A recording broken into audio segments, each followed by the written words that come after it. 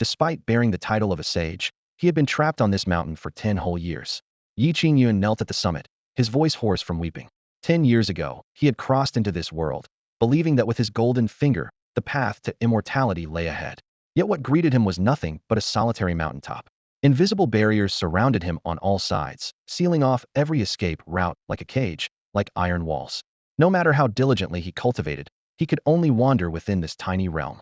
Clinging to hope, he gritted his teeth and endured, waiting, cultivating, training. The system had indeed descended, calling itself the Sage System. Its name was grand, its promises generous, yet it taught neither sword techniques nor spear arts, neither mystical seals nor divine powers, but another path entirely. A complete education in music, chess, calligraphy, and painting. Detailed lessons in physics and chemistry. Layer-by-layer breakdowns of mechanics and electronics. Even cooking and animal husbandry down to the precise timing and proportions. With his aspirations for cultivation on one side and mundane arts on the other, he learned it all whether swallowing it whole or polishing it to perfection. Over 10 years, aside from daily breathing exercises and meditation, he mastered every skill the system fed him, ultimately earning a cold title, the Omnipotent Sage. Even he didn't know what use this designation served. In his previous life, with such comprehensive abilities, he would surely have thrived and lived comfortably. But trapped on this mountain, no amount of knowledge mattered. The turning point came absurdly. One morning while relieving himself, he suddenly felt the wind lighten beneath his feet. The invisible barrier around the summit had vanished without a trace. He stepped forward, grass rustling beneath him, the world opening wide. Overcome with joy, he wept, forgetting to pull up his pants. Just as he was about to run down the mountain in celebration, a cold, emotionless, mechanical voice exploded in his mind. Due to the host's repeated inappropriate urination and defecation regardless of location, the system expresses deep dissatisfaction and has decided to terminate the binding. The host is advised to reflect and maintain proper conduct. Goodbye. The flat tone cut through 10 years of companionship like a blade. His reaction was swift. Qingyun was completely stunned, frustration surging to his head. Why not unbind before? Why choose this moment? He pleaded desperately, his words short and urgent, but the system never returned. His throat bobbed, his chest heaved, and finally unable to contain his rage, he stood in the mountain wind cursing for over 10 minutes. His words crude, but never straying from variations of damn it. Footsteps emerged from the house as a golden retriever slowly walked out, squinting at him. This dog was a reward from the system years ago, raised by him for 10 full years, honest in nature and named Mao. After finishing his tirade and cooling his temper, Qingyun patted Mao's head, simply telling him to guard the house before heading down the mountain. For 10 years he had yearned for the outside world, and now that the path was open, despite the emptiness in his heart, he had to see it with his own eyes. Shortly after his departure, a burly man in black clothes arrived, dragging 2 young women up the mountain path onto floating Cloud Mountain. The man had rough features and thunderous steps. He glanced around, slightly surprised this place was usually shrouded in gray mist, yet today it was clear and bright. Without dwelling on it, his lips curved into a greedy smile as his gaze roved over the 2 captives, crude and vicious. He muttered to himself, his scheming intent clear. Killing them outright would be such a waste. This remote, quiet place was perfect. First enjoy them, then silence them forever. The 2 women he carried were a richly dressed girl with delicate features, clearly a noble young lady, and another in blue robes, younger and prettier, apparently a maid. The blue-robed maid's voice trembled as she called out, "Princess," and said she was afraid. The noble girl's face was pale, but she forced herself to remain calm, though her eyes still showed a mixture of coldness and worry as she whispered reassuringly, "Don't be afraid. Someone will come to save us." She spoke with conviction, but knew these were merely words of comfort. If no one came, their fate would only be worse. The noble girl was Qingyun, a princess of the Tianwu dynasty. At this moment, she and her personal maid Qing'er had fallen into the black-clothed man's hands, their noble status becoming a shackle. She forced herself to stay calm, her mind racing, then suddenly looked up and asked, "What did the Song family offer you? If you release us, this princess can pay double." The black-clothed man burst into laughter, his voice like clashing metal. He flatly refused, saying what the Song family offered, your royal mansion cannot afford. Besides, having already captured them, releasing them would offend both sides. Why bother? His answer was simple and brutal, cutting off Qingyun's escape route. These words fell like ice water, chilling Qingyun's heart. She bit her lip, showing no weakness or tears, only carving the words Song family deeper into her heart. It was all because of them that she had fallen to this state. She secretly swore that even as a ghost, she would never forgive them. The black-clothed man moved swiftly, reaching the summit in moments. Before him lay an elegant courtyard, clean layout, tidy eaves, uniquely charming. Even a rough man like him couldn't help but be amazed. Chu Yanyu and Qingyun felt a spark of hope. There were people here. Perhaps rescue was still possible. The black-clothed man shouted loudly, asking if anyone was there, his voice sweeping over the treetops. No one responded. Only a golden-furred, robust dog slowly emerged from the house, looking up at them with a dull expression, exactly like an ordinary dog's clumsiness and stupidity. Hope rose and died instantly. Seeing only a dog, Chu Yanyu and Qingyun's fingertips grew cold. But the black-clothed man smiled, his expression more relaxed. He glanced at the two women, then at the plump dog, his mental calculations growing louder. After finishing his business, he could skin the dog and make a stew. How delightful. He threw the two women to the ground carelessly but forcefully. Their meridians sealed by him. They were weak and unable to move, struggle, or cry out. Only their eyes could meet, conveying silent pleas and grief. The black-clothed man hooked his finger, about to untie his belt, his breathing growing heavy. The golden dog then took a few steps closer, its eyes calm and unthreatening. Impatient, the black-clothed man raised his hand to slap it away, mumbling curses for it to get lost, saying he'd eat it later. In the next instant, the wind stopped, and sudden movement erupted. A thunderous crash rang out as the golden dog raised a paw and struck down cleanly. The palm wind was steady, the force dominating, like a massive stone tablet falling. Under this single blow, the black-clothed man's head shattered into powder, blood spattering everywhere, his body crashing to the ground with a clang, completely lifeless. The air briefly froze. Chu Yanyu and Qingyun were thunderstruck, stunned for a long moment, shock and bewilderment intertwining in their eyes as they stood frozen, staring at this scene in disbelief. A cultivator at the Qingyun realm, killed with a single slap? Chu Yanyu and her maid Xiaoqing rubbed their eyes, almost doubting they were hallucinating. Princess, princess. Xiaoqing's mouth hung open, unable to form a complete sentence. Chu Yanyu's gaze fell on the golden-furred dog nearby, her heart pounding wildly. She considered her own cultivation decent, yet still inferior to the black-clad leader, who had just been casually slapped to death by this dog. No, not even a corpse remained. A demonic beast, and an extremely terrifying one at that. Chu Yanyu gasped, suddenly gripping Xiaoqing's hand, trembling with excitement. Xiaoqing, we're safe. Xiaoqing remained stunned. Miss, that man, was he really just slapped to death like that? Forcing down her excitement, Chu Yanyu stepped forward quickly, bowing with cupped fists. Esteemed senior dog, Damao yawned, his eyelids drooping. My master has always wandered the mortal world and dislikes being treated as a transcendent expert. When he returns, you must treat him as an ordinary person, understand? Master, master? Princess Tianyao was stunned. If such a terrifying demonic beast had a master, how powerful must that master be? She rejoiced inwardly. What fortune! A peerless expert right before her eyes. She nodded repeatedly. Senior, rest assured. We understand that great masters have their eccentricities. Damao extended his long tongue, sweeping it through the air. The black-clad man's corpse was swallowed whole, devoured completely in just a few bites, leaving not even a drop of blood on the ground, as if nothing had happened. Just then, a figure emerged from the woods. Qingyun had returned. He had originally descended the mountain excitedly to see the world, but upon reaching the foot of the mountain, he remembered the system hadn't taught him any cultivation techniques. He didn't even know the most basic methods. A complete weakling, going down the mountain would be suicide. After much thought, he slunk back dejectedly. Seeing two unfamiliar women standing outside his courtyard gate from afar, Qingyun froze instantly. This is bad. Someone's found my hideout? They don't look friendly. Feeling guilty, he tried to sneak away, but Chu Yanyu spotted him. Senior young master, please wait. Chu Yanyu almost called out, Senior, but remembering Damao's warning, quickly corrected herself. Qingyun could only steel himself and approach, trying to make his smile appear natural. Is there something you ladies need from me? Chu Yanyu couldn't detect even a trace of spiritual energy from him, which made her even more awed. Unfathomably deep. Having no detectable aura was the most terrifying thing. Little did she know, he simply had no cultivation at all. Young master, Chu Yanyu said apologetically, my maid and I were being pursued by enemies and inadvertently intruded upon this place. Please forgive any disturbance we may have caused. Pursued, Qingyun's face paled, his heart racing. Don't bring trouble to my doorstep. I don't want to die. Seeming to worry that Qingyun might take offense, Chu Yanyu quickly spoke again. Rest assured, young master, it's been taken care of. Oh, that's good. Qingyun let out a long breath of relief. Damao, standing by the courtyard gate, lazily yawned in response, his fluffy tail sweeping across the stone steps. Have you always lived here, young master? Chu Yanyu couldn't help but ask. Yes, I've been living here for 10 years, Qingyun replied in a calm tone. 10 years. Chu Yanyu's heart skipped a beat. The peak of Floating Cloud Mountain was perpetually shrouded in black mist, and there were various theories about its origin. Some said it had been there for 100 years, while others claimed it had existed for 1,000.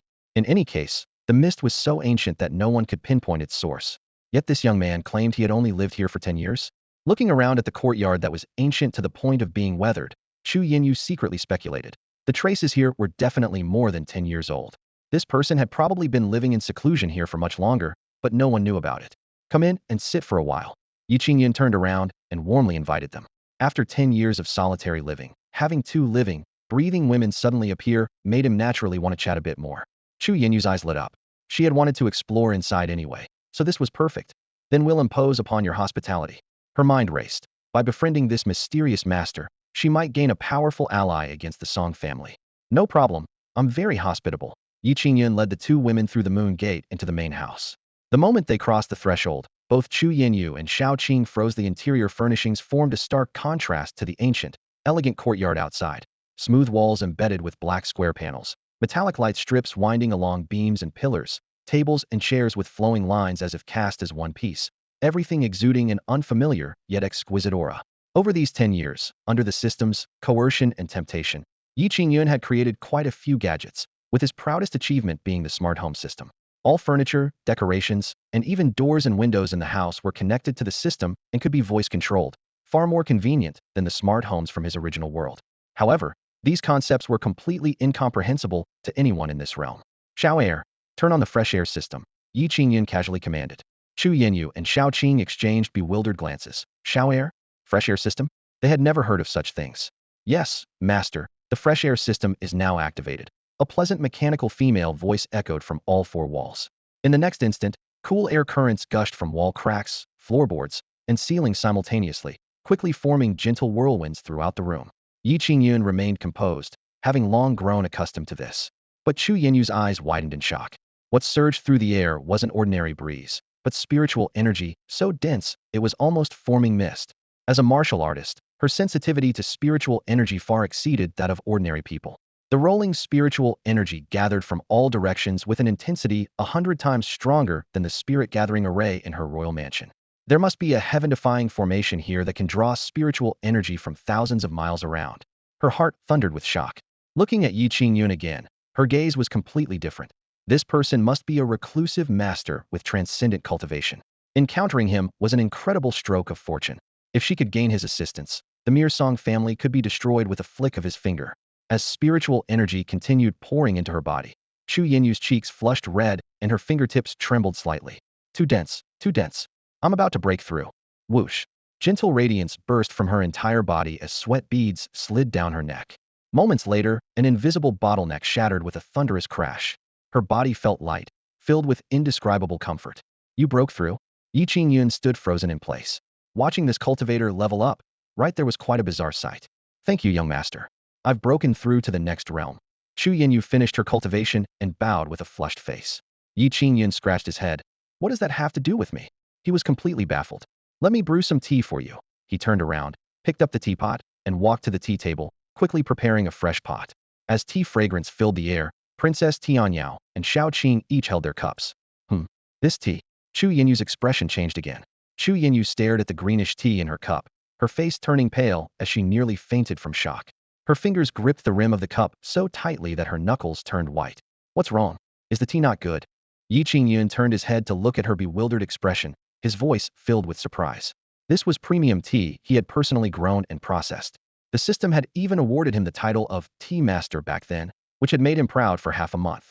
Now, this tea-making process was integrated into the smart home system.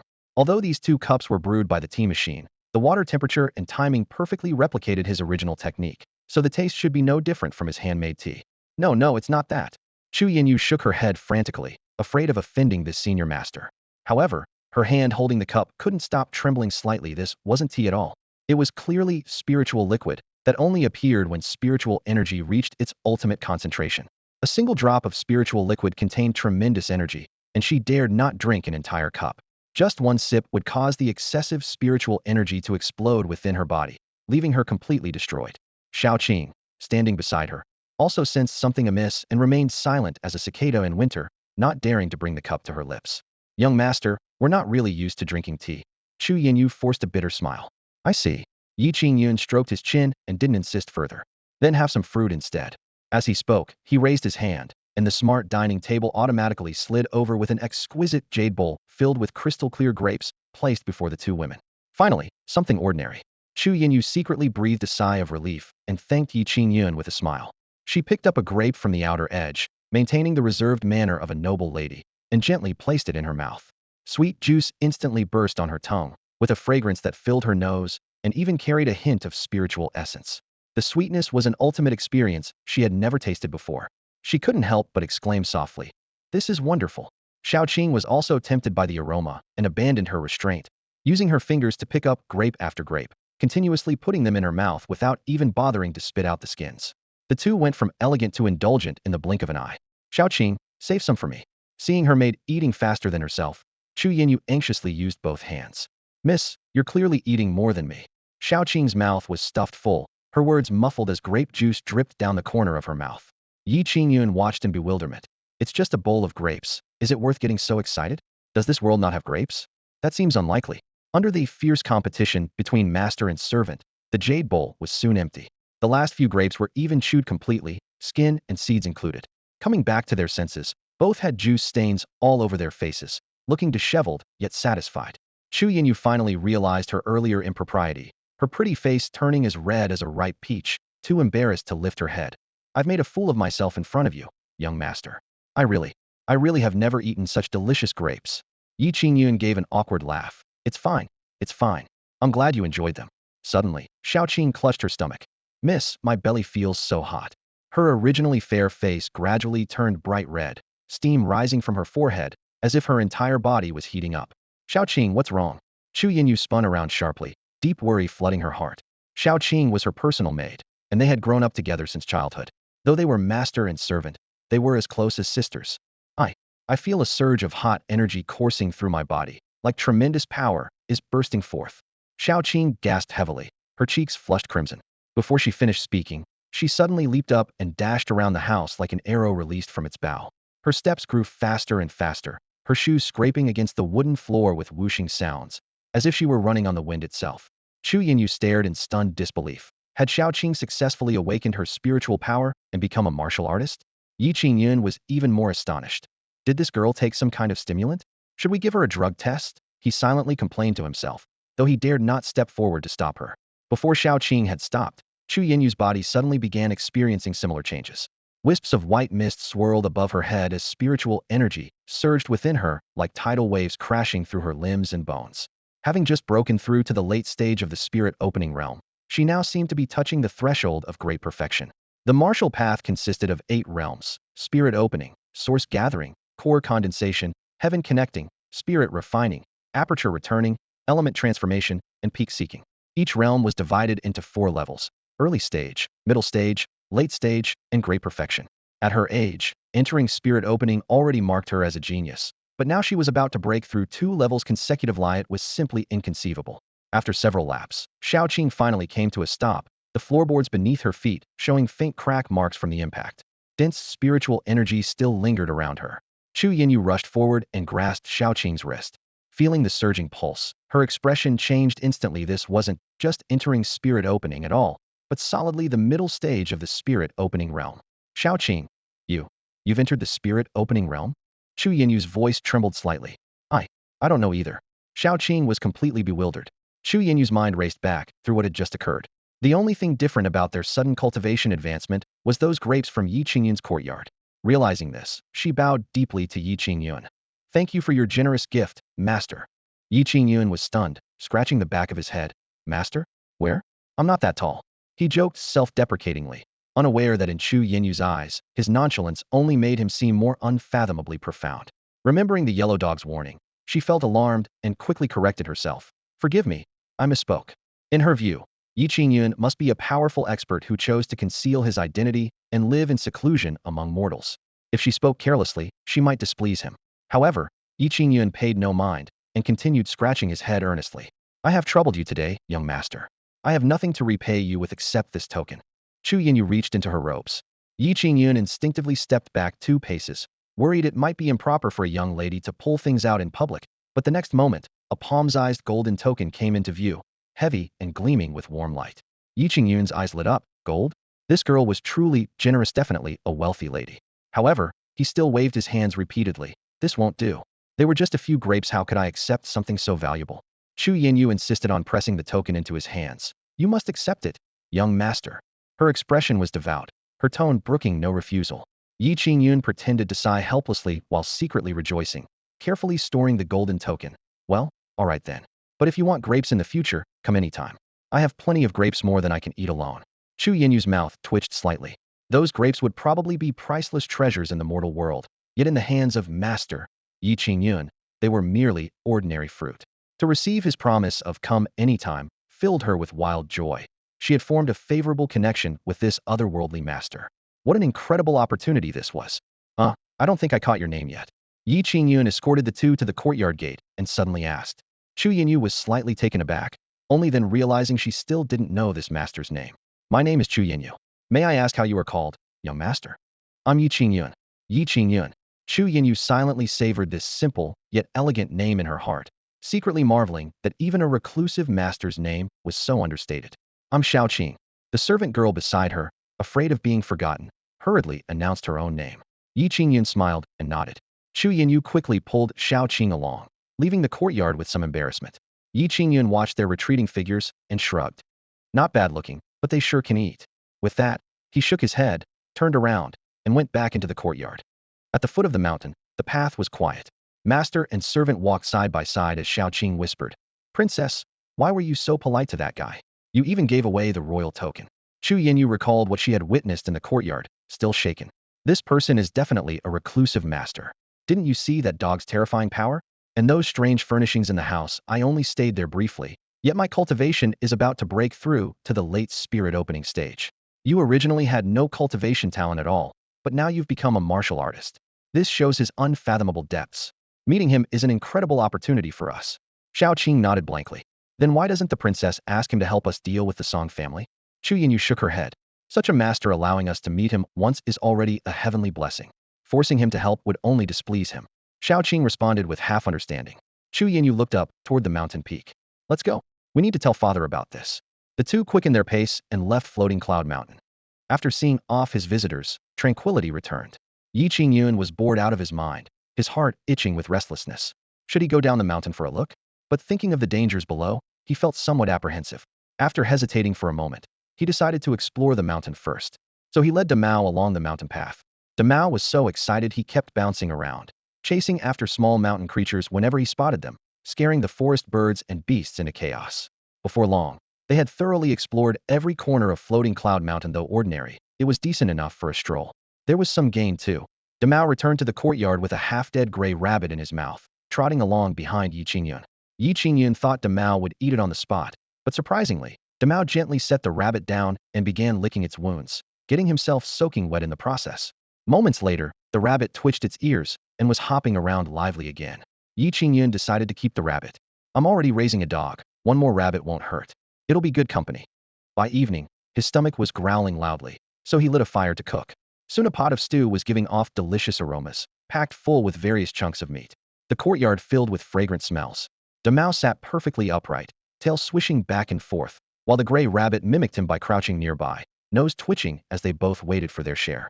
Yi Qingyun first picked out a large, meaty, glistening bone and tossed it to Damao, then picked up a piece of mushroom for the rabbit. But the gray rabbit ignored the mushroom and stared unblinkingly at the meat in Damao's mouth. Yi Qingyun chuckled and picked out a piece of meat to toss to the rabbit as well. The rabbit immediately began eating with delight. This was Yi Qingyun's first time seeing a rabbit that loved meat, and he held his bowl of stew, watching in amazement as it gnawed away with grease glistening around its mouth. Meanwhile, three figures flashed past the foot of Floating Cloud Mountain, 2 men and 1 woman, all young and dressed in matching blue martial robes. That demon beast escaped into this mountain. It must be up ahead. The tall young man stepped on loose stones, wiping blood from his sword blade. It's wounded and can't have gone far. Let's pursue it. Right. The other two responded in unison. The three immediately spread out in a triangular formation, rapidly ascending the mountain path with such speed that they nearly stirred up the grass leaves. Halfway up the mountain, scattered bloodstains came into view. Here, the three perked up, following the blood trail upward until they soon reached the crude wooden hut at the mountain peak. Smoke rose from behind the fence, and the air was filled with the aroma of cooking meat. Someone actually lives here? The three exchanged glances, all equally stunned. They pushed open the door. Yi Qingyun, who was busy eating from his large bowl of stew, was so startled that his hand trembled and his chopsticks nearly fell into the pot. Who are you? The only woman among them stepped forward. Who are you? Yi Qingyun cautiously set down his chopsticks and looked up to ask in return. Just as the woman was about to continue questioning him, the two young men behind her simultaneously pulled her back. What's wrong? She turned back in confusion, only to see both men looking grave as they pointed toward Yi Qingyun's feet at the rabbit that was enthusiastically gnawing on meat. Hiss, the woman sucked in a sharp breath. That was exactly the demon beast they had been desperately hunting. Yet now, it was right at this stranger's feet, eating contentedly. Yi Qingyun sensed something was off and felt his heart tighten. These three clearly weren't people to mess with. Better to be polite first to avoid losing his life. He quickly stood up, forcing a friendly smile. But his smile only made the three opposite him more nervous. This person showed no spiritual energy fluctuations and appeared to be an ordinary mortal. But if he truly were mortal, how could he have tamed such a formidable rabbit demon? The woman whispered, I can't sense his cultivation level. That's impossible. The tall young man shook his head. If he were mortal, this rabbit demon would have devoured him alive. The chubby young man also chimed in. And living in such a godforsaken place, he's definitely not simple. Yi Qingyun couldn't understand their whispered conversation at all, and could only bite the bullet and speak up. Gentlemen, what brings you here? The tall young man cupped his fists. I am Lu Shanha. May I ask your esteemed name? Are you living in seclusion here? I suppose so. My name is Yi Qingyun, and I've indeed been living here all along. Yi Qingyun scratched his head. Lu Shanha surveyed the wooden hut. The environment was simple, yet it seemed like the dwelling of a hermit master. Brother Yi, have you seen a rabbit demon? He asked casually. As soon as he spoke, the rabbit nearby trembled violently. Damao, who was gnawing on a bone, glanced over coldly, and the rabbit immediately played innocent, continuing to pick at the meat. Rabbit demon? What rabbit demon? Yi Qingyun was completely bewildered. Lu Shanha pointed toward the rabbit. Yi Qingyun was amused. Isn't this just an ordinary rabbit? He walked over and picked up the rabbit with one hand. The rabbit was exceptionally docile in his grasp, not even twitching an ear. This little guy was brought back by my dog. It was injured when I found it. Nothing like the rabbit demon you're talking about. Holding the rabbit, Yi Qingyun returned to the three visitors and showed it to them. The three reacted as if facing a great enemy. Cold sweat breaking out on their palms to severely wound this demon. They had even sacrificed one of their sect's treasures. Otherwise, with this rabbit demon's strength, the three of them working together wouldn't have stood a chance. Yet in this person's hands, the rabbit demon was so docile. The chubby young man pulled the tall youth back again. Junior brother, what's wrong? The tall youth looked at the chubby young man with suspicion. Senior brother, I'm afraid we've encountered someone truly extraordinary. The chubby young man dropped his usual carefree attitude, his expression unusually serious. The tall youth, Li Chunyuan, nodded, finding the reasoning more convincing the more he thought about it. Meanwhile, the woman beside them, Su Jinger, remained skeptical. Really? I don't sense anything at all. The chubby young man Zhao Wangshun clicked his tongue and pointed toward the gray and white rabbit demon not far away. Look at that rabbit demon, it doesn't even dare to move in that young master's arms, clearly terrified. Anyone who can make a demon tremble like that must possess incredible cultivation. Su Jinger looked in that direction and saw the rabbit demon curled up limply in the young man's embrace, ears pressed flat against its head, trembling slightly, all over. Even she, the slowest to react among the junior disciples, realized they had clearly encountered a master living in seclusion. The three exchanged glances and nodded in silent understanding. Meanwhile, Yi Qingyun, the only mortal in the courtyard, was completely bewildered by this strange atmosphere. The next moment, all three stepped forward together and bowed with cupped fists toward Yi Qingyun. We are disciples of the Mystic Sword sect, sent by our master to capture this rabbit demon. We apologize for disturbing your residence. The Mystic Sword sect? Yi Qingyun's heart skipped a beat. These were actual sect disciples. Thank goodness he had been polite earlier. If his attitude had been poor, his life might have been in danger. Their humble demeanor led him to mistakenly believe that cultivators in this world were also gently. As long as he spoke kindly, everything would be fine.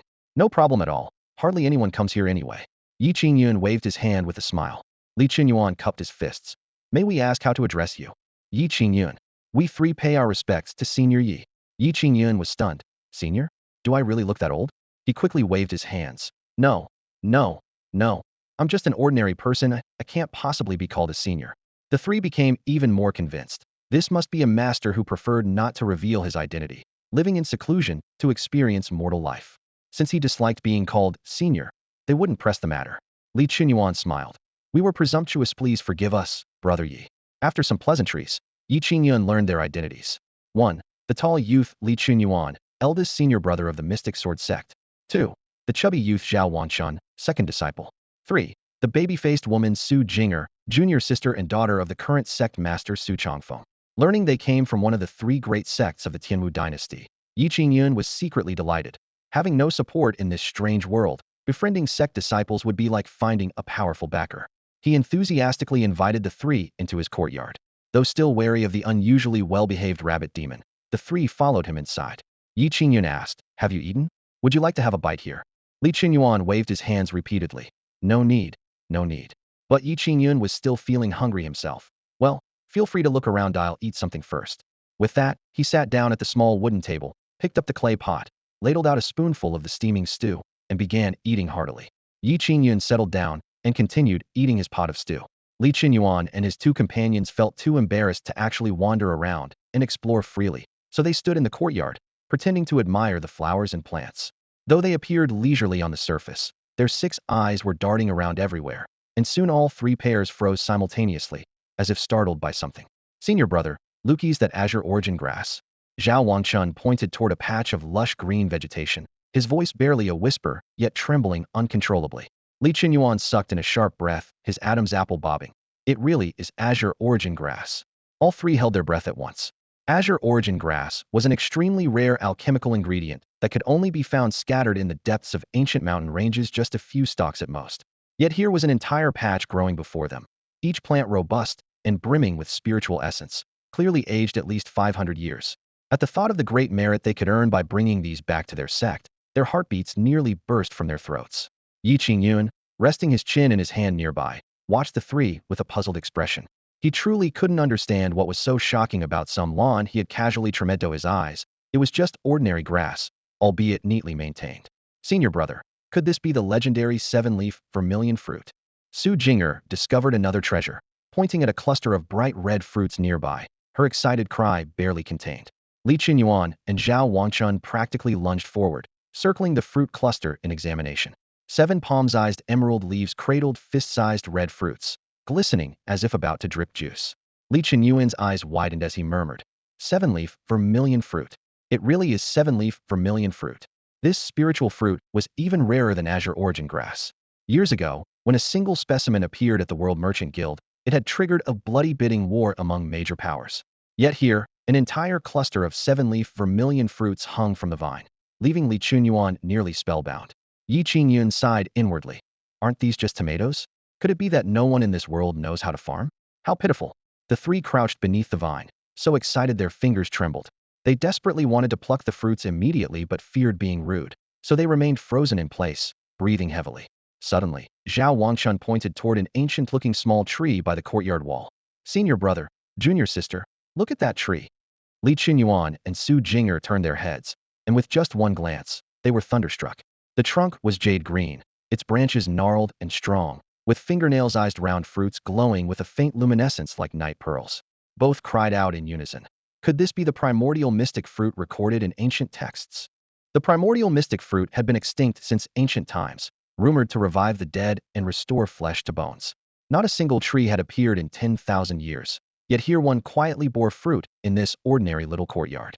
At the thought that news of this would inevitably draw powerful cultivators from across the realm, cold sweat ran down the spines of all 3. Yi Qingyun bit his spoon while eating his stew, casually muttering, "They haven't even seen pears before, how pitiful." He had grown numb to the trio's repeated shock. The 3 exchanged glances, their hearts pounding like drums. This person was definitely an unfathomably profound master. Just among the treasures they could identify in this courtyard were priceless spiritual materials. Those they couldn't recognize might be even more heaven-defying. If they could bring these back to their sect, the Mystic Sword sect would surely leap ahead of the other 2 major sects to become the foremost sect in the Tianwu dynasty. "Brother Yi, did you plant all of these in the courtyard yourself?" Li Qinyuan finally mustered the courage to ask, his tone extremely cautious. "Yes, I was bored and planted them casually. I didn't expect them to grow so well." Yi Qingyun's tone was as casual as discussing the weather. Planted for fun. The 3 nearly fainted on the spot. Casually playing around and managing to grow a courtyard full of heavenly treasures? This wasn't just a master, this was practically an immortal. Yi Qingyun set down his bowl and waved generously. "If you like them, feel free to pick some to take back with you." Upon hearing this, the 3 were so delighted they nearly jumped for joy. "Brother Yi, can we really take some of these back with us?" Li Qinyuan asked in a trembling voice. Yi Qingyun didn't even turn around, casually waving his hand. "Help yourselves. His tone was as light as if he were handing out common cabbages from a garden. But in the eyes of Li Qingyuan and his two companions, this courtyard was clearly filled with rare heavenly treasures that were scarce in the outside world. Any single plant could trigger fierce competition among various sections. Yi Qingyun's generous attitude, displaying the demeanor of a true master beyond worldly concerns, filled the three with both reverence and joy. Thank you, Brother Yi. Li Qingyuan hastily expressed his gratitude, then began carefully picking herbs with his two junior disciples. Though they had been told to help themselves, how could they dare to truly do so? Being gifted even a little was already an enormous favor. If they were to plunder greedily, they would likely be seen as courting death. So the three only selected a few stalks of green origin grass and cautiously picked 2 7-leaf vermilion fruits. As for the ancient tree in the distance bearing innate profound fruits, they only dared to glance at it from afar, not even entertaining the thought of reaching for it. Innate profound fruits were far too precious enough to drive an entire sect mad. To touch them would be seeking their own doom.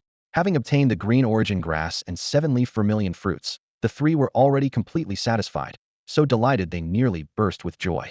Yi Qingyun had just finished his meal and turned to see the three hugging a bundle of green grass and holding 2 tomato-like vermilion fruits, grinning foolishly. He couldn't help but wonder, could these 3 fellows have something wrong with their heads? Why are you being so polite? Here, let me pick some more for you. Yi Qingyun waved his hand generously, brooking no refusal. He picked several more vermilion fruits, casually cut a large bundle of emerald green chives, and dug up a few plump garlic bulbs, stuffing everything into Li Qingyuan's arms. Take these back and try them. Li Qingyuan was overwhelmed by this favor, repeatedly saying, Brother Yi, you're too kind, we don't deserve this. What's there not to deserve? They're just small trinkets. Yi Qingyun waved dismissively. Seeing his fiery enthusiasm, Li Qingyuan and the others really couldn't refuse anymore and had to accept tremblingly. Thank you, Brother Yi. At this moment, Su Jing'er gently tugged at Li Qingyuan's sleeve and whispered a reminder. Senior brother, taking so many things, isn't this rather improper? Li Qingyuan paused slightly, then immediately nodded. Indeed, they couldn't simply take a master's gifts without reciprocating somehow. But when he felt his traveling pouch, aside from a few essence pills, there was nothing else. Su Jing'er whispered, I brought the purple heaven sword. Zhao Wanchun frowned. The purple heaven sword was a birthday gift from master. How can you give it away casually? After a moment's hesitation, Su Jing'er still drew out the long sword with its cold, purple gleam. Though the purple heaven sword is precious, compared to the heavenly treasures Brother Yi has given us, we can't appear ungrateful, can we? This left Zhao Wanchun momentarily speechless. After thinking it over, he reluctantly produced a fist-sized stone shimmering with silver radiancia, heavenly moonstone. Li Qingyuan's eyes flashed as he nodded. Good, add your heavenly moonstone as well. The three arranged the purple heaven sword, heavenly moonstone, and several bottles of essence pills neatly, presenting them with both hands. Brother Yi, we have no way to properly repay you. Please accept these. Li Qingyuan's face showed embarrassment. These humble items are quite shabby and may not catch Brother Yi's eye, but they represent all the sincerity we can offer. They worried that Yi Qingyun might disdain these meager gifts, but they had no other choice. After all, these were the most valuable things they could produce. All right, I'll take them. Yi Qingyun raised his hand and smoothly tucked the heavy bundle of spiritual treasures into his sleeve without the slightest hesitation. Seeing his easygoing manner, Li Qingyuan, Jiang Xinghe, and Zhao Rumding felt their anxious hearts instantly relax. An indescribable warmth washed over them. This was truly a master hermit. Standing in the mountain breeze with mist caressing his face, Yi Qingyun's every gesture carried no trace of intimidation, instead making others feel as refreshed as a spring breeze. Brother Yi, we take our leave now. We'll visit again in the future. Of course, of course. After these brief exchanges, the three shouldered their large bundle of gift boxes and hurried down the mountain path with swift steps. They needed to return to the Mystic Sword sect quickly to report everything they had witnessed on Floating Cloud Mountain to their sect master. Hundreds of miles away, at the Mystic Sword sect, in the main hall, sect master Su Changfeng sat in the head position with furrowed brows, holding a crimson invitation in his hands. The three sects' martial assembly has been moved up by 2 whole months. What are we to do? He murmured to himself, his face etched with worry. Beside him, his wife Xin Xiaolan poured him a cup of tea, her expression equally troubled. That old fox Gongsun you just broke through recently, and Chun Gongwang emerged from seclusion last month. Both have surpassed your cultivation level. Su Changfeng gently set down the invitation and sighed deeply. In this assembly, our Mystic Sword sect will likely be crushed by the Nine Spirits sect and Supreme House sect. The Nine Spirits sect, Supreme House sect, and Mystic Sword sect were the 3 most prestigious sects in the Tianwu dynasty. While the 3 sects' martial assembly was nominally for friendly competition and exchange, it truly served to establish hierarchy. In previous years when their cultivation levels were comparable, Su Changfeng held his own, but now with his cultivation stagnant for years, entering battle would likely spell disaster. Xin Qiulan hesitantly spoke up. Husband, perhaps we should decline this assembly? How can we simply decline? If we retreat from battle, the outside world will say our mystic sword sect is cowardly. How could we maintain our standing in the Tianwu dynasty? Su Changfeng shook his head, yet remained at a loss. Just as the couple felt helpless, a report came from outside the hall. Sect Master, the senior disciples have returned. Let them enter. Moments later, Li Chunyuan, Jiang Xinghe, and Zhao Rumeng strode in quickly, unable to hide their excitement. Seeing their expressions, Su Changfeng's brow furrowed deeper. You three were pursuing that rabbit demon. Why have you returned so quickly? Li Chunyuan stepped forward and cupped his fists. Master, we didn't catch the rabbit demon. That rabbit demon killed our sect's disciple, and you let it escape? Su Changfeng's voice grew stern. Li Chunyuan quickly changed the subject, shaking his storage pouch. The table instantly overflowed with spiritual treasures radiating brilliant light. Azure origin grass, red lotus marrow, purple thunder mushroom. All of high grade and astounding quantity. Su Changfeng and Xin Qiulan stood frozen in place. The hall blazed with spiritual light and filled with medicinal fragrance, as if forcibly pulling them from their gloom. These are all what you brought back. Su Changfeng's voice trembled slightly. Master, we brought back every single item. Li Chunyuan couldn't hide his pride. Su Changfeng reached out and grasped a stalk of azure origin grass, his fingertips trembling slightly. This single herb alone would be enough to help him break through his bottleneck. The true essence stirring faintly in his dantian seemed to quietly awaken with the herb's fragrance. Where did you obtain all of these? At Floating Cloud Mountain, Li Chunyuan immediately recounted everything they had experienced to Su Changfeng and his wife in great detail. After hearing the entire story, the couple exchanged glances, their faces filled with shock. A mysterious master was actually living in seclusion atop Floating Cloud Mountain? Su Changfeng frowned in disbelief. Had visited that mountain countless times, and the peak was covered with ancient restrictions that no one could approach. Who would have thought that now the restrictions had completely dissipated, and someone was actually living on the summit? Father, mother, everything senior brother said is true. I saw it with my own eyes. Su Jinger nodded solemnly. The couple exchanged glances again, now convinced that this matter was no fabrication.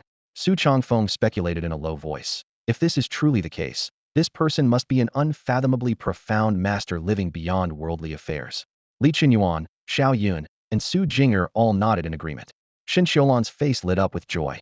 Husband, with these heavenly treasures and earthly materials, forget about the three sects martial competition. Our mystic sword sect has great hope of becoming the premier sect of the Tianwu dynasty. Especially this azure origin grass. It's exactly what I need to solve my urgent problem. Su Changfeng grasped the spiritual herb, and the fatigue between his brows instantly vanished, making him appear 10 years younger. He praised them loudly. You three have done excellently, not only bringing back rare spiritual items, but also securing a tremendous opportunity for our sect. It was merely our duty as disciples. Li Chunyuan smiled humbly. Su Changfeng took out 3 barrier-breaking pills, one for each person. The medicinal fragrance filled the air, and all 3 disciples' eyes immediately brightened. These pills were sufficient to help each of them advance their cultivation further. Thank you, Master. The 3 bowed respectfully. Holding the azure origin grass, Su Changfeng could no longer contain himself and immediately headed to the alchemy chamber. With the 3 sects martial competition moved up, he had to seize every moment to refine the pill and break through to a higher realm. He also secretly resolved that once the competition ended, he would personally visit Floating Cloud Mountain to pay his respects to that reclusive master. At Floating Cloud Mountain, Qingyun stood before the pond in his backyard, feeling that the clear water seemed somewhat lonely. I should go down the mountain to buy some fish fry and see if I can raise them. Leaving Demao to guard the house, he descended the mountain alone toward the nearby market. No sooner had Qingyun left than Demao yawned by the courtyard gate, his golden fur gleaming warmly in the light, and within moments he was snoring loudly. The rabbit that had been nibbling carrots in the corner suddenly looked up, revealing a mischievous smile completely at odds with its adorable appearance. Hee, this great king's opportunity has come. It was no ordinary rabbit, but a notorious great demon famous throughout hundreds of miles, considering itself a rising star in the demon beast world. The rabbit glanced at the sleeping golden retriever and snorted. A mere dog demon dares to bully me?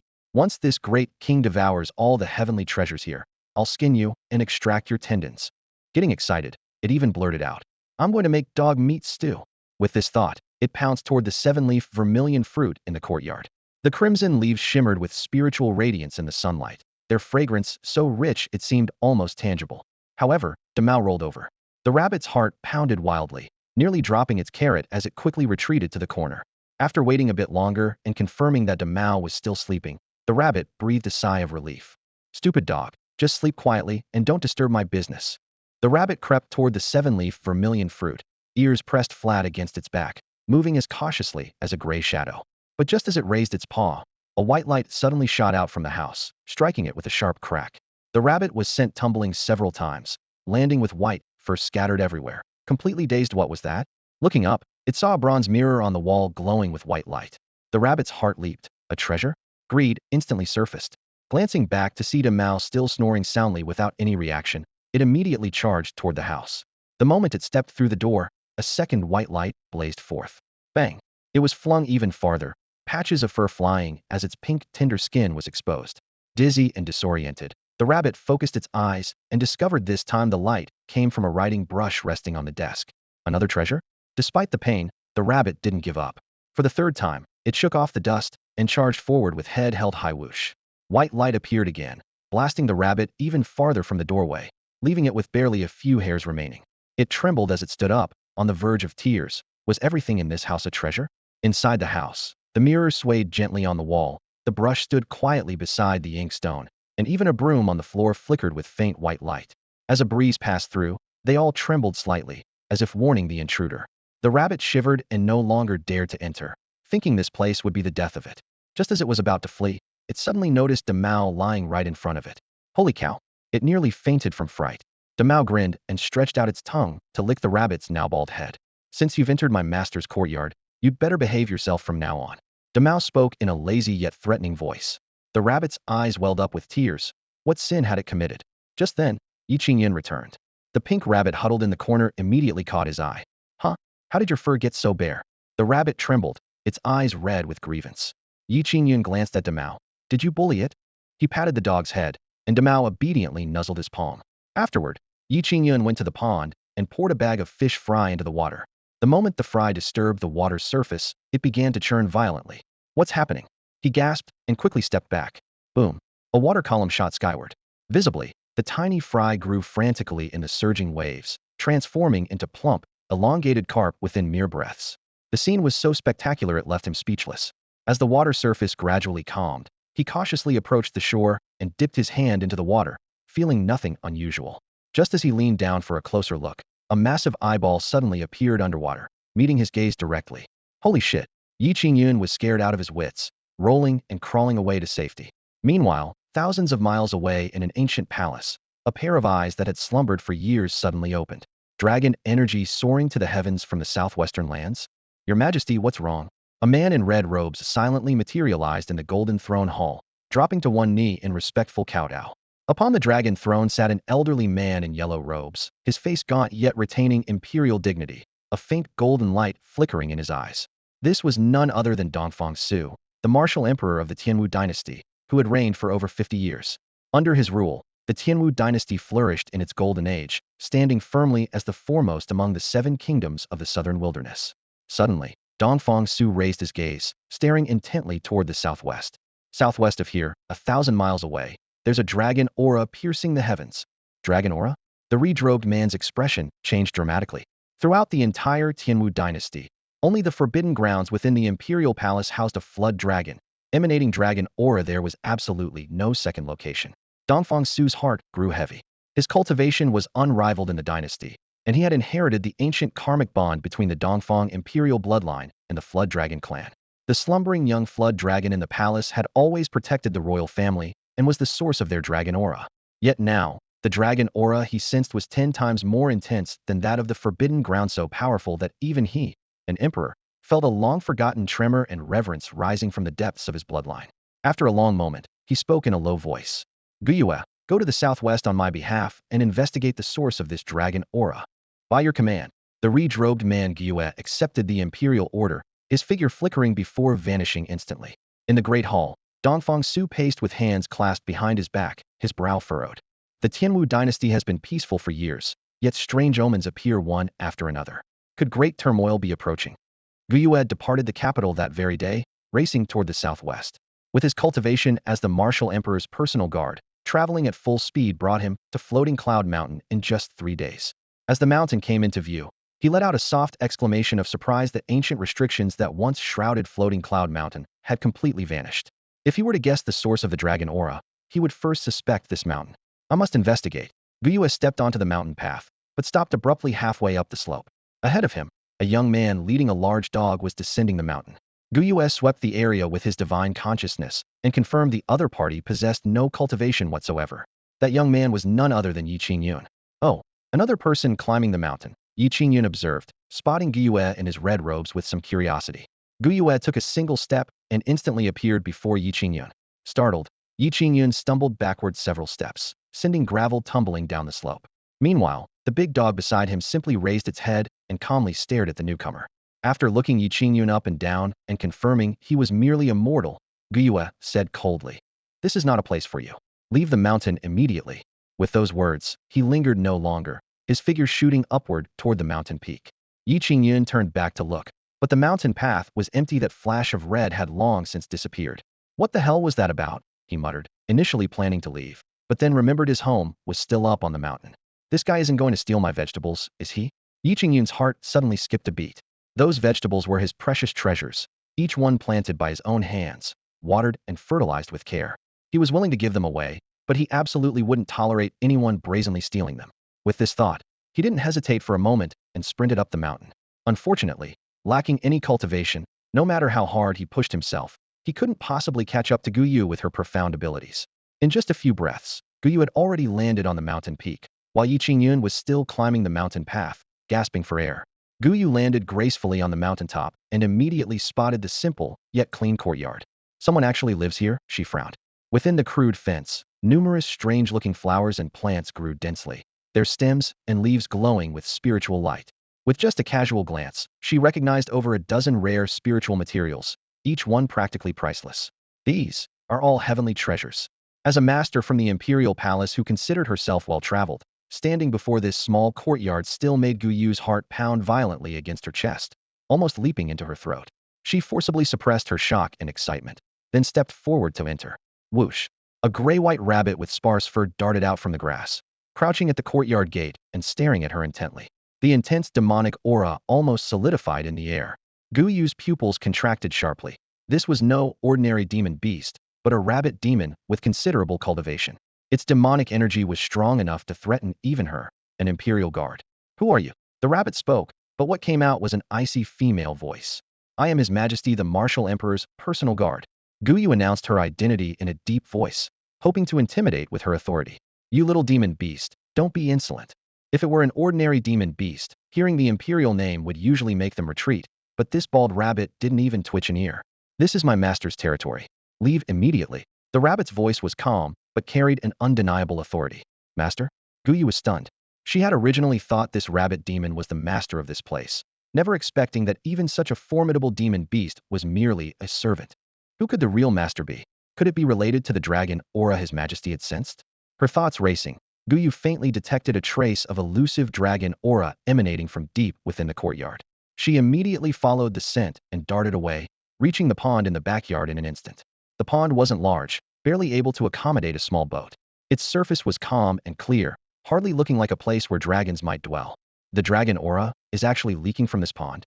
Guyue frowned deeply. Could there be true dragon remains sunken at the bottom? Before her doubts could be resolved, the pond water suddenly churned, thunderously shooting up a column of water that formed a whirlpool reaching toward the clouds. As the sudden change occurred, Guyue immediately circulated her true chi to protect her entire body. Within the rolling water curtain, a massive, elongated shadow appeared and disappeared, with cold scales and flowing dragon whiskers. A dragon. Guyue's breath caught. This was no lesser flood dragon, but a genuine, true dragon. The water surge came quickly and receded just as fast. In the blink of an eye, the whirlpool returned to calm, and the pond's surface once again showed rippling blue waves. Guyue remained standing in place, the dragon's form still echoing in her mind, as if she had lost her soul. At that moment, footsteps approached from behind. "Hey, what's wrong with you?" Barging into someone else's home without a word. Qingyun ran to the pond's edge, gasping for breath, his voice full of displeasure. Guyue spun around abruptly. "You're the master of this place? Who else would it be?"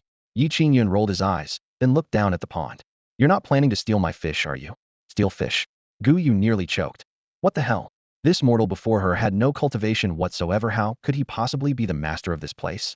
She snorted coldly and stepped closer. You insignificant ant, get lost. She raised her hand, intending to push Yi Qingyun aside. Splash! The pond water exploded, and a supremely majestic dragon head emerged from the surface, its cold vertical pupils locked firmly on Guyu. Those eyes clearly warned, move one more inch, and you'll be torn to shreds. Guyu's arm froze in midair, cold sweat instantly beading on her forehead. She was horrified to discover that while the true dragon glared at her with murderous intent, when it looked at Yi Qingyun, it was as gentle and affectionate as if looking at its master. Am I dreaming? Guyu's entire body went rigid, and for the first time, she felt a strong sense of absurdity, even beginning to question her very existence. Dragon, you dragon! Guyu stammered, pointing behind Yi Qingyun.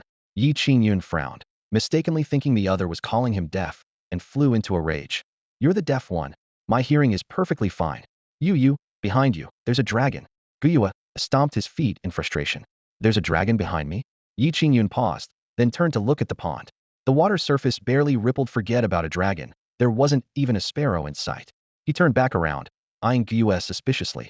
Is this guy mentally ill? But Guyu was already stunned.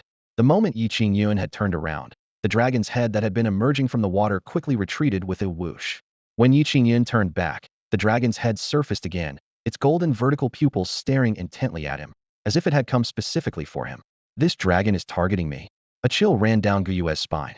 But what was even more bizarre was that the dragon showed reverence toward this seemingly ordinary young man. Suddenly, the rabbit demon's earlier words flooded back to him, the master of this place. Could it be him?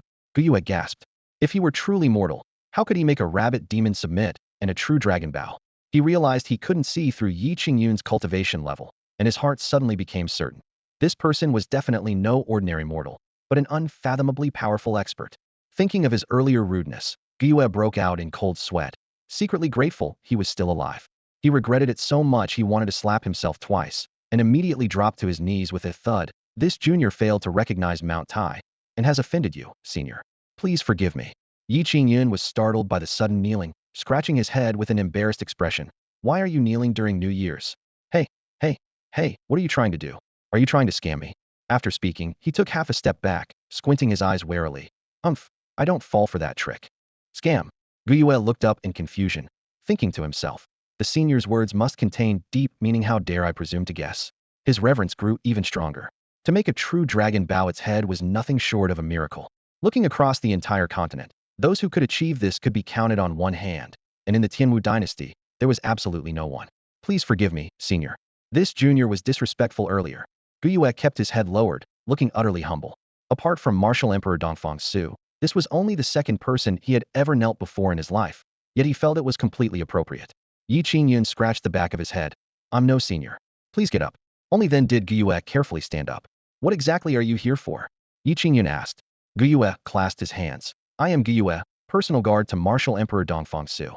His Majesty sensed dragon energy soaring to the heavens from this place, and specially sent me to investigate. Martial Emperor Dongfang Su. Yi Qingyun's heart skipped a beat. The Emperor of the Qingyun dynasty? This person before him was actually a palace expert close to the Emperor. He quickly put on a polite expression. So you're an official from the Imperial Palace. How rude of me. As he spoke, he even bowed to Guyu. This left Guyu completely flustered, nearly dropping to his knees again. The two men went back and forth, their courtesies becoming increasingly elaborate, as if they might bow to each other at any moment. Guyu secretly speculated. This otherworldly master was living in seclusion here, wanting to experience mortal life, so he deliberately presented himself as an ordinary person and consistently refused to acknowledge his true status as a sage. Since the other party was unwilling to reveal the truth, he dared not continue exposing it, lest he displease the master. Guyu took a deep breath, composed himself, and respectfully asked, May I know how to address you, brother? Hearing the word brother, Yi Qingyun immediately felt much more relaxed. Being addressed as senior and master had made him sweat with embarrassment. Yi Qingyun.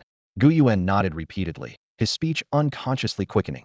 Brother, your name is truly elegant and refined, unconventional and extraordinary. A string of praise flowed endlessly.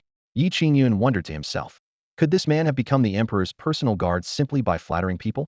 He could praise even a name to such extent. He smiled awkwardly and asked in return, and your honored surname? I am Guyu, a name personally bestowed by His Imperial Majesty. Guyu clasped his fists, his expression solemn.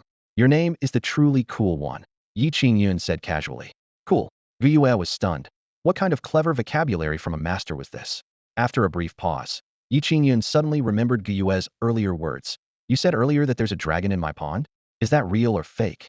Guyue was about to answer, there really is, when the dragon in the pond suddenly poked out its palm-sized head again, its cold eyes full of warning. Guyue's spine went cold, and he immediately changed his words. No, no, I was mistaken. That's what I thought. Yi Qingyun sighed in relief, glancing at the small pond where only a few goldfish swam. This place can barely support fish. Where would a dragon come from? If there's nothing else, I need to return and report back. Farewell. Why not stay for dinner? Yi Qingyun offered politely. No, I have imperial duties and dare not delay. Guyue waved his hand, turned, and quickly departed. Please don't see me off, brother. Yi Qingyun watched as Guyue hurried down the mountain path. Guyue was anxious. He must return to the palace immediately to report the dragon and that master to his majesty. At dusk, Guyue entered the imperial palace. Dongfang Su had already received word and immediately summoned him for an audience. Well, the emperor asked impatiently, his voice echoing through the hall. Guyue dropped to his knees. Your Majesty, on Mount Fuyun in the southwest, there truly appeared a dragon. What? Dongfang Su shot up abruptly, the dragon throne swaying slightly. Wild joy spread across his face. A dragon had appeared in his territory. Didn't this mean he had a chance to obtain it? What kind of dragon is it? A flood dragon. He lowered his voice, though he couldn't hide his trembling. Guyue shook his head, speaking faster. Not a flood dragon. Your servant saw it clearly. It's a true dragon. Hiss! Dongfang Su sharply inhaled, his breathing so rapid he choked, requiring 2 coughs to calm down. His eyes blazed with intensity. Are you certain you didn't see wrong? Certain. Your servant observed it multiple times and absolutely could not be mistaken. Dongfang Su was so excited his fingers trembled. Our Tianwu dynasty actually has a true dragon. Could this be our ancestors' blessing? I must go there personally. Just as he stepped forward, Guyue hastily kowtowed and loudly reminded him. Your Majesty, there's also a master living in seclusion on Mount Fuyun, and that true dragon seems to be raised by him. What? Dongfang Su stopped in his tracks, his face full of disbelief. Who could raise a true dragon? Guyue smiled bitterly. Your Majesty, this is what your servant witnessed personally. That master is unfathomably deep, and even that true dragon treats him with utmost respect. If your servant hadn't been clever, he might not have lived to return and see your Majesty. Dongfang Su stood frozen in place. After a long while, he stiffly turned around and collapsed onto the towering golden dragon throne. The gilded armrests felt ice cold against his skin, his fingers trembling slightly, his face filled with undisguised shock. Within his own realm, there was actually a hidden master so powerful that even true dragons would bow before him? What manner of being could that be? Dongfang Su prided himself on his profound cultivation, and the imperial palace even housed a flood dragon. Yet every time during the heaven-worshipping ceremonies, he had to bow respectfully before that small flood dragon, no thicker than a foot, not daring to show the slightest negligence. If even a flood dragon commanded such respect, how could a true dragon be something mortals could approach? Now Guyue's single statement that someone can make true dragons submit was enough to overturn everything he believed. Guyue, are you perhaps under some illusion? Dongfang Su narrowed his eyes, still suspicious, his tone carrying a hint of unease. Guyue didn't know whether to laugh or cry, quickly bowing deeply. Your Majesty, this subordinate's mind is perfectly clear. That master lives in seclusion on Floating Cloud Mountain. If your Majesty doesn't believe it, you can verify it personally in a few days. Why must we wait several days? Dongfang Su's brow furrowed. Please consider, your Majesty. Guyue lowered his voice. Worldly masters prefer tranquility over disturbance. This subordinate has already disturbed the Venerable One once today. If your Majesty were to visit immediately after, it might provoke his displeasure. Dongfang Su pondered for a moment, then slowly nodded. That makes sense. In half a month, I shall personally visit Floating Cloud Mountain. Your Majesty is wise.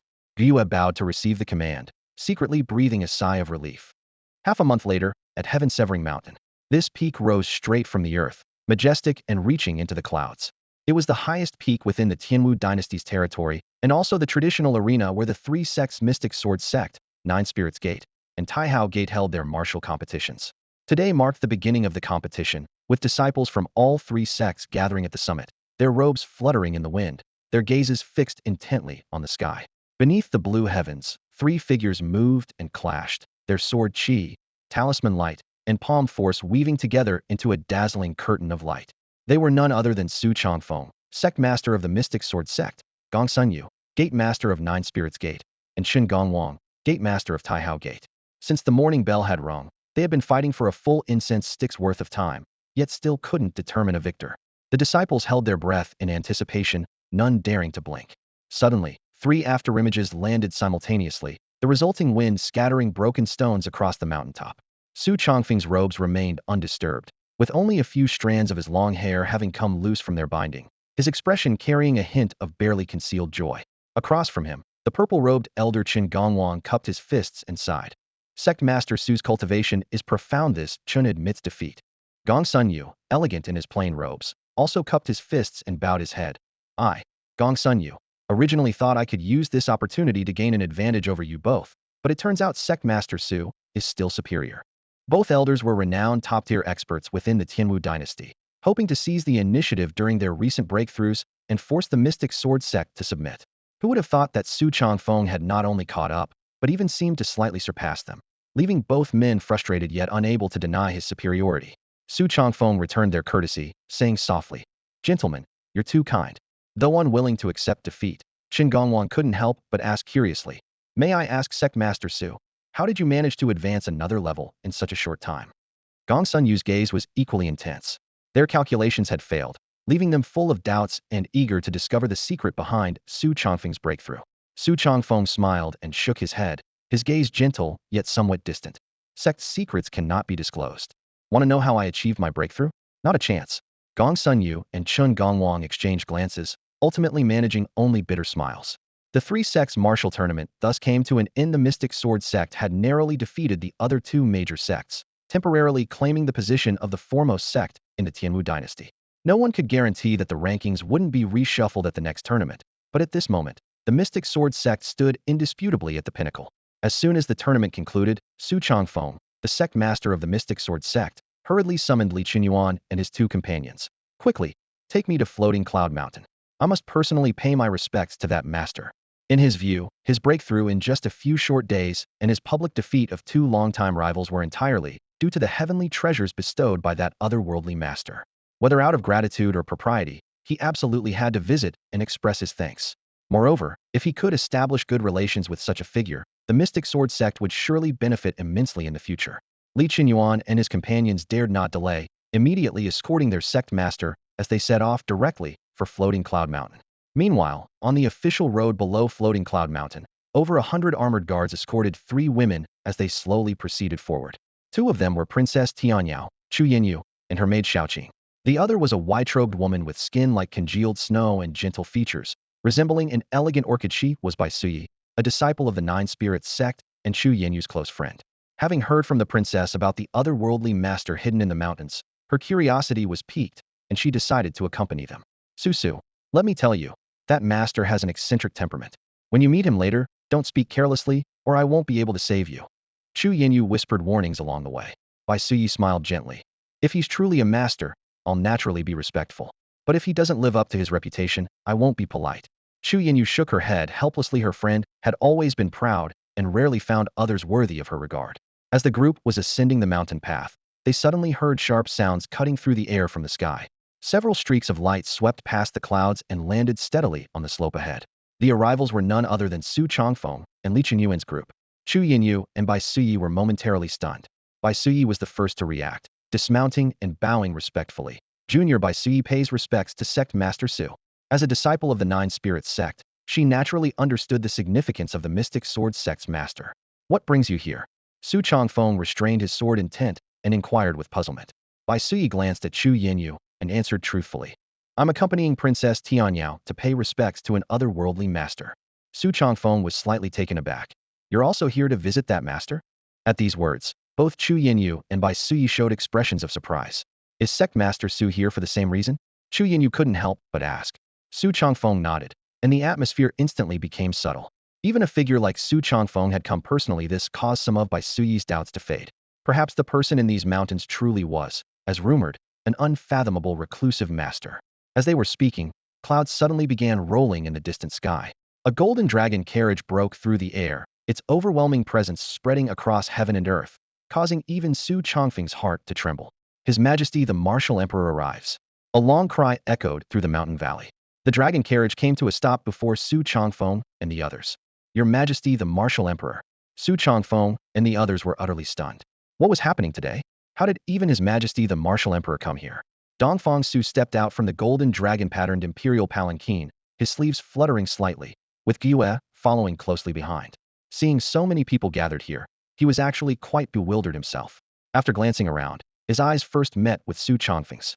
Sect Master Su? He raised an eyebrow. As the leader of one of the three great sects, Su Chongfeng was already acquainted with the martial emperor. Upon hearing this, he immediately cupped his hands and bowed.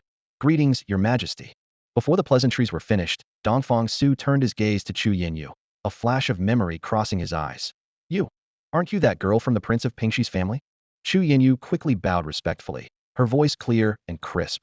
Chu Yinyu pays respects to His Majesty the Martial Emperor. Dongfang Su laughed heartily. Indeed, you're Chu Tianchuan's daughter. When I last saw you, you were only 5 or 6 years old. In the blink of an eye, you've grown so much. After saying this, he shifted his gaze to Bai Suyi nearby. And who might this be? She is my good friend Bai Suyi, a disciple of the Nine Spirits sect, Chu Yinyu introduced. Bai Suyi bowed respectfully. I pay my respects to His Majesty the Martial Emperor.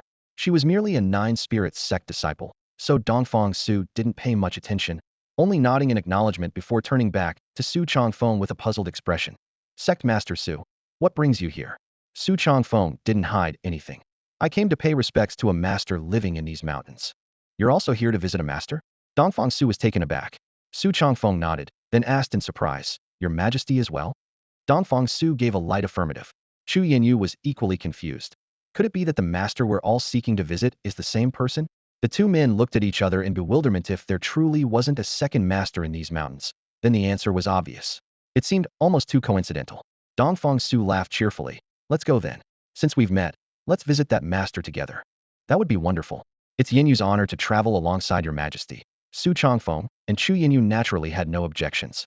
Thus, the three groups merged into one party and proceeded up the mountain path. Fresh green grass sprouted between the stone steps. The mountain breeze carried the moist scent of earth, and the sound of flowing water could be heard nearby.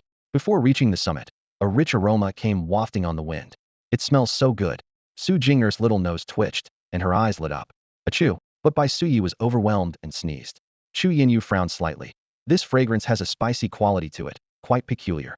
We'll know once we go take a look, Dongfang Su said, quickening his pace. Turning past the bamboo grove, they arrived outside Qingyun's courtyard. The stone gate was ajar, and inside the yard, a fire burned brightly with a large iron pot suspended over it, bubbling and steaming. The boiling red broth was dotted with oil droplets, and the spicy aroma was emanating from within. Qingyun sat cross-legged in front of the pot, sleeves rolled up to his elbows, staring intently at the ingredients in the pot with excitement and anticipation written all over his face. At his feet, a bald black rabbit and a lazy golden retriever were equally fixated on the large pot, looking like two guardian spirits. Woof! Sensing people approaching, the golden retriever gave a symbolic bark to alert its slow Toriact master. Qingyun looked up and saw several rows of people standing outside the courtyard. He nearly dropped his bowl and chopsticks. Good heavens, how did so many people come all at once? Fortunately, there were familiar faces, so he quickly composed himself. However, Dongfang Su, Su Chongfeng, and Bai Suyi watched with complex expressions, looking Qingyun up and down. Coarse cloth clothing, sleeves still stained with grease, and even a wooden ladle tucked in his shirt. He didn't look like a worldly master at all. Moreover, there was no trace of cultivation energy emanating from him whatsoever. He was purely an ordinary mortal. Looking at his surroundings, he appeared completely like a mountain farmer. How could he possibly be the unfathomably profound hermit master they spoke of? Young master, this is my dear friend Bai Suyi, a disciple of the Nine Spirits sect. Seeing the atmosphere growing somewhat awkward, Chu Yinyu quickly pushed the white-robed girl beside her forward. Bai Suyi bowed respectfully, her voice gentle. Greetings, young master. Qingyun looked the girl up and down, thinking to himself that here was another little beauty, yet his expression maintained just the right amount of courtesy, without any impropriety. Li Chunyuan then introduced. Brother Yi, this is our master, Su Chongfeng, sect leader of the Mystic Sword sect. The Mystic Sword sect leader? Qingyun's eyes lit up as his mind raced with calculations. Such an important figure must be cultivated carefully, for when traveling through the Tianwu dynasty in the future, having this golden reputation to rely on would surely save him much trouble. With this thought, he immediately cupped his fists. So it's sect leader Su, my apologies for not recognizing you. Su Chongfeng nodded slightly, returning the courtesy with equal respect. You're too kind, sir. Gyue beside them couldn't contain himself and interjected. Brother Yi, this is His Imperial Majesty. Upon hearing this, Dongfang Su straightened his back. After all, he was still an emperor, and his dignity couldn't be outdone by a sect leader. Emperor Dongfang Su. Yi Qingyun was even more astonished, wondering what kind of celebrity he had become for even the emperor to visit personally. But surprise aside, he still needed to curry favor, so he quickly bowed. So it's His Imperial Majesty. I have been remiss. Dongfang Su waved his hand with a smile. No matter, I came here specifically to pay my respects to you, sir. Yi Qingyun scratched the back of his head, secretly delighted. A sect leader and His Imperial Majesty both seeking him out. His fame was really something else. He, a little pride was certainly warranted. At this moment, Su Jing'er moved close to Su Chongfeng's side, pointing at the bald rabbit in the courtyard and whispering, Father, the rabbit demon is right there. Su Chongfeng's gaze sharpened, his expression instantly darkening. It was indeed that very beast that had once slaughtered disciples of the mystic sword sect. Killing intent flashed briefly in his eyes, but he didn't act immediately, deciding to first assess the situation. Yi Qingyun was now enthusiastically greeting everyone. You're all honored guests, and it's just mealtime. I'm cooking hot pot here. Why don't you all try some? Hot pot. Chu Yanyu was the first to show interest. After eating Yi Qingyun's grapes last time and experiencing a great increase in cultivation, she had been unable to forget the experience. But what was this hot pot novelty? Dongfang Su was also puzzled. What is hot pot? Hearing that even His Imperial Majesty didn't know what hot pot was, Yi Qingyun was momentarily stunned, then squeezed out a sympathetic Smilian emperor who had never eaten hot pot couldn't be living too glamorously. Dongfang Su was left both amused and exasperated by his gaze, secretly grumbling. When did I, the mighty emperor, become someone without worldly knowledge? Led by Yi Qingyun, everyone came to the courtyard. A large iron pot sat atop a stone stove, with flames crackling vigorously beneath it. The red broth bubbled and rolled, fragrant steam swirling in the air. Everyone gathered around, craning their necks to look. Inside the pot, various meat slices, vegetables, and mushrooms tumbled about, their colors enticing yet so mixed together that newcomers couldn't distinguish what was what. This thing looks like a mess, but it smells so good. Li Qinyuan couldn't help but swallow. Guiyue picked at it with bamboo chopsticks, frowning as he muttered. Can this still be edible after being cooked like this? Just as everyone was discussing, Bai Suyi's expression changed slightly. As she lightly inhaled the hot steam, she felt a warmth penetrate directly through her limbs and bones, with a gentle current flowing through her meridians, settling at an old injury she had carried since childhood. The tingling warmth seemed to be slowly healing it. This pot actually has such miraculous effects. Bai Suyi's heart pounded wildly, hardly daring to believe the old injury that had troubled her for years was actually showing signs of recovery. Bai Suyi was utterly astounded. When Bai Suyi was a child, she suffered an injury in an accident. That hidden wound was like a sharp thorn, lurking within her body and flaring up punctually every year, causing her such agony that she could barely breathe. Even after joining the Nine Spirits sect and embarking on the path of cultivation, her injury showed no signs of improvement. Even Gong Sun Yu, the sect master of the Nine Spirits sect, declared that to cure it completely would require refining various heavenly treasures and earthly materials into pills. Missing even one ingredient would render the treatment useless. But now, merely inhaling the aroma of this bubbling hot pot, the hidden wound within her body actually began to subside slightly, showing faint signs of healing. The injury that had shown no improvement for years was suddenly getting better, shocking her so much that her heart pounded wildly. Could it be that all these seemingly random ingredients in the pot were actually rare heavenly treasures and earthly materials? The rich fragrance of the hot pot filled the air, and everyone around the table wore different expressions. I just took a whiff, and my qi and blood are already flowing smoothly. Su Chongfeng raised his eyebrows, secretly alarmed. My cultivation that has been stagnant for years also seems to be loosening up. Dongfang Su murmured to himself, his fingertips trembling slightly. Without exception, everyone who caught the aroma felt changes in their bodies. Hidden wounds were healing, blocked meridians were clearing, stagnant cultivation was loosening. The younger disciples like Li Chunyuan even had rosy complexions. Their vitality lit up like lamp wicks. Don't just stand there, dig in. Yi Qingyun laughed as he urged them on, taking the lead by picking up a piece of marbled beef and popping it into his mouth. The spicy oil mixed with the meat's fragrance made him eat with obvious delight. In his previous life, he had loved hot pot most of all. After transmigrating to this world, he had tried making it himself, but he was always alone, at most with Demao for company. Eating alone just didn't have the same flavor. Today, with everyone gathered around the pot, it finally felt satisfying. Sect Master Su, Your Majesty, I won't hold back. Chu Yinyu giggled and quickly plucked a piece of crystal clear, tender unknown ingredient from the pot, swallowing it in one bite. The moment the flavor hit her palate, her pretty face immediately flushed crimson. Saspasi, she panted while fanning herself with her hand, tears glistening in the corners of her eyes. Seeing her reaction, the others couldn't help but hesitate. Su Chongfeng furrowed his brow. Very spicy? He had always preferred bland food and rejected heavy flavors, let alone spicy ones. Chu Yinyu was too overwhelmed by the spice to speak, only continuing to fan herself frantically. Dad, let me try first. Su Jinger had been eager to try and picked up a slice of beef to put in her mouth. After a moment, her eyes lit up as she exclaimed, delicious. And so spicy.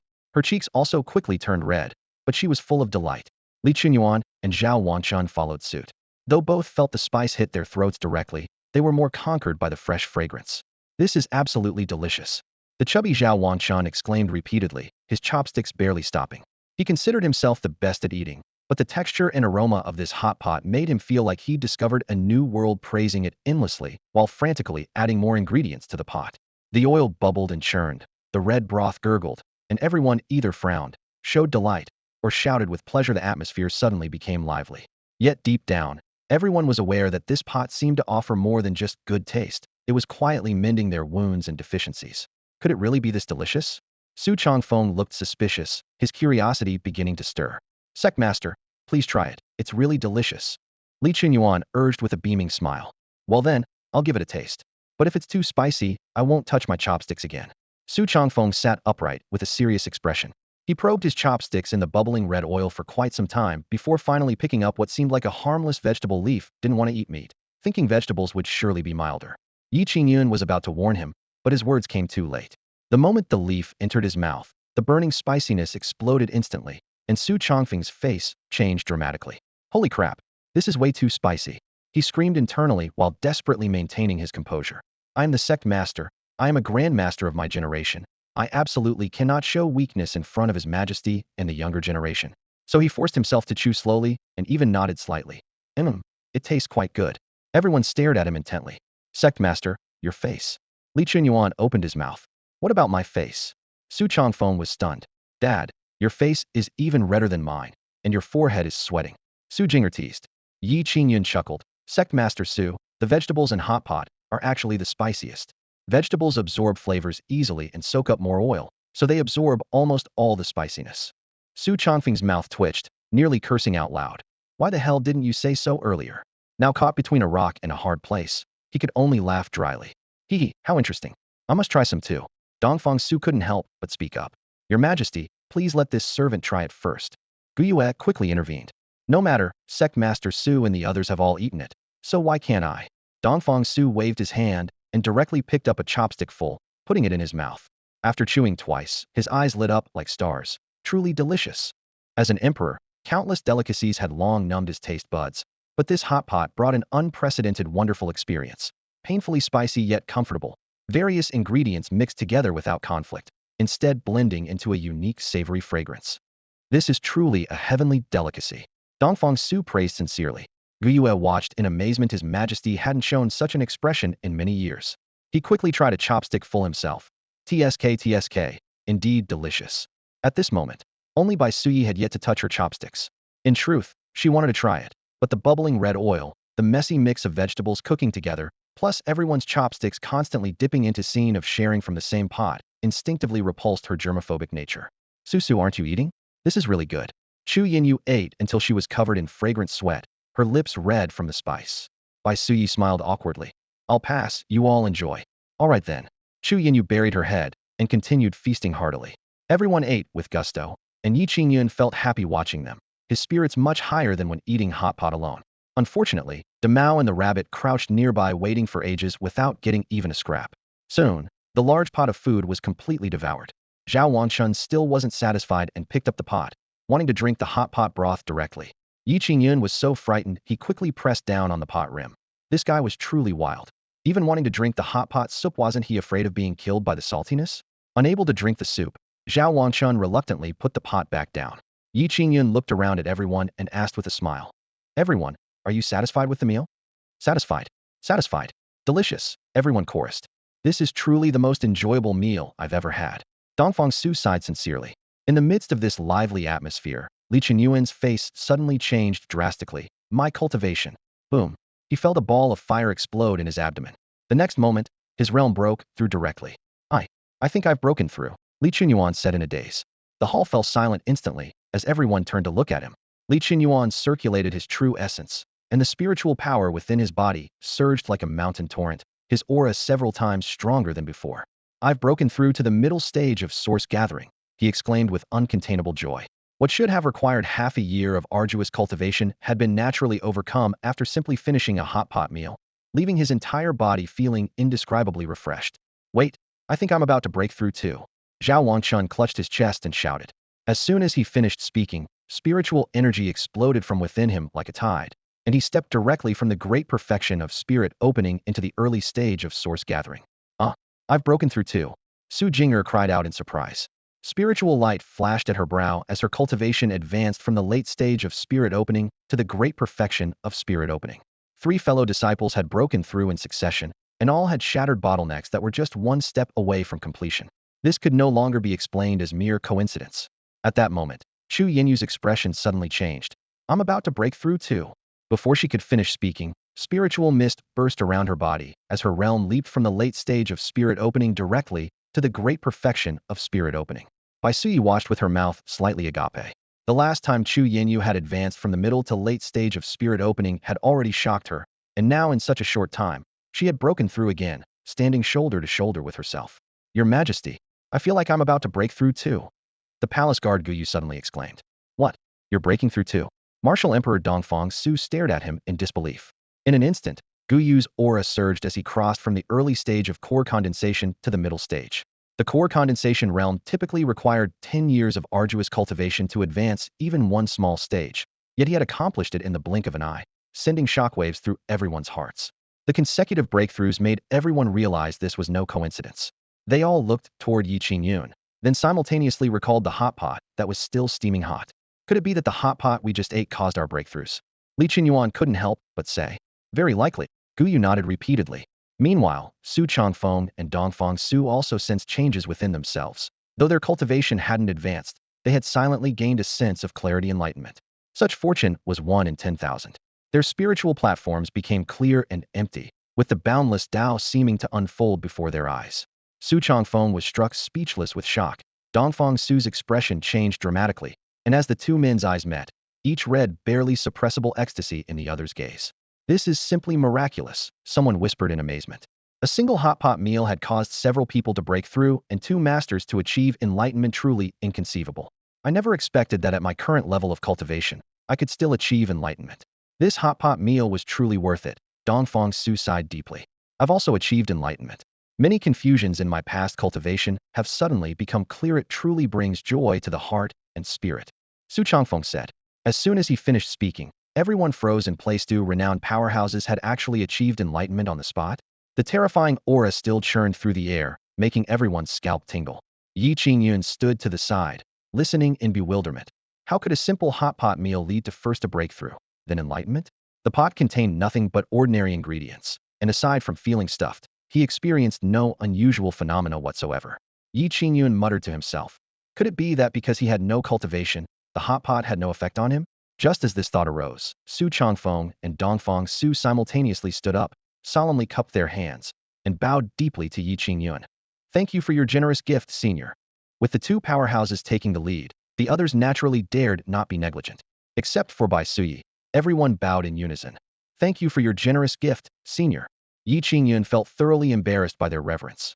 Please don't do this. I really didn't do anything, and I'm not some senior master. The crowd exchanged glances, becoming even more moved. True masters were often indifferent to fame and fortune, casually benefiting others without giving it a second thought. The more Yi Qingyun declined, the deeper their respect grew. Su Changfeng cautiously probed.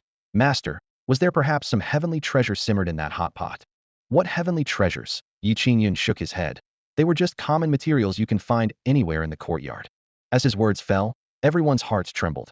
This master's casually picked herbs from his yard, randomly boiled in a pot, could create breakthroughs and enlightenment if used for pill refining. Wouldn't it lead to soaring heights? At this moment, the only one with regrets was Bai Suyi. Due to her obsession with cleanliness, she had hesitated to use her chopsticks, and now seeing everyone either breaking through or achieving enlightenment while she alone had no progress. Worse still, her cultivation had been caught up to by her close friend Chu Yinyu. Bai Suyi looked pitifully at Yi Qingyun. Master, I want to eat too. Everyone cast sympathetic glances her way. Chu Yinyu pursed her lips. I told you to eat earlier, but you wouldn't, and now you want to? Bai Suyi's face was full of bitterness as she could only nod. Yi Qingyun thought for a moment. Next time then, When I have hot pot again, come over and I'll treat you. But Bai Suyi still wanted to speak. Su Jing'er was already impatient. The master invited us all to eat earlier, but you didn't appreciate it. Now you want to trouble the master again. Do you think that's appropriate? Li Qinyuan glanced sideways at Bai Suyi. Nine spirit sect disciples really don't know their place. Bai Suyi looked aggrieved. Her real intention was to ask the master to help heal her internal injuries. She didn't dare hope for other benefits. Chu Yinyu, seeing her pitiful state, spoke up for her. Young Master Yi, Susu actually has another matter to request. Yi Qingyun looked curiously at Bai Suyi. Just say whatever it is, I'll help if I can. Susu had suffered an injury in her childhood that never fully healed, flaring up every year and causing her tremendous pain.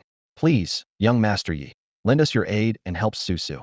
Chu Yinyu clasped her hands together, her tone earnest and pleading. Bai Suyi stepped forward as well, bowing deeply to Yi Qingyun. Please, young Master Yi, save her. Yi Qingyun stroked his chin thoughtfully. Treating illness? That dog system had indeed taught him some methods, but he had never actually tested them, so he had no idea how effective they might be. Still, since they had come to him so politely, refusing outright would seem rather heartless. All right, I can give it a try, though I can't guarantee I'll be able to cure her. Chu Yinyu and Bai Suyi were overjoyed upon hearing this. Thank you, young Master Yi. In their eyes, as long as this mysterious master was willing to help, most problems could be easily resolved. The onlookers were also intrigued, pricking up their ears to see how this master would demonstrate his medical skills. Tell me more details. What exactly is this hidden injury? Yi Qingyun asked. When I was 6, I wandered into the deep mountains and was bitten by some unknown creature. The cold poison penetrated my bones and damaged my internal organs. Bai Suyi recalled the past, her voice trembling slightly. Though we consulted many renowned physicians, none could heal me. Every autumn and winter, the cold poison flares up for 2 days. Later, when I joined the Nine Spirits sect, my master examined me and determined that a venomous creature was lurking within my body, but even he was powerless to remove it. Su Changfeng was secretly moved upon hearing this. Even Gongsun Yu was helpless? Bai Suyi nodded. My master was also at a loss. Su Changfeng pondered. If even the sect leader of Nine Spirits sect couldn't cure her, within the entire Tianwu dynasty, perhaps only this master before them offered any hope. Cold qi within the body. Yi Qingyun tapped his forehead lightly, and inspiration struck. I've got it. Cupping might work. He happened to have the necessary tools, and turned to fetch a wooden box from inside the house. It's not convenient out here. Could you come inside with me? He asked, looking at Bai Suyi. Can it be done outside? Bai Suyi hesitated. Yi Qingyun scratched his head and explained honestly. Cupping requires exposing the back, so you'd need to remove your upper garments for the cups to cover the entire area. Without removing clothing, the procedure simply can't be performed. The others exchanged glances, finding this treatment method both unfamiliar and delicate. Fearing misunderstanding, Yi Qingyun adopted a serious expression. This method is called cupping. You may not have seen it before. But if you want treatment, you must cooperate fully. If you find it inconvenient, then we'll forget about it. Chu Yinyu gently tugged at Bai Suyi's sleeve, softly encouraging. Give it a try, maybe it really can cure you.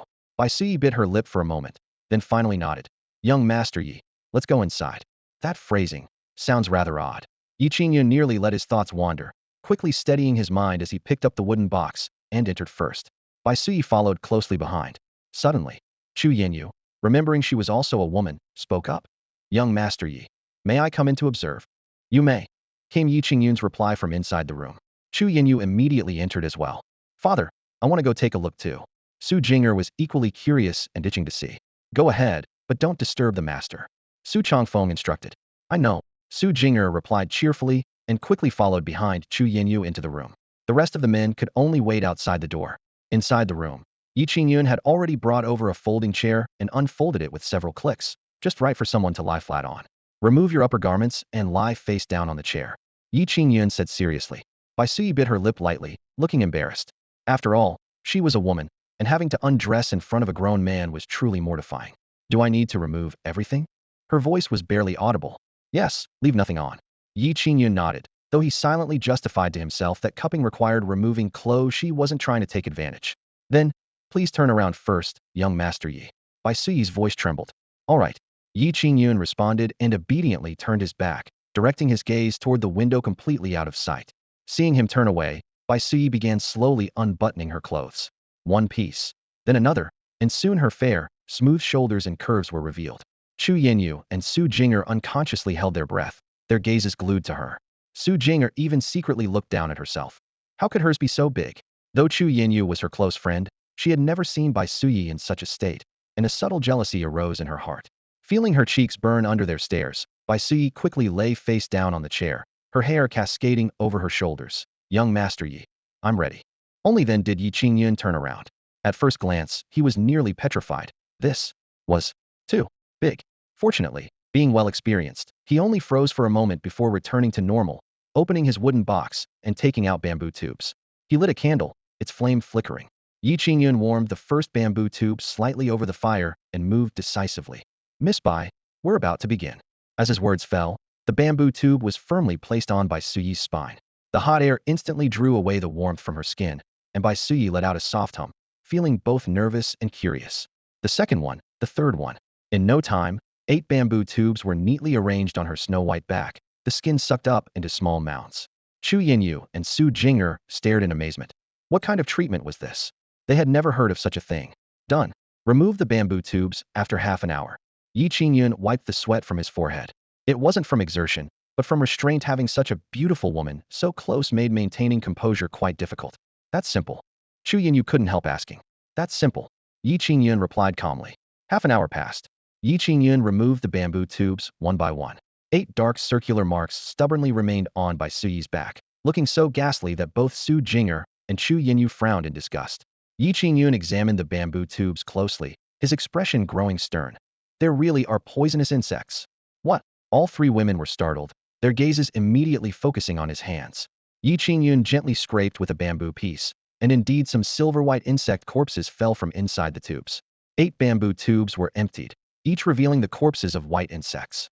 The tiny bodies, no bigger than grains of rice, scattered across the wooden table smaller than ants, yet forming a thin layer that was deeply unsettling to behold. Yi Qingyun reached out to touch them lightly, feeling a bone-chilling coldness at his fingertips, as if ice shards were piercing his skin. He looked up at Bai Suyi and said, "These things were expelled from inside your body." Bai Suyi's heart skipped a beat, her face turning pallid to think that such a nest of cold, venomous insects had been hiding within her body. No wonder her old injuries had been so slow to heal. Chu Yinyu quickly asked, "Does this mean Susu's injuries are healed now?" Yi Qingyun shook his head. "Not necessarily completely. We'll need another cupping session in half a month. If no more insect remains appear, then she'll be fully recovered. If there are still some, we'll need to continue treatment." This was his assessment based on experience. If cupping no longer drew out any poisonous insects, it would mean the root cause had been eliminated. Otherwise, treatment would have to continue. "Thank you so much, young master." Bai Suyi quickly dressed herself, unable to hide her joy. "I feel so light throughout my body, and my qi and blood are flowing more smoothly than ever before." Previously, her hands and feet had been constantly cold for years, her meridians sluggish, but now she could feel warmth returning to her palms, with vital energy flowing like warm currents throughout her body. Her body was recovering in a positive direction, and all of this was thanks to Yi Qingyun's intervention. Yi Qingyun waved his hand dismissively. "It was nothing, just helping others brings me joy. Helping others brings joy." The 3 women quietly memorized these 4 words. In the cultivation world where the strong prey upon the weak, someone who could maintain such a noble spirit was probably only this master, who appeared so serene and detached, yet truly transcendent. In that moment, the other 2 women's admiration for Bai Suyi deepened even further. As the atmosphere in the room relaxed slightly, Chu Yinyu suddenly gathered her courage. "Young Master Yi, I also have a favor to ask. Do you want cupping too?" Yi Qingyun asked with a smile. Chu Yinyu quickly shook her head. "It's about the troubles facing the Prince Pingshi's manor." "What kind of troubles?" Yi Qingyun raised an eyebrow. "The Song family of Lingshan wants to seize my father's fiefdom and take our family's ancestral treasure. A few days ago, Shaoqing and I fled to the mountains because they were hunting us down." Even now, she still felt lingering fear when speaking of it. Bai Suyi added, "The Song family harbors wolfish ambitions. They rely on their close relationship with Prime Minister Chao Yuanhua and their connections with the Grand Elder of Taihao sect, leaving the Prince Pingshi's manor in an extremely difficult position. The Song family of Xiling. I think I've heard of them too." Su Jing'er frowned and murmured softly. Chu Yinyu took a deep breath and was about to kneel. "My father and I are at our wits' end. Please, master, guide us and save our manor." Yi Qingyun quickly reached out to support her. "You're still a prince's family, yet you've been pushed to such desperate straits." Chu Yinyu's face showed shame. Although they held the title of Prince Pingxi bestowed by the Tianwu dynasty, they were ultimately not of royal blood and had no foundation at court. In contrast, the Song family had been martial arts powerhouses for generations, with experts as numerous as clouds, and maintained deep relationships with both the Prime Minister and Taihao sect. The Prince Pingshi's manor could barely protect itself, let alone resist such forces. if not for the Song family still being somewhat wary of the Prince Pingxi title and not daring to be too direct in their actions. Otherwise, with the Song family's power, they would have already razed the prince's mansion to the ground. Young Master Yi, please save Yinyu. Bai Suyi's voice carried barely concealed urgency. Yi Qingyun looked up at the two ladies before him and sighed softly. Actually, this matter isn't difficult to resolve at all. Both Bai Suyi and Chu Yinyu froze in surprise. The Song family's threat was like a sharp thorn piercing everyone's heart, and the entire Prince Pingxi's mansion had been unable to devise a counter-strategy. Yet from Yi Qingyun's lips, it seemed like a mere trifle. Please enlighten us, young Master Yi. Chu Yinyu hastily bowed. Yi Qingyun raised his hand toward the window. Didn't you see? The truly powerful figures who can help you are all standing outside. Rather than asking me, you should ask them. The two women looked at each other, seemingly just realizing this. Outside, one was Su Changfeng, the sect master of Qingyun sect, and the other was the current martial emperor Dongfang Su. If these two could be persuaded to act, the mere Song family wouldn't be able to stir up any trouble. How did I not think of this before? Chu Yinyu slapped her forehead in frustration.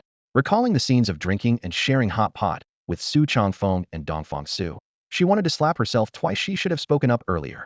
Immediately, Yi Qingyun led Chu Yinyu, Bai Suyi, and Hua Linyue, who had been standing nearby, out of the courtyard.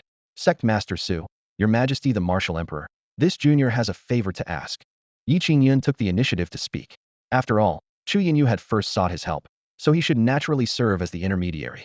Su Changfeng and Dongfang Su responded in unison. What instructions does the master have?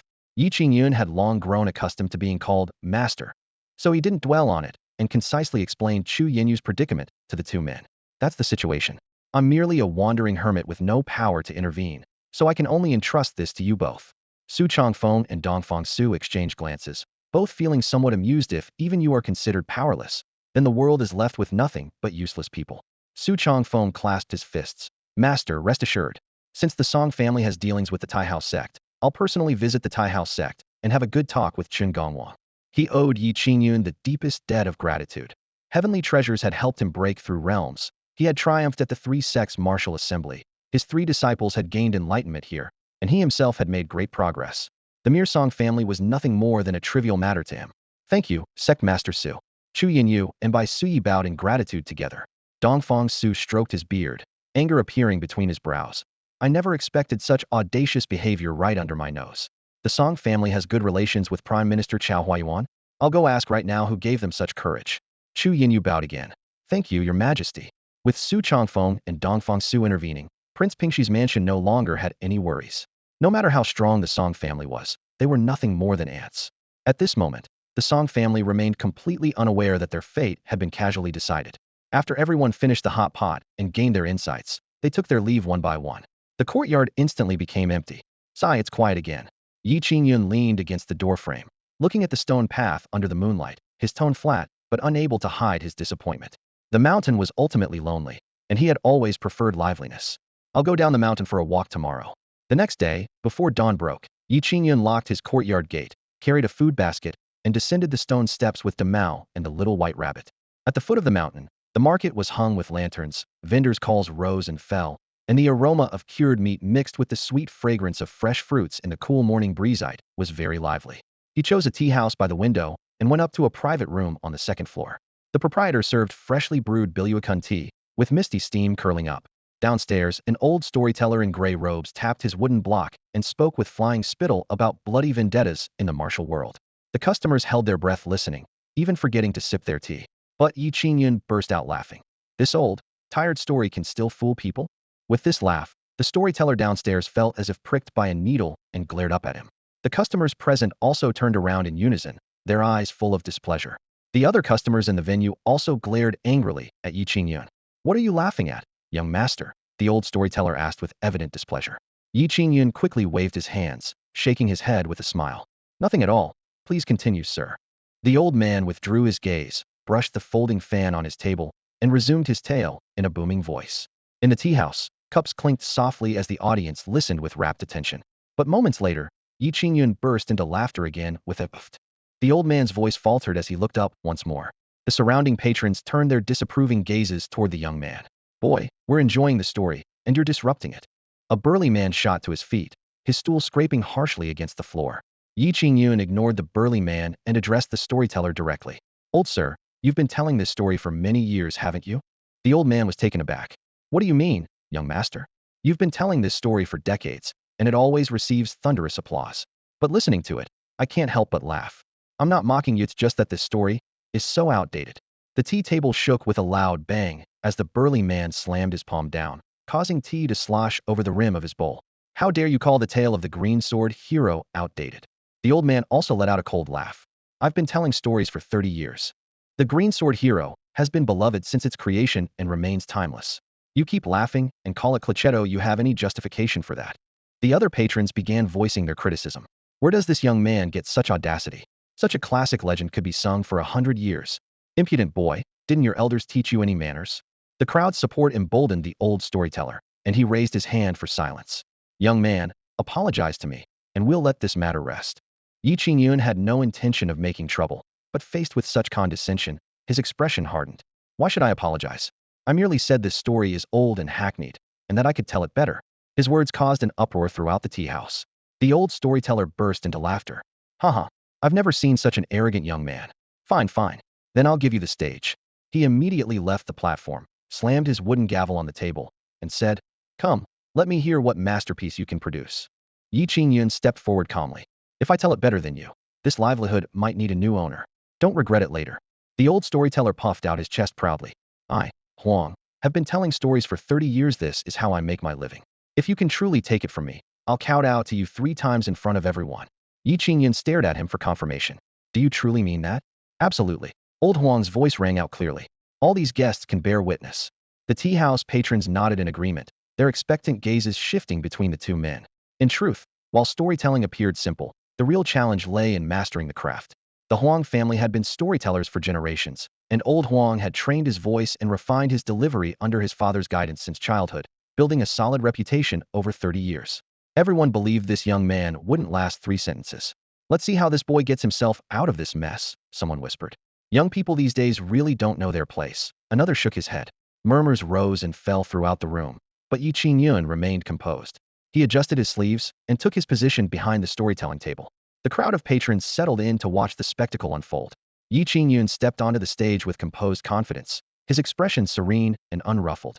With a flick of his fingers, he lifted the gavel wider than a wash basin and gave it a gentle swing. Crack!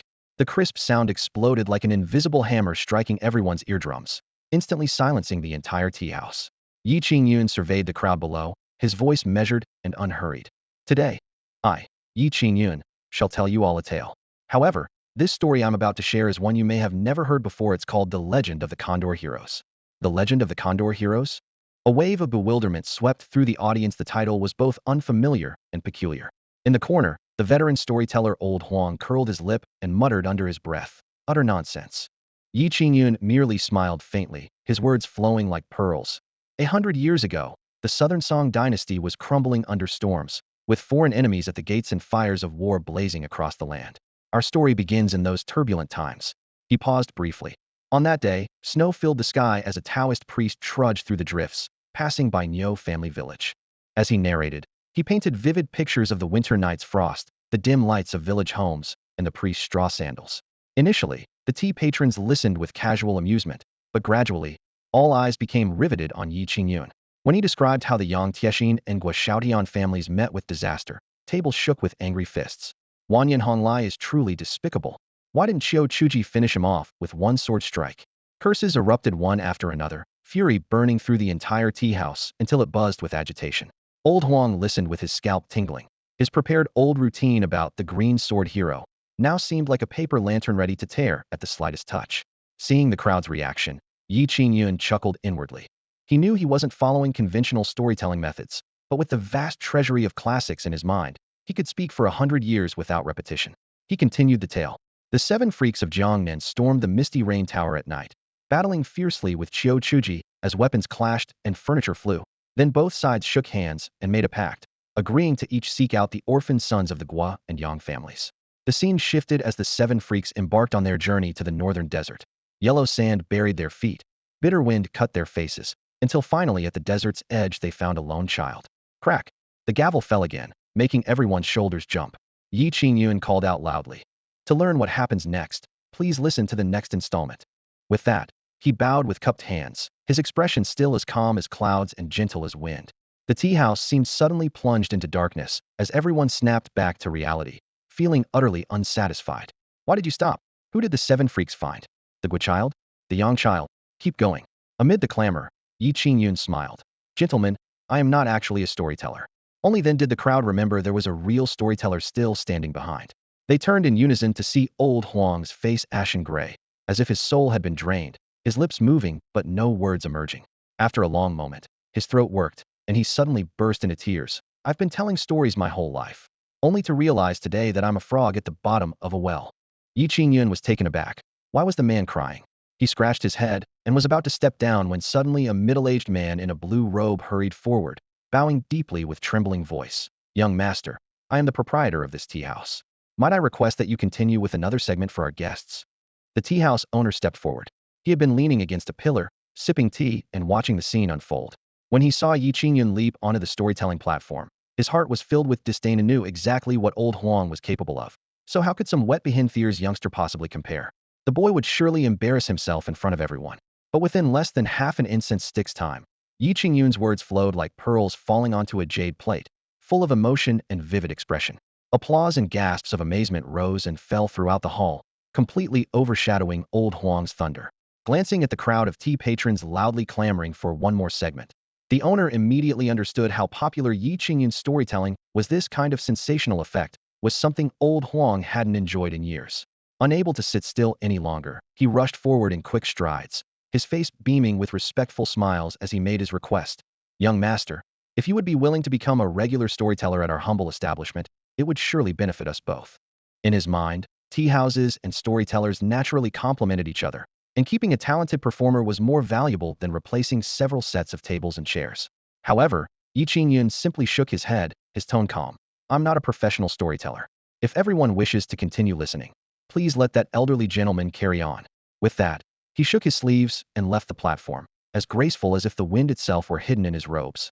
Below the stage, old Huang's face alternated between red and white, wishing he could find a crack in the ground to crawl into. He knew perfectly well that if he took the stage again now, no one would be willing to listen. The charm of the legend of the Condor heroes was too powerful, and his worn-out old repertoire simply couldn't compete. Yi Qingyun, however, was quite courteous. He walked up to old Huang, clasped his hands together, and bowed slightly. Elder sir, this junior made a fool of himself just now and caused much offense. He had no intention of destroying someone's livelihood. He had simply felt an itch to perform and wanted to save face. Now that his goal was achieved, he naturally didn't wish to push the man too far. It is this old man who should apologize to you, young master. Old Huang smiled bitterly and returned the bow. Yi Qingyun quickly reached out to support him, saying, that absolutely won't do. After sighing for a moment, old Huang couldn't help but ask, may I inquire, young master, whether that legend of the Condor heroes was written by you? Yi Qingyun's lips curved slightly upward as he kept them in suspense. It was not. Oh, then whose masterful work is it? This book came from the hand of an elderly gentleman surnamed Jean, Yi Qingyun said, his gaze distant. A man of vast learning, nearly a sage of the literary arts. A sage of the literary arts? Old Huang was so shocked his jaw dropped.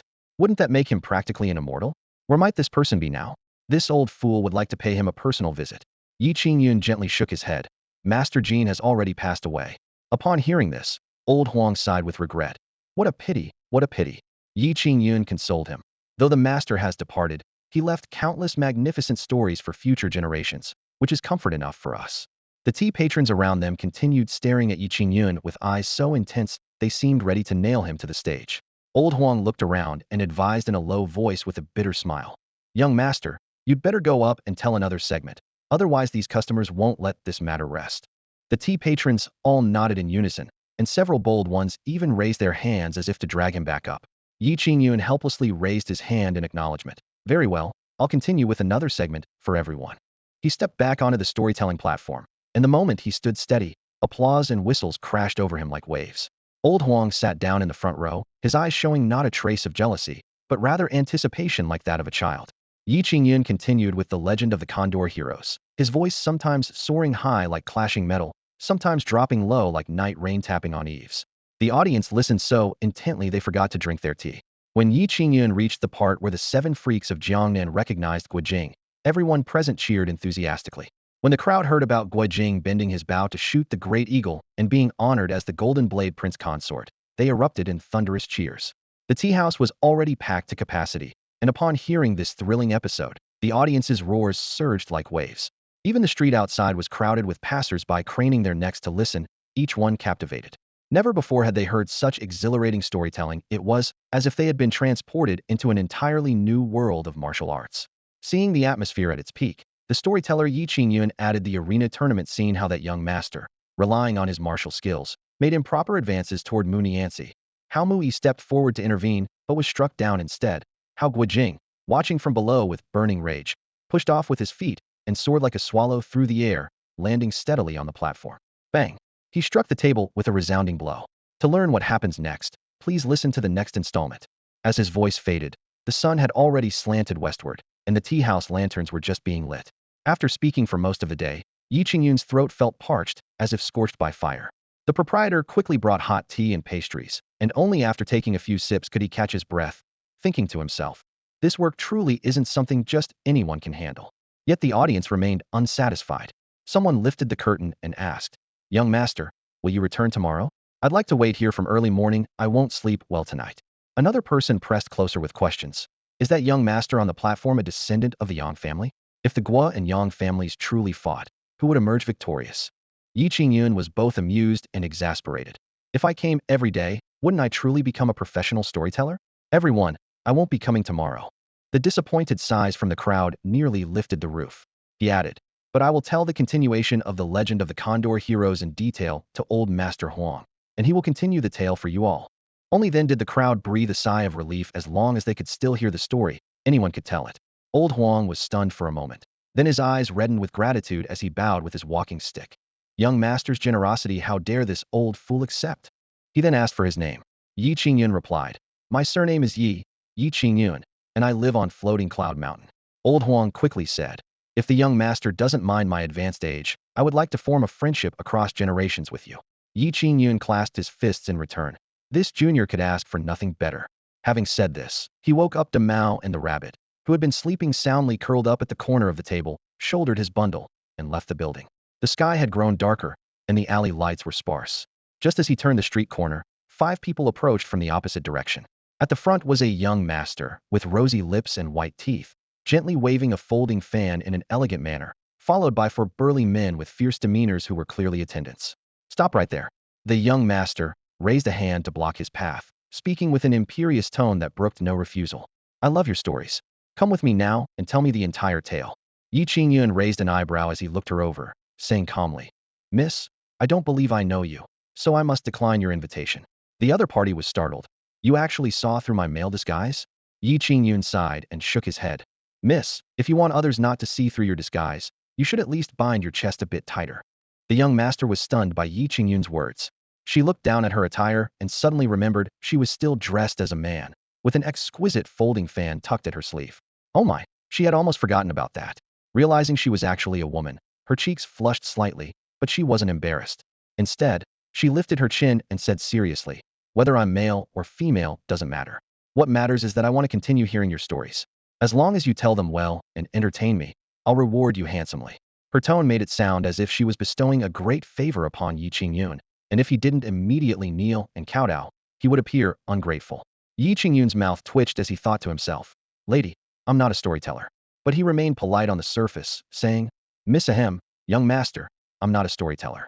If you want to hear stories, there are tea houses everywhere. With that, he clutched the white rabbit in his arms and called for Mao to turn and leave. Stop, the young master commanded coldly. For tall, burly servants who had been waiting behind immediately surrounded them in a triangular formation, blocking Yi Qingyun's path. Their faces showed fierce expressions, and they deliberately cracked their knuckles with threatening crack-crack sounds. They had already determined that Yi Qingyun was just an ordinary person with no trace of spiritual energy, thinking confidently, this kind of weakling, we could crush with one finger.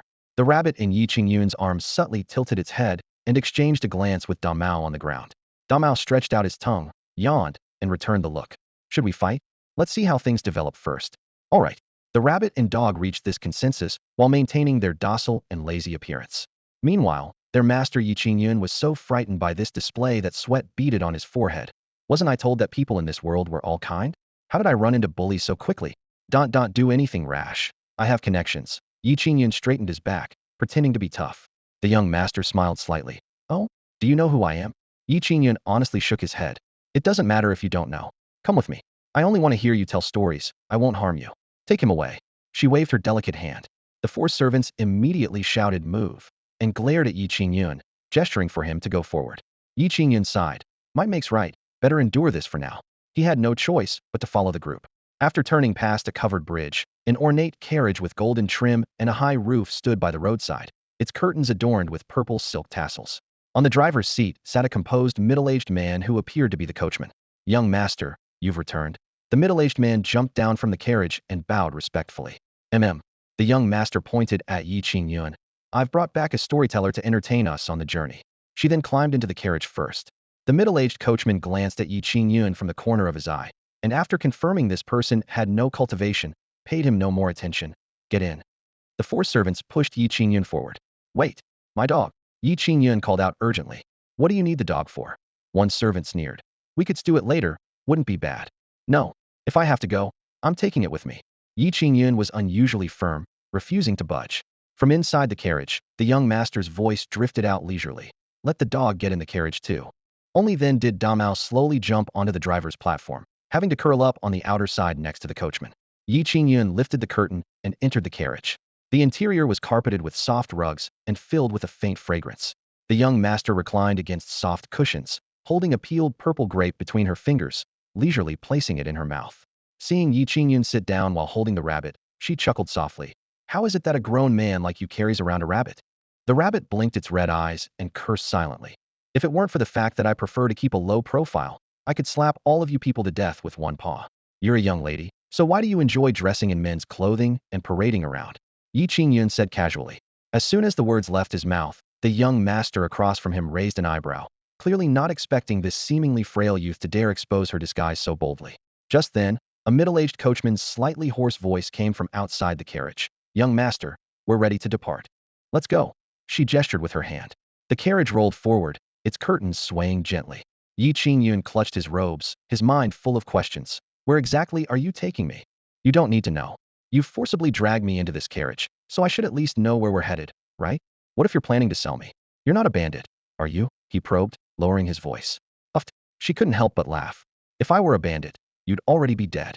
With that, she dabbed her red lips with a handkerchief and took a sip of tea to rinse her mouth, her movements so elegant, she truly seemed like a young master from a noble family. Now, continue telling me about the legend of the Condor heroes. If you won't tell me where we're going, I won't continue the story, Yi Qingyun said, leaning back in the corner of the carriage with his arms crossed. She narrowed her eyes, a hint of danger flickering in her gaze. You dare bargain with me? Seeing this, he steeled himself and put on an expression of better to die with honor than live in shame. Well, if you told me, I probably wouldn't live to see another day anyway. Good that you understand, she snorted softly. Yi Qingyun had no choice but to resume his storytelling, recounting how Guojing and Huang Rong encountered Hong Qigong, and how Guojing learned the 18 dragon-subduing palms. The carriage headed steadily eastward, the scenery flying past the windows, but the more he spoke, the more alarmed he became. Floating Cloud Mountain was to the west, and this direction was clearly taking him away from his home base. He really shouldn't have wandered down the mountain. He continued his tale, his tone alternating between slow and urgent. When the young master heard the part about Hong Qigong's keen eye for talent, she sat up straight, her eyes unblinking. Guojing is so foolish. How could he be so lucky to receive instruction from a master? She couldn't help but interject. Yi Qingyun paused for a moment and smiled. Though he may be slow-witted, he has a pure heart and a sense of chivalry. Naturally, Hong Qigong recognized his worth. She nodded thoughtfully. Would her own quest to find a master go as smoothly as Guojing's? As night deepened and moonlight slanted into the carriage, she remained alert, while Yi Qingyun was already dizzy with exhaustion. Miss, could you please let me go? His voice grew weak. No. And another thing, do I look old to you? Calling me miss? Yi Qingyun smiled bitterly. Then let me rest for a while. I really can't hold on much longer. She studied him for a long moment before finally nodding. Fine, but behave yourself. If you try anything funny, I'll chop off your hands and feet. Yi Qingyun quickly huddled in the corner, closed his eyes, and pretended to doze, his mind racing to devise an escape plan. Outside the carriage, the night wind howled. Suddenly, the middle-aged coachman's face changed dramatically as he called out in a low voice. Young miss, it seems we've encountered a demon beast. What? The young master's face changed upon hearing the sound.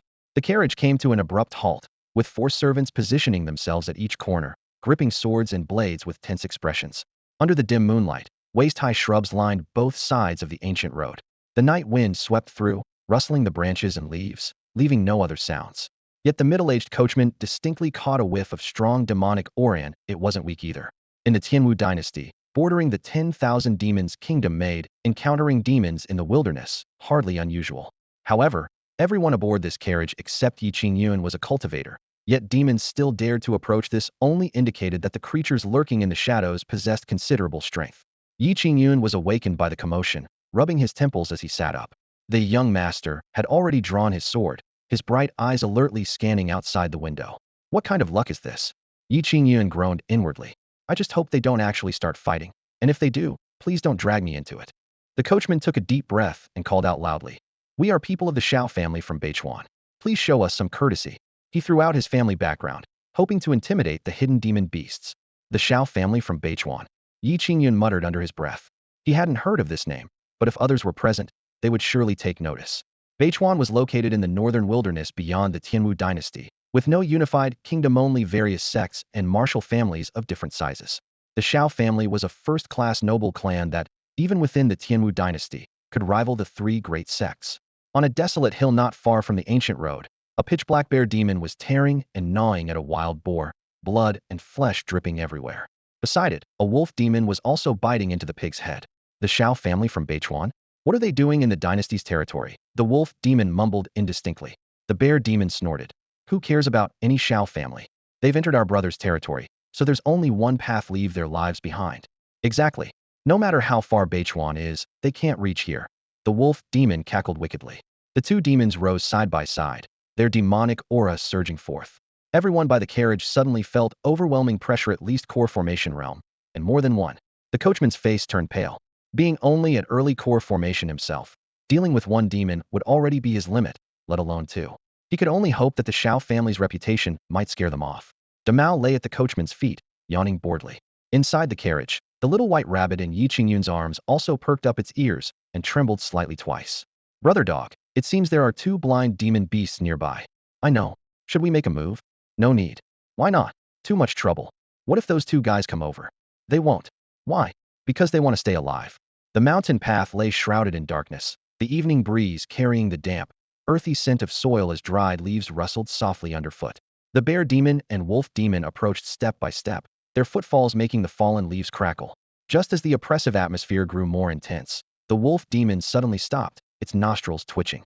I think I smell the aura of other demon beasts, it muttered in a low voice, suspicion flickering in its eyes. The bear demon also lifted its head to sniff. Where? Are you mistaken? The wolf demon took another deep breath, sensing that the scent had vanished in an instant. Maybe I'm being too sensitive. The doubt lasted only a moment. Without further hesitation, the 2 demons lunged forward and rushed to the carriage. Protect the young miss, the middle-aged coachman shouted, leaping down first to block their path. The 4 servants beside the carriage trembled but still desperately guarded the coach. The carriage curtain was pulled aside as Yi Qingyun poked her head out. Seeing the 2 demon beasts, her face immediately fell. We're done for. We're really going to die here this time. The young master in the same carriage turned pale, biting his lip as he said, You should run.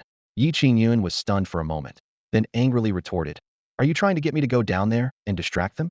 I was being kind and telling you to escape. How does that become making you distract them? The young master protested urgently. Below the carriage, the middle-aged coachman steeled himself and raised his hand in a gesture. Gentlemen, we are from the Shao family of Beichuan. Before he could finish, the bear demon roared and pounced. Left with no choice, he puffed up his sleeves and gathered spiritual energy in his palms. Bang! Their palms collided, and he staggered back several steps, his feet carving 2 deep grooves in the ground. The bear demon grinned, its fangs gleaming coldly. You've got some skill. The wolf demon stepped forward. Let me handle this. Whoosh! The silver-gray figure shot forward like lightning, its claws slicing through the air with a sharp whistling sound. The middle-aged coachman roared and pushed forward with both palms, barely blocking the claws, though his palms were already torn open with several bloody gashes. Attack together. Don't waste time. The bear demon bellowed, its massive form stomping the ground and sending fragments of stone flying. Seeing the 2 demons closing in, the middle-aged coachman's expression turned tragic as he whispered, Young miss, I'll go first. He charged forward, ready to fight to the death to buy the others time to escape. At that moment, Damao, inside the carriage, slowly straightened up, its pitch-black eyes gleaming with a cold light as it fixed its gaze on the two demon beasts. In an instant, the bear demon and wolf demon felt an irresistible pressure descending from above, like a collapsing mountain pressing down on their backs. Their bodies stiffened, and even their breathing was blocked in their chests. The middle-aged coachman felt nothing, only wondering why the two demons had suddenly frozen with expressions of terror. Could it be that my aura intimidated them? He thought excitedly. Seizing the rare opportunity, he raised his palms and struck furiously. Bang! Bang! The wolf demon and bear demon spat blood as they were sent flying, rolling several yards across the ground in clouds of dust. The coachman looked down at his palms in amazement. Was I really this powerful? Logically, either of these two beasts should have given him a hard fight, yet now he had easily defeated them both. The fallen demons desperately tried to struggle to their feet, but their muscles felt bound by iron chains. That imperial pressure descended again, tightening their throats until they couldn't even move their fingertips. There's a demon king. There's a demon king. The two demon beasts were terrified in their hearts, but they couldn't make a single sound. The middle-aged coachman launched another attack. The bear demon and wolf demon were pinned firmly in place by that invisible pressure, their hearts filled with bitter frustration. Clearly, this guy was no match for them. Yet they couldn't fight back at all, only able to serve as punching bags, feeling utterly humiliated. The coachman was overjoyed. Though he was merely at the early core formation stage, he was now grinding two mid-stage core formation demon beasts into the ground. His fists and feet struck their fur and scales with dull thuds, and he grew more excited with each blow. Within moments, the wolf demon's head was bloodied, the bear demon was spitting blood, and both demons howled in agony. At that moment, Damao on the carriage roof lazily yawned. The pressure that had immobilized the demon beasts instantly dissipated. Roar, the bear demon was the first to notice, rolling over and scrambling up before fleeing into the forest in a panic. The wolf demon followed even faster, not looking back. Both demons had only one thought left. If they didn't run now, they'd be dead. These people actually have a demon king's protection. The wolf demon was terrified. That demon king was just showing mercy earlier, otherwise we'd both be dead. In moments, the two demonic figures vanished deep into the forest. The middle-aged coachman didn't pursue them. He withdrew his fists, straightened his sleeves, and returned to the carriage with undisguised satisfaction. Young miss, I've driven off those two demon beasts, he reported with a cupped fist salute. Inside the carriage, the young master was still shaken. They won't come back, will they? They shouldn't. The coachman shook his head. The young master breathed a sigh of relief and steadied himself by the window. However, the coachman couldn't suppress his doubts and said hesitantly, Young miss, I believe some experts secretly helped us. Why do you say that? The young master raised an eyebrow. The coachman recalled the recent events. Both demon beasts had higher cultivation than me. Logically, I'd struggle against just one, let alone two. But just now they seemed suppressed by some force, only able to take my punches without fighting back. Without that, I never could have won. The young master nodded repeatedly. It made perfect sense. But thinking back on this journey, she hadn't hired any expert for protection. Could it be? Both simultaneously turned their gaze to the corner of the carriage, where a young man was curled up, trembling. Qingyun. Could it be him? The coachman studied him secretly, but the other showed no cultivation fluctuations whatsoever, appearing to be an ordinary mortal. After a moment's consideration, the young master also dismissed this notion. How could someone who couldn't even sense spiritual energy be a hidden master? Seeing both staring at him, Qingyun got goosebumps. Why are you looking at me? It's nothing, the young master replied dismissively. Seeing this, the coachman said no more, cracking his whip to drive the horses and quickly leave this dangerous area. As the carriage moved along, the young master kept glancing sideways at Qingyun, making him extremely uncomfortable. Finally, remembering something important, she asked softly, What's your name? Qingyun. The young master was slightly stunned. Are you from the Yi family? The Yi family? What Yi family? Qingyun looked completely bewildered. Seeing he didn't seem to be pretending and truly had no cultivation, the young master waved dismissively. Never mind. Qingyun rolled his eyes. So mysterious. What exactly did she want? He decided to ask directly. Your surname is Xiao? Well, my name is Xiao Shi. As soon as the girl finished speaking, Qingyun, sitting across from her, raised an eyebrow. Disappear? That doesn't sound like a very auspicious name. Xiao Shi's expression darkened instantly. Not disappear, it's Xiao Shi, as in poetry and verse. Oh. Qingyun nodded repeatedly. The girl couldn't be bothered to explain further and simply rolled her eyes. The carriage swayed along leisurely.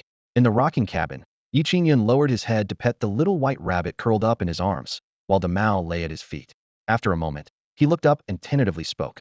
Ahem, why don't you just let me go? I'm just an ordinary person. I'm of no use to you. Xiao Shi snorted softly. How are you useless? You can tell me stories. Qingyun smiled bitterly. Then let me write down the story of the legend of the Condor heroes for you to read at your leisure. Once I'm finished writing, you'll let me go, all right? After pondering for a moment, Xiaoshi nodded in agreement. Though willful, she wasn't unreasonable, having forced Yi Qingyun to accompany her all this way and tell stories day and night for so long. It was about time to release him. Then right away. Excellent. Writing materials were placed in the corner of the carriage. Yi Qingyun retrieved paper and brush, lifting the wolf hair pen. The system's brutal training had honed his calligraphy to master level, whether running script, regular script, or cursive. He could execute them all effortlessly. Initially, Xiaoshi leaned against the cushions, casually watching the scenery. But when her peripheral vision caught sight of the paper, she froze. Yi Qingyun's brush moved swiftly, yet every character was elegant and graceful, with strokes both vigorous and refined, flowing together like a silver thread of moving clouds and water. Watching his upright posture and slightly raised wrist as he wrote was like admiring a pleasing painting. Your calligraphy is actually this good? She couldn't help but exclaim. Yi Qingyun smiled slightly. It's passable, just so-so. Just so-so. Xiaoshi stared at those flowing yet distinct ink traces, silently grumbling. If this was considered mediocre, then her own writing was chicken scratch. Night deepened, with intermittent insect chirping outside the carriage. Yi Qingyun wrote from dusk until dawn, his wrist aching and numb. Finally completing a condensed version of the legend of the Condor heroes, over a dozen thin pages spread across the table. Finally finished. He rubbed his wrist and handed over the papers. Here. Just as Xiaoshi received the papers, he picked up the brush again. Let me add an illustration. Minutes later, a scene of Guijing drawing his bow to shoot at a great eagle appeared on paper. Yellow sand filled the sky. A young hero stood proudly. The precious bow was drawn taut. The moment of shooting 2 eagles with 1 arrow was frozen on the rice paper. Exquisite lines and varying ink tones made the scene seem ready to come alive. Xiaoshi stared in amazement, almost hearing desert winds in her ears and seeing a real hero standing in the wilderness. She was completely absorbed by the painting, forgetting time and the presence of Yi Qingyun before her. Ahem. Yi Qingyun cleared his throat softly. Xiaoshi continued staring intently at the painting. Sigh, Miss Xiao. Only then did she look up as if awakening from a dream. What is it? I must take my leave now. Xiaoshi paused, then leaned out. Stop the carriage. The driver pulled the reins, and the carriage came to an abrupt halt. Yi Qingyun jumped down first, holding the rabbit, with Dao nimbly following to the ground. Xiaoshi leaned against the window frame, her long hair falling over her shoulder. Perhaps we'll meet again if fate allows. Yi Qingyun turned back with a smile and nodded. The whip cracked, wheels rolled, and the carriage departed into the distance. Watching the dust gradually settle behind the carriage, Yi Qingyun let out a long breath, finally free. But when he looked around, he saw unfamiliar mountains, forests, and crossroads sparse of people, with no clear direction. He couldn't help but curse. Where the hell am I? Yi Qingyun was lost. To be precise, he had no idea where he was. The desolate wilderness stretched endlessly around him, with weeds towering higher than a person. The night wind howled as it swept past, and distant wolf howls with drawn-out echoes drifted through the air, sending chills down his spine. Yi Qingyun instinctively clutched the gray rabbit in his arms tighter, as if grasping his last lifeline. Dao, do you know the way home? He asked tentatively to the black dog beside him. The old saying goes, an old horse knows the way, but no one ever mentioned whether old dogs could do the same. Dao looked up and barked once, wagged his tail leisurely a couple of times, then began walking forward at an unhurried pace. Yi Qingyun looked skeptical. Could this guy really be trusted? Seeing his master still rooted to the spot, Dao stopped and looked back, tilting his head as if urging him on. Yi Qingyun had no choice but to follow. One man, one dog, one rabbit. They trudged slowly through the moonlit wilderness. The dog walked with ease, the rabbit dozed in his arms, but the man's heart was filled with panic. By midnight, Yi Qingyun's legs felt like lead, his stomach growling with hunger as he wailed. I can't walk anymore, Dao. How about giving me a ride? The moment he finished speaking, Dao's canine face instantly drooped like a bitter melon. Asking a dog to carry a person? Do you have any humanity left? But Yi Qingyun was truly about to collapse. Seeing him swaying unsteadily, Dao hesitated for a moment, then turned and ran toward an open area ahead, barking twice into the darkness. A gust of wind stirred up dust as a massive black bear, nearly 10 feet tall at the shoulder, burst through the grass and charged straight at Yi Qingyun. Yi Qingyun was scared out of his wits and lunged forward to pull Dao away. Run! A bear is coming! But Dao showed no fear, barking twice more at the giant bear. The black bear actually crouched down and nodded repeatedly, as if understanding dog language. The dog and bear communicated under the moonlight for quite a while before the black bear finally turned and walked over to Yi Qingyun. Yi Qingyun felt his skin crawl and stepped back several paces, but then saw the black bear suddenly lie down, exposing its broad back. Dao barked repeatedly at Yi Qingyun, meaning couldn't be clearer. All aboard. You want me to ride it? Yi Qingyun stood stunned for a long moment before finally realizing just how extraordinary his dog truly was. Mustering his courage, he climbed onto the black bear's back. The bear steadily rose to its feet, while Damao continued leading the way. Damao, is it your friend? Yi Qingyun asked. Woof woof, essentially a yes. You're amazing. I'll give you a big bone when we get back. Woof woof woof. The bear's back was quite steady, though its fur was rather coarse, making Yi Qingyun squirm uncomfortably. The black bear cursed inwardly. I'm a bear demon after all, and you're complaining about my fur being prickly? If not for the sake of this dog demon king, I would have slapped you pathetic human into mincemeat long ago. This bear demon was the very same one who had traveled with the wolf demon earlier. Now summoned by Damao, it had been forced to become Yi Qingyun's mount. On a distant hilltop, the wolf demon squinted as he watched the bear demon carry the human into the distance, his heart aching with sympathy. Brother Bear, you have my condolences? Meanwhile, elsewhere. Miss, we've reached Imperial Sky Valley. At a narrow valley entrance, a carriage came to an abrupt halt as the middle-aged coachman lifted the curtain to announce their arrival. Xiao Shi emerged from within, her robes flowing gracefully in the moonlight. She stepped out of the carriage, now dressed in women's clothing. If Yi Qingyun were here, he would surely be stunned by Xiao Shi's beauty. When she disguised herself as a man, he couldn't see through her facade, but once she changed back into women's clothing, Xiao Shi revealed herself as one of the most breathtaking beauties in the world. It was precisely because her face was so extraordinarily beautiful that she drew countless gazes wherever she went, making her uncomfortable, which was why she had spent years presenting herself in men's attire. Today, she had finally reached her destination. Mist swirled around the mountain pass, and green stones wound their way along the path. Xiao Shi stood at the valley entrance, her eyes unable to contain her anticipation. She had traveled thousands of miles from Beichuan, seeking to find the master who lived in seclusion in Yutian Valley and become his disciple. Her great-grandfather had once been acquainted with this master, and on his deathbed had specifically instructed, if any descendant of the Shao family possessed exceptional talent, they should be sent to Yutian Valley, where the master would surely accept them as a disciple and help them achieve fame throughout the world. Now, the Shao family had placed their hopes in Xiao Shi, and she had come bearing this mission. Uncle Gio, bring the apprenticeship gifts and follow me into the valley. Yes. Uncle Gio was indeed that steady middle-aged coachman. He picked up the gifts wrapped in brocade cloth and followed behind Xiao Shi as they stepped into the tranquil Yutian Valley. Cool breezes gently brushed through the valley, and birdsong was sparse.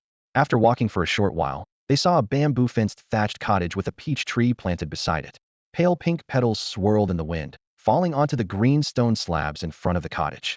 Under the peach tree, a white-haired elderly man was half reclining in a bamboo chair, eyes slightly closed as he dozed, breathing deeply and steadily. Xiao Shi's eyes lit up, but she dared not rashly disturb him, so she and Uncle Gio stood at a distance, quietly waiting for the master to awaken. Time passed slowly, and after more than 2 hours, with bamboo leaves rustling, the old man finally opened his eyes leisurely. He made a soft sound, his gaze falling on the two people not far away. A girl from the Xiao family? Xiao Shi hurried forward and knelt in greeting. Junior Xiao Shi pays respects to the senior. The old man observed her for a moment, nodded slightly, and smiled. Very good, very good. Your aptitude is excellent and pleases me greatly. Hearing these words, Xiao Shi's heart filled with great joy, and she immediately prostrated herself. Disciple pays respects to master. She kowtowed 3 times, each bow clear and forceful. The white-haired old man smiled as he accepted her obeisance. Master, this is the apprenticeship gift my Xiao family has prepared for you. Xiao Shi took the brocade package from Uncle Gio and presented it with both hands. The old man unwrapped the package, and suddenly, a folded painting scroll slipped out from a compartment in the gift box. Xiao Shi was startled and immediately bent down to pick it up, looking somewhat embarrassed. Master, this is not part of the apprenticeship gift, it's just an ordinary painting that Yi Qingyun casually drew in the carriage earlier and was mistakenly packed together. The old man, however, showed great interest. Bring it here, let me see it. Xiao Shi worried that the painting might displease him, but since her master had spoken, she could only respectfully hand it over. As the scroll was unrolled, the old man looked intently, and his expression suddenly changed dramatically.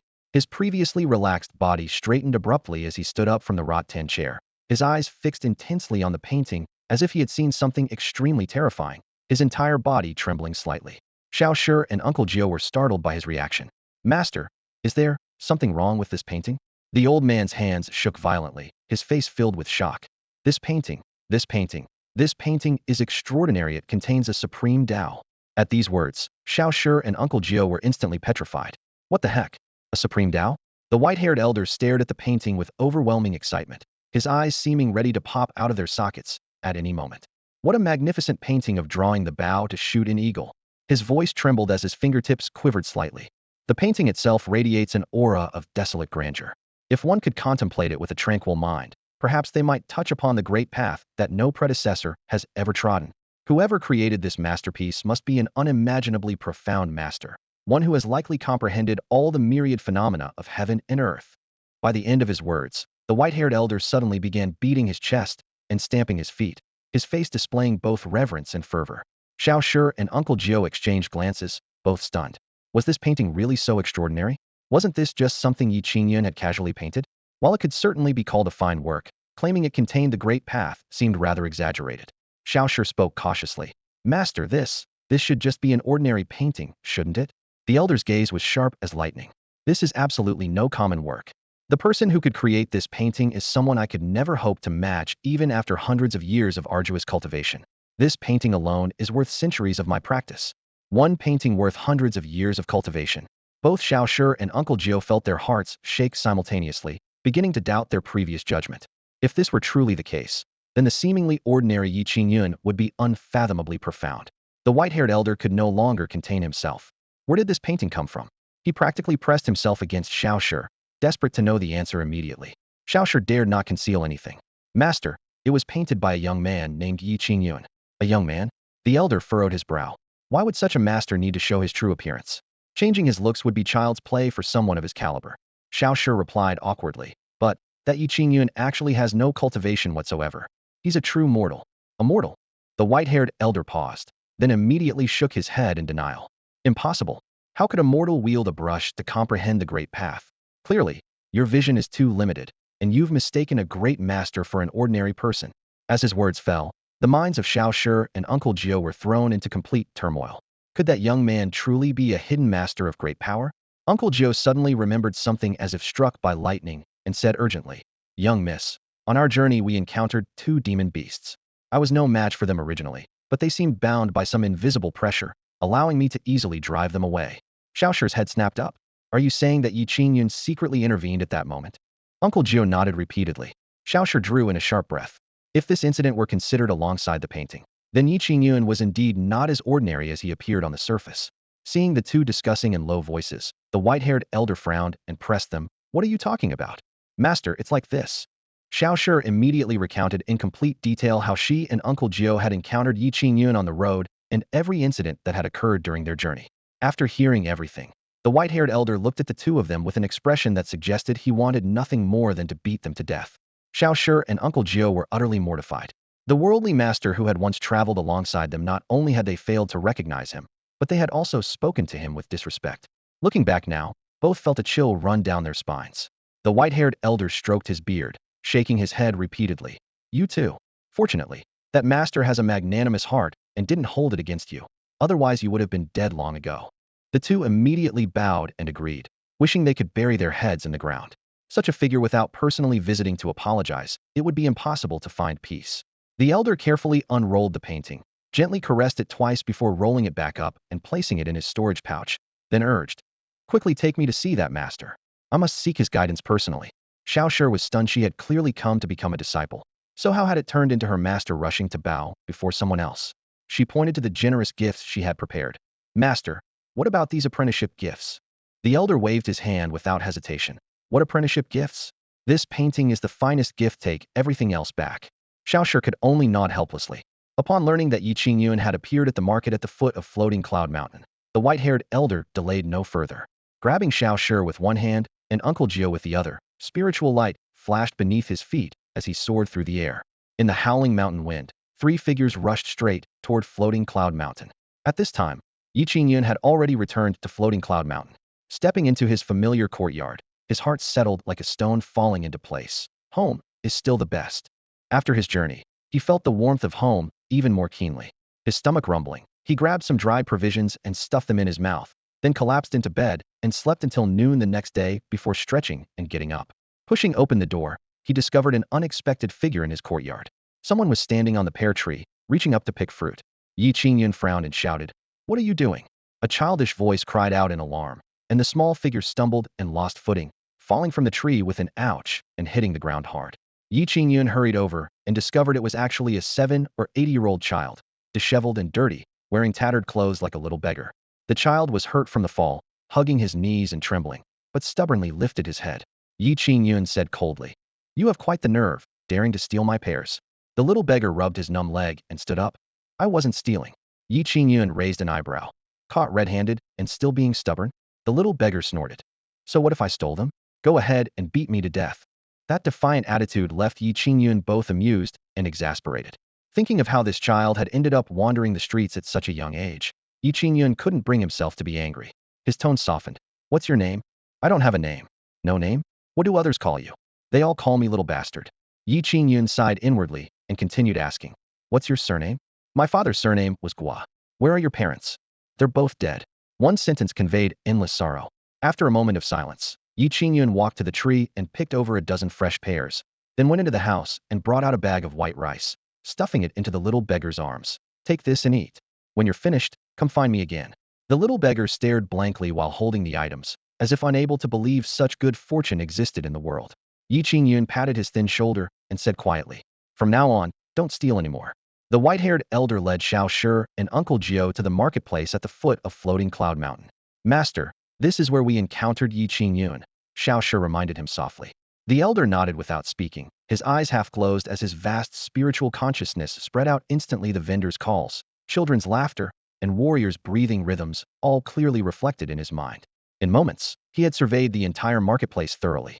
Unfortunately, everyone he observed was merely a common warrior with shallow cultivation, none worthy of his attention, and certainly none resembling that mysterious master. The elder's brow furrowed slightly as he pondered. If that person was deliberately concealing their cultivation, perhaps a true expert was hidden among the ordinary people he had just examined.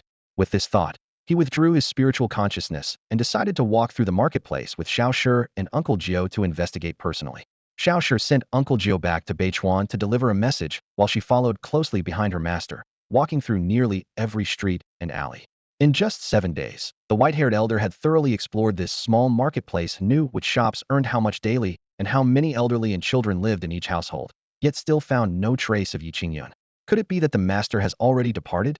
The elder wondered. Xiao Shi suddenly slapped her forehead. "Oh right, he seemed to know old Huang, the storyteller at the tea house. Why are you only mentioning this now?" The elder glanced at her with a hint of reproach in his voice. "Please forgive me, master. I momentarily forgot," Xiao Shi replied quietly. Having found a new lead, the two immediately headed to the marketplace tea house. At that moment, old Huang was leaning against a table, telling his story with great emotion, recounting the legend of the Condor heroes that Yi Qingyun had taught him. Tea patrons packed the entire tea house. The proprietor was frantically busy, and the servers dared not pause in serving tea and water.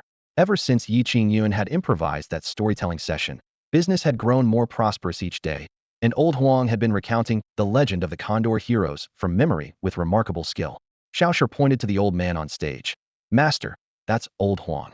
The white-haired elder glanced at him, confirmed he had no cultivation, and instead of approaching immediately, found a side seat to listen quietly.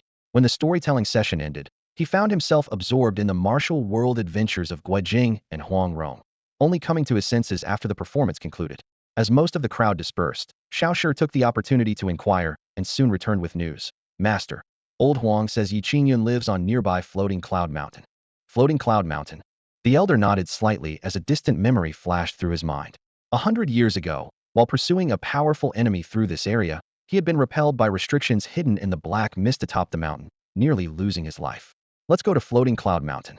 The master and disciple set off without delay. Half a day later, they stood at the mountain's base.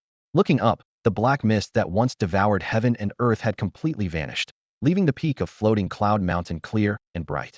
The elder couldn't help but show some surprise. The restrictions from years past had actually disappeared. He remembered clearly when he had passed by Floating Cloud Mountain back then. Thinking it was merely ordinary black mist, he had triggered the restrictions and nearly lost his life there. Now, the dark mist on the mountain had completely dissipated, and the restrictions that had shrouded the peak for years seemed to have been erased by some mysterious master. The white-haired elder Mo Tianshu felt his heart tremble as he secretly wondered if this was the work of that extraordinary being. Steadying his mind, he led his disciple Xiao Shi up the stone steps toward the summit. The mountain wind howled and pine needles rustled as the two walked only a few dozen yards before Mo Tianshu suddenly stopped, his expression grave. "Master, what's wrong?" Xiao Shi looked up in confusion. Mo Tianshu didn't answer, his gaze fixed ahead. Following his line of sight, Xiaoshi saw a large golden-haired dog lying on a sun-facing rock with all four paws in the air, belly exposed to the sunlight, squinting and yawning with the most contented expression imaginable. That's the dog that follows Yi Qingyun. Xiaoshi recognized it immediately and stepped forward, but Mo Tianshu raised his hand to stop her. Master. She looked completely puzzled. Mo Tianshu's breathing grew heavy, his eyes showing rare fear. This is a demon king. Xiaoshi froze, her mind struck as if by lightning. A demon king. Demon kings were the rulers among demon clans, commanding territories spanning thousands of miles, with only a handful in existence. Even in the demon clan heartlands, there were merely 10 or so beings worthy of the title king, each possessing the power to topple nations and destroy cities.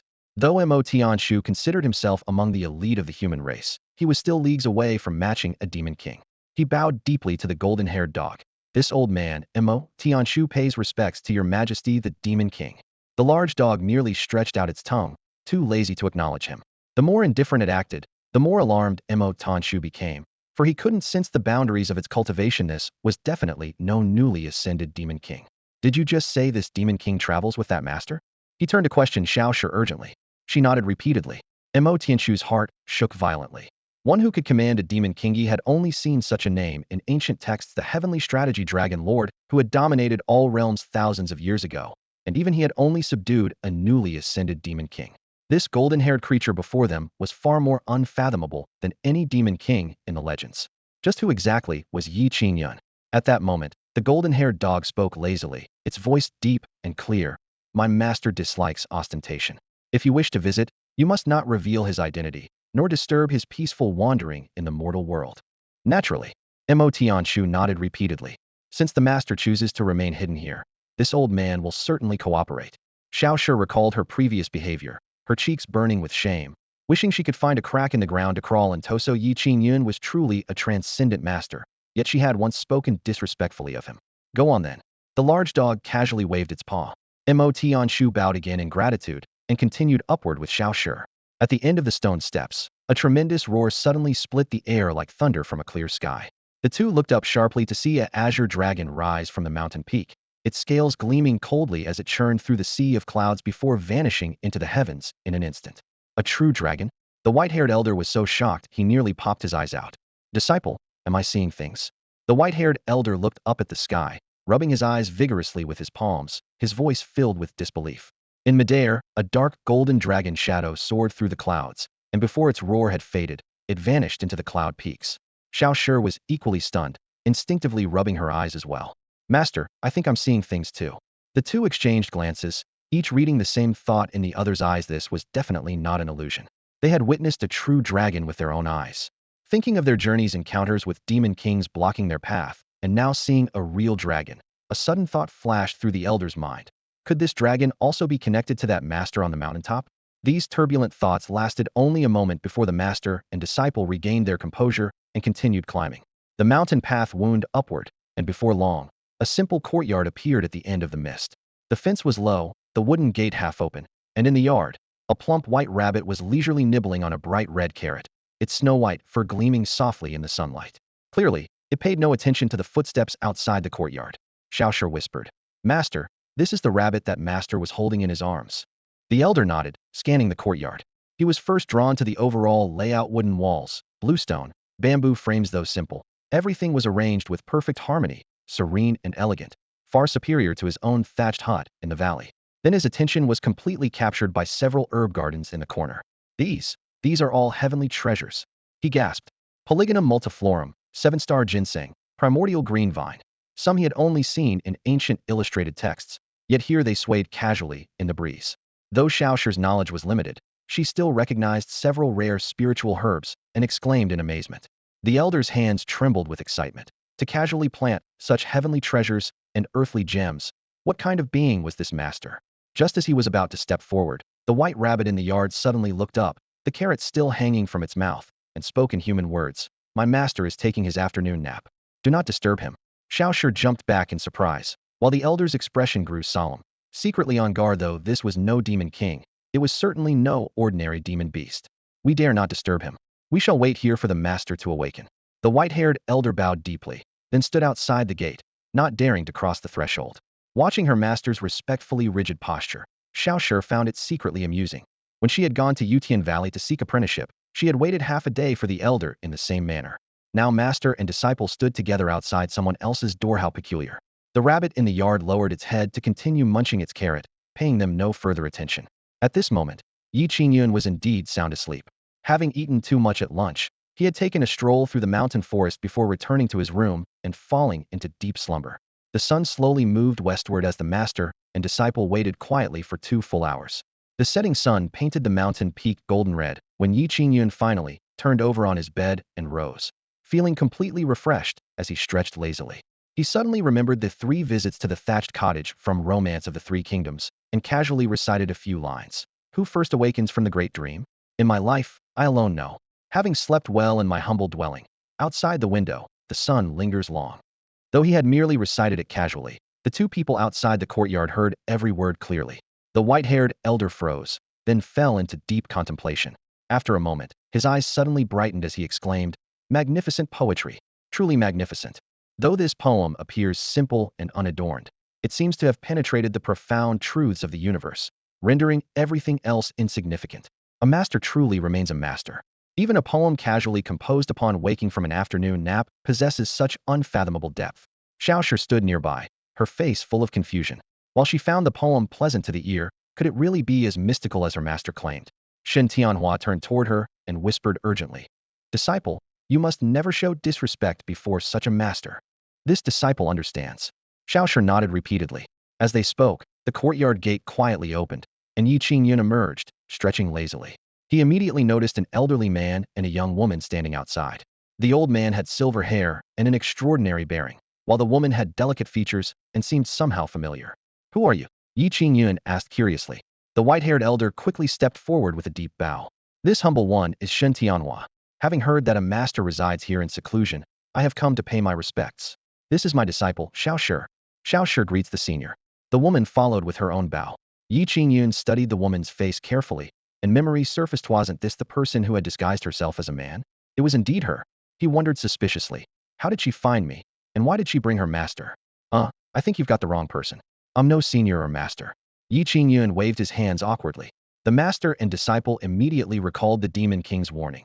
The master prefers to experience the mortal world in the guise of an ordinary person, so they must not disturb his state of mind. Shen Tianhua nodded inwardly and gave his disciple a meaningful look. This old one was presumptuous. "Please forgive me, young master." He quickly changed his tone. Xiaoshi chimed in. "Young master Yi, my master read your story and saw your painting. He was very interested, so I brought him to meet you." This explanation seemed reasonable enough, and Yi Qingyun readily believed it. "I see. Please, come in." Shen Tianhua repeatedly expressed his gratitude as the master and disciple entered the courtyard. The exotic flowers and plants, along with the uniquely shaped spiritual trees scattered throughout, made them walk with extreme caution, as if afraid of disturbing some precious spiritual materials. Once inside the house, Shen Tianhua could barely tear his eyes away. The tables, desks, books, and writing implements, everything emanated a faint precious glow. His gaze alternated between the writing brush and the broom in the corner, thinking to himself, any single item here would surpass his entire collection combined. "Please, have a seat." Yi Qingyun gestured with his hand. Shen Tianhua settled into a chair, while Xiaoshi dared not sit, maintaining the proper distinction between master and disciple as she stood respectfully at his side. "Young Master Yi, this old one has viewed your painting. The artistry is truly exquisite and praiseworthy." Shen Tianhua smoothly initiated conversation. "I just painted it casually. It's really not as good as you say." Yi Qingyun scratched his head embarrassedly. Painted casually? Shen Tianhua's mind reeled. A casual painting could contain the great Tao? What if he painted something seriously? Wouldn't that lead to instant enlightenment? This old man has always been fond of calligraphy and paintings. I wonder if you might have other artworks that I could appreciate? Shen Tianhua asked cautiously, his voice barely above a whisper, afraid of being presumptuous toward his host. Yi Qingyun raised his hand to indicate there was no need for such formality and nodded readily. "Of course. I just finished a painting last night and was hoping to get an expert's opinion." With that, he turned to his desk and retrieved a scroll of rice paper. "Please, honored sir." As the scroll unfurled, a painting titled Lotus Pond with 100 Flowers gradually spread before Shen Tianhua and Xiaoshi's eyes. Emerald leaves stretched endlessly across the surface, while crimson lotuses bloomed in competition. Gentle ripples seemed to dance right off the paper, with light and shadow interweaving in lifelike detail. Xiaoshi gasped in amazement, feeling that the painting's beauty could rank among the finest in the world. But what Shen Tianhua saw went far beyond mere visual splendor. The moment his gaze fell upon the painting's center, his chest felt flooded with gentle warmth. His true essence, dormant for years, began to stir faintly, showing signs of a potential breakthrough. Shen Tianhua, usually composed and steady, now trembled with shock. Could it be that at the end of his lifespan, he had found an opportunity within this painting?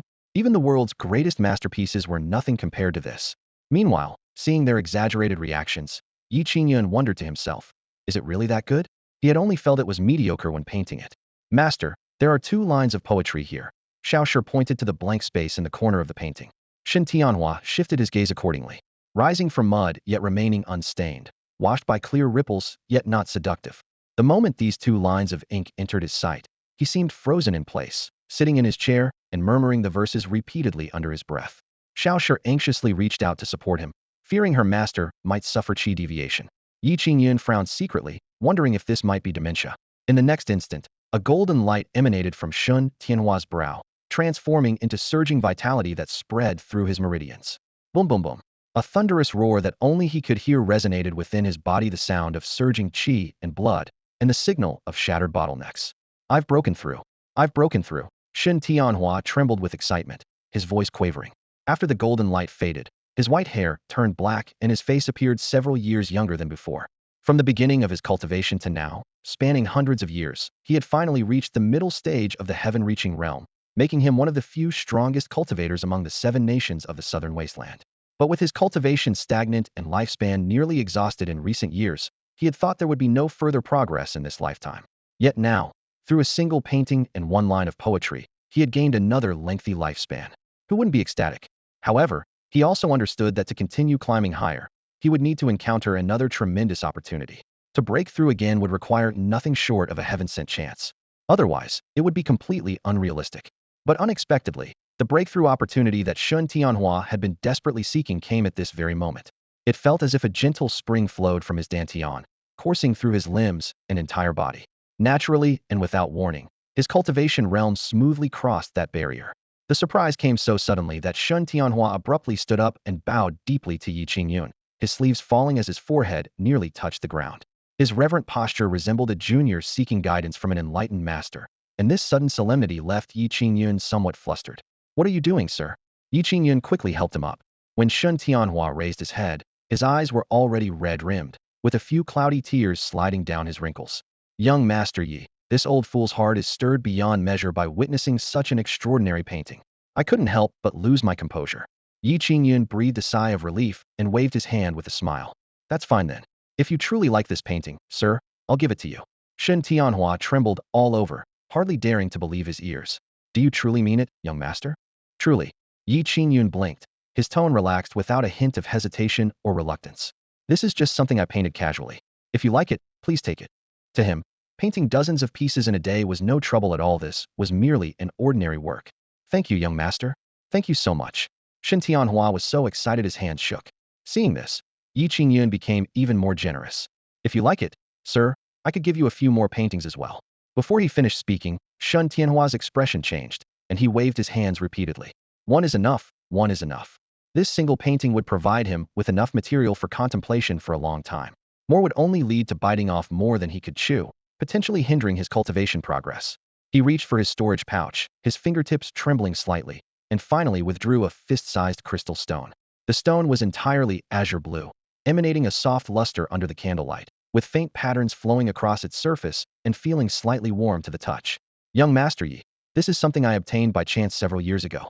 Though it cannot compare to the value of your painting, it is the most precious item I possess. Since you have bestowed this painting upon me, I should reciprocate with a gift. Please accept it. Yi Qingyun curiously accepted the crystal stone and examined it from all angles. He found its color beautiful but couldn't discern anything else special about it, so he casually placed it on the corner of the table. This stone is quite nice. Xiao Shi, watching from the side, frowned slightly. That was a treasure her master held dear, yet Yi Qingyun had set it aside so carelessly. However, Shen Tianhua didn't mind at all in his view. Exchanging the ancient mystic stone for this painting was an incredible stroke of fortune. Though the ancient mystic stone is precious, in the eyes of a master, it's probably quite ordinary. I've actually gotten the better deal, he thought to himself with satisfaction. If others knew about this, they would be shocked beyond belief. In all of the 7 nations of the southern wasteland, it would be difficult to find a second ancient mystic stone, Yet he had used it to trade for a painting and still felt he had profited. Qingyun suddenly suggested, "How about we have a meal together?" Eating alone was too lonely. Having more people would make it livelier. Shen Tianhua naturally agreed with pleasure. Although he had long since transcended the need for food, how could he refuse an invitation from such a master? This was truly his honor. "Please wait a moment, I'll go prepare." After saying this, Qingyun rolled up his sleeves and headed straight into the kitchen. Seeing this master actually cooking himself, Shen Tianhua froze on the spot, almost blurting out, "Absolutely not." He quickly turned to his disciple Xiao Shi. "My dear student, go help young Master Yi." Xiao Shi was stunned, feeling quite intimidated. Having been pampered since childhood, she couldn't even tell different vegetables apart in the Xiao family fields, let alone cook. But since her master had spoken, she had no choice but to reluctantly follow. In less than the time it takes to burn an incense stick, she emerged looking completely deflated. "What happened?" Shen Tianhua lowered his voice. I was kicked out by young Master Yi," Xiao Shi said pitifully, fidgeting with the corner of her robe. "He said I was clumsy and would only cause trouble." The dignified young lady of the Xiao family, rejected simply for not knowing how to cook, she was absolutely furious inside. Shen Tianhua could only shake his head speechlessly upon hearing this. "All right, just sit quietly over there." Xiao Shi sat down with her arms crossed, getting angrier by the minute she'd see what kind of mess Qingyun could produce. Soon, an enticing aroma of meat wafted from the kitchen, hooking people's appetites like little fishhooks and making them salivate. Even Shen Tianhua, who had abstained from food for years, found himself secretly swallowing. So fragrant. He never expected his old bones would actually look forward to dinner. But just as the pleasant aroma had lasted for a moment, waves of strange stench began pouring out of the kitchen, so pungent it brought tears to their eyes.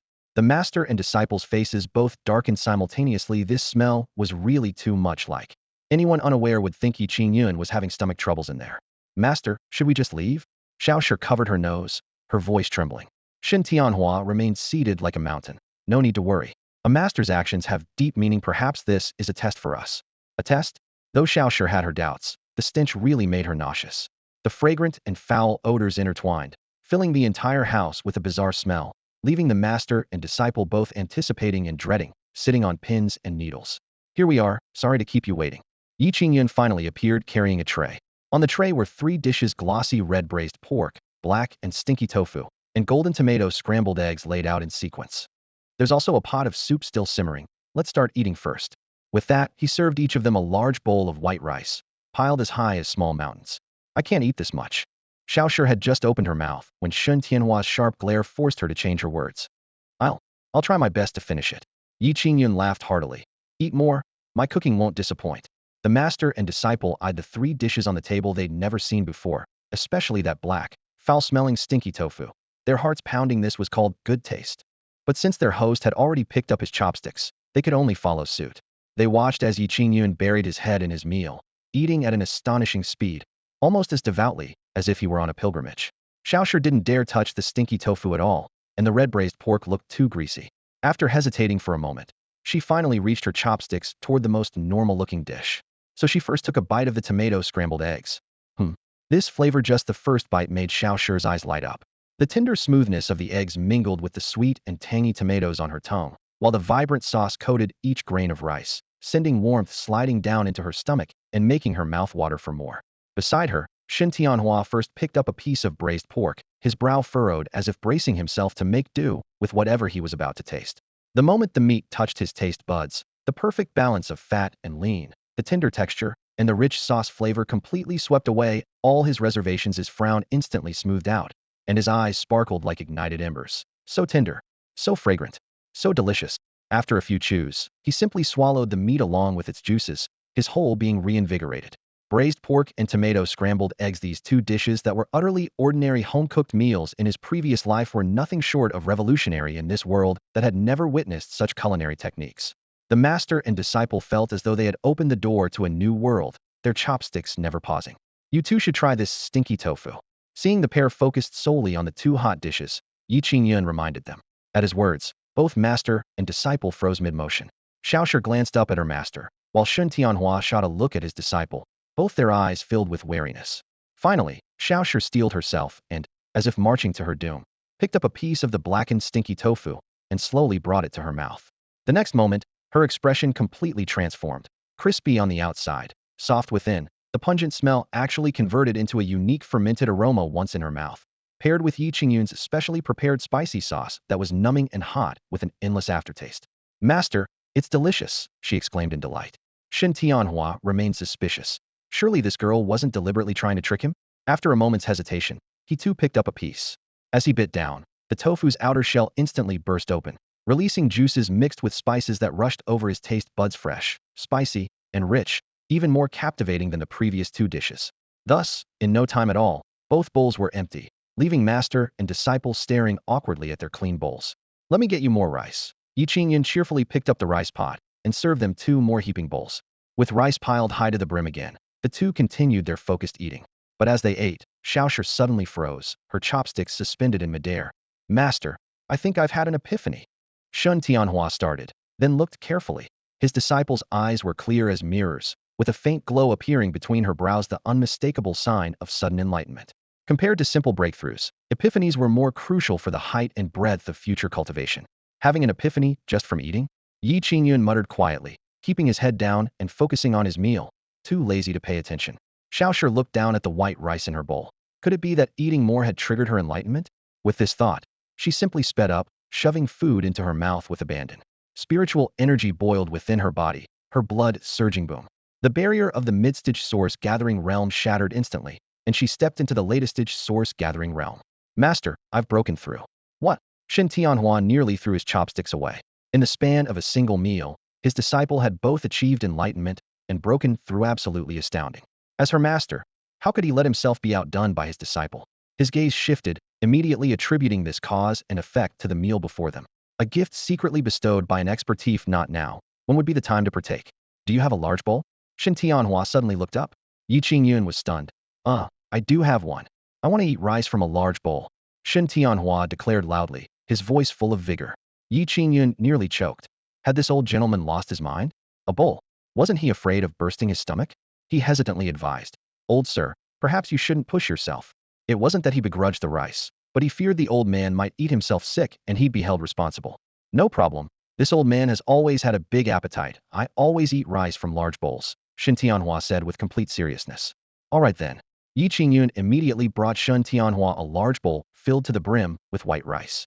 When the bowl was placed in front of Shen Tianhua, his weathered old face displayed a spectacular range of emotion: shock, hesitation, and a touch of determination. Having lived most of his life, he had probably never seen such a luxurious portion, but for the sake of breaking through his cultivation level, he gritted his teeth, lifted the bowl, and got to work. Steam from the hot rice hit his face as Shen Tianhua's arms bulged with veins. He tilted his head back as if trying to swallow all his hopes along with the rice. At this moment, he was truly the ultimate rice warrior. Even Yi Qingyun, who prided himself on his enormous appetite, could only feel ashamed watching this scene. Take it easy, old man, Yi Qingyun reminded him. No problem, I can handle it, Shen Tianhua replied with his mouth full of rice, his words barely intelligible. Xiaoshi at the same table wasn't idle either, frantically shoveling rice into her mouth, completely abandoning any semblance of a master's dignity. Yi Qingyun finished his meal in just a few bites, wiped his mouth, and leaned back in his chair to watch the show. The sight of these two rice buckets wolfing down their food became increasingly alarming, and he even felt a bit nauseous. The three dishes on the table were scraped clean except for scraps. Xiaoshi simply picked up the tomato and egg plate, poured an entire bowl of rice into it, mixing the red and yellow sauce with the rice grains, then opened her mouth wide and stuffed it in again. Not to be outdone, Shen Tianhua flipped the entire plate of braised pork into his bowl, letting the sauce slide down the sides as he scraped it clean with his spoon. Yi Qingyun stared in disbelief. This is way too extreme. Even starving ghosts wouldn't eat like this. How many years has it been since these two had a proper meal? Soon after, Xiaoshi's face turned red as she finally put down her bowl, burping repeatedly. Yi Qingyun quickly handed her a glass of water, afraid she might throw up any second. Shen Tianhua glanced at his disciple and snorted. Experience comes with age. You need a few more years of cultivation, girl. Then he continued his battle with the food. But as he kept eating, he began to wonder. I've stuffed down so much. Why haven't I broken through yet? The bottom of the bowl soon gleamed silver, his belly bulged like a drum, yet he stubbornly persevered, struggling to swallow the last mouthful of rice. Boom! An unprecedented surge of energy exploded from his dantian, instantly flooding his entire body. Shen Tianhua felt his joints crack and his skin warm, as if he had grown several years younger. Previously, from contemplating the lotus diagram, his cultivation had reached the late stage of the heaven-reaching realm and extended his lifespan by decades. Now, though he hadn't advanced further, He had genuinely gained another 100 years of life. This discovery filled him with joy. With sufficient lifespan, he would have time to pursue even higher realms. I, I can still eat more. His eyes lit up, convinced that eating more would bring more benefits, even if it meant bursting his belly. Yi Qingyun helplessly cleared his throat and showed him the empty rice pot. Ahem, sir, your appetite is truly impressive, but you and your disciple have completely wiped out all my grain. Seeing the pot scraped clean, the master and disciple felt both regretful and secretly relieved. Master, I'm a bit too full. Don't say anything. I feel like throwing up too. Both master and disciple turned pale, their faces cycling between green and white as waves of dry heaving filled the air, leaving Yi Qingyun torn between laughter and tears. He reached into his sleeve and pulled out 2 white pills the size of fingernails, placing them on a jade plate and pushing it toward the pair. Take some digestive tablets. He had crafted these pills himself. Though the formula was ordinary, it contained traces of spiritual energy thanks to the system's guidance. Digestive tablets. Shen Tianhua and Xiao Shi exchanged puzzled glances, but considering their host's identity, they each took a pill and swallowed it. The cool medicinal power slid down their throats into their stomachs.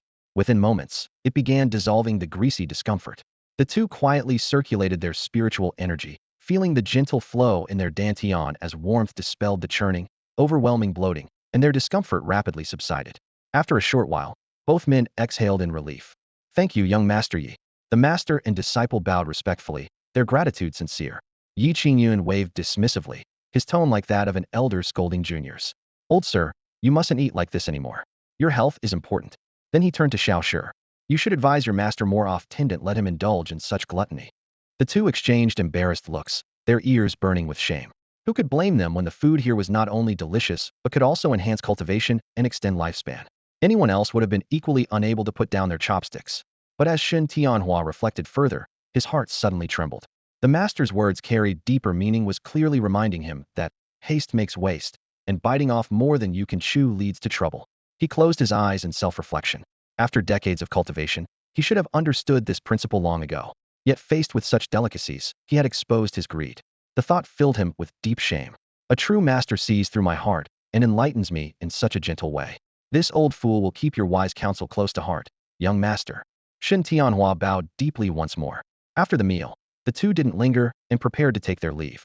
This visit to see Yi Qingyun, with all its gains, was worth its weight in gold. Yi Qingyun escorted them all the way to the courtyard gate, watching until their figures disappeared into the mountain path. At the foot of Floating Cloud Mountain, mist swirled around the treetops as birds pecked at dewdrops. Shen Tianhua looked back toward the cloud-shrouded peak, sighing with emotion.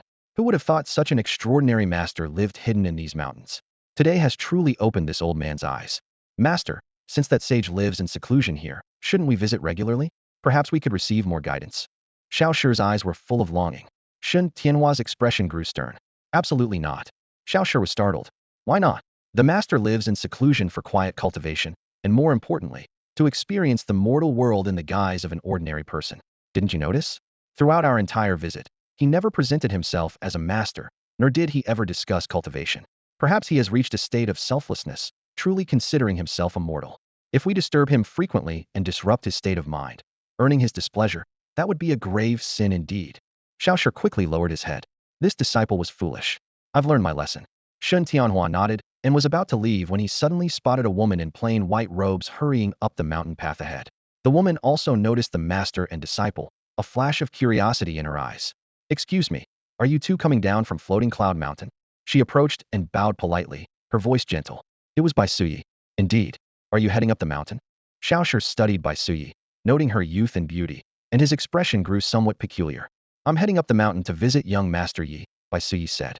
She had indeed come to find Yi Qingyun. Half a month ago, she had climbed Floating Cloud Mountain with Qingyun, and Yi Qingyun had helped her with cupping therapy to heal her injuries. Now that the appointed time had arrived, she came as promised. Shen Tianhua glanced at her as they passed, his gaze like a sharp blade that could clearly discern her cultivation level and aptitude, merely latest-stage spirit opening realm. Yet she was a natural-born cultivator, only slightly inferior to his direct disciple Xiao Shi. At this thought, he secretly harbored the idea of taking her as a disciple. Girl, which sect are you from? The white-haired elder asked casually, his hands clasped behind his back.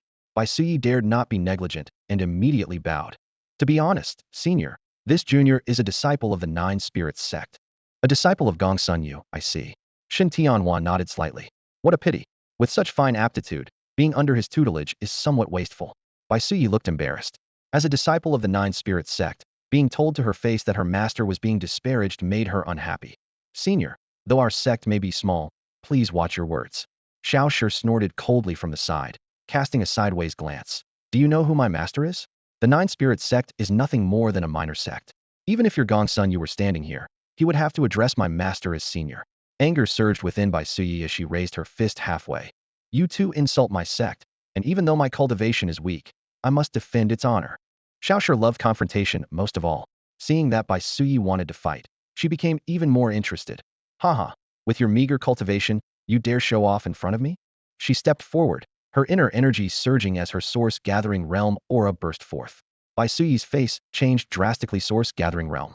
That was a level above the spirit opening realm, completely beyond her ability to match. Though she had latest stage spirit opening cultivation, if they truly fought, she would be crushed to pieces. So she's about my age, yet her cultivation is so terrifying? Bai Suyi's heart sank, but she still gritted her teeth and released her own aura, showing no sign of retreat. Shin Tianhua did not intervene. He too wanted to see just how much backbone this girl possessed. As the two women faced off with swords drawn, a muffled thunder suddenly exploded in the sky boom. The rolling thunder shook the mountain, and all three looked up simultaneously. The clear sky was instantly swallowed by dark clouds that rolled like ink waves, as if a storm would arrive at any moment. How can the weather change so strangely? Shin Tianhua frowned. The next moment, his pupils contracted. Within the dark clouds, a true dragon could be faintly seen stirring up the wind, and clouds the very same one he had glimpsed from afar on his way up the mountain. At that moment on the mountaintop, Qingyun also looked up, puzzled. Why is it suddenly going to rain? He hurriedly ran outside the courtyard to bring all the drying clothes into the house. Thunder continued to roll incessantly as the dark clouds grew thicker and thicker. Shin Tianhua felt a strong sense of foreboding and said in a low voice, "We must leave immediately and avoid causing trouble." Xiao Shi was startled and somewhat confused. However, Shin Tianhua offered no explanation. He simply grabbed Xiao Shi and soared into the sky. Bai Suyi watched in astonishment as the two figures suddenly vanished into the air, then secretly breathed a sigh of relief. Within moments, the previously roiling dark clouds and flashing thunder cleared completely, as if the tempest had never existed at all. At the foot of the mountain, Qingyun had just hurriedly gathered the clothes drying in his courtyard when the sky suddenly cleared. Muttering complaints under his breath, he reluctantly hung the garments back on the bamboo poles. Before long, Bai Suyi appeared along the mountain path. "Young Master Yi," she called softly from outside the small courtyard. Qingyun opened the door to greet her, and upon seeing it was Bai Suyi, quickly invited her inside. "Miss Bai, if the cupping treatment I gave you last time was effective, we should continue today." He efficiently brought out the bamboo cups, silver needles, and fire starter. Bai Suyi recalled how her bare back had been exposed during the previous treatment, and her cheeks flushed red. This time, only she and Qingyun were in the room, a man and woman alone together. Her heart fluttered with nervousness, yet she had no choice but to come. With Qingyun away from the manor recently, she could only visit for follow-up treatment by herself. "Young Master Yi, please, turn around first," she whispered, her voice barely audible. Qingyun froze, then quickly turned away, his breathing slightly quickened. He was, after all, a young man in his prime, and he knew he must maintain self-control. She was a disciple of the Nine Spirits sect, someone he couldn't afford to offend. At the same time, Bai Suyi's thoughts raced. If young Master Yi were to make any advances, should she resist? Or, perhaps struggle symbolically before yielding? At this thought, her cheeks burned even hotter. Finally, she untied her hair ribbon, removed her outer robe, and carefully lay face down on the low couch. "Young Master Yi, I'm ready," she said softly. Qingyun turned around, glanced briefly, then immediately averted his gaze and forced himself to remain composed. "I'll begin now." He lit the fire starter, and as the air swirled within the bamboo cups, he quickly placed 8 cups along Bai Suyi's pale back, then pulled a thin blanket over her shoulders. The charcoal fire flickered gently in the room, filling the air with the warm scent of herbs and smoke. Seeing that Qingyun remained perfectly proper without any improper behavior, Bai Suyi secretly felt relieved, yet also experienced a subtle sense of disappointment. This otherworldly master was indeed detached. She was probably no different from any ordinary woman in his eyes. Half an hour passed, and when the cups were removed, the white larvae clinging to the inner walls were significantly fewer than before. "It appears there aren't many parasites left. Miss Bai, your condition should be much improved," Qingyun said with a smile as he scraped the larvae into a medicine bowl. Before he finished speaking, Bai Suyi's face suddenly turned deathly pale. A metallic sweetness surged up her throat, and she spat out a mouthful of fresh blood. She collapsed to the ground, falling unconscious. This gave Yi Qingyun quite a shock. Bai Suyi suddenly seemed to have all her body heat drained away, collapsing limply into his arms.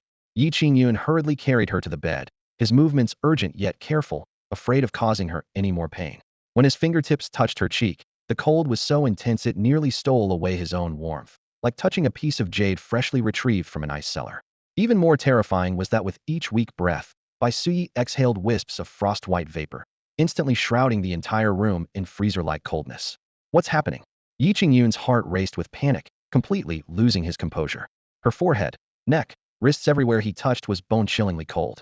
Any ordinary person would have frozen to death by now, yet somehow Bai Suyi still clung to life. At this rate, she really would die. Taking a deep breath, he shouted into the air. Shao air, turn on the heating, maximum setting. The smart home system responded instantly, the heater clicking to life as scorching warm air began blowing out. Still not reassured, Yi Qingyun fetched several hot water bottles he'd just filled with boiling water, tucking them under Bai Suyi's arms, at her ankles, and against her abdomen. Then he pulled out 2 thick comforters, wrapping her layer upon layer until she was completely bundled up. After more than 10 minutes, he reached out to check again. Still cold, but not as bone-piercing as before. At least he'd managed to halt the worsening trend. Only then did his throat relax slightly. But without finding the root cause, this was merely buying time. Could it be the remaining poison insects multiplying frantically inside her body? The thought struck him like lightning. He'd already used cupping therapy twice to remove Bai Suyi's poison insects, but many still remained. Perhaps sensing their numbers drastically reduced, the insects had instinctively begun reproducing rapidly, and Bai Suyi's body couldn't handle it, causing her to fall unconscious and her temperature to plummet.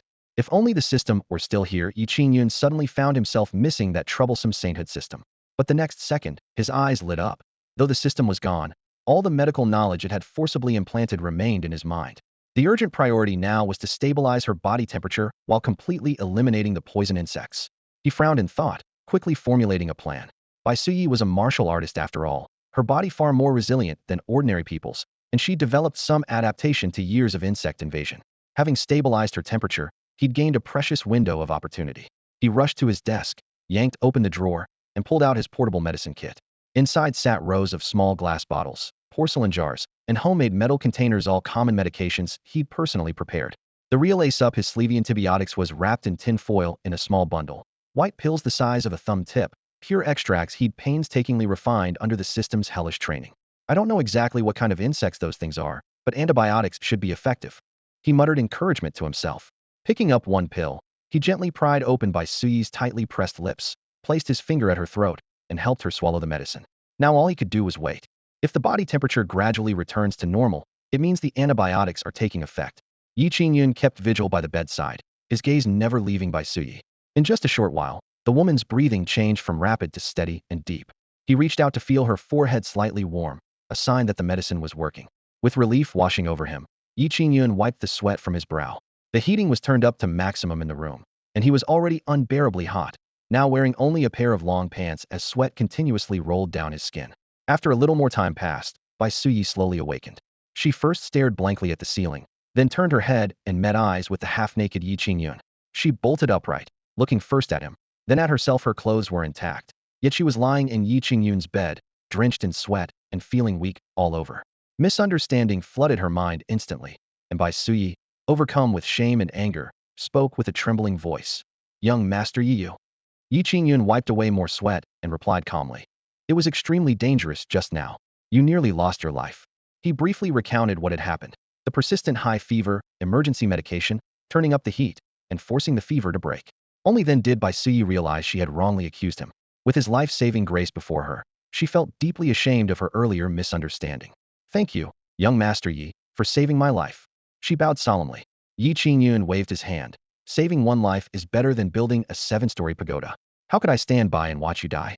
The phrase, saving one life is better than building a 7-story pagoda, echoed in Bai Suyi's ears, and she seemed to catch some profound Buddhist wisdom in it.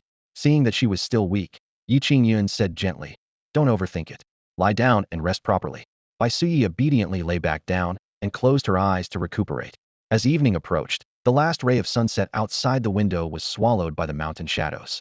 Bai Suyi got out of bed, pushed open the door, and walked into the courtyard, her complexion mostly restored.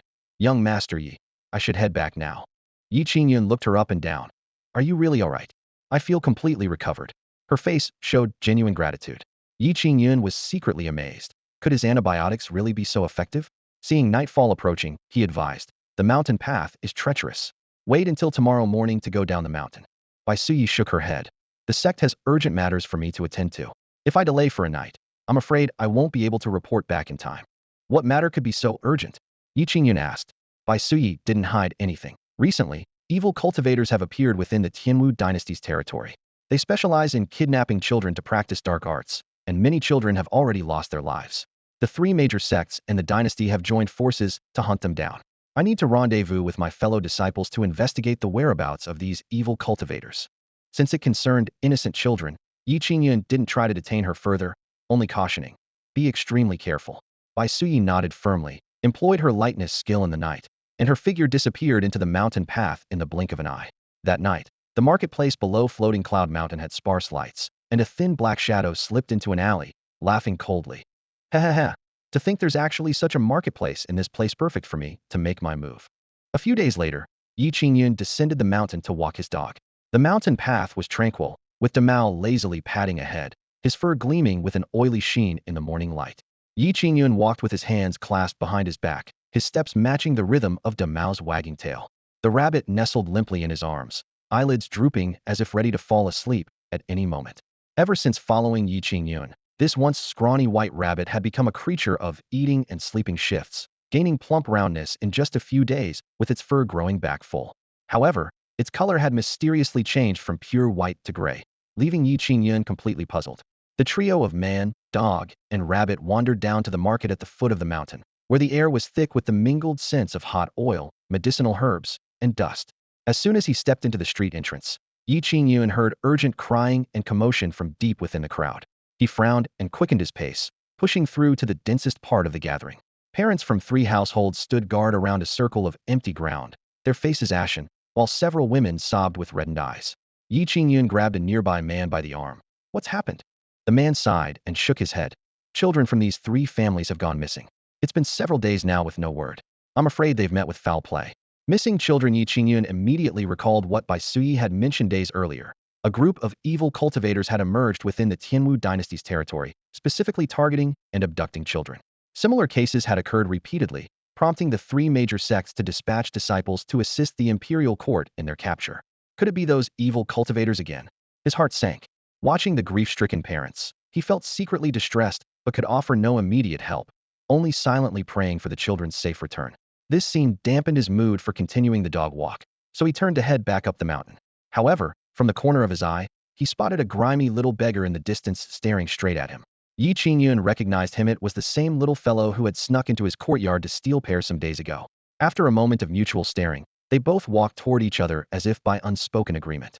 The little beggar spoke first, carefully cradling a steaming bun in both hands. This is for you.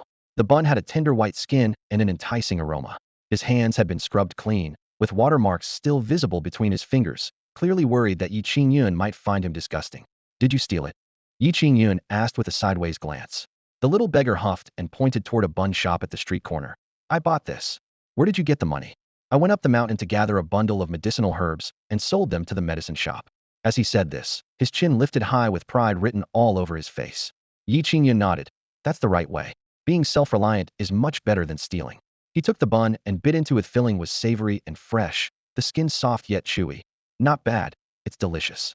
The little beggar's eyes lit up like polished gems upon hearing the praise. I took 20 pears from you, so I need to repay you with 20 buns.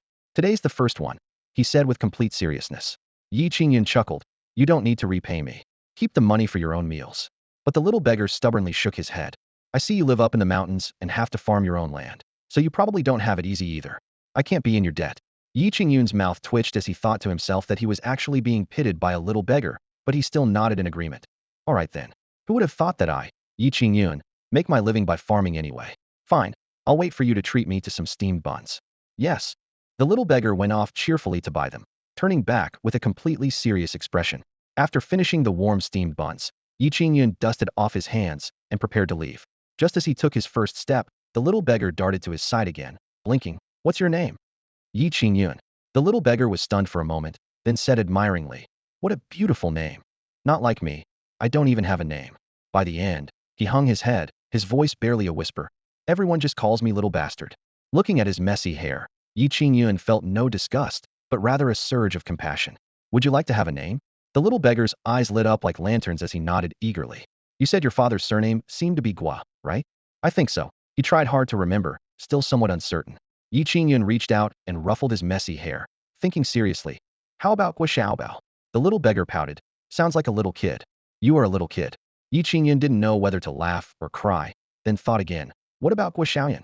He tilted his head and savored it for a moment, finally breaking into a smile. Not bad. From now on, I'll be called Gua Xiaoyan. Thank you. With that, Gua Xiaoyan waved and ran off, where several other little beggars of similar age were beckoning to him in the distance. Yi Qingyun suddenly remembered something and shouted after them. It's not very safe around here lately. Be careful. Got it. The childish response disappeared into the crowd along with their retreating figures. Leaving the marketplace, Yi Qingyun headed up the mountain. Suddenly, the thundering of hooves filled the air as a squad of black-armored riders approached. There he is. The leading black-armored man raised his hand and pointed directly at Yi Qingyun. He stopped in confusion. What's going on? The riders formed a circle around him, their blades and spears gleaming coldly. Yi Qingyun cautiously stepped back. What do you want? I don't have any money. The black-armored man looked him over for a moment, then snorted coldly.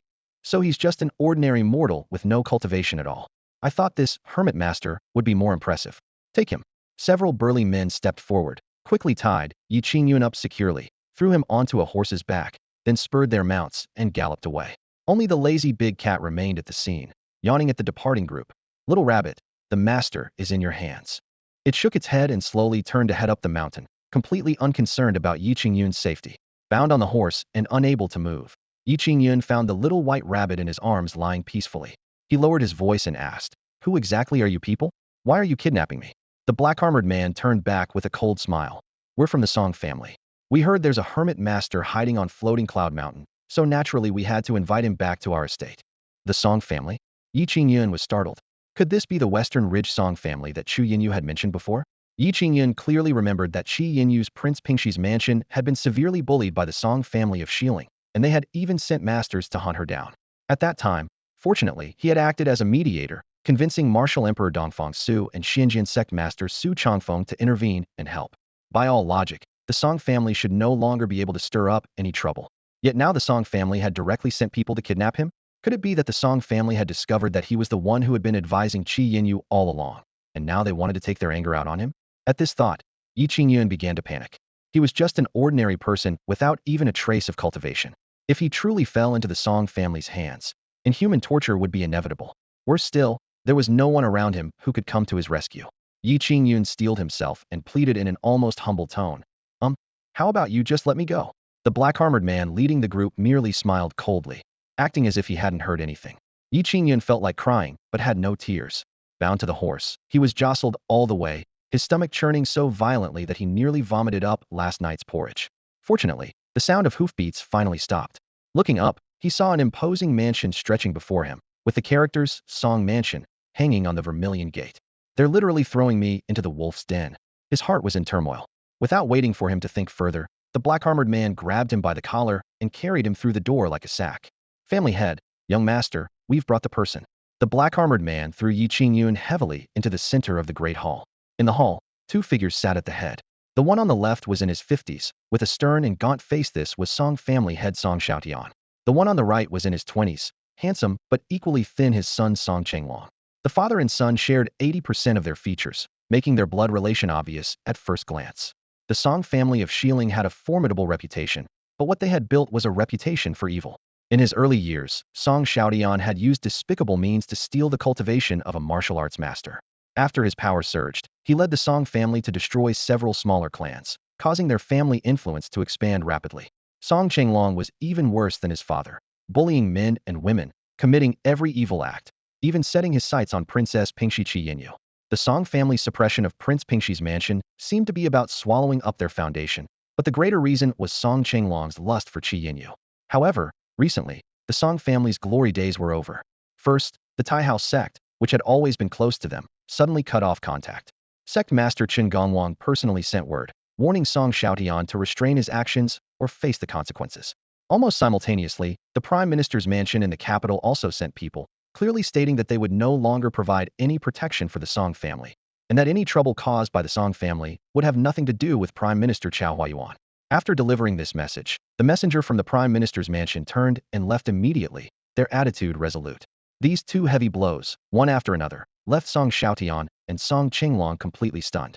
The Taihao sect and Prime Minister Chao Huayuan were the two major pillars that the Song family relied on to dare oppress even Prince Pingxi's mansion. But now, both of these powerful backers wanted to sever ties with the Song family. What did this mean? The Song family was in grave danger. Song Xiaotian racked his brains to investigate and finally uncovered the mysterious hermit master had suddenly appeared on floating Cloud Mountain. It was this master who had saved Chu Yinyu's life and provided her with strategic counsel, forcing both the Taihao sect and the Prime Minister's residence to distance themselves from the Song family. With both lifelines severed so abruptly, how could the Song father and son simply wait for their doom? After deliberating together, they decided to take a desperate gamble. Kidnap this so-called master directly and see for themselves what he was truly capable of. Though they had little hope for success, their subordinates actually managed to bring the man to the Song residence. Under the thick veil of night, candlelight flickered in the great hall. Song Xiaotian and his son stared at the young man who had been brought before them, scrutinizing him from head to toe as if they wanted to strip him bare. The young man was none other than Qingyun, who felt chills running down his spine under such intense examination. Thoroughly uncomfortable. How should I address you two gentlemen? He asked with an awkward laugh, his voice full of embarrassment. Song Tao, you fool. Song Xiaotian's expression darkened instantly as he scolded coldly. The black-armored man Song Tao was stunned. Family head, Song Xiaotian pointed at Qingyun and roared. This is clearly just an ordinary mortal. How could he possibly be the hermit master from Floating Cloud Mountain? You're absolutely incompetent. Song Tao looked bewildered and quickly produced a portrait. But family head, the person in the portrait looks exactly like him. The father and son leaned in for a closer look, then raised their heads to study Qingyun again. The resemblance was indeed there, but he appeared utterly ordinary, so mediocre that he wouldn't even qualify as a servant in the Song residence, let alone match the legendary master from the rumors. Song Qinglong frowned and stepped forward. Are you called Qingyun? Qingyun groaned inwardly. If he admitted it, he would surely die today. He absolutely could not nod. Qingyun? That's not me. He feigned confusion. My name is Ouyang Feng. Song Qinglong, Song Xiaotian, and Song Tao all looked puzzled, especially Song Tao, who began to question his very existence. Had they really captured the wrong person? Unwilling to give up, Song Tao pressed further. Then why were you heading to Floating Cloud Mountain? Herb gathering. Qingyun replied without missing a beat, lies flowing effortlessly from his lips. There are many medicinal herbs in the mountains. I was searching for rare materials. This single statement left Song Tao speechless. Song Xiaotian snorted coldly and waved his sleeve dismissively. More trouble than you're worth. Get out of here. The black-armored man retreated submissively. Qingyun secretly breathed a sigh of relief. It seemed his life was safe. He cupped his hands apologetically and smiled. Since you've got the wrong person, Ouyang Feng, won't disturb you any further. Farewell. With that, he quietly began backing away, eager to escape before they changed their minds. Insignificant ant, wasting our time. Song Qinglong snorted coldly and suddenly struck silently at Qingyun's back with his palm. Since he was just a mortal with no connection to the Floating Cloud Mountain master, killing him would be convenient. Qingyun remained completely unaware, still walking toward the door. In that split second, an invisible ripple suddenly emanated from around his body. Song Qinglong's palm strike stopped abruptly 3 inches from his back, unable to advance even a fraction further. Song Qinglong's face changed dramatically. Song Qinglong felt an indescribable tremendous force binding his entire arm. The power wrapped around him like chains, so tightly that he couldn't even lift a finger, let alone harm Qingyun in the slightest. Bang! Another heavy force struck him, and Song Qinglong screamed in agony as he was violently hurled through the air. Crash! He slammed face first into the stone pavement, his nose breaking on impact and a front tooth chipping off, blood streaming from his nostrils. My son! Song Xiaotian cried out in alarm, rushing to help Song Qinglong to his feet. Hearing the commotion, Qingyun turned around in bewilderment, his face full of confusion. What on earth was happening now? Guards! Come quickly! Stop him! Don't let him leave under any circumstances. Song Xiaotian spun around, his voice booming like thunder. In an instant, dozens of Song family warriors rushed forward, forming a human wall that completely surrounded Qingyun, each one glaring at him menacingly. Qingyun was utterly baffled. I didn't do anything, why won't they let me go? So, Qingyun, you almost had me fooled. Song Xiaotian's hawk-like gaze seemed ready to bore holes right through him. Qingyun forced himself to remain calm, insisting stubbornly, I'm really not Qingyun. You've got the wrong person. Song Xiaotian snorted coldly, still denying it? You've already injured my son. Qingyun glanced at Song Qinglong's pitiful state with his missing front tooth, completely puzzled. I'm just an ordinary mortal. Without any cultivation, when did I become capable of beating up a warrior? This is clearly a setup. The gray rabbit in his arms suddenly flashed a mischievous smile. Hee hee, that was me who made the move. Dare to touch my master? Seeking death. If master gets even slightly hurt, that dog lord back home will skin me alive, the gray rabbit muttered to itself, its eyes gleaming with cunning. Seize him, Song Xiaotian commanded. The Song family warriors charged at Qingyun like wolves and tigers. I'm done for. Qingyun was so frightened he crouched down with his arms over his head, closing his eyes and bracing for the beating. However, the moment he crouched down, agonized screams erupted all around him instead. Ouch! Oh no! Ah! The chaotic sounds of impacts filled the air, and within moments, only painful groans echoed through the scene. Qingyun waited for a long while, but no punches or kicks landed on him, so he cautiously opened his eyes. What met his gaze was a scene of bodies scattered everywhere. All the Song family warriors who had charged at him were now lying on the ground, each one bruised and battered as if they'd been thoroughly beaten. But these people clearly came to beat me up. Is this some new kind of scam? Qingyun had never witnessed such a bizarre spectacle of people knocking themselves down. He raised both hands, speaking rapidly. Ahem. Well, this really has nothing to do with me. You all fell down by yourselves and tried to pin this on me. But who would believe that? It seems you've been hiding your true abilities. I'll have to suppress you personally. Song Xiaotian's expression darkened as his aura exploded outward. As a latest-stage core condensation realm expert, just one step away from core condensation perfection, he could stand shoulder to shoulder with elders even among the three great sects. Qingyun's face turned as bitter as if he'd eaten bitter herbs. I thought cultivators were all kind and gentle, but there are still ruthless ones among them. Indeed, there are good and bad people everywhere in the world. Song Xiaotian knew he couldn't underestimate his opponent, so he unleashed his full power from the start. Spiritual energy surged wildly through the air as an enormous palm descended with crushing force. Qingyun had never witnessed such a terrifying display of power before. He stood frozen in place, too frightened to move a muscle. I'm going to die. His throat tightened as despair consumed his heart. Just when he thought death was inevitable, the enormous palm that blotted out the sky suddenly began to crack inch by inch, shattering into countless fragments of spiritual light in an instant. The resulting backlash struck Song Xiaotian squarely in the chest with tremendous force. Ah! Song Xiaotian screamed in agony, blood spurting from his mouth as his body was hurled several yards backward, crashing heavily into the stone wall behind him. Boom! The entire wall collapsed from the impact, debris flying everywhere. Song Xiaotian fell among the rubble, his breathing erratic, face ashen, eyes filled with terror. He had put everything into that attack, yet without even catching a glimpse of Qingyun's movements, he had already suffered severe injuries. What was even more terrifying was that he could clearly sense his opponent had held back. If it had been a full-force strike, he would already be a corpse. A chill ran through Song Xiaotian's heart. Thinking about how the Tai House sect and the Prime Minister's residence had suddenly changed their attitudes and eagerly distanced themselves from the Song family, he finally understood. Those two major powers were clearly wary of this unfathomably powerful master before him.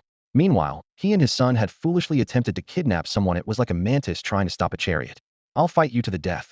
The hot-blooded young Song Qinglong roared, leaping up to attack Qingyun. Stop! Song Xiaotian endured the pain in his chest and grabbed his son. Father! Song Qinglong looked at him in disbelief. You must not show any more disrespect to this master. Song Xiaotian's eyes were filled with fear as he lowered his voice and commanded, kneel down and beg for forgiveness immediately. What? Song Qinglong's eyes widened. You want me to kneel before this guy? Dad, you can't be. Slap. Song Xiaotian delivered a resounding slap that instantly swelled half of Song Qinglong's face and left his ears ringing. Song Xiaotian was the first to kneel before Qingyun, pressing his forehead to the ground, his voice hoarse yet respectful. Great master, my son and I were blind and ignorant, offending your divine authority. We deserve death 10,000 times over. Please, we beg for your forgiveness. With that, he kowtowed heavily. Song Qinglong covered his face, feeling humiliated, but didn't dare disobey. He could only kneel down as well, bowing his head repeatedly. Qingyun was completely confused. Why did this father and son suddenly kneel? He didn't seem to have done anything. After thinking for a moment, he secretly came up with a reasonable explanation. It must be his great personal charisma that had moved them. So he clasped his hands behind his back and nodded with feigned profundity. Do you realize your mistakes? His tone was calm, yet naturally authoritative. We realize our mistakes. We realize our mistakes. Song Xiaotian was filled with regret, kowtowing repeatedly. My son and I were terribly wrong, completely and utterly wrong. Qingyun nodded slightly. Those who recognize their errors and reform are most virtuous. Making mistakes isn't frightening. Put down the butcher's knife and become a Buddha instantly. Everyone deserves a chance at forgiveness. As his words fell, The Song family father and son felt as if they heard temple bells and morning drums in their ears, their hearts and souls trembling. Behind Yi Qingyun, a golden Buddha phantom appeared faintly, and in an instant, Buddhist light illuminated the entire Song residence with peaceful solemnity. Buddhist. Buddhist supreme wisdom. Song Xiaodian was greatly shocked and immediately pressed his palms together, his face full of reverence. Yi Qingyun couldn't see the Buddha phantom behind him. At this moment, he only saw Song Xiaodian with his hands pressed together, kneeling on the ground with a devout expression, and assumed Song Xiaodian was a devoted Buddhist believer. Since his opponent believed in Buddhism, things would be much easier. Was ready to perform an on-the-spot enlightenment. Song Xiaotian and Song Chenglong, you father and son have committed countless evil deeds, and karmic retribution will inevitably catch up with you. Yi Qingyun silently set his tone, striving to display a compassionate Buddha-like countenance. He mentally recalled the expressions and intonations of eminent monks, forcing out a measure of solemnity. It was precisely because of this imitation that the Buddha phantom behind him became increasingly solid, its outline gradually merging with his own form, as if the two were reflecting each other. The Song father and son witnessed with their own eyes how the Buddha phantom transformed from ethereal to solid, bearing a resemblance to Yi Qingyun's features. They were instantly struck dumb. With amazement before them stood a Buddhist master. In the Tianwu dynasty, Buddhism had always been mysterious and rarely seen. It was said that beyond the southern wilderness, in the western territories, Buddhism flourished, with an entire Buddhist kingdom where the whole nation worshipped monks and Buddha, and monks held supremely revered positions. The Song father and son had never imagined that the young man they had provoked might come from such a Buddhist background. Both regretful and fearful, cold sweat beaded on their foreheads. Master, we father and son haven't really done that many bad things, Song Xiaodian defended with forced bravado. Yi Qingyun gently shook his head, his voice calm, yet unquestionable. Buddha is everywhere. What you have done and what you haven't done, the Buddha's eyes see all. As his words fell, the Buddha phantom's eyes suddenly blazed with light, two golden rays shooting forth like tangible beams into the chests of the Song father and son. Both men trembled, their minds seemingly cleansed as scenes from their past deeds flashed before them, oppressing the innocent, corruption and abuse of power. Every crime appeared as clearly as if carved before their eyes. Their faces turned deathly pale, filled with shame and terror as they finally realized just how much evil karma they had accumulated. In contrast, Yi Qingyun himself saw nothing at all. He turned his head and looked around twice, seeing only emptiness, muttering to himself. Where did that golden light come from? How mystical. Everyone else could see the Buddha behind him, yet he could perceive nothing. Master, we father and son know our wrongs. We truly know our wrongs. Song Xiaodian and Song Chenglong kowtowed repeatedly, their voices trembling. Seeing this, Yi Qingyun nodded and continued with his planned performance. Though your evil deeds are numerous, Buddha is compassionate, and all people have the opportunity to repent. From this day forward, perform good deeds and harbor kind thoughts, and you can naturally dissolve your past evil karma. Upon hearing this, the father and son grasped at it like a lifeline, hastily agreeing. As long as they could eliminate their karmic obstacles, let alone performing good deeds, they would willingly do anything, no matter how difficult. Yi Qingyun raised his hand, signaling them to remain calm. I haven't finished speaking yet. Most importantly, you must recite Buddhist scriptures daily. Buddhist scriptures? The Song father and son looked at each other in confusion. Master, we don't know any Buddhist scriptures. No matter. Yi Qingyun assumed the bearing of an eminent monk. This humble monk will now teach you a scripture. Recite it 3 times each morning, noon, and evening daily, and remember never skip a single day. The father and son were overjoyed, crying out in unison. Thank you, Master. Yi Qingyun nodded and began reciting the Buddhist sutra. The Song father and son quickly grabbed paper and brushes, sitting upright with solemn expressions, like diligent students in a classroom afraid of missing any important points. Ahem. Yi Qingyun cleared his throat softly, his voice steady and resonant, echoing through the small room. Avalokiteshvara Bodhisattva, when practicing deeply the Prajnaparamita, perceived that all 5 aggregates are empty, and was saved from all suffering and distress. Shariputra, form does not differ from emptiness. Emptiness does not differ from form. The Heart's Sutra flowed from his lips word by word like a clear spring, both fluid and powerful. Father and son Song stared intently at their papers, brushes dancing across the surface, even breathing lightly for fear of disturbing this sacred chanting.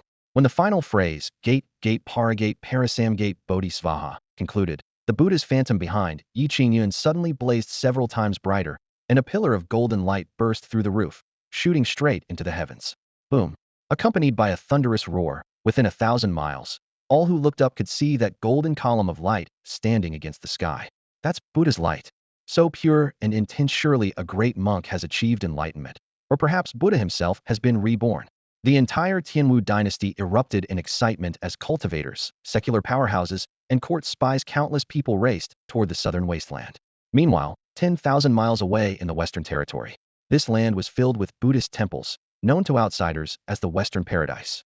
At Xichon Temple, incense burned continuously and chanting never ceased. In a secluded meditation chamber behind the temple, an old monk who had been in deep meditation for 14 years suddenly opened his eyes. Buddhist energy soaring from the south. In a flash, he appeared outside the courtyard, his piercing gaze seeming to cross thousands of mountains and rivers, taking in that golden Buddha phantom completely. Master Ancestor! The temple guardian cried out in shock. Warning bells rang as senior monks rushed over one after another. The old monk spoke gravely. Quickly, send people to the Tianwu dynasty in the southern wasteland. Our Buddhist saint has appeared. Buddhist saint.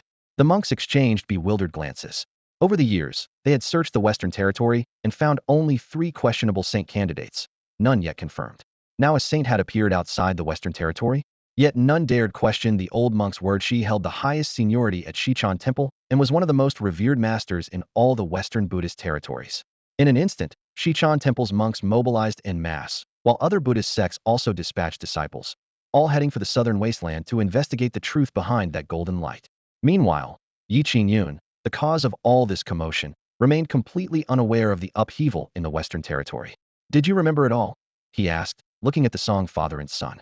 The two stood frozen like wooden sculptures, still immersed in the lingering resonance of the Heart Sutra.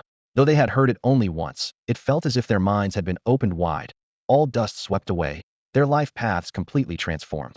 Master, we understand, father and son cried out in unison. Whether the song father and son truly understood or not, Qingyun wasn't entirely sure, but he knew his life was probably safe now. Good. I'm glad you've both come to understand. Qingyun nodded, his voice carrying the relief of someone who had just escaped disaster. Song Xiaodian and Song Qinglong suddenly resembled young novice monks who had just converted to Buddhism, surrounding him with hands pressed together in prayer, gazing at him as if he were a deity. Master, we've truly committed too many sins before. Yes, Master, please guide us more. Master, why don't we become your disciples? Master, why aren't you saying anything? The father and son kept calling him Master, leaving Qingyun completely flustered. Taking disciples isn't necessary. Just remember my words and recite the Heart Sutra daily, and your karmic obstacles will naturally dissolve. He tried his best to maintain the serene demeanor of a high monk. Thank you, Master. Thank you, Master. The father and son bowed repeatedly. Then this poor monk. Oh no, I should take my leave now. Qingyun said, wanting to escape immediately. We father and son will see the master off. Nonsense. We should escort the master back to Floating Cloud Mountain. Song Xiaodian made the final decision. So Qingyun was respectfully escorted back to Floating Cloud Mountain by the Song father and son. Throughout the journey, they kept asking about Buddhist teachings, forcing him to improvise with his silver tongue, throwing out phrases like, withered trees meet spring, and all derm is returned to the heart, relying on vague platitudes to get by. After all, in his view, Buddhist teachings were nothing more than ambiguous rhetoric. Upon reaching the foot of the mountain, Qingyun waved his hand. You may return now. Remember to chant sutras more and do good deeds. We will remember the master's teachings. The father and son bowed in unison. Good, farewell. Qingyun turned to climb the mountain, wanting nothing more than to quickly distance himself from this pair of troublemakers. The Song father and son returned to the Song residence with great joy. That very night, they ordered servants to clear out a large hall, complete with offering tables and incense altars, and commissioned craftsmen to work through the night, casting a golden Buddha statue. The Buddha's face was unmistakably that of Qingyun. If Qingyun had seen it, he would have probably coughed up blood from anger. In the night, candles flickered in the Song residence's Buddhist hall as the father and son chanted the Prajnaparamita Heart Sutra, in unison, their voices echoing through the courtyard with startling devotion. The next morning, despite not sleeping all night, both men felt more mentally clear than ever before. Father, I feel so comfortable. Son, father feels very comfortable too. The father and son looked at each other and smiled. To dissolve their karmic obstacles, they decided to follow Qingyun's advice and perform good deeds to accumulate merit. So they brought Song family warriors out to search for opportunities to do good. When nearby residents saw the Song family people, they fled in terror, not daring to approach. Seeing everyone's fearful reactions, the father and son felt deeply ashamed. It seems we father and son have truly committed too many evil deeds before, Song Xiaodian said gravely.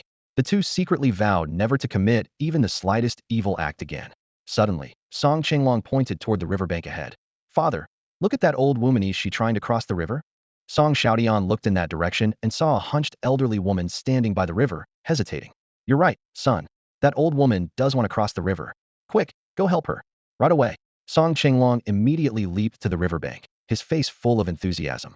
Old lady, you want to cross the river, right? Don't worry, I'll help you. Before she could respond, he hoisted the old woman onto his shoulder without asking. Spiritual energy surged within him as he touched the water's surface with his toe, creating ripples. Song Qinglong glided gracefully across the water, steadily racing toward the opposite shore. In just a few moments, he had already reached the other side of the river. After setting down the bewildered old woman, Song Qinglong even helped straighten her clothes. No need to thank me, elder. This is what I should do. He waved his hand with a smile, strode away with large steps, and departed confidently. After walking a few steps, he held his head high and chest out, unable to contain his pride. Ah, doing good deeds feels so wonderful. It was as if his entire being was lifted by a warm current, and his soul had been elevated to new heights. Behind him, the old woman finally came to her senses. Looking at the village path that seemed both strange and familiar, she stamped her feet in fury. That damned fool. I had just crossed over from the riverside, and now he's carried me back here. She cursed loudly, her voice echoing through the alley, but Song Qinglong and his father were already long gone. The Song father and son continued searching for their next target for good deeds. Before long, they spotted several children around 7 or 8 years old chasing and playing around an old well, their laughter crisp and clear. Father, look quickly. These children are playing by the well. It's too dangerous.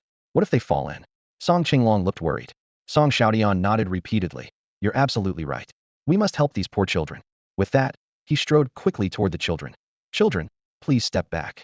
Song Xiaodian was well dressed, but his face bore an eerie smile. The children exchanged glances, scattered in fright, and hid far away. These children are truly adorable. Song Xiaodian clicked his tongue in admiration, then channeled his spiritual energy. Rumble. A large patch of earth from nearby was lifted into the air by his power, flying toward the well with a deafening whoosh. Song Xiaodian waved his arm, and the earth crashed down, completely sealing the entire well. There, now the children won't have to worry about falling into the well. He dusted off his hands, turned around with satisfaction, and left. After the father and son had walked far away, Song Qinglong declared loudly, We've done another good deed. If the master knew, he would surely praise us father and son. That evening, several strong men from the village came with buckets to draw water, only to freeze in shock upon reaching the well. Who the hell filled up our village well? Absolutely wicked. May they be struck by lightning. Rough curses echoed throughout the village entrance. Several days later, the reputation of the Song father and son, doing good deeds everywhere, spread throughout the surrounding villages. However, whenever they appeared, the villagers fled faster than before. Chickens and dogs scattered, and the streets instantly became deserted. Looking at the tightly shut doors and windows throughout the street, Song Xiaodian scratched his head. How is it that we father and son seem even less welcome than before? Song Qinglong frowned in thought. It must be that our good deeds aren't enough yet. We should intensify our efforts. Son, you're absolutely right. Intensify our efforts. Song Xiaodian nodded solemnly. On this day, Qingyun was spreading his family's sweet potato slices on bamboo mats to dry in the sun. The sunlight wasn't too intense, but it was enough to give the thin sweet potato slices a golden luster. Suddenly, a figure came stumbling toward him.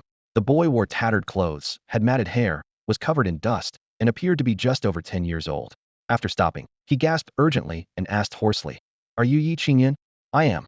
Who are you? Qingyun asked puzzledly, setting down the bamboo tray in his hands. The beggar boy took a deep breath, his face full of anxiety. Something happened to Guoxiaoyan.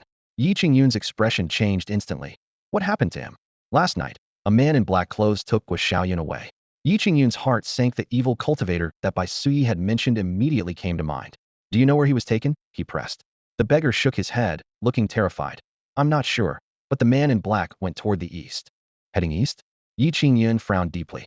Of course he wanted to save someone, but he was crystal clear about one thing: was just a weakling, and charging in would likely mean throwing his life away for nothing. The opponent was an evil cultivator, and that evil label meant ruthless methods. Gambling with his life was obviously not worth it.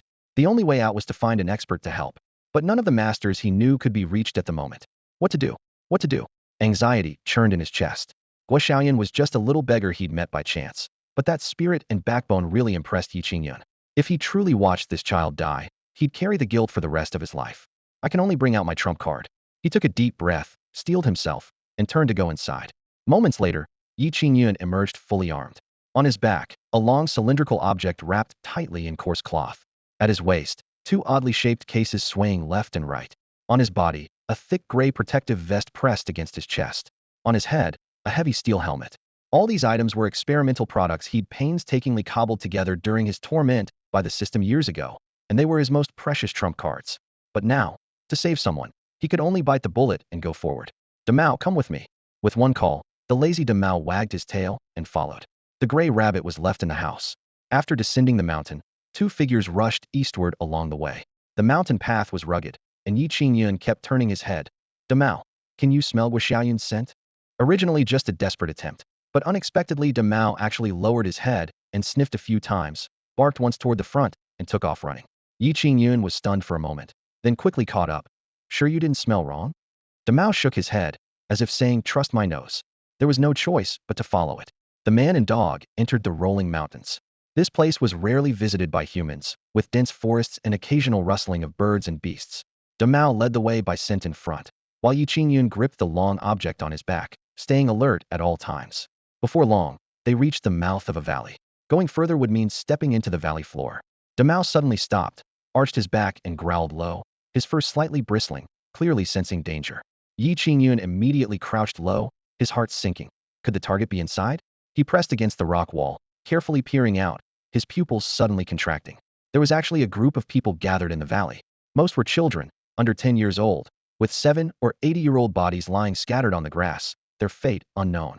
There were also more than 10 people in black robes in the valley, sitting cross-legged with faint gray light surrounding their bodies. And in the deepest part of the valley, sitting quietly was a skeletal figure. He was truly nothing but skin and bones, with barely any flesh on his entire body, just a layer of withered, blackened skin wrapped around his skeletal frame. The strange man's eyes resembled 2 gray whirlpools. All the gray aura emanating from the black-robed figures flowed toward this eerie being. The scene was extremely unsettling, sending chills down Qingyun's spine. It looked like some kind of evil ritual. Qingyun's heart raced with anxiety as he frantically searched for Guxiaoyun. Finally, he spotted her lying not far from the valley entrance, eyes closed but still breathing. Qingyun felt a wave of relief wash over him. As long as she was alive, there was hope. Steadying himself, Qingyun counted the black-robed figures in the valley. 12 in total.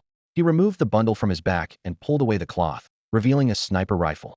Qingyun gazed at the weapon one he had crafted with his own hands, but had never fired. Today, however, he would finally put it to use. He pulled a silencer from his pocket and attached it to the barrel. Demao, go hide yourself, he whispered. Demao immediately scampered away. Qingyun pressed his eye to the scope, his hands trembling slightly as he gripped the rifle. But soon, he became remarkably calm, his hands steady as stone. He took aim and pulled the trigger. Uffed. With barely a sound, one of the black-robed figures had his forehead pierced clean through. The man twitched once, then his head lolled to the side as he died sitting upright. Qingyun's stomach churned. This was his first time taking a life. But he was killing to save others, and these were evil cultivators who deserved death, wouldn't feel too much psychological burden. He continued firing. Puffed, puffed, puffed, puffed, puffed. 1, 2, 3. All 12 black-robed figures were silently eliminated by Qingyun. They all remained in their cross-legged meditation poses, none having fallen over. But naturally, the gray light emanating from their bodies had vanished. The strange man in the valley seemed to sense something amiss. He suddenly looked up, his gaze falling upon the 12 black-robed figures. Why have you stopped? Continue transferring these children's life essence to me. The man croaked in a voice like 2 pieces of old bark scraping together, utterly grating to the ears. The black-robed figures naturally couldn't respond. The strange man frowned, but in the next moment, his expression changed dramatically. He had realized that all 12 of his subordinates were dead. Dead.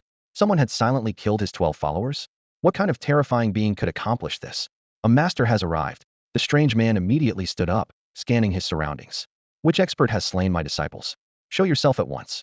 Qingyun's heart sank. Had he been discovered? Well, no point in hiding now. He aimed directly at the strange man and fired. The bullet shot through the air, but what happened next left Qingyun stunned. The strange man actually reached out and caught the bullet with his bare hand. Holy crap! Qingyun nearly dropped his jaw. This kind of scene that only existed in ridiculous TV shows, she was witnessing it with his own eyes. The strange man caught the bullet and opened his palm to examine it. What is this object? How can it be so hard? Even he was secretly shocked. He had only managed to catch the bullet by relying on his profound cultivation. Seeing that the sniper rifle was useless against this monster, Qingyun abandoned all pretense of stealth. He stood up, drew 2 handguns, and steeled himself as he entered the valley. You practice evil arts here, harming so many innocent children that you think you're defying the natural order? Qingyun raised both guns and shouted coldly. The strange man stared at Qingyun, and Yi Qingyun stared back at the strange man. The two locked eyes in a tense standoff, silence pressing down like a massive stone on their chests, making the very air seem to thicken. On the surface, Yi Qingyun appeared as steady as an old dog, his back ramrod straight, and his gaze carrying a hint of mockery. But inside, he was panicking, terribly cold sweat quietly beaded at his temples, and his knuckles had turned white beneath his sleeves. Damn this useless system. Yi Qingyun cursed silently. It teaches me everything except how to cultivate. If I could actually cultivate, would I need to rely on 2 broken guns? This time I'm truly facing death. Though his confidence was shaken, he had to suppress his panic beneath a calm facade to save his life. He even deliberately curled his lips into a contemptuous smile. The strange man grew increasingly suspicious with his keen perception. Very few in the Qingyun dynasty could conceal their cultivation level from him. Yet this peculiar man before him seemed like an ordinary mortal, emanating no spiritual energy whatsoever. Could a mere mortal silently kill my disciple? Impossible. The strange man's heart tightened. He was still recovering from serious injuries, his vital energy depleted. If he underestimated his opponent now, he could suffer greatly. The two continued their staring contest, neither willing to back down first, both secretly anxious, one fearing his guns wouldn't be effective, the other fearing his opponent's unfathomable depths. Who exactly are you? The strange man spoke first, his voice hoarse and low. Yi Qingyun took a deep breath, calculating inwardly. If it came to a real fight, 2 pistols wouldn't be nearly enough, could only try to intimidate his opponent for now. So he raised an eyebrow arrogantly and spoke with disdain. You want to know who I am? Do you think you're worthy of that knowledge? The strange man's brow furrowed slightly as he replied coldly. Even if your cultivation is extraordinary, I'm no ordinary person either. If we truly fought, I wouldn't necessarily lose. This was merely bravado, actually a probe. Yi Qingyun felt even less confident inside, but decided to brazen it out to the end. Since you're so confident, I'll honor you with my name. He cleared his throat and announced solemnly, I am Dugu Xiaobai. Dugu Xiaobai? The strange man was startled, quickly searching his memory for this name, but finding no trace of it. Yet the 2 characters sounded arrogantly domineering, certainly not like a common person's name. Seeking defeat? Quite the boastful tone. A frog in a well, how could you know the height of heaven and earth? Yi Qingyun sneered, pointing into the distance. If you don't believe me, go ask Su Changfeng, the sect master of Qingyun sect. Years ago, he visited my humble dwelling 3 times, requesting guidance in martial arts. With just a casual pointer from me, he benefited immensely and achieved his current accomplishments. The strange man's heart lurched. Who was Su Changfeng? The sect master of Qingyun sect, one of the Qingyun dynasty's top experts. Even in his injured state, he would have to avoid confronting such a person. If this man truly was Su Changfeng's half-master. Seeing the change in his opponent's expression, Yi Qingyun pressed his advantage with more fabrications. And there's Martial Emperor Dongfang Su. Before his ascension to the throne, he recklessly came to challenge me. I defeated him with a single finger, teaching him that there are always people beyond people, heavens beyond heavens. The strange man felt a chill run down his spine. The young Dongfang Su had already been a peerless master defeated with one finger? He looked up at Yi Qingyun again, unconsciously breaking into a cold sweat. If this person were at full strength, he probably couldn't withstand even a single move. The 2 pistols felt cold in his sleeves, yet Yi Qingyun forced himself to stand tall. The strange man secretly gathered energy in his palms, but still didn't dare make the first move, each more panicked than the other, yet neither willing to show weakness. What terrifying power was this? By the way, do you know Shen Tianhua? Yi Qingyun asked casually. Shen Tianhua. The stranger's sinister expression instantly transformed, terror nearly spilling from his eyes. Shen Tianhua, the 7 absolutes elder, the very man who had destroyed his cultivation, drained his vital energy, and nearly killed him years ago. Had it not been for the famed death technique he had painstakingly mastered in his youth, successfully deceiving Shen Tianhua, he would have been nothing but bones by now. The shadow of that crushing defeat still haunted him, and hearing that name was like a sharp blade slicing through his nerves. Could this self-proclaimed Dugu Qiubai actually know Shen Tianhua?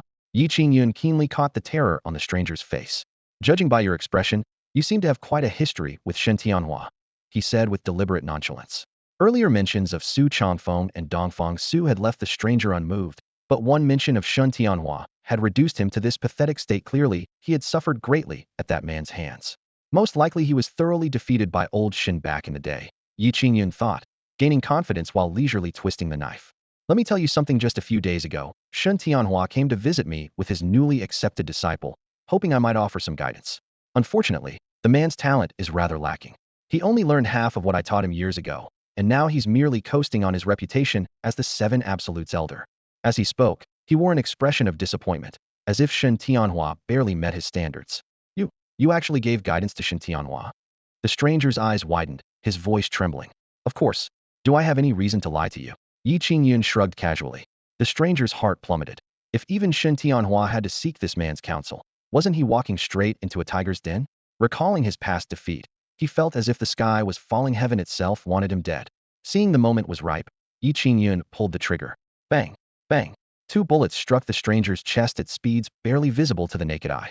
After two muffled thuds, no blood spurted forth, only his withered frame trembled slightly. What followed was pale gray vapor rushing from the bullet holes like air escaping from a punctured bag. The stranger clutched his chest and staggered backward, finally unable to support himself as he collapsed with a crash, convulsing on the ground. Yi Qingyun suppressed his surging adrenaline and approached slowly.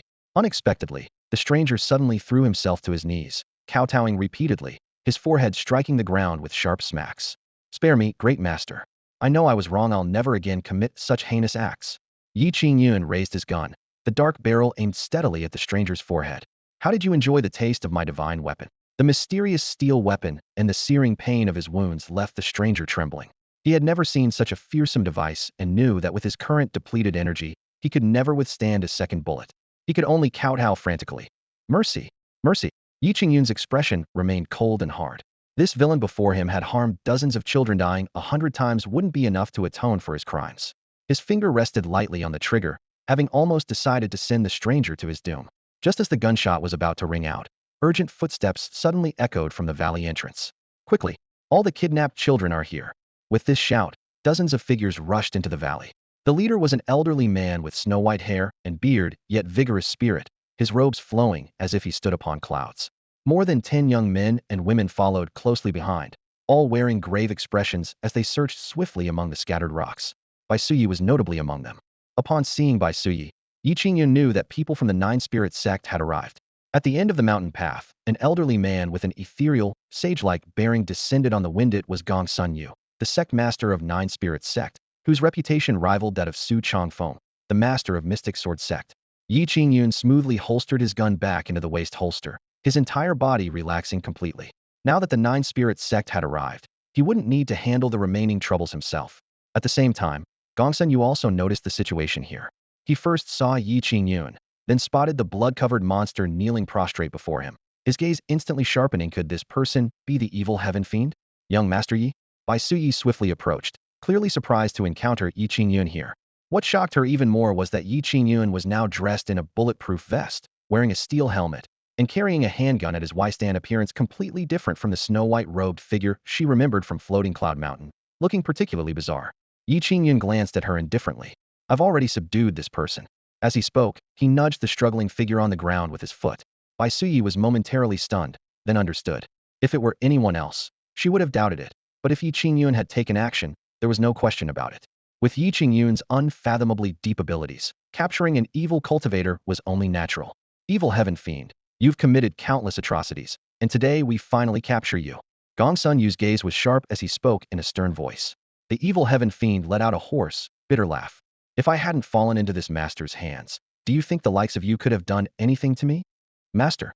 Gong Sun Yu looked at Yi Qingyun with confusion. This strangely dressed young man before him showed no trace of spiritual energy fluctuations and appeared to be nothing more than an ordinary mortal. How could he be called a master? The evil heaven fiend ignored Gong Sun Yu and spoke to Yi Qingyun in a pleading tone. Master, I refuse to die at the hands of these mediocre fools.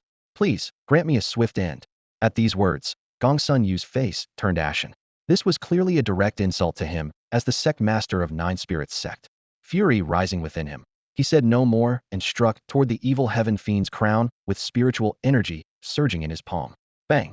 With a muffled sound, the evil heaven fiend's expression froze instantly, his face still bearing traces of dying mockery. The next moment, his skeletal frame collapsed straight down, lifeless. Yi Qingyun's mouth twitched slightly. This Gong Sun Yu was certainly decisive, striking without hesitation. Young sir, was it you who subdued the evil heaven fiend? After withdrawing his palm, Gong Sun Yu formally looked at Yi Qingyun for the first time. More or less, Yi Qingyun replied in a flat tone. Gong Sun Yu frowned at, could detect no cultivation level from Yi Qingyun whatsoever. The man was clearly just flesh and blood, an ordinary mortal. How could a mere mortal subdue a powerful figure like the evil heaven fiend? Seeing her master's doubts, Bai Suyi quickly said, Master, this is the young master Yi Qingyun I mentioned to you before. It was young Master Yi who healed my years-old internal injuries. Oh, So you are Yi Qingyun. Gongsun Yu finally showed some surprise. He had long known that Bai Sui had been helped by a mysterious master, but he never expected that person to be the young mortal standing before him now. Young Master Yi, this is my master, Gongsun Yu. Bai Sui introduced formally. I've long admired your reputation. Yi Qingyun cupped his hands in greeting. Gongsun Yu returned the gesture symbolically, but with a hint of disdain, seemingly still unconvinced about Yi Qingyun. Bai Sui felt somewhat awkward. She could clearly see that her master held some disdain for Yi Qingyun. Bai Sui's heart tightened with worry. Who was Yi Qingyun? Even the martial emperor Dongfang Su had to bow respectfully when visiting him. If her master's arrogance displeased him, she feared the entire Nine-Spirit sect would face destruction. Meanwhile, Yi Qingyun paid no attention to the expressions of those around him. He strode over to Guoxiaoyan and crouched down beside him. The stench of blood still lingered in the cavern, with children lying scattered across the stone slabs, some unconscious, others already dead. The dim yellow light of the torches made even the air seem shrouded in dust. Yi Qingyun first placed his hand on Guoxiaoyan's forehead. The temperature was normal. Then he checked the boy's pulse, steady and stable. After confirming there were no external injuries, he gently patted the young man's cheek. Wake up. Pat, pat, pat. After several light taps, Guoxiaoyan's eyelids fluttered and slowly opened. He first gazed around in confusion, then quickly met Yi Qingyun's eyes. It's all right now. I'm here to rescue you. Yi Qingyun's smile was warm and gentle. As consciousness returned, Guoxiaoyan suddenly sat up. Seeing the children scattered across the ground, terror filled his face. I almost died. Yi Qingyun sighed inwardly. The child was severely traumatized, likely believing death was certain before losing consciousness. He grasped Guoxiaoyan's arm. Come, I'll take you home. Guoxiaoyan nodded vigorously. Some children in the cave were still barely breathing, while others had completely lost their breath. The Nine-Spirit sect disciples would handle the aftermath. Yi Qingyun didn't linger, supporting Guoxiaoyan as they walked toward the exit. Please wait, sir. Gongsun Yu suddenly spoke up. Yi Qingyun paused and turned around. Is there something else, Sect Master Gongsun? Gongsun Yu smiled slightly, his tone seeming both gentle and proud.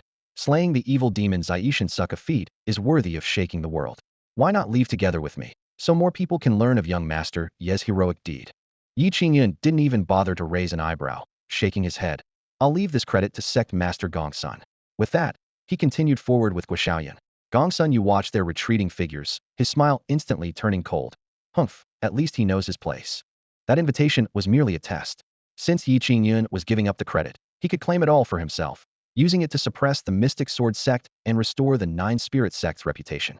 Master, how can you act this way? Bai Sui cried out in distress. Gongsun Yu glared at her. How dare you speak to your master like that? Bai Sui explained urgently. Though young Master Yi doesn't seek credit, Master cannot treat him with such an attitude. Young Master Yi is no ordinary person. Halfway through her words, she remembered that Yi Qingyun disliked publicity and swallowed back her praise. Gongsun Yu scoffed. Isn't he just some young man who knows a bit of medicine?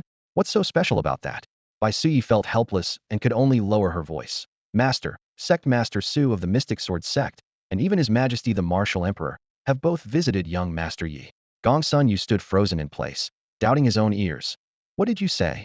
Bai Sui sighed, her tone certain. Sect Master Su and His Majesty the Martial Emperor have both paid visits to young Master Yi. This disciple witnessed it with her own eyes. Gongsun Yuan was stunned. Both Su Changfeng and Dongfang Su had made special trips to visit that young man. This news instantly elevated Yi Qingyun's importance to immeasurable heights. Thinking about how he had just coldly treated Yi Qingyun in public over a bit of credit, Gongsun Yu was filled with such regret that his guts turned green, wishing he could slap himself twice. Why didn't you tell me earlier? He turned to blame Bai Sui, secretly cursing this prized disciple for dropping the ball at such a crucial moment. Bai Sui blinked innocently. Master, I was actually giving you signals the whole time. Huh? I thought your eyes were bothering you, wondering why you kept making faces. Bai Sui rolled her eyes and muttered under her breath. Master, you're such a blockhead. The night was quiet on Floating Cloud Mountain. Yi Qingyun carried the weakened Guoxiaoyan through the courtyard gate, first boiling a pot of spring water, then cooking a pot of warm rice porridge. After Guoxiaoyan drank the porridge, some color finally returned to her body, and she soon fell into a deep sleep. After tidying up, Yi Qingyun locked those tools back into the hidden compartment, repeatedly reminding himself. Never use the gun unless absolutely necessary. Making bullets was time-consuming and labor-intensive, and without system assistance, he couldn't replenish them himself. His current stock was truly one less with each use, and once depleted, he'd have no trump card left for emergencies. Once his taut nerves relaxed, exhaustion hit him like a wave. The pressure accumulated during his confrontation with the evil heaven monster now poured out, and Yi Qingyun collapsed into sleep. Inside the house, The snoring of the big and small person rose and fell in rhythm. Outside, Demao curled up by the door with the rabbit nestled in its embrace, both little creatures sleeping peacefully, as if nothing had happened and everything had returned to its former tranquility. Meanwhile, disciples of the Nine Spirits sect escorted the surviving children back to their homes. In just a few days, towns and villages everywhere overflowed with gratitude toward the Nine Spirits sect. The sect's reputation soared, especially with rumors spreading everywhere about Sect Master Gongsun, you personally killing the evil heaven monster, becoming the talk of everyone. Who was the evil heaven monster? He'd been plaguing the martial world for hundreds of years. Not only did Sect Master Gongsun eliminate this menace to society, but this achievement might already rival that of His Majesty the Martial Emperor. Hearing this news, won't the other two sect masters immediately go into secluded cultivation? Public discussion was heated, subtly pushing Gong Sun Yu into the spotlight. At Mystic Sword Sect, after receiving the news, Su Chongfeng's brow furrowed so deeply it could crush a fly. How strange. His chief disciple Li Qingyun was startled. Master, why do you say that? Given Gong Sun Yu's capabilities, he should never have been a match for the evil heaven monster. How exactly did he manage to win? This disciple heard that the evil heaven monster kidnapped those children to heal his injuries. So perhaps he was already severely wounded and his strength greatly diminished. Su Chongfeng pondered for a moment, then slowly nodded. That does make sense. This time, old Gongsun has certainly stolen all the limelight, even overshadowing our Mystic Sword sect. After speaking, he shook his head with a wry smile, though his expression still carried hints of scrutiny and wariness. In the great hall of Taihao Gate, lamps burned quietly. Chen Gongwang sat upright on the sect master's throne, his face expressionless. Listening to his disciple's report, Chen Gongwang's expression grew increasingly grim. Umph, that old fool Gongsun certainly struck it lucky, taking advantage of the evil heaven monster's unhealed injuries to claim an easy victory and make a name for himself. He snorted coldly, his voice unconsciously tinged with bitterness. During the three sects martial tournament, Su Chongfeng had outshone both him and Gong Sun Yu, and the Mystic Sword sect had triumphed over the Nine Spirits sect and Taihao Gate. Now came news that Gong Sun Yu had slain the evil heaven monster and rescued numerous children, causing the Mystic Sword sect's reputation to soar once again. Chen Gongwang knew his own standing had been completely overshadowed, and frustration churned in his chest as his face darkened further. Master, there's one more matter, the disciple below said cautiously. More? Chen Gongwang frowned. It concerns the Song family of Shilling. The Song father and son have undergone a dramatic transformation. The Song family? Chen Gongwang paused, slightly stunned. What kind of transformation? The two spend their days fasting and chanting Buddhist prayers, demanding their household perform more charitable deeds, and frequently venture out to give alms. Yet their so-called good deeds have made life miserable for the surrounding common folk, who complain endlessly. Chen Gongwang was speechless. The last time the Song family caused trouble, Su Chongfeng had personally visited, ordering him to restrain them. He had immediately severed ties with the Song family to show Su Chongfeng proper respect. Yet from the current situation, the Song family remained as troublesome as ever. Keep watch over them, he said, rubbing his temples wearily. If they truly go too far, intervene and suppress them. Don't let them drag down Taihao Gate's reputation. Yes. The disciple accepted the order and departed. At the border pass of the Tianwu dynasty, the crucial gateway to the western territories was unusually bustling today. Dozens of monks with feet covered in yellow dust had arrived from the western lands, their gleaming bald heads dazzling as they lined up before the checkpoint. The border commander personally approached, nearly blinded by the sea of shining scalps. This humble monk is Huikong of Shichuan Ancient Temple, seeking entry to the Tianwu dynasty to find the Buddhist Holy Sun. This humble monk is Jiechi of Dazhao Temple, also here for the Buddhist Holy Sun. This humble monk is Xuanku of Lanrua Temple, likewise seeking the Holy Sun.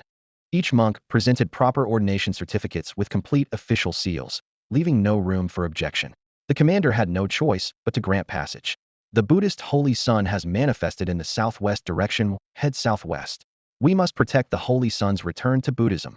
The chanted slogans faded into the distance, leaving the commander gazing at the retreating bald figures with a long sight. His was the first time the Tianwu dynasty had seen such an influx of Buddhist monks. Morning mist still lingered around floating Cloud Mountain as Yi Qingyun pushed open his door. In the courtyard's spiritual field, a small figure was bent over watering the verdant vegetable seedlings, water droplets sparkling brilliantly in the morning light. Nearby on the clothesline, several garments swayed gently in the mountain breeze, completely dry.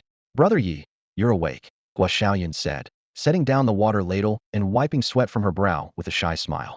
Watching the busy little girl before him, Yi Qingyun felt helpless. You don't need to do these chores.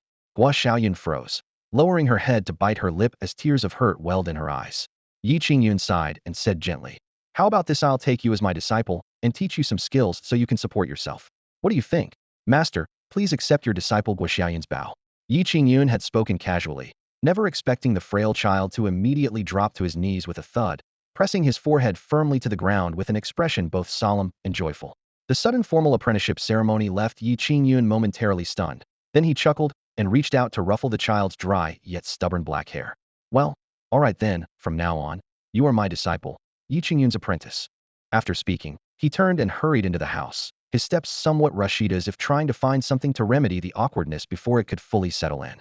Moments later, he emerged again, holding a bright red envelope in his palm, the paper gleaming festively in the sunlight. "This is for you." Guoxiaoyun accepted it in a daze. "Master, what is this?" "A red envelope." Yi Qingyun smiled. "It's a custom from my hometown when a disciple formally acknowledges a master. The master gives a red envelope." The child carefully tore open the seal, and a crisp silver note fell into his palm. 100 taels. Guoxiaoyun's eyes widened instantly, his fingers trembling. 100 taels? That's too much. Yi Qingyun waved dismissively. He had countless silver notes on him, most gifts from Qingyun, and to him, they were merely stacks of paper. "Keep it," he said in a calm tone that brooked no argument, yet carried undeniable care. "Now that you're my disciple, don't go begging in the marketplace anymore." At these words, Guoxiaoyun nodded vigorously, though his heart surged like a tempest. For 8 years, he had begged on street corners, enduring bullying and cold stares, his skeletal frame making him look like a 5 or 6-year-old. How many times had he dreamed of having parents, of having a warm little home, only to wake and huddle in tattered blankets against the bitter wind. Now, finally, he had a master, a proper name was Qingyun, and for the first time, he truly caught the scent of home. "Master, will you teach me cultivation?" he asked softly, looking up. "Cultivation?" Yi Qingyun paused. "I don't know how to cultivate. But, weren't you the one who saved me from those bad men? To be so powerful at rescuing people, aren't you a cultivator? Saving you is one thing, but I truly don't know cultivation." Yi Qingyun spread his hands. The child was clearly disappointed, his gaze dimming. Yi Qingyun thought for a moment, then added, "If you really want to learn, I know several friends who could get you into a cultivation sect. Whenever you're ready, just say the word." Unexpectedly, Guoxiaoyun immediately shook his head, grinning so wide his teeth showed. "No, I'd rather stay by master's side." "But don't you want to cultivate? You can be amazing without cultivation. Just like you, master." Yi Qingyun was first taken aback, then gave a thumbs up with hearty laughter. "Well said. Following me, you'll be just as formidable." Bai Suyi was dragged to Floating Cloud Mountain by her master, Gongsun Yu. There was no helping it.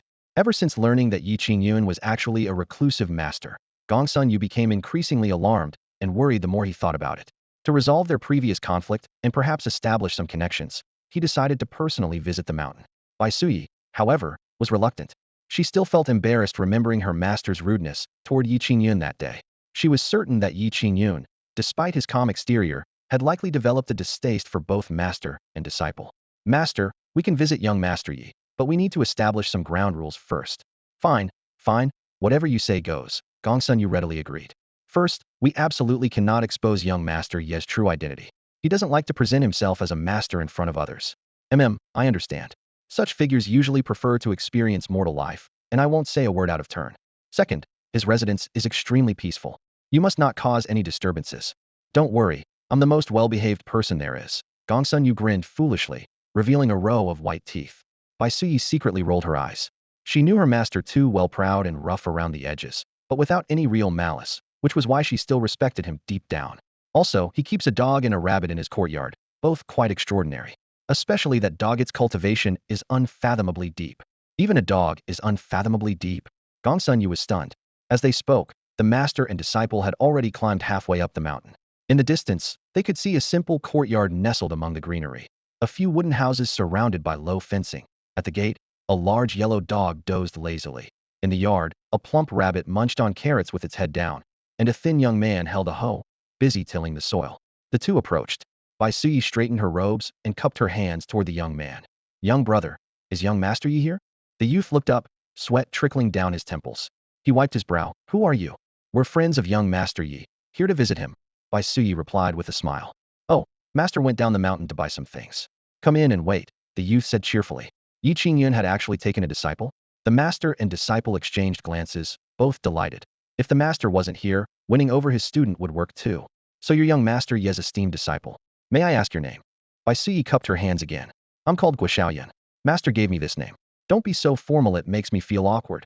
The youth scratched his head with an honest laugh. Bai Suyi shot Gong Sun Yu a meaningful look. Understanding immediately, Gong Sun Yu stepped forward and untied a jade bottle from his waist. For our first meeting, it's proper to give a gift. Please accept this. Guo Xiaoyan took the jade bottle with confusion, peering through the jade stopper at several lustrous pills inside. What is this? This is a special essence profound pill from our Nine Spirits sect. It can transform one's constitution and refine muscles and bones, most beneficial for young people like yourself, Gong Sun Yu explained. Guo Xiaoyan didn't really understand all this, but she knew these pills would benefit her, so she accepted them with both hands and thanked them earnestly. Thank you both. Seeing her accept the pills, Gong Sun Yu felt relieved. Qingyun's disciple was indeed easy to talk to. The girl before him seemed simple-minded, even like an ordinary mortal. But having learned his lesson from underestimating Qingyun, he no longer dared to look down on her. Perhaps both master and disciple were hiding their true depths. Why don't you come in and sit for a while? Guo Xiaoyan pushed open the courtyard gate. Sure. Gong Sun Yu and Bai Suyi followed her into the yard. Rows of vegetables grew in the courtyard, with the earthy scent mingling with fresh grass fragrance. Guo Xiaoyan skillfully arranged the rough ceramic tea set, boiled water, and added tea leaves in one smooth motion, then turned to hand 2 cups of tea to the master and disciple. Gong Sun Yu lifted his cup and was about to drink when his pupils suddenly contracted. The tea was a lustrous emerald green, with wisps of incredibly pure spiritual energy swirling at the cup's rim. Spiritual liquid, he gasped.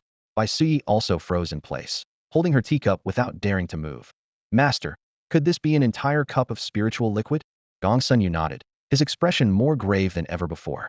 Just 1 cup of spiritual liquid was enough to completely transform a spirit-opening realm martial artist. If an ordinary person rashly consumed it, the overwhelming spiritual energy would surely shatter their meridians. Even though Bai Suyi had reached the great perfection of spirit opening, she didn't dare drink the entire cup. Why aren't you drinking? Guo Xiaoyan tilted her head back and gulped down all the tea with a glug, then refilled her cup and drained it again with another glug. Having worked all morning, she was indeed thirsty. After finishing, she set down her cup, grabbed her hoe, and continued tilling the vegetable beds, showing no signs of any abnormality whatsoever. Gong Sun Yu and Bai Suyi were completely petrified. Holy crap, you can drink spiritual liquid like that. Bai Suyi muttered. This child is truly worthy of being that master's disciple. Gong Sun Yu lowered his voice, veins bulging at his temples.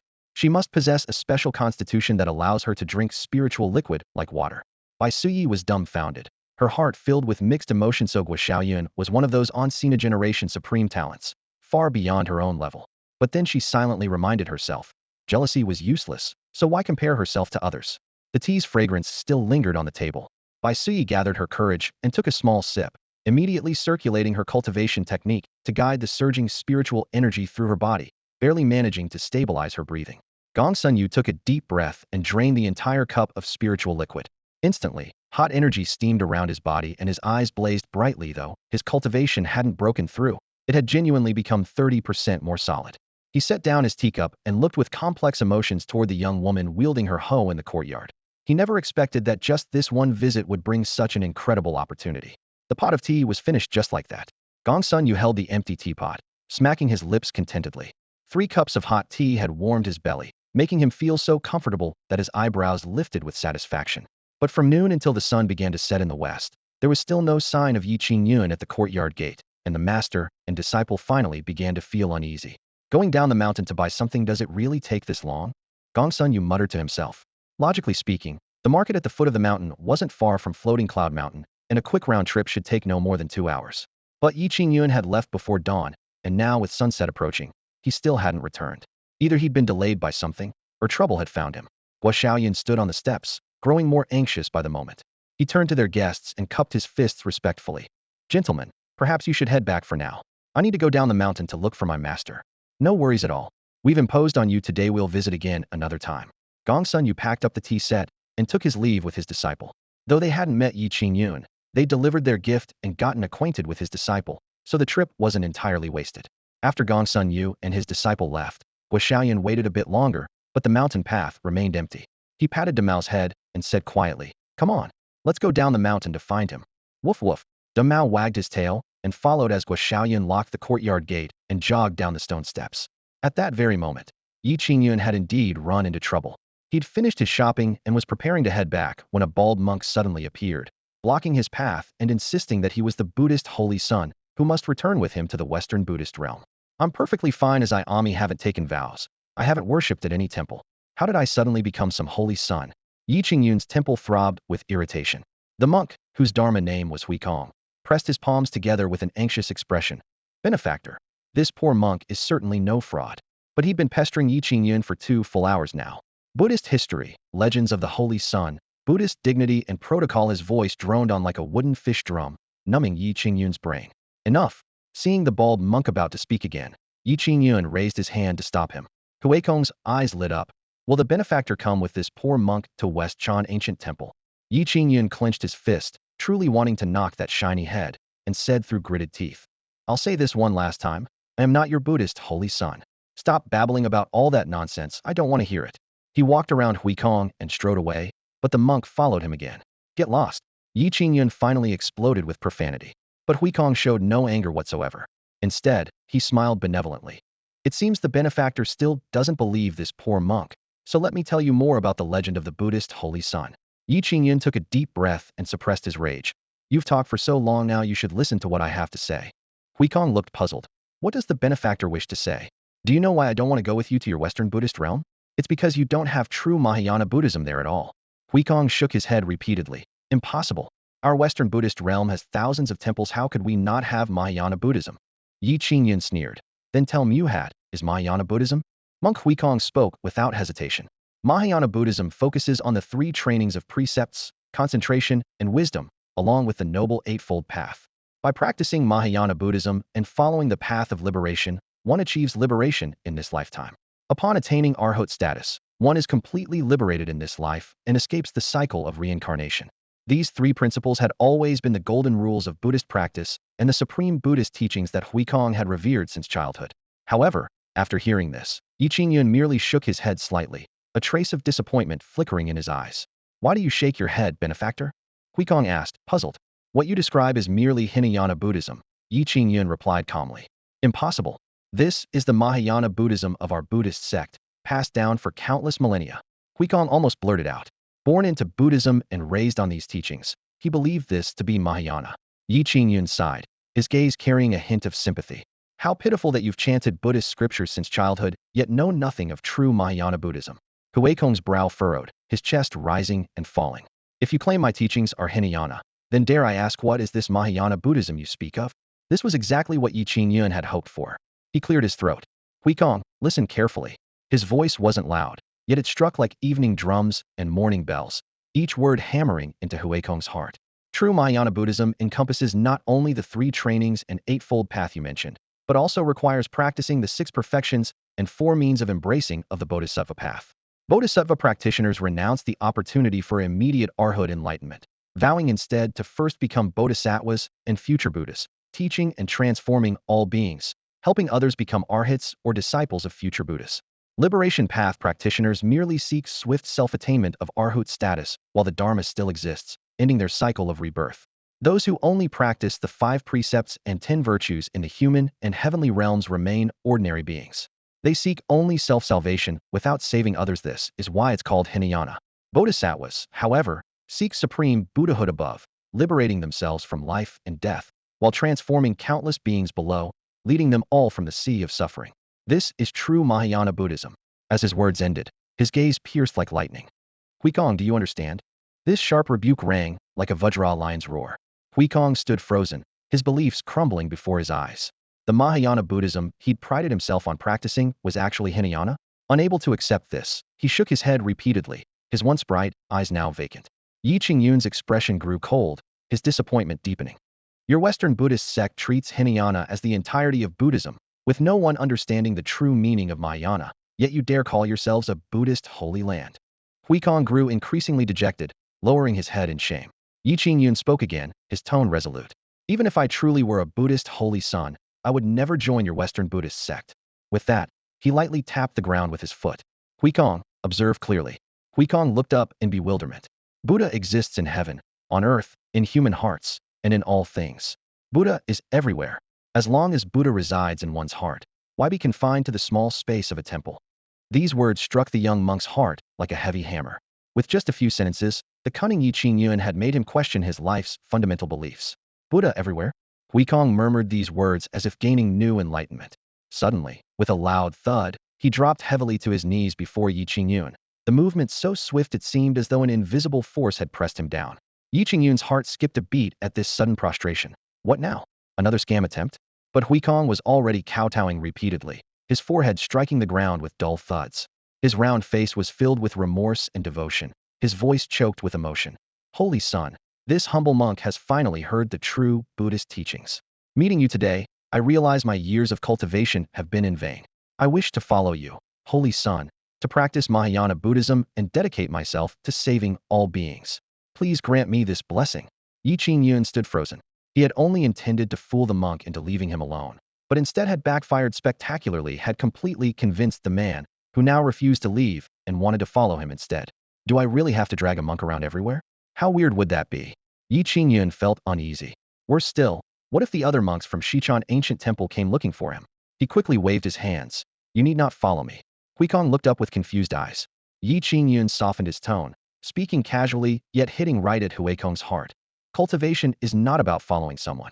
As long as you have Buddha in your heart and dedicate yourself to saving all beings, you are still practicing even without depending on anyone or staying in any temple. Buddha will see. As he finished speaking, he offered a gentle smile. What appeared to others as merely polite courtesy looked to Huikong like a sudden burst of Buddha's light, illuminating his entire being and instantly calming his spirit. Huikong sprang to his feet, his face radiating complete enlightenment. Holy Son, you are right. I can practice even without the temple. I have decided I will not return to Xichon ancient temple and will cultivate right here. Yi Qingyun was speechless and turned to leave. This time, Huikong did not follow. He simply pressed his palms together and chanted Buddhist sutras in a low voice, his gaze clear and all doubts dispelled. He even abandoned the idea of inviting Yi Qingyun back to the Western Buddhist sect if he himself was unwilling to return. Why drag others along? What meaning is there in returning to a Western Buddhist sect that lacks even Mahayana teachings? With the Holy Sun here, this place is the true Buddhist sanctuary, Huikong silently vowed. I must tell my fellow practitioners and let them know about Mahayana Buddhism too. With his mind made up, he acted immediately. Before long, Huikong had gathered dozens of nearby monks. Over 30 bald heads clustered together, gleaming so brightly in the sunlight they seemed polished with oil. Huikong, why did you urgently summon us? Didn't you go to find the Holy Sun? Did you find him? What does he look like? Tell us quickly. The monks chattered excitedly, their eyes full of curiosity. Huikong smiled, first shaking his head then pressing his palms together. Fellow practitioners, I have something to tell you. The monks all froze in unison. From now on, I will not return to Xichon ancient temple, nor to the western region. At these words, the crowd erupted. Huikong, why do you speak such words? Huikong remained calm and unhurried, softly chanting, Amit Ba. Then he continued slowly, Buddha is everywhere. As long as you have Buddha in your heart, you are practicing wherever you may be. Yi Qingyun encountered Gua Xiaoyan halfway up the mountain path, as the boy had come down looking for him. The mountain trail wound its way through the landscape, with grass swaying in the breeze. Seeing his master appear unharmed, Gua Xiaoyun's heart, which had been anxious throughout his journey, finally settled. He rushed forward to embrace Damao's mane, grinning so widely his eyes nearly disappeared into crescents. The trio, along with their beast companion, made their way back up the stone steps, their footsteps rustling through the fallen leaves. Master, 2 people came to visit you earlier. Just as they crested a ridge, Gua Xiaoyan remembered the master-disciple pair. Oh, who were they? Yi Qingyun's heart tightened, and he unconsciously touched the prayer beads in his sleeve. They weren't Buddhist monks, were they? An old man and a young, beautiful lady. Gua Xiaoyan gestured as he spoke. The old man claimed to be the sect master of the 9 spirits sect, called Gongsun. Gongsun something? I can't remember. The beautiful lady was called by Suyi, and she said she was your friend. At this point, the boy winked at Yi Qingyun with a mischievous grin. Master, you know such a beautiful lady? Yi Qingyun cleared his throat awkwardly. Just a friend. You're still young. Don't let your imagination run wild. Oh, Gua Xiaoyan responded, then continued with the full story. They said they came to visit and even gave me a bottle of pills. I served them tea, but I waited until afternoon and you still hadn't returned. So they left, saying they'd come back another day. Yi Qingyun nodded, silently noting this information without asking further questions. Master, these pills taste pretty good. Would you like to try one? Gua Xiaoyan pulled out the small jade bottle, crunching away in his mouth like he was eating broad beans. Let me try one. Yi Qingyun picked up a pill between his fingers. It was slightly sweet and pleasantly crispy. The taste isn't bad. If you like them, go ahead and finish them all. Yes. Guo Xiaoyan simply poured the entire bottle of essence pills into his mouth, crunching and swallowing with obvious delight. In moments, all 8 pills were gone, and he merely let out a satisfied burp, his complexion unchanged. If any other martial artist had witnessed this, they would have been stunned speechless. While essence pills weren't top grade, consuming 8 at once was practically suicide for an ordinary person, causing anything from ruptured meridians to complete bodily explosion. Yet this boy acted as if nothing had happened, simply patting his belly and continuing to lead Dumao up the mountain. Back on the mountain, Yi Qingyun's life seemed to return to its former rhythm. With Guo Xiaoyan sharing the farm work, his burden was considerably lighter. In the cool evening mountain breeze, master and disciple sat under the eaves sorting soybeans. With dogs barking and roosters crowing in the courtyard, everything radiated tranquility. Of course, as a master, he hadn't forgotten his duty to teach his disciple. Since Yi Qingyun couldn't cultivate, he had to find other approaches. Xiaoyan, today I'll teach you to write. I already know how to write. Guo Xiaoyan looked up and replied matter-of-factly. What? Yi Qingyun was stunned. I really can write. Seeing his master's disbelief, the boy immediately grabbed paper and brush, scribbling several lines. Though crooked, the characters were recognizable. Yi Qingyun was quite surprised. Who taught you? Old Huang, the storyteller at the tea house. Guo Xiaoyan grinned. Old Huang. Yi Qingyun recalled his brief encounter with the old man at the tea house not long ago. How many characters do you know? I recognize most of them. The boy wrote a few more, his strokes scattered but forming coherent lines.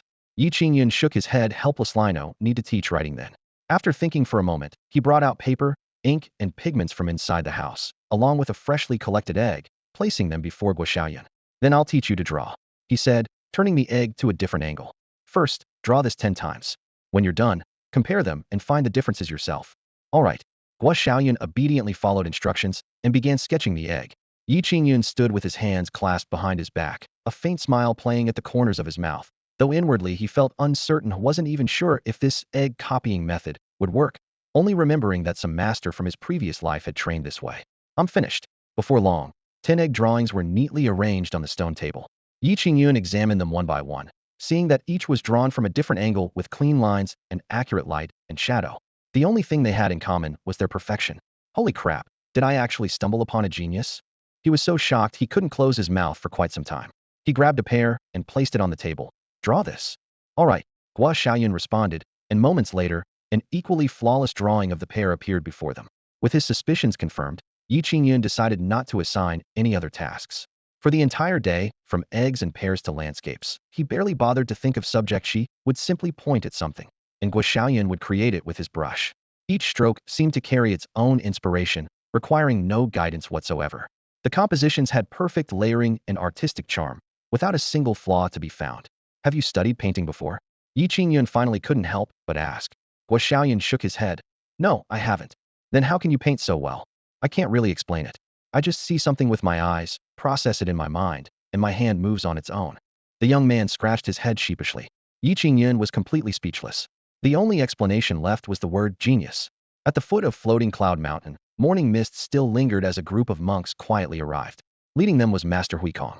The monks pressed their palms together, gazing reverently toward the mountain peak. The holy sun is secluded in the mountain for cultivation, Huikong said in a steady voice.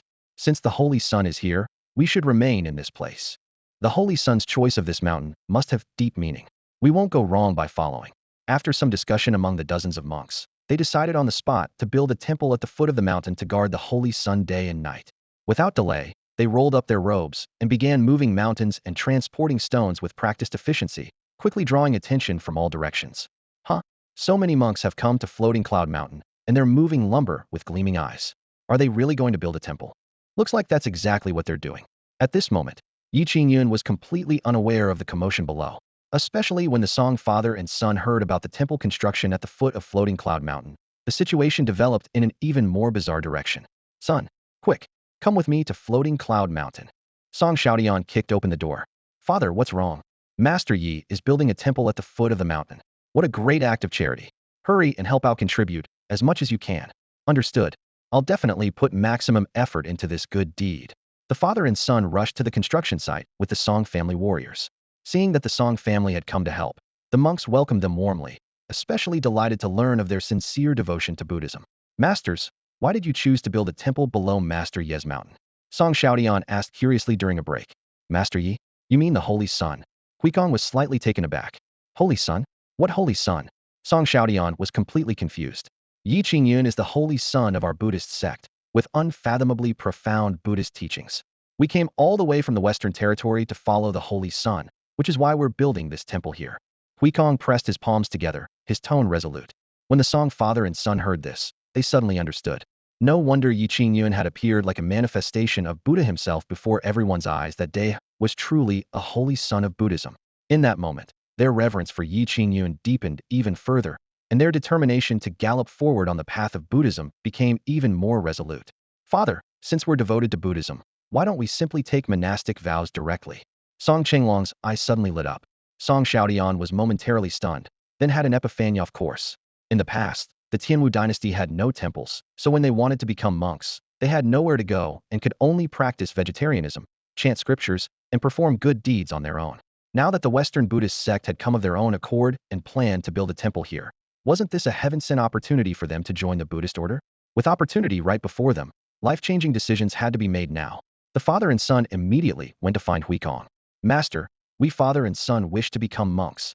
The two stood before Huikong, their voices filled with barely contained excitement, making it sound to others as if becoming a monk was some joyous occasion. Huikong was slightly taken aback, clearly surprised. Benefactors, do you truly wish to take monastic vows? Truly, Song Xiaodian answered eagerly.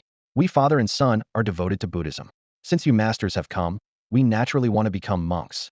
Exactly, Song Qinglong continued. Only by becoming monks can we father and son realize our complete life's purpose. We hope the master will fulfill our wish.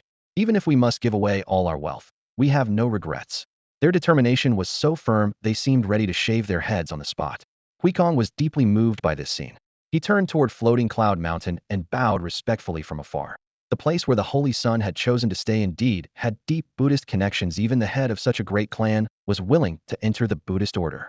Master, please fulfill our wish. Song Xiaodian pleaded again. Huikong nodded solemnly. Since you both are so sincere, Buddhism shall naturally open its doors wide. Thank you, Master. Thank you, Master. The father and son were so excited they nearly wept with joy. We can finally become monks. Subsequently, Huikong personally conducted the ordination ceremony for them. The razor whispered softly. Black hair fell to the ground, and in the blink of an eye, the Song father and son had become two gleaming bald heads. From this day forward, you are disciples under this humble monk, Huikong announced. Entering our Buddhist order, you must have Dharma names. You, Song Xiaodian, shall be called Shuhai. You, Song Qinglong, shall be called Shuzhu. With the ordination complete, the father-son relationship was transformed into that of fellow disciples of the same generation, no longer bound by familial hierarchy. Thank you, Master. The two bald heads kowtowed in unison, and in that moment, it seemed as if all worldly thoughts had been cleansed away, leaving no attachments behind. Suddenly, Song Zhou looked up and asked, Master, what will our temple be called? This question stumped Huikong. He indeed hadn't thought about the temple's name. Thanks to the Song family's strong support, construction was proceeding at an astonishing pace, and it would likely be completed in another 10 days. If there was still no name by then, they couldn't very well leave the plaque blank. But to name it casually would be meaningless. The temple's name had to be personally bestowed by the Holy Sun. With this thought, Huikong made his decision. He would personally climb the mountain to visit Yi Qingyun and request that the Holy Sun bestow a name. Huikong immediately set off up the mountain. He didn't want to be beaten to the punch by others. If those pleasant-sounding temple names were snatched up by his fellow disciples, his painstakingly built temple would have to debut with an awful title. With this thought in mind, Huikong jogged up the mountain. Halfway up Mount Fuyun, Yi Qingyun's residence came into view. Surrounded by bamboo fencing, the small courtyard was simple and serene, with two pear trees behind the house bearing golden fruit. Huikong silently praised in his heart, the Holy Sun is truly a reclusive master. Even his place of cultivation is so elegant, a true model for our Buddhist sect. Outside the courtyard gate, he respectfully called out, Holy Sun. Yi Qingyun was standing among the branches picking pears when he heard the voice and turned around, immediately feeling his scalp tingle. How is this monk so persistent? He's followed me up the mountain again. What do you want?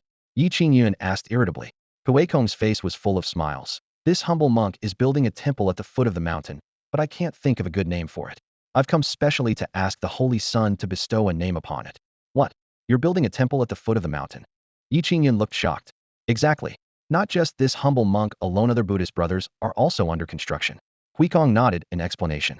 Ever since the Holy Sun explained the wonders of Mahayana and Hinayana that day, we decided to stay here to follow the Holy Sun in cultivation while protecting the Holy Sun's safety. So we're all building temples at the foot of the mountain.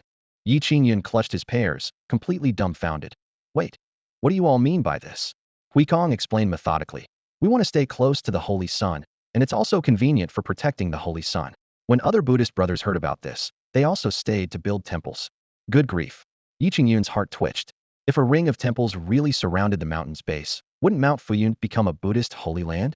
Take me to see. He stuffed the pears into his robes and followed Huikong down the mountain. Standing on a high slope, he was stunned.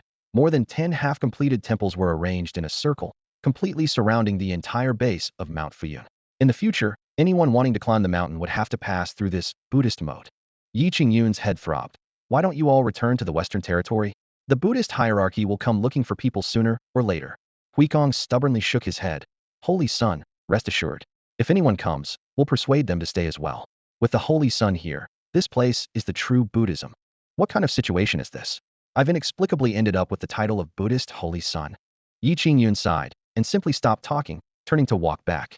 Holy Sun, you haven't bestowed the temple name yet. Huikong quickly blocked his path. Yi Qingyun really wasn't in the mood. Just call it Shaolin Temple then. With those words, he walked away without looking back. Huikong stood stunned for a long while, continuously muttering, Shaolin Temple, Shaolin Temple. Under his breath, suddenly his eyes lit up, and he spun around excitedly on the spot. The Holy Sun is brilliant. Haha, my temple will be called Shaolin Temple. With that, he rushed down the mountain like a shot. In the capital of the Tianwu dynasty, in the Golden Throne Hall, Emperor Dongfang Su was discussing matters with his ministers when urgent shouting came from outside the hall doors. Urgent report from the border army. Urgent report from the border army. The ministers' faces changed dramatically. Dongfang Su's gaze sharpened as he raised his hand in signal. Guards quickly stepped forward and presented a bloodstained battle report to the imperial desk. Dongfang Su unfolded the report, his brow immediately furrowing into a knot.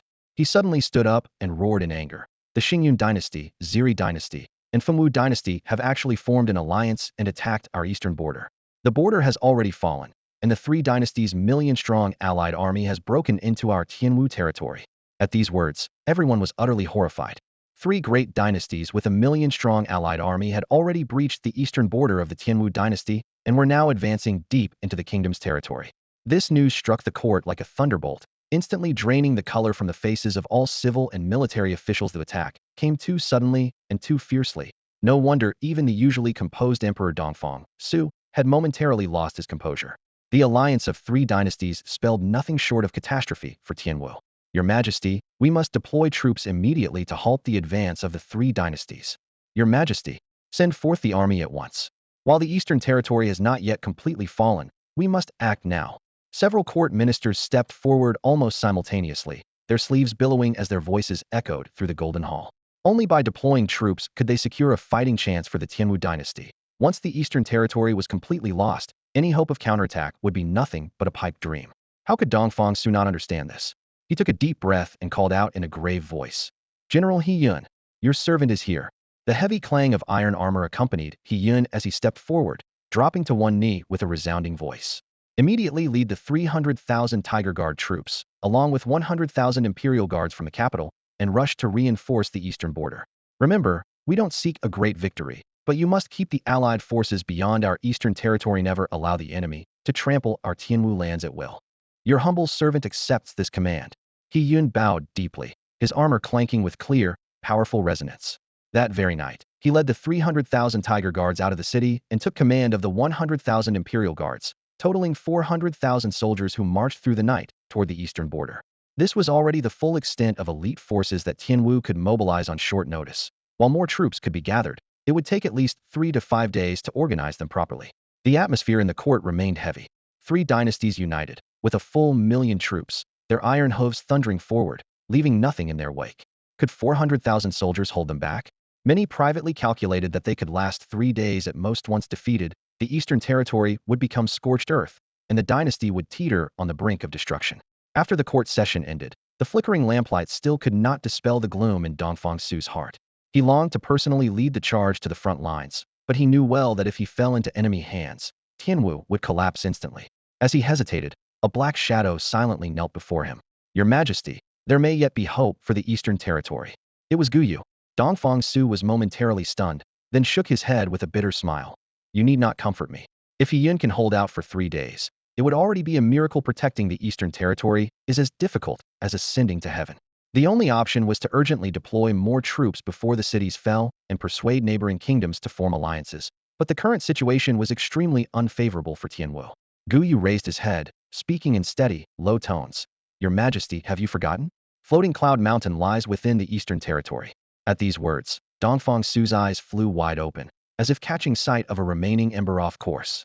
That unfathomably powerful hermit still resided on Floating Cloud Mountain.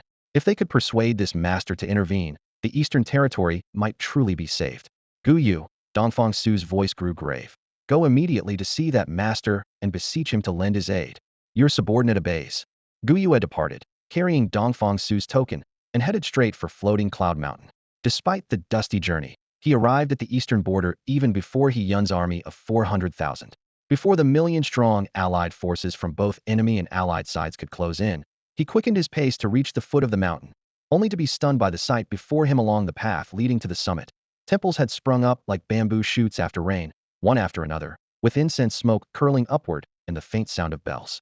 The largest temple actually bore a golden plaque reading Shaolin Temple, solemn and magnificent, as if the great Buddhist monastery from the Western Territories had been relocated here. With no time to investigate the reason, Guyu hurried through the halls and corridors, heading straight for the mountaintop.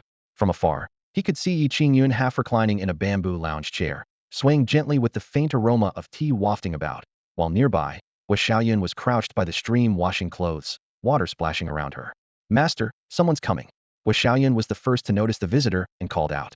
Qingyun opened his eyes, saw Guyu, and smiled slightly. Guyu, it's been quite a while since you visited me here. Guyu had no time for pleasantries and bowed with cupped hands. Young Master Yi, I truly need to ask you to come down from the mountain this time. Qingyun was slightly taken aback. What's happened? Guyu immediately recounted the entire situation: the border crisis, the million-strong army pressing forward, and the martial emperor's plea for help. Upon hearing this, Qingyun nearly tumbled from his lounge chair. Good heavens, there's a war? With 1,000,000 troops? What are we supposed to do? Xiaoyun, who came from a beggar's background, became even more anxious upon hearing the news. Master, should we move away? Yes, let's move. Qingyun sprang into action, rushing into the house to grab blankets, move teapots, and retrieve roasted duck, creating quite a commotion. Guyu watched in stunned disbelief and hurried after him. Young Master Yi, only by relying on you can we repel that million-strong army. Qingyun held his forehead upon hearing this. Repel 1,000,000 troops?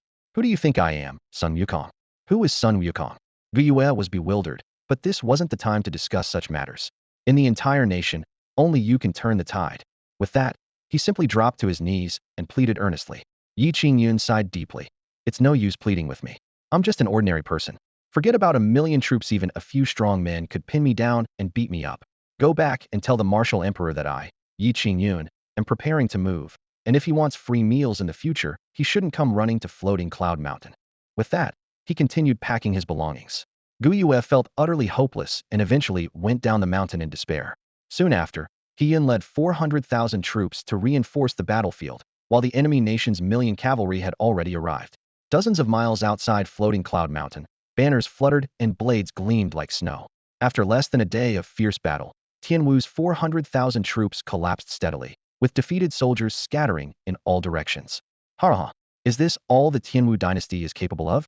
Kill advance into their heartland. The enemy commander raised his blade and laughed maniacally as the million-strong army surged toward Floating Cloud Mountain like a flood. At this moment, Qingyun and Xiaoyun had just finished tying their luggage to a donkey's back, preparing to descend the mountain under cover of night, when they encountered Monk Huikong leading a large group of monks approaching quickly. Holy Sun, the mountain is surrounded by armies below. We must fight to the death to protect your safety, Monk Huikong declared with unwavering determination. What the hell? Qingyun was completely dumbfounded. He had just finished packing his belongings and was ready to sneak down the mountain when a monk's casual remark, "The mountain is already surrounded by an army," froze him in place. The bamboo forest swayed violently in the wind, as if mocking him, whispering that any thought of escape was now nothing but a fantasy. "Do not worry, Holy Sun. With us here, we will ensure your safety." Huikong pressed his palms together in a solemn gesture, his voice clear and resolute as it echoed along the mountain path. "Indeed, Holy Sun," another monk added, his tone deep and steady. "Even if 1,000,000 soldiers besiege this place, this mountain remains a sanctuary of the Buddhist order. No worldly force can set foot here." Qingyun rubbed his temples, his expression conflicted. Did these monks really have the power to defend against the massive army below? Could they actually stop the million-strong coalition force? But the situation left him no room to argue. Escaping was no longer an option. He could only resign himself to fate. Fine, my life is in your hands, he sighed, his tone heavy with resignation. Rest assured, Holy Son. Huikong bowed slightly before leading the monks down the mountain.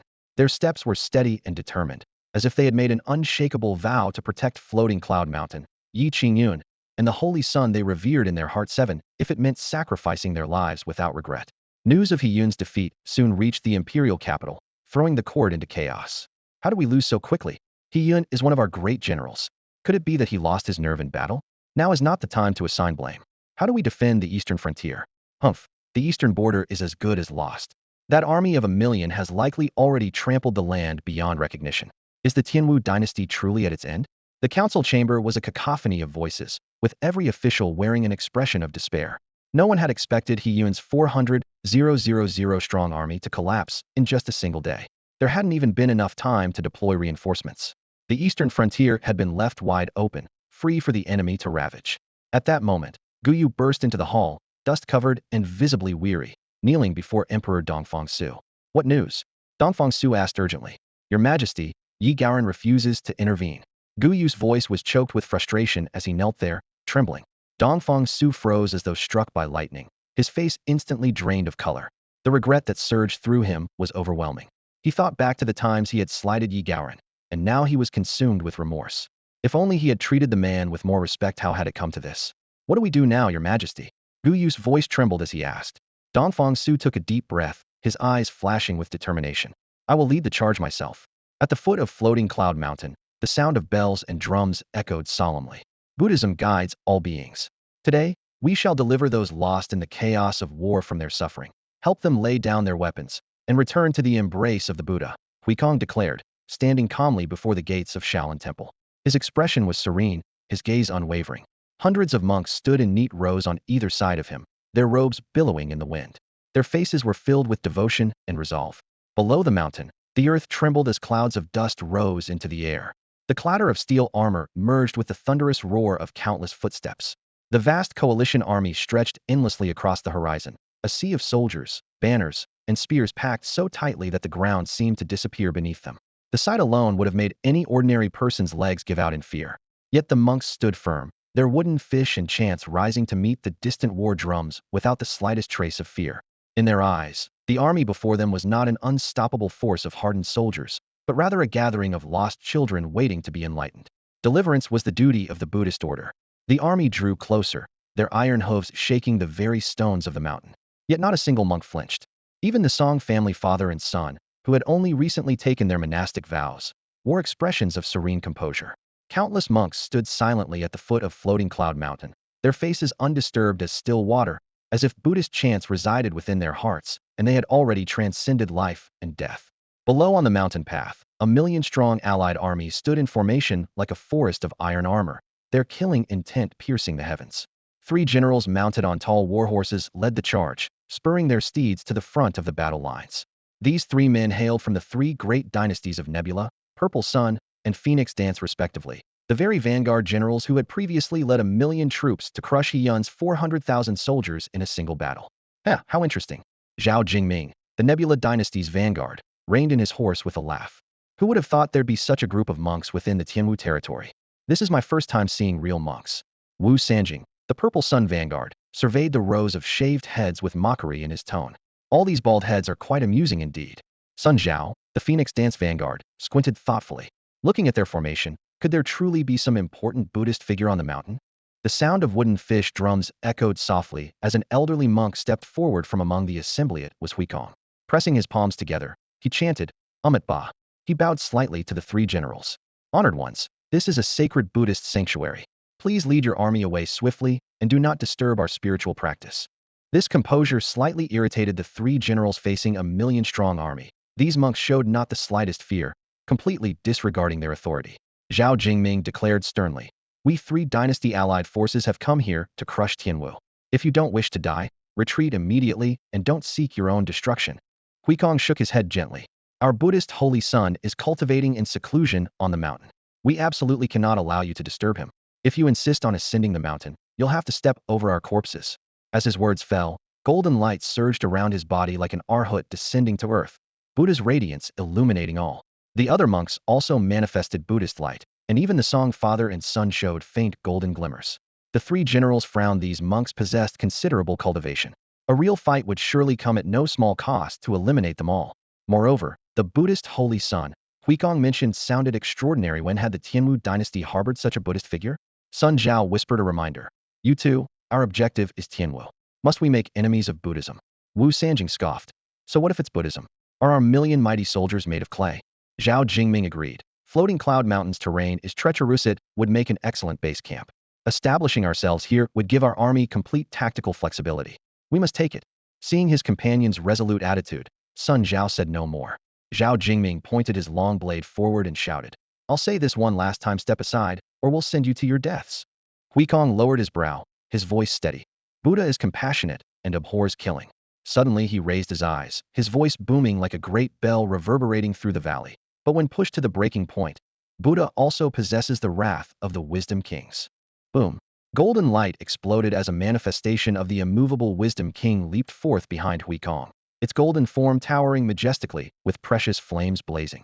The foremost of the 8 great wisdom kings, renowned for sweeping away obstacles and remaining unshakable.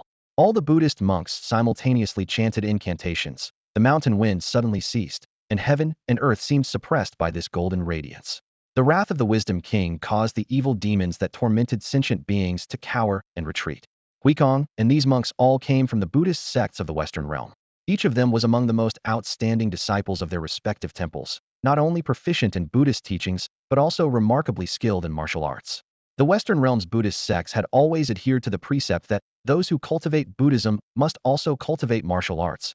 If one traveled without cultivation to protect oneself, they could neither help others in need nor ensure their own safety, making martial prowess essential in Buddhism.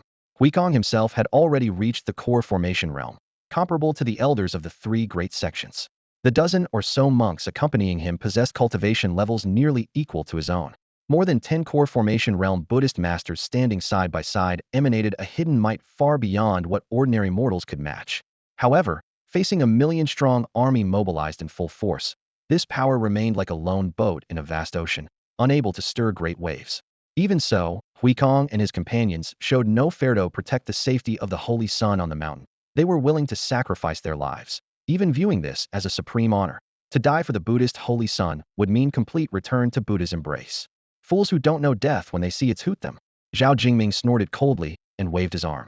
Whooshed in, 1,000 arrows flew in unison, their rain blotting out the sky as they whistled toward the monks. Huikong pressed his palms together, chanting in low tones as a golden, immovable wisdom king rose from behind him. Clang, clang, clang, clang. The dense arrows struck the Dharma manifestation and were all deflected. The other monks each employed their divine powers, similarly blocking the first volley, but a second wave of arrows was already being prepared. It seems these monks have considerable cultivation. Use the Dharma-breaking arrows directly. Wu Sanjing commanded coldly. The soldiers quickly switched their arrows. The new arrows had pitch-black heads carved with strange patterns, and each arrow emanated an oppressive, bone-chilling aura. Dharma-breaking arrows specifically designed to counter cultivators, made from rare materials with formations inscribed on their heads to dispel spiritual energy. Release! Wu Sanjing shouted. Whoosh, whoosh, whoosh, whoosh, whoosh. The Dharma-breaking arrows tore through the air with high-pitched screams that pierced the eardrums. Huikong and the others, raised in peaceful Buddhist temples and rarely exposed to military weapons, knew nothing of such things. Only when the arrows reached them did the monks sense something was wrong. Boom, boom, boom, boom. The Dharma-breaking arrows exploded, forcibly tearing apart the protective Buddha light and magical barriers the monks had erected. What? How is this possible? These aren't ordinary arrows. The monks' faces changed in shock as they were forced to retreat repeatedly. Kill! Zhao Jingming seized the moment and roared. Iron hooves thundered like rolling thunder as cavalry surged forward like a black tide, their gleaming sabers raised high, charging straight at the monk formation. Huikong and his companions gathered their energy to meet the enemy, their long sleeves sweeping away blade light, while their palm winds toppled war horses. In an instant, blood flowed like rivers at the foot of floating Cloud Mountain. Though suppressed by the Dharma-breaking arrows, the monks still held overwhelming advantage against ordinary soldiers. Buddhism fundamentally advocated against killing, but not to the point of standing idle in this moment with enemy blades before them. Huikong and his companions showed no mercy in their strikes. These monks are quite formidable. Each one has core formation realm cultivation. Zhao Jingming thought grimly. Indeed terrifying, but unfortunately too few in number. If there were over 100 of them, we might not be able to take floating Cloud Mountain. Wu Sanjing's tone remained coldly harsh. With the Buddhist holy sun on the mountain, is what we're doing really right? What if this Buddhist holy sun is truly formidable? I fear we might be bringing disaster upon ourselves. Sun Zhao stood at the foot of the mountain, gazing at the dust-filled battlefield, his heart heavy with unease. Unlike Zhao Jingming and Wu Sanjing, he had witnessed the terrifying power of Buddhist masters in his early years. It was during his days as a warrior on the battlefield, full of vigor and bloodlust, a wandering old monk had passed through the Fengwu dynasty, and with a mere wave of his sleeve, he had sent over a dozen of the dynasty's strongest warriors tumbling to the ground. Despite their best efforts with blades, spears, and magical treasures, they couldn't even tear a corner of the old monk's robes. That scene was burned into Sun Zhao's memory like a brand, instilling in him an almost instinctive wariness of the Buddhist sect. Now, knowing that a Buddhist holy sun was in the mountains, even with a million-strong army at his back, he still felt a chill of dread, sensing that things would spiral out of control. What's there to fear? Zhao Jingming snorted coldly, gripping his long blade as he wiped the blood from its surface. This so-called Buddhist holy sun doesn't even dare show his face, only letting these monks guard the mountain base and march to their deaths. What kind of master could he possibly be? Sun Zhao's frown deepened, but he didn't argue further. That ominous premonition continued to circle in his chest, impossible to shake. Meanwhile, in front of Shaolin Temple, Huikong led dozens of monks in fierce battle against waves of armored soldiers. The monks moved with meditative steps and palms filled with powerful energy, easily overwhelming ordinary soldiers. But the human tide was vast and endless, wave after wave without cease. In just a moment, the monk's spiritual energy began to falter. Thud! One monk, unable to dodge in time, was pierced through the shoulder by a spear, blood instantly soaking through his robes. Roar! Huikong's eyes flashed with severity as he pressed his palms together and thrust them forward, unleashing the Buddhist lion's roar that shattered the air. The sound waves crashed like an avalanche, instantly sending soldiers tumbling to the ground clutching their heads, their screams rising one after another. The pressure suddenly eased, but Huikong's face had turned ashen, his steps unsteady. The Buddhist lion's roar was tremendously powerful, but equally devastating to its wielder. With his remaining spiritual energy, he could barely sustain prolonged combat. Protect Brother Huikong, someone roared. The remaining monks immediately surrounded Huikong in the center and charged toward the enemy blades once more. Steel swords, wooden staffs, splashing blood, and angry shouts intertwined as every monk bore wounds, clearly on the verge of collapse. Rumble! The sky suddenly darkened as storm clouds seemed to swallow the sunlight in the blink of an eye. Wild winds howled with dust and sand, thunder rolling through the cloud layers. How did it suddenly? Everyone looked up in unison, only to fall silent in the next moment. Roar! A deep dragon's cry shook heaven and earth as a serpentine dragon shadow appeared and disappeared within the storm clouds, its scales gleaming brilliantly in the lightning's reflection. Am I seeing things? Is that a dragon? No mistake. It's a dragon. A true dragon. Everyone, whether the vanguard generals, Huikong's monks, or the million soldiers, was completely petrified in that moment, able only to gaze upward. The dragon's head emerged from the clouds, golden eyes looking down upon the mortal world. Boom! An indescribable, terrifying aura erupted from the dragon's mouth, like heavenly thunder crashing to earth. Crash! The ground trembled as a circular area spanning dozens of yards, along with the tens of thousands of soldiers upon it, instantly vaporized, leaving only a pitch-black crater with residual heat that warped the very air. Not even bones remained. They had simply evaporated. A true dragon manifested in the world. With one breath of dragon flame, tens of thousands perished. This was the power of a true dragon. It crushed all living beings. In an instant, the million-strong allied army was struck with terror. The soldiers were paralyzed with fear, desperate to flee immediately.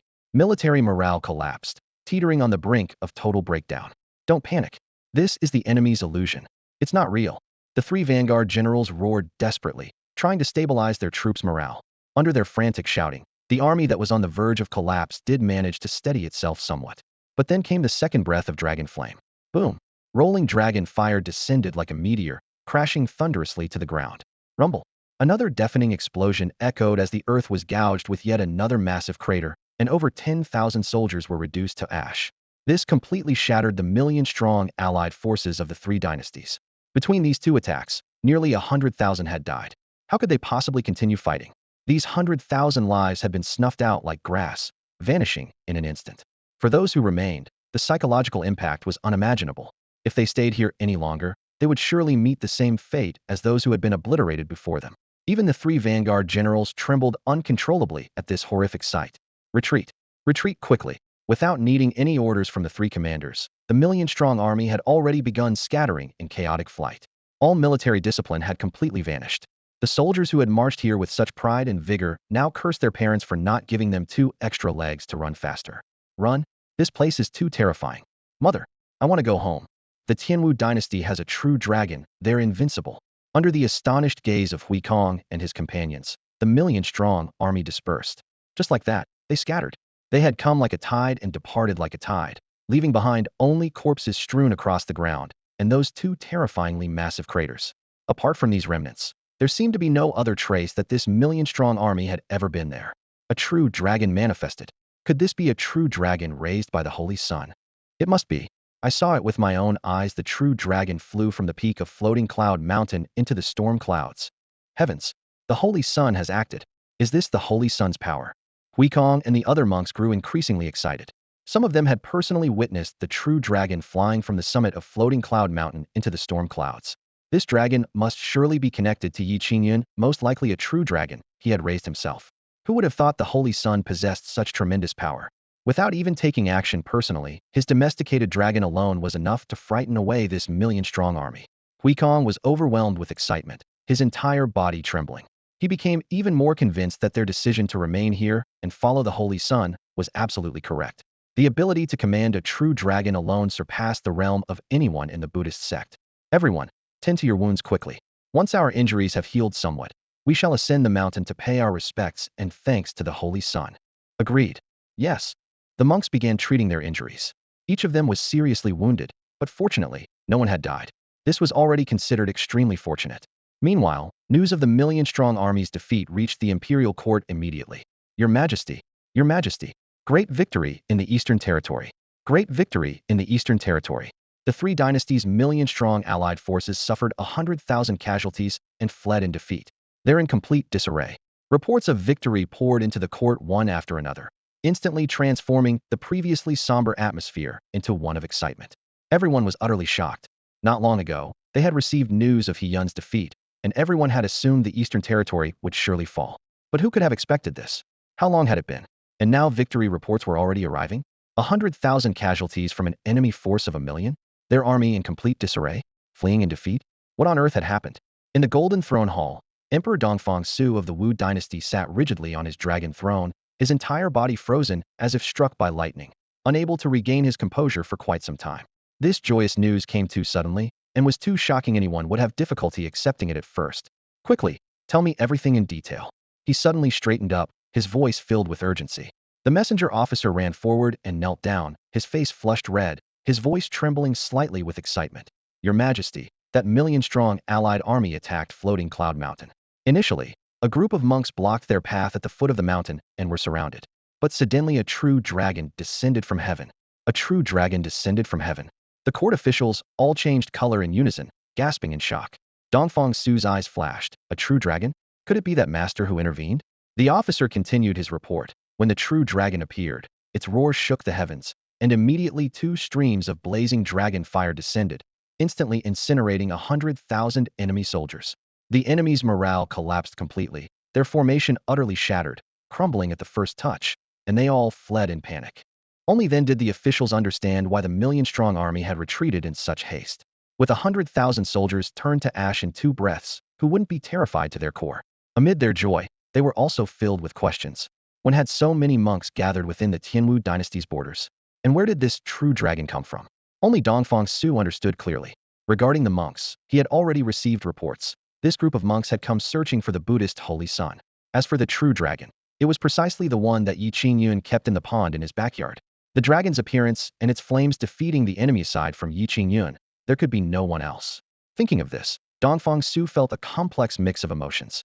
He had originally thought Qingyun would remain uninvolved, but unexpectedly, at the crucial moment, he had still intervened, forcibly saving the Tianwu dynasty. Such a great favor was so immense that he had no way to repay it. He immediately issued an edict. Dispatch troops at once to rebuild the eastern border defenses, closely monitor the movements of the 3 great dynasties, and guard against their return. Once the edict was issued, the officials hurriedly accepted their orders and withdrew. After court was dismissed, Dongfang Su returned to the rear palace. Guyu. Shadows flickered, and a black-clad guard knelt. I am here. Accompany me on a trip to floating Cloud Mountain. Yes. Guyu's voice couldn't hide his excitement. His Majesty was going to express his gratitude in person. Dongfang Su pondered for a moment, then immediately ordered the imperial treasury to be opened, selecting the most precious gifts to bring along, as otherwise he would be too embarrassed to face Yi Qingyun. Meanwhile, at Floating Cloud Mountain, the wooden house had its doors and windows tightly shut, and Yi Qingyun and his disciple Guo were hiding inside, backs against the foot of the bed, trembling all over. Disciple, do you think those soldiers will come charging up here? How would I know? Guo voice was shaking. If they really storm into the courtyard, what should we do? What else can we do? Kneel and beg for mercy. You're right. Our lives are what matter. Thunder rumbled in the distance outside. Guo swallowed hard. Master, it sounds like thunder outside. We're about to lose our lives, and you're worried about thunder? Right. The two simply crawled under the bed, staring at each other wide-eyed, their hearts filled with anxiety. Suddenly, hurried footsteps echoed in the courtyard. We're done for. They really came up. Yi Qingyun silently groaned in despair. Disciple, remember to kneel decisively when the time comes. Don't let them think we master and student have ulterior motives. Guo crouched by the bedside, lowering his voice in response. Yes, I'll remember. Also, Yi Qingyun pulled out a small black box from his chest, placing it in his disciple's palm. If they really intend to kill us, we can't just sit here waiting for death. Hold on to what I'm giving you tightly, and don't let your hands shake. Master, rest assured. I've already learned how to use that thing. Guo gripped the box firmly, his tone resolute. Good. Whether we can survive today depends on the luck of us master and disciple. The two crawled back under the bed, holding their breath. They could only hear the wind sweeping past outside, with the wooden door occasionally trembling lightly. Time passed bit by bit, but the expected sound of doors being broken down never came, nor was there any clamor of clashing weapons. Suddenly, a loud shout came from outside the courtyard. Is the Holy Sun here? Is that Huikong? Yi Qingyun's heart jolted, then filled with joy. The enemy army hadn't charged in, most likely because Huikong and the others had blocked them. He patted Guo shoulder. Come on, let's go out and see. The space under the bed was cramped, and the two stumbled as they crawled out.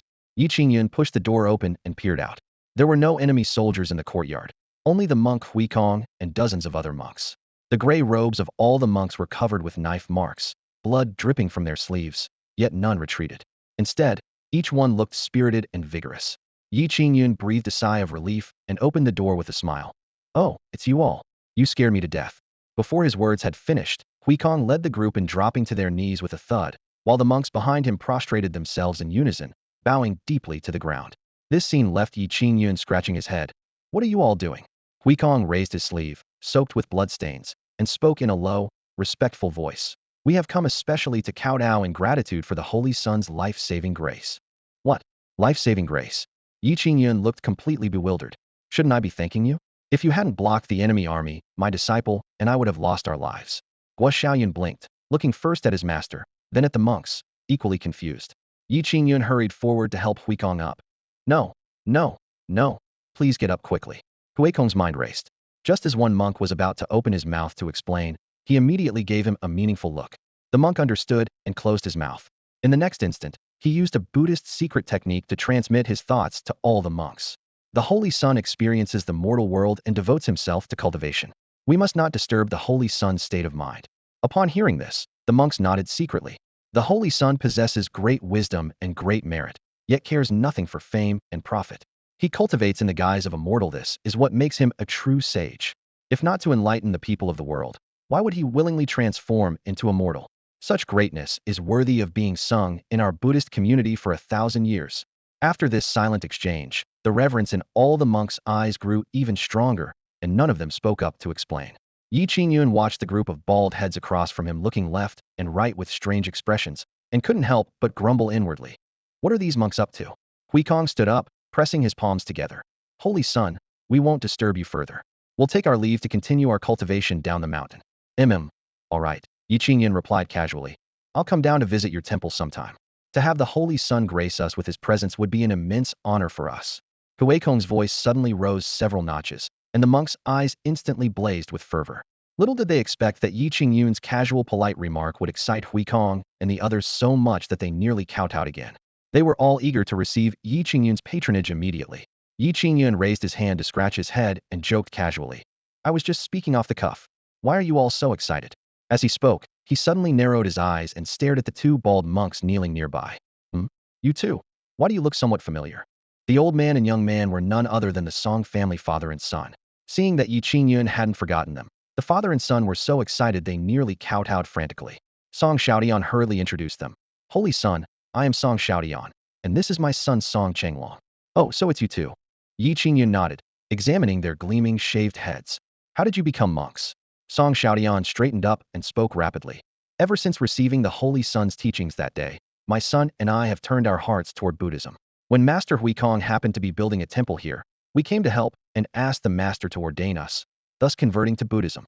Song Chenglong added, Holy son, my father's Dharma name is Shuhai, and my Dharma name is Shuzhu. Yi Qingyun raised an eyebrow. Your Dharma name is Shuzhu? Song Chenglong nodded repeatedly, his face full of expectation. Yes, Master Huikong chose it for me. Yi Qingyun showed a strange smile. Not bad. It sounds very promising. Even the Holy Son thinks so? Song Chenglong was overjoyed. I think it's promising too. Not long after Master Huikong's group departed, the sound of breaking air suddenly arose from the horizon. Martial Emperor Dongfang Su, accompanied by Guyu, flew through the air at great speed, rushing from the imperial capital all the way to floating Cloud Mountain. Mountain ridges flew past beneath their feet.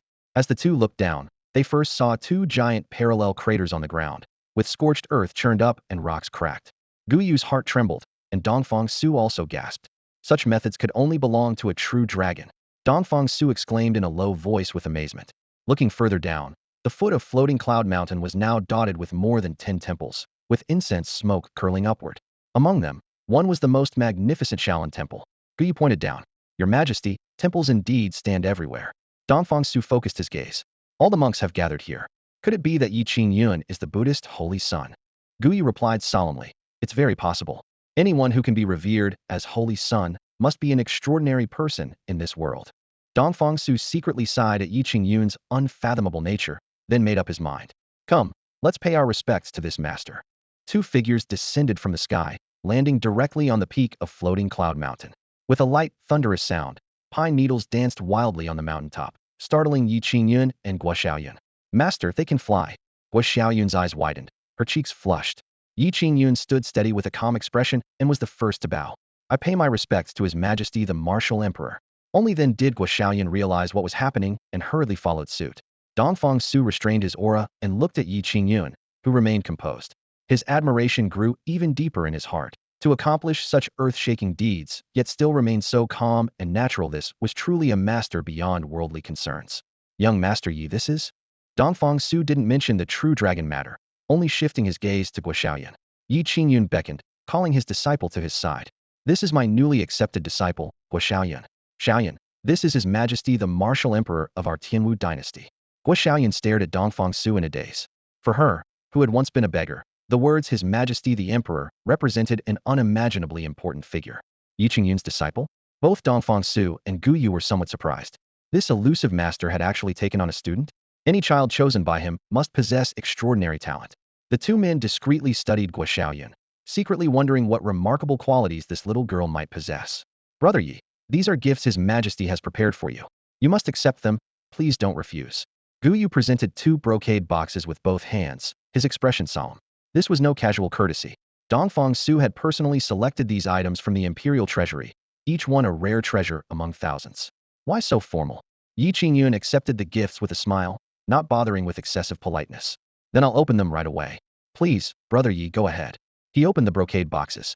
Guo Xiaoyun stood on her tiptoes and leaned in, her bright black eyes almost touching the box edges. One box contained a long sword, its blade gleaming with cold light. The other held a soft armor, white as water and translucent, thin and supple, cool to the touch. Excellent sword, excellent armor.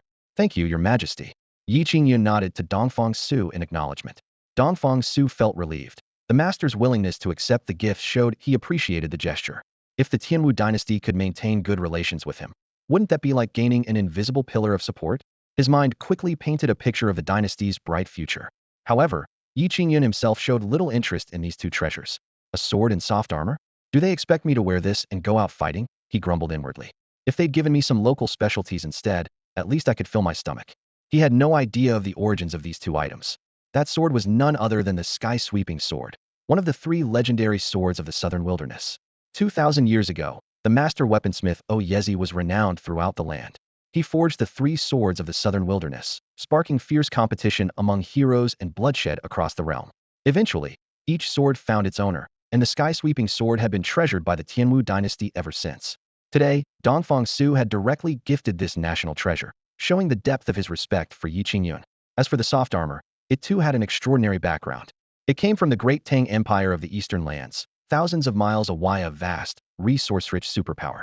800 years ago, the great Tang unified the Eastern Lands, ending the era of warring states. Dongfang Su had once sent envoys there, and the soft armor was among the precious gifts that returned with the diplomatic mission. Its defensive power was such that even a full-force strike from a heaven-reaching realm expert would struggle to penetrate it. The two treasures were worth a fortune. While Yi Qingyun remained indifferent, Guo Xiaoyun's eyes lit up as she gazed lovingly at the sword and armor. "Do you like them?" Yi Qingyun asked, turning his head toward her. "Yes."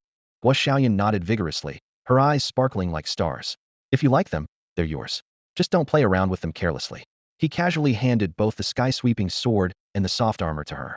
This scene left both Dongfang Su and Guyu stunned.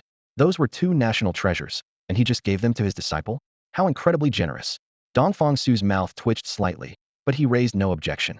After all, since the two treasures had been given to Yi Qingyun, how he chose to dispose of them was his own business. He simply felt that Yi Qingyun seemed to treat this disciple exceptionally well. To casually give away such precious treasures showed that this disciple held a place in Yi Qingyun's heart that couldn't be measured by any material wealth. Dongfang Su secretly calculated. If he wanted to curry favor with this master in the future, he'd first need to befriend his disciple. "By the way, Your Majesty, some time ago when enemy armies pressed against our borders, it was thanks to the monks from the temple below who intervened and repelled the invaders." Yi Qingyun suddenly spoke, his tone casual and light. "Your Majesty shouldn't forget to reward them." Dongfang Su didn't know whether to laugh or cry, yet felt deep respect. Despite such tremendous merit, Yi Qingyun not only claimed no credit, but attributed everything to others. Such magnanimity was truly noble. If he weren't an emperor, he would have almost bowed deeply on the spot. "Master Yi, rest assured, I will reward them handsomely." Dongfang Su nodded solemnly. In his heart, however, he thought, since the master wants to play this role, I'll cooperate fully. He didn't linger long, taking Guiyue with him as they descended the mountain. Upon returning to the capital, Dongfang Su immediately issued an edict, sending large quantities of gold, silver, elixirs, and weapons to Floating Cloud Mountain as rewards for monk Huikong and the others. The monks initially wanted to decline, but upon hearing that Yi Qingyun had requested these rewards on their behalf, they immediately accepted. How could they disappoint the Holy Sun's kind intentions? Meanwhile, news of the three great dynasties' crushing defeat spread rapidly back to their homelands. Courts and martial arts circles erupted in uproar. A million-strong allied army utterly routed. The outcome was too absurd. Initially, everyone suspected the commanders of treason, for how else could the Tianwu dynasty's meager forces possibly sweep away 1,000,000 troops? But as intelligence continued to pour in, the doubts gradually subsided, replaced by bewilderment and terror.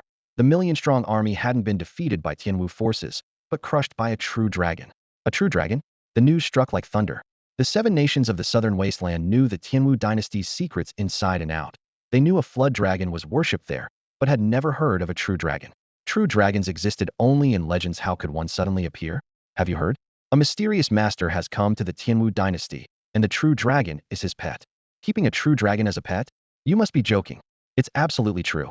And that master is connected to the Buddhist sect of the Western Territories. Several Buddhist temples have already been built within Tianwu's borders. A Buddhist master? Many people gasped. The martial arts communities of the 3 great dynasties could no longer sit still. Powerful warriors, sect elders, and family masters from all walks packed their belongings and set out for the Tianwu dynasty. Discussions rose and fell throughout the 3 great dynasties, and while the clash of swords hadn't yet reached the mountains and rivers, footsteps seeking to discover the master's true identity had already crossed every mountain pass, all rushing toward the Tianwu dynasty, determined to see the true face of this so-called master. "Your Majesty, martial arts masters from the 3 great dynasties have all mobilized." In the Golden Throne Hall of the Imperial Palace, Guyu stood before Martial Emperor Dongfang Su with the latest intelligence, his expression grave. Dongfang Su furrowed his sword-like brows. "Do we know who has come?" Guyu immediately replied. "From the Star Moon Dynasty, Situ Xian, Shun Lianhua, and the Nether Sword Master. From the Purple Sun Dynasty, Zhao Wuji, Chen Daolin, and Zhuge Ming. From the Phoenix Dance Dynasty, the Gold and Silver Twin Prodigies, Dao Wuji, and Luo Yuankingal 9 are present." As the 9 names were spoken, the atmosphere in the hall grew heavy.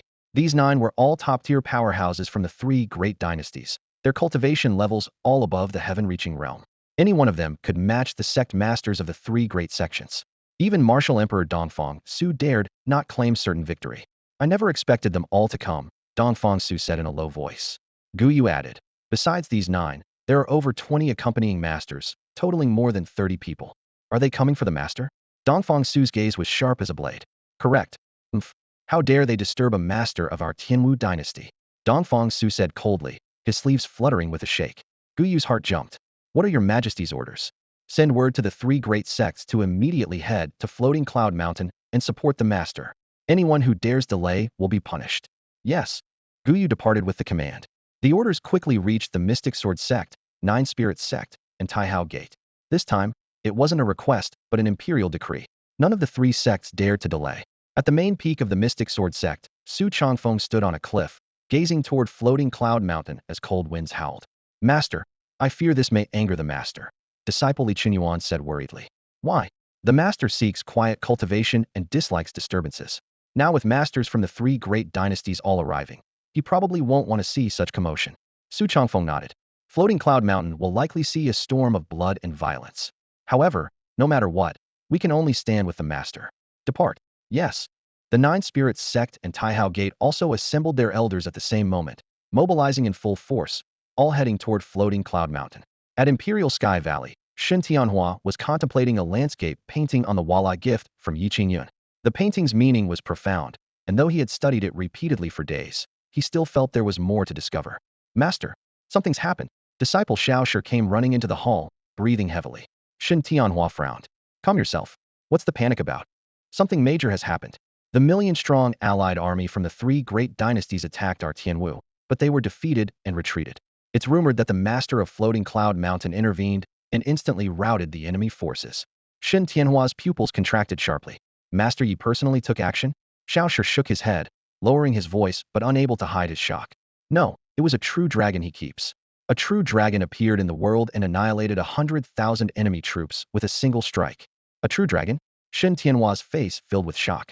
When he first visited Yi Qingyun, he had witnessed the spectacular sight of a true dragon soaring through the sky. At the time, he was simply awestruck, but now, looking back, he was certain that the dragon was indeed a spiritual beast raised by Yi Qingyun. At this thought, Shen Tianhua sighed with genuine admiration. Truly worthy of a master, a million-strong army probably means nothing more than weeds to him.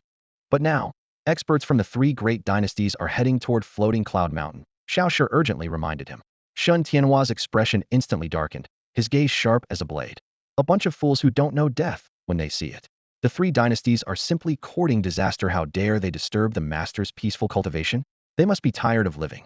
Xiaoshi's eyes sparkled with anticipation. Master, are you going to take action? Humph. Shen Tianhua snorted coldly. I've received kindness from that master, and now that he's in trouble, I naturally can't stand by and do nothing. Come, let's go to Floating Cloud Mountain immediately. I want to see if they've grown bold enough to eat a bear's heart and leopard's gall. If they dare show disrespect to the master, I'll kill them all. Excellent. Xiaoshi was so excited she nearly jumped up. This will be quite the spectacle. You must go see it. Perhaps we'll even witness Senior Yi Qingyun in action. That's something we can't miss. On Floating Cloud Mountain, Yi Qingyun was unaware of the storm brewing outside. At this moment, he carried out a dust-covered ancient qin from the house and placed it on the stone table in the courtyard. The dust on the instrument's surface was so thick you could write in it clearly. It had been stored away for several years. Guo Xiaoyan hurried out after him, looking puzzled at the sight of the ancient qin. Master, you can play the qin too? Yi Qingyun wiped away the dust and smiled slightly. Of course. There's nothing your master can't do. Guo Xiaoyan blinked and asked with a grin. Then can you cultivate? Except for cultivation, Yi Qingyun emphasized with particular force. Guo Xiaoyan suppressed her laughter and didn't pursue the topic further, simply watching curiously from the side. In truth, Yi Qingyun was indeed accomplished in music, chess, calligraphy, and painting. The sage system's training had given him remarkable mastery, making him worthy of being called a grandmaster. This ancient qin before him was actually a reward he'd received after completing a system trial. He had initially thought it was a priceless treasure, but after much experimentation, he discovered it was just an ordinary instrument. Naturally disappointed, he had left it gathering dust ever since. Today, with nothing else to do, he decided to bring out the qin. If Guo Xiaoyan showed interest, he could teach him a few techniques. After all, a young man who could play the qin would have an easier time finding a partner in the future. With these thoughts, Yi Qingyun carefully wiped the instrument's surface and patiently tuned the strings, spending nearly half an hour restoring its proper tone. It's been so long since I've played, I wonder if I'm out of practice. He sat before the Qin and placed his hands on the strings. Guo Xiaoyun immediately grew serious, holding her breath and watching intently. His fingertips lightly plucked the strings, releasing a series of clear, melodious notes that sounded like mountain springs striking jade crisp and bright. Yi Qingyun nodded with satisfaction. This Qin isn't bad, the sound quality hasn't changed despite being stored for so long. He played casually without performing any particular piece, yet the music remained hauntingly beautiful. Guo Xiaoyun listened in complete enchantment, as if her very soul was being drawn in by the melody, even her breathing becoming lighter. Meanwhile, experts from the three great dynasties and members of the three major sects arrived through the air. Hearing the Qin music from afar, they all stopped in unison above the clouds. Qin music? They looked at each other in confusion, following the sound with their gaze, and saw Yi Qingyun playing the instrument below. What is he doing? Could he be planning to play the Qin? Has he not even noticed our arrival? The three great dynasty masters suspended in midair exchanged glances, their brows furrowing in unison. The scene before them was utterly bizarre, yet this so-called master, named Yi Qingyun, appeared ridiculously weak. When they swept the area with their divine consciousness, they detected no spiritual energy fluctuations whatsoever. Even his vital energy was as feeble as a candle flickering in the wind. Too weak. He's nothing but an ordinary mortal. Could we all have been deceived? Whispered discussions rippled through the crowd. In their imagination, a transcendent master capable of commanding true dragons should possess an immortal bearing, or at the very least, elegant grace. Yet the man before them wore common clothes and bore an indifferent expression, utterly ordinary in every way. Let's go down and test his true nature. One master, unable to contain himself, was about to descend to the ground. At that very moment, Yi Qingyun raised his hand to adjust his sleeves, his expression suddenly becoming focused. His 10 fingers gently pressed against the ancient Qin strings. The first string was plucked, and clear sound waves flowed past everyone's ears like mountain spring water. Though not loud, the sound seemed to resonate directly in their hearts, causing their blood to pulse in rhythm. Whether in the air or on the ground, all who heard this Qin music froze in place. So beautiful. I've never heard such music. This melody conjures visions of towering mountains and flowing waters. In terms of Qin mastery alone, this man is already a grand master. Some exclaimed in wonder, while others scoffed coldly. So what if he can play the Qin? That doesn't make him a martial arts master. Before the words had finished echoing, the sky before everyone suddenly twisted. Blue sky and white clouds stretched, dissolved, then rapidly reformed. Verdant mountains rose from the earth. Crystal clear streams cascaded from the peaks. Mist sprayed their faces, and humid winds carried the fresh fragrance of leaves. What's happening? This is a formation. Cries of alarm rose one after another. The powerhouses of the three great dynasties discovered they had unknowingly been trapped within a landscape so real that every detail could be touched. The texture of mountain stones, the sound of flowing water, everything was before their eyes.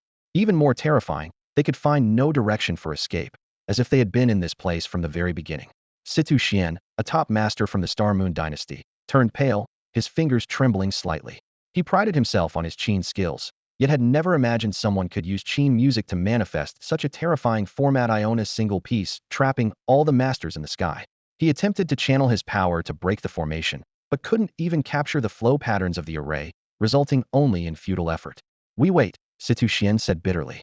We can only wait for this master to finish playing, and perhaps the formation will dissolve on its own. The surrounding cultivators looked at each other helplessly, many regretting their actions deeply, yet could only passively endure. The Qin music continued to flow like water, though its rhythm secretly quickened. The mountains in the formation grew ever more majestic, the streams ever more torrential. The melodious Qin music continued to emanate. The formation surrounding everyone became increasingly real. It created an almost surreal sensation where reality and illusion seemed impossible to distinguish.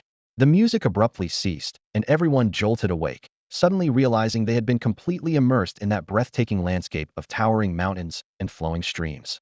The surrounding silence was deafening, with tremors from the lingering notes still vibrating in the air. People exchanged bewildered glances, their faces filled with terror. If this formation had been wielded with killing intent instead of scenic beauty, they would have already perished on the spot. High mountains and flowing water is too easy. Let me try ambush from 10 sides instead. Yi Qingyun raised his hand and plucked the strings once more. The gentle, melodious rhythm instantly transformed into fierce, martial tones. The vibrating strings rang like clashing blades, and killing intent surged from the sound holes like invisible sharp weapons. Wave after wave of music wove together into an intangible formation of death. Everyone felt bone-chilling coldness pressing in from all directions, their ears filled with the thunderous sounds of cavalry charges and clashing weapons. The scene before them shifted again. A vast battlefield rose from the ground. Countless expressionless soldiers wielding swords and spears surrounded them in layers. When people tried to escape by flying, they found themselves trapped as if in quicksand, their spiritual energy blocked, their movements heavy and sluggish. The soldiers' footsteps drew closer with increasing density, their killing intent building layer upon layer until it became almost tangible.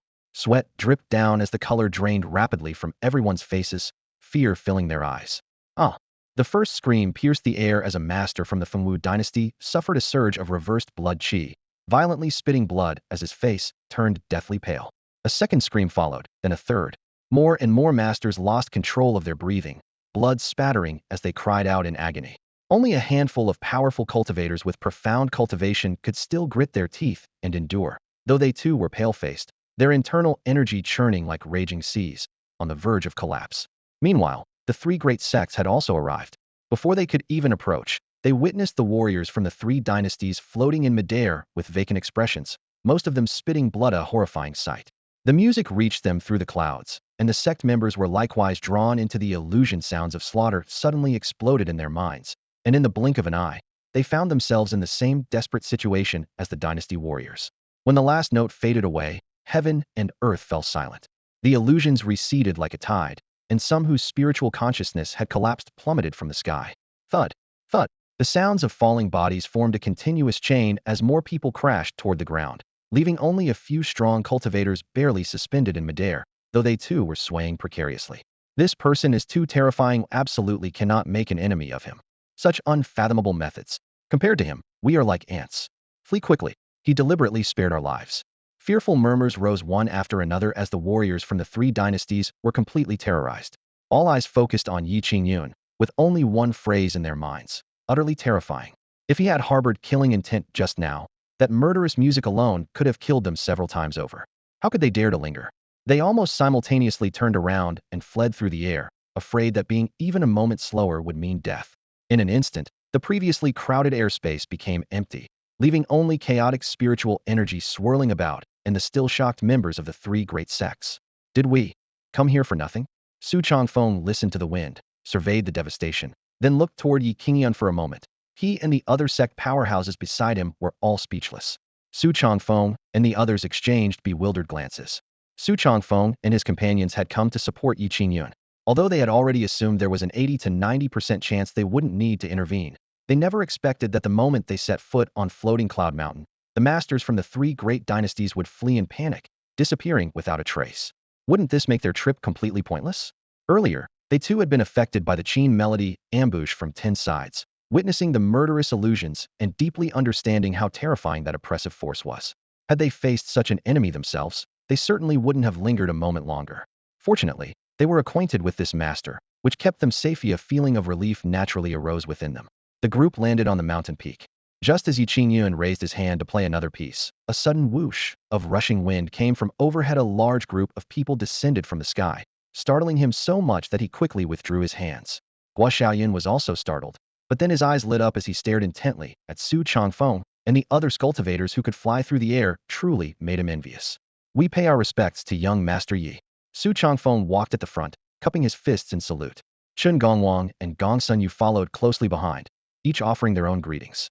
This was Chen Gongwang's first time meeting Yi Qingyun, and he was secretly amazed. So young in age, yet his cultivation was unfathomably deep. What's going on here? Yi Qingyun was completely bewildered. The group had descended from the sky en masse, which was quite alarming, and he couldn't make heads or tails of it. Please don't take offense, young Master Yi, Su Changfeng explained. We heard that someone intended to harm you, so we came to protect you. Really? I haven't offended anyone who would want to harm me. Yi Qingyun scratched his head with a genuinely puzzled expression. The three men Su Changfeng, Chen Gongwang, and Gong Sunyu exchanged strange looks. Just moments ago, a single Qin melody had driven away all the masters from the three great dynasties. Yet this master was now acting as if he knew nothing about it. But on second thought, this was exactly the master's consistent style, treating everything with calm indifference, never overdoing anything. So Su Changfeng cupped his hands and said, seeing that young Master Yi is safe and sound, we can rest easy. We'll take our leave now. Since you've come all this way, Why not stay a while longer? Yi Qingyun smiled and gestured. The qin is already set up. Listen together and help me evaluate the pieces. Listen to the master play the qin? Su Chongfeng's eyes suddenly brightened, and he nodded eagerly. Chen Gongwang was about to politely decline when Su Chongfeng shot him a glare. Gongsun Yu quickly chimed in. Yes, yes, yes, we'll stay. Only then did Chen Gongwang realize. Could this opportunity be right before their eyes? If they missed it, they'd regret it forever. He immediately changed his tune. I'd like to stay as well. Excellent. Yi Qingyun nodded. After listening to the qin, we can have a meal right here. Wonderful. Su Chongfeng agreed readily. The last time he had hot pot here, he had gained tremendous benefits. Now, getting another free meal might bring who knows what other advantages. Such opportunities were rare and not to be missed. Disciple, go prepare the meal, Yi Qingyun instructed. Right away, Guo Xiaoyan rolled up his sleeves and headed briskly toward the cooking area. Disciple. Only then did everyone turn their attention to Guo Xiaoyan. That young man was actually the master's personal disciple? They exchanged glances, all wondering the same thing. When had the master taken on such a disciple? However, anyone chosen as a disciple by such a master must be extraordinary themselves, destined for a limitless future. It was crucial to build good relationships with them now. The three sect leaders exchanged meaningful glances and stepped forward together. Su Chongfeng clasped his hands first, smiling with exceptional warmth. So your young master Ye's disciple. I came in haste and didn't bring anything proper. So please accept this supreme spirit stone as a greeting gift. The Qingxian sect master wasn't to be outdone, drawing a sword gleaming with cold light from its sheath and offering it. I only have this high-grade spirit sword with me. I hope you won't find it lacking, young brother. Finally, the valley master of Danxiao Valley produced an ancient jade bottle, its mouth releasing a faint medicinal fragrance. I have a Tianyuan pill here, a small token of my regard. The three generous gifts glowed with spiritual light, making Guo Xiaoyun's eyes widen in amazement. Yi Qingyun waved his hands repeatedly. You're all too kind. I couldn't possibly accept such gifts. Once given, there's no taking back, the three sect masters insisted firmly. Unable to refuse further, Yi Qingyun had no choice but to accept on his disciples' behalf, quietly instructing Guo Xiaoyun to properly thank them later. Just as the gift exchange concluded, two whooshing sounds suddenly pierced the sky. An old man and a young woman descended from thin air. Shin Tianhua and Xiao Shi, master and disciple from Imperial Sky Valley.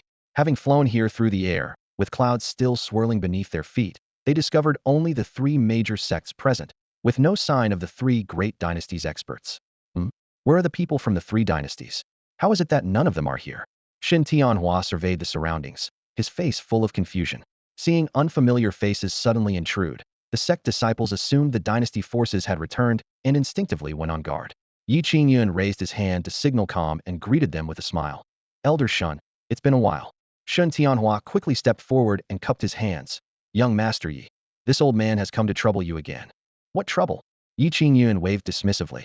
The three major sects are here. Let's all enjoy ourselves together. Hearing that the two knew each other, the disciples finally relaxed. Su Chongfeng curiously clasped his hands. May I ask your honored name, elder?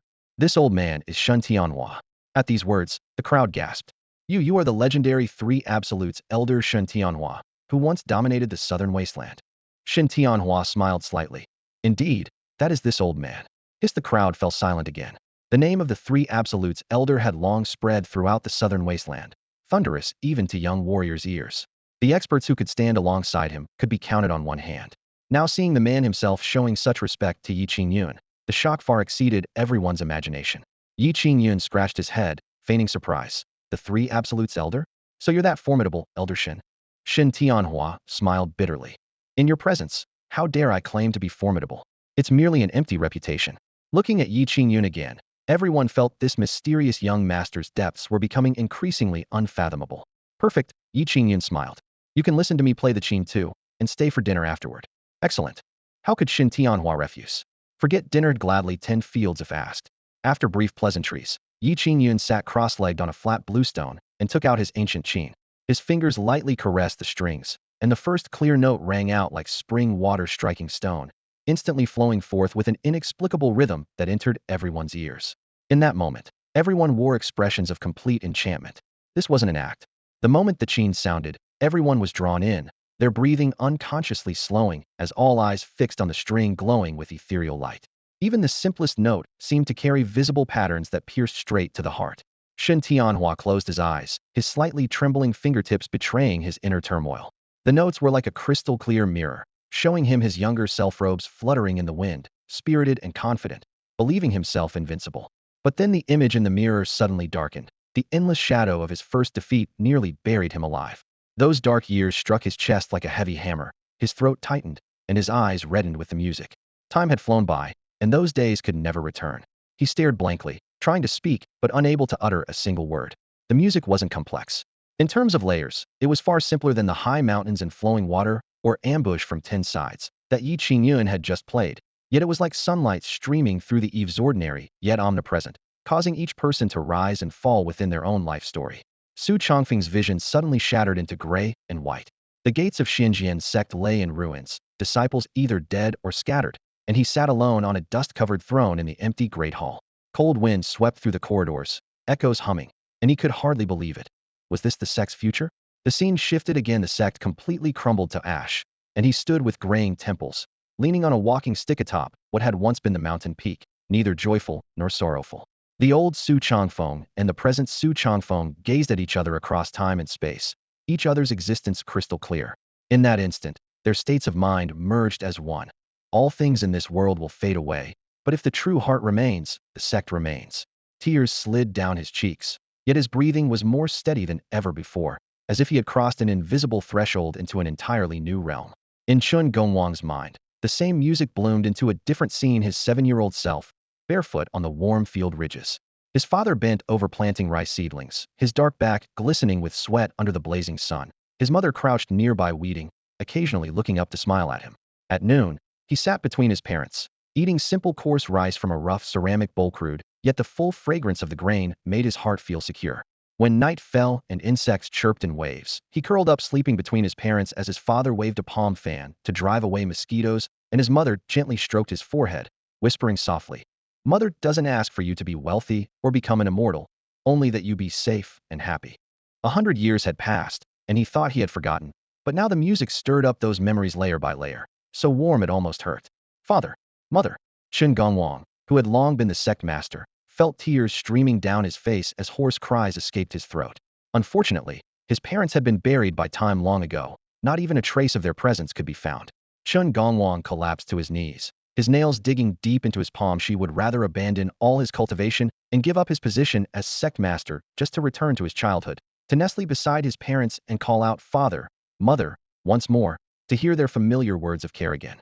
Such a humble wish had now become an impossible dream, separated by death itself, leaving only his anguished sobs echoing through the hall.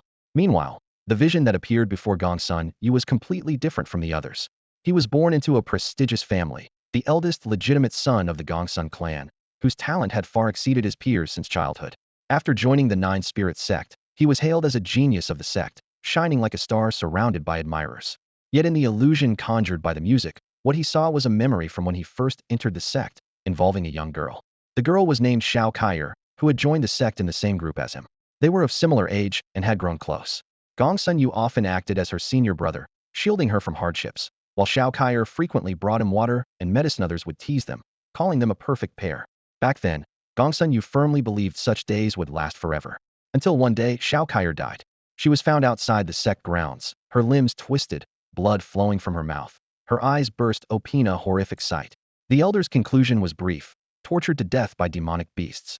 Seeing that mangled corpse, Gongsun Yu instantly went mad, screaming until his vocal cords tore, vomiting blood before collapsing unconscious. For 10 full days, he lay in bed weeping continuously, his tears even mixed with blood. From that moment on, smiles vanished from his face. His heart became frozen, leaving only towering hatred toward demonic beasts and all evil beings. He trained frantically, desperately tempering himself, all to avenge Xiao Kaier. Now, he stared intently at his younger self in the illusion, overwhelmed with emotions. Though he had held the position of sect master for many years, Xiao Kaier's death remained like a thorn, tormenting him for half his lifetime. Suddenly Xiao Kaier's figure materialized before him as ethereal light. She smiled gently, extending her translucent hand to tenderly caress his now wrinkled face. "Senior brother, Kaier is leaving. You must take care of yourself and stop dwelling on Kaier. Release your burden and make peace with yourself." As her words faded, Xiao Kaier's figure scattered like dust in the wind, yet seemed to leave warmth upon Gongsun Yu's cheek. "Junior sister, rest assured, I have made peace with myself." He finally showed a long-lost smile, and the thorn buried deep in his heart dissolved into nothingness. At this moment, everyone in the great hall was drawn by the music, witnessing their greatest inner demons and reliving their deepest regrets. Some wailed aloud, others sobbed with covered mouths, some laughed maniacally before suddenly collapsing in grief. Even after the music abruptly stopped, the hall remained as if frozen in time, with everyone still seeming lost in dreams. Yi Qingyun lowered his hands, his expression both intoxicated and proud. That performance was absolutely magnificent. Simply perfect. Looking up, he froze. What the hell? What's wrong with these people? Are they possessed? Why is everyone crying and laughing? He had no idea what had just occurred. It wasn't until several moments later that those affected by the music began to awaken one by one. Everyone looked as if they had just awakened from a dream. Someone instinctively raised their hand to wipe their face, fingertips touching wet tears, and immediately coughed awkwardly before quickly lowering their head. The lingering echoes of the Qin music still hung in the air, gentle yet soul-stirring. After a moment of silence, all eyes turned toward Yi Qingyun. Thud! Shun Tianhua's knees buckled, and he dropped to the ground on the spot. Following closely behind, Su Changfeng and 3 other companions also fell to their knees with heavy thuds. Seeing this, the remaining elders in the hall had no time to think and prostrated themselves one after another, creating a sea of black figures. This completely startled Yi Qingyun. His heart was racing as he thought. This isn't New Year's, why are they performing such grand ceremonies? What's going on? What are you all doing? Get up quickly. Yi Qingyun waved his hands frantically, at a complete loss. But no one moved an inch. Young Master Yi, thank you for your Qin music, it has benefited us immensely. Shun Tianhua raised his head, his voice hoarse yet incredibly reverent. Yes, young Master Yi's Qin music has transformed my state of mind. Me too. It's as if I've achieved complete enlightenment. Their voices rose one after another, filled with irrepressible excitement. That single piece of Qin music seemed to have stripped away the obsessions in their hearts, removing all obstacles from their cultivation path. The breakthrough that years of arduous practice couldn't achieve came crashing down like torrential rain breaking through floodgates in this moment of sudden enlightenment. They were certain that Yi Qingyun had deliberately kept everyone here to enlighten them with his Qin music. This was a tremendous blessing. Admiration and gratitude surged through their hearts like a tide. A true master should be like this, nurturing silently like gentle rain, noble, great, and seeking no recognition. If they hadn't already known that Yi Qingyun disliked being called a master and insisted on maintaining his identity as an ordinary person, they would have kowtowed and begged to become his disciples right then and there. Yi Qingyun, however, looked completely bewildered. Just playing the Qin casually actually has this kind of effect? He scratched his head and quietly protested. I really didn't do anything special. Maybe it was your own enlightenment that had nothing to do with my music. Everyone could only smile bitterly. Masters are always humble, clearly bestowing great kindness yet pretending to know nothing about it. This is how worldly masters should be. That feeling of looking up to an unreachable mountain made Shun Tianhua and the others completely convinced in their minds. Yi Qingyun was no different from a deity, unreachably high and unfathomably deep. Since the master refuses to acknowledge it, we won't say more, lest we displease him. Exactly. The master surely doesn't want us to dwell on it too much. In his eyes, enlightening us is just an ordinary method. Everyone exchanged opinions through secret voice transmission, reaching a mutual understanding. Just then, a rich aroma drifted from the backyard, penetrating their nostrils directly, causing everyone's stomachs to rumble in unison. Come on, get up. Dinner's almost ready. Yi Qingyun gestured with his hand. Only then did everyone rise, their eyes clearly showing anticipation. Su Changfeng was especially excited. He had eaten hot pot here once before and knew that the food in this courtyard was never ordinary. Before long, Xiaoyan struggled to push out a large wooden barrel. Everyone crowded around and peered inside, their expressions instantly becoming peculiar. The barrel was filled to the brim with cooked noodles, the broth bubbling and noodle fragrance wafting up. Yet no matter how they looked, these were just ordinary coarse noodles that couldn't be more common. Fragrant, indeed fragrant. But everyone present was a big shot who had tasted all kinds of delicacies. Except for Su Changfeng and Shun Tianhua, who remained enthusiastic, the others felt somewhat disappointed, though no one dared show the slightest dissatisfaction. Perhaps this is the master's daily diet? Yes, the master likes to keep a low profile, so eating noodles is quite normal. It's been so many years since I've had noodles. Today, I'll accompany the master for a meal. Everyone silently thought to themselves. Master, there are too many people. I can only make noodles with gravy, Xiaoyan said, wiping the sweat from his forehead. Yi Qingyun nodded and smiled reassuringly. Noodles with gravy sounds great. I just hope everyone won't mind. Noodles with gravy? What kind of noodles are those? Sounds quite interesting, someone in the crowd whispered. How could we mind? Young Master Yi inviting us for noodles shows he thinks highly of us. Exactly. Never mind noodles, even if it were just vegetable leaves, it would be our honor. Hee, to tell you the truth, I've loved eating noodles since I was little. Faced with this string of enthusiastic, almost sickeningly flattering compliments, Yi Qingyan thought to himself. These guys are really skilled at brown-nosing, but it's rather nauseating to listen to. A moment later, Guo Xiaoyun emerged from the kitchen carrying two smaller wooden buckets, setting them down on the table with a thud. Yi Qingyan leaned over to look, and his eyes immediately lit up. The buckets were filled with thick, glossy gravy. On the left was sweet and sour tomato and egg gravy, red and yellow intermingled. On the right was glistening meat sauce gravy, with each grain of minced meat distinct and aromatic. Yi Qingyun swallowed his saliva. He loved noodles with meat sauce gravy the most, and could polish off 3 large bowls each time. Since Guo Xiaoyan had become his apprentice, this dish was what he'd learned to make most authentically. Now these 2 buckets of gravy were perfect in both timing and consistency. Come, everyone try some. This is my apprentice's specialty, Yi Qingyun announced. The crowd understood. Made personally by the master's apprentice, they'd have to praise it even if it tasted terrible. They held their empty bowls respectfully, afraid to miss any opportunity for flattery. Guo Xiaoyan worked efficiently, first serving each person a portion of hot noodles, then ladling a spoonful of gravy over each bowl. Soon, bowls of noodles were distributed to everyone. Mix the noodles before eating, Yi Qingyan reminded them. Yes, everyone chorused, but they stared at the gooey stuff in their bowls with doubt. Is this thing edible? It looks like something else. Slurp. No one noticed that Su Changfeng had already buried his head in his bowl and started eating. A bunch of fools, he sneered inwardly, but his hands never stopped moving. He'd long known that food from the master's place contained opportunities who cared about appearance. The taste was what mattered. With the first bite, Su Changfeng's eyes brightened. The noodles were chewy and smooth, the gravy rich but not greasy, perfectly seasoned. Unlike the spicy hot pot he'd had before, this had a simple, hearty satisfaction. Delicious, he exclaimed, finishing his bowl in a few bites and immediately holding out his empty bowl. Another bowl. Seeing someone take the lead, Guo Xiaoyan beamed and filled his bowl to the brim again. Try this gravy instead, he said, this time ladling the tomato and egg gravy. Great. Su Changfeng wasn't picky and buried his head in the new bowl, eating voraciously again. Seeing this, the crowd hesitated no more and picked up their chopsticks. Soon, the courtyard was filled with the sounds of slurping. This noodle soup is absolutely incredible. One warrior's chopsticks trembled as tears welled up in his eyes the moment the noodles touched his tongue. I've never tasted anything this delicious in my entire life. It looks so simple and plain, yet the flavor is absolutely divine. This taste, it reminds me of my dear mother, sob. Crying over noodles? How pathetic, his companion said disdainfully, giving him a pat. But after taking his next bite, he too felt his nose tingle with emotion. The aroma of the braised noodles exploded among the heroes of the Tianwu dynasty. The masters who had been sitting with dignified composure one by one abandoned their pretenses, their chopsticks and mouths working non-stop. Incredible. Another bowl. Fill it to the brim.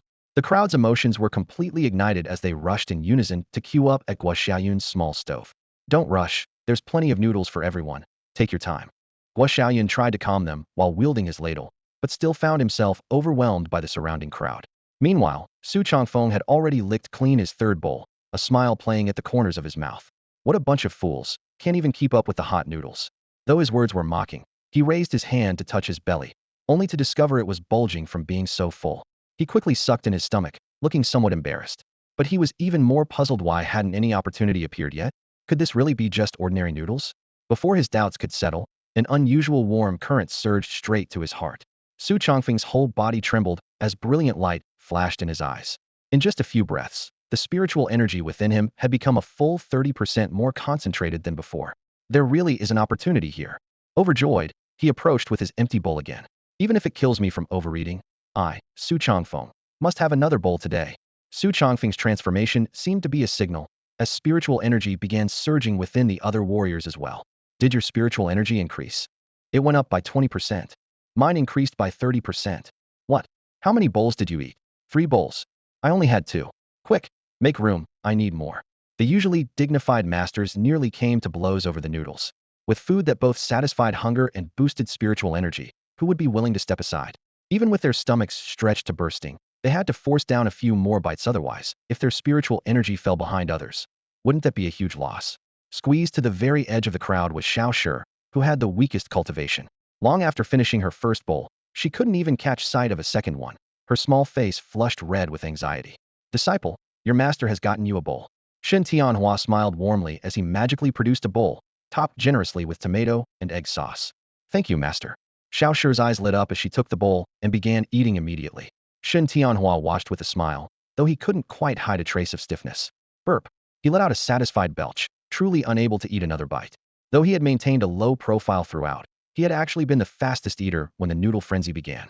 He downed 4 bowls straight, without even pausing for breath. When the 5th bowl was served, Shen Tianhua finally set down his chopsticks and pushed the steaming bowl of noodles with gravy toward his disciple Xiao Shi, sighing, "Ah, I'm really getting old. Even my appetite can't match that of young people anymore." If any outsider had heard this, they would have been furious enough to cough up blood, a centuries-old monster wolfing down 4 large bowls of noodles in one go, then lamenting that his appetite was inferior to young people's. What young person could eat that much?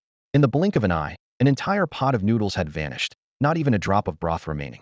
Guo Xiaoyun held an empty ladle and looked up to meet over a dozen pairs of gleaming eyes, all belonging to martial arts masters with surging spiritual energy. These people had actually eaten their fill long ago, but for the sake of increasing their spiritual energy, everyone wanted another 2 bowls, even if it meant eating until they threw up. "The noodles are gone," Guo Xiaoyun said, his scalp tingling. "No problem, quickly cook some more." "Yes, yes, these noodles are so delicious, we want more. Please, give us some more. If I don't have another bowl, I'll die." Endless pleas rained down on him, so he could only cast a pleading look toward Yi Qingyun. Yi Qingyun had long been stunned by this group's eating behavior. How could a simple pot of ordinary noodles with gravy drive cultivators to such madness? 3 or 4 bowls would be understandable, but there were even white-haired elderly masters among them. Was this really appropriate? He rubbed his temples and nodded helplessly. "Go cook some more." "All right." Guo Xiaoyun turned and rushed into the kitchen. The crowd in the courtyard held their empty bowls and formed a long line, anxiously watching the kitchen door.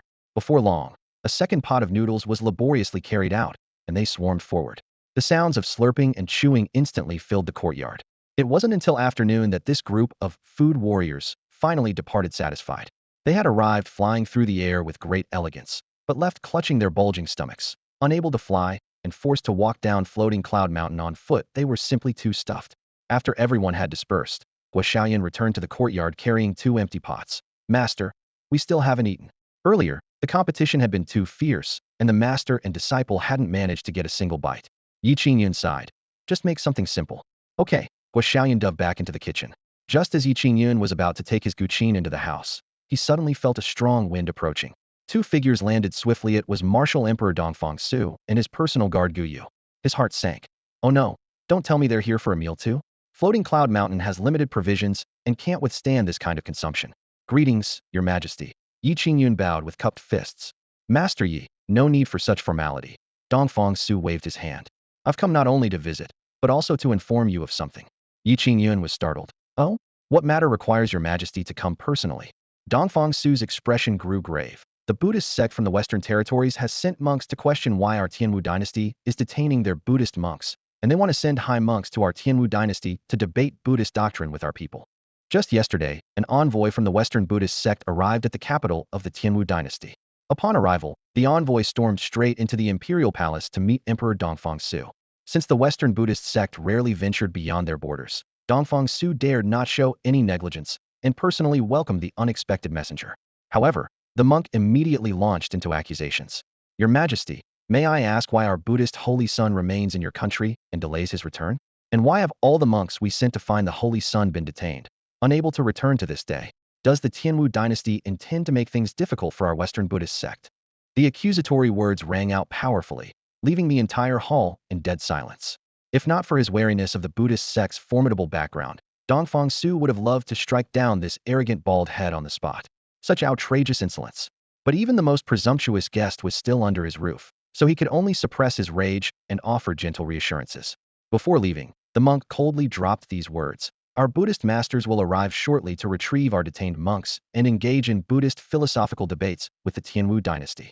With that, he strode away, leaving Dongfang Su with surging anger in his heart that he dared not express. Knowing the gravity of the situation, Dongfang Su headed straight to Floating Cloud Mountain the next morning and told Yi Qingyun everything in detail. Yi Qingyun broke out in cold sweat upon hearing this, regretting it so much he wanted to slap himself twice. If he had known this would happen, he never should have casually discussed Mahayana Buddhism with Huikong back then. Without that lengthy discourse, how would Huikong and the others have lingered in Tianwu? Where would this current turmoil have come from? Your Majesty, this matter really doesn't have much to do with me. At most, just a tiny bit." Yi Qingyun laughed dryly, his voice growing weaker with each word. However, Dongfang Su bowed to him solemnly. "I know young Master Yi is well versed in Buddhist principles. The Buddhist sect comes with fierce momentum. Please step forward to handle this, Otherwise, the Tianwu dynasty will lose all face. Yi Qingyun's scalp tingled. What do I know about Buddhist principles? I'm not even a monk. After much scratching his head, he suddenly had an idea. How about I go down the mountain and persuade those monks to hurry back to the Western Territory? Once they're gone, the Buddhist sect probably won't pursue the matter further. Upon hearing this, Dongfangsu nodded repeatedly. That might work. Without delay, Yi Qingyun rushed down the mountain. Soon, he reached the gates of Shaolin Temple. The plaque bearing the three characters, Shaolin Temple, hung high above, written with vigorous brushstrokes that made Yi Qingyun's mouth twitch. Huikong really did hang up that sign. As if sensing the Holy Sun's arrival, Huikong led two monks out to greet him hurriedly. Holy Sun. Huikong excitedly bowed deeply. Behind him were the Song father and son. In the vast Shaolin Temple, there were actually just these three master and disciples. The Holy Sun graces us with his presence. You three monks are deeply honored. What instructions does the Holy Sun have for us? Huikong's eyes were full of reverence. With a mournful expression, Yi Qingyun repeated Dongfang Su's words verbatim. After listening, Huikong's expression grew grave and he fell silent. Listen, you should all hurry back to the Buddhist sect, otherwise I'm going to be in big trouble. Yi Qingyun tried to persuade them. Huikong shook his head, his face filled with unwavering determination. This humble monk will not return, he said softly, yet his tone brooked no argument. What? You won't go back? Yi Qingyun was stunned, firing off questions like a machine gun. If you don't return, what am I supposed to do? What if the Buddhist sect comes knocking? How am I supposed to handle them? Do I really have to debate Buddhist doctrine with them? Wouldn't that be utterly humiliating? Seeing Huikong remain silent, he quickly changed tactics. Huikong, listen to me. You can practice anywhere, there's no need to be stubborn about this. If you return to the Buddhist sect, you can still cultivate the Mahayana Buddhism I taught you. And once you go back, you'll spare the Tianwu dynasty from trouble. That's a great merit. Be good and go back. Please, I'm begging you, all right? Despite all his pleading, Yi Qingyun was practically ready to kneel before the young monk. But Huikong's gaze remained as unmovable as stone. He even thought Yi Qingyun was testing the steadfastness of his Buddhist heart, which only made him more resolute in his silence. Yi Qingyun was truly at his wit's end and could only return up the mountain with sighs of frustration. Halfway up the mountain, Dongfang Su was waiting for him. How did it go? Ahem, I said everything I could, but they just won't listen. Sigh. This must be the charm of Yi Qingyun at work. Charm. Dongfang Su was momentarily confused, but didn't pursue the matter further. He bowed and said, then we can only ask young Master Yi to personally handle the Buddhist delegation. Yi Qingyun's face was full of bitterness. Fine, I'll reluctantly give it a try. But if I embarrass myself in public, your Majesty mustn't blame me. Dongfang Su thought to himself, who would dare blame you? I've been walking on eggshells just asking you to step forward, terrified of displeasing you. Being an emperor is truly difficult. After exchanging pleasantries, Dongfang Su and Guyue departed. Yi Qingyun continued to worry about the unknown Buddhist debate ahead.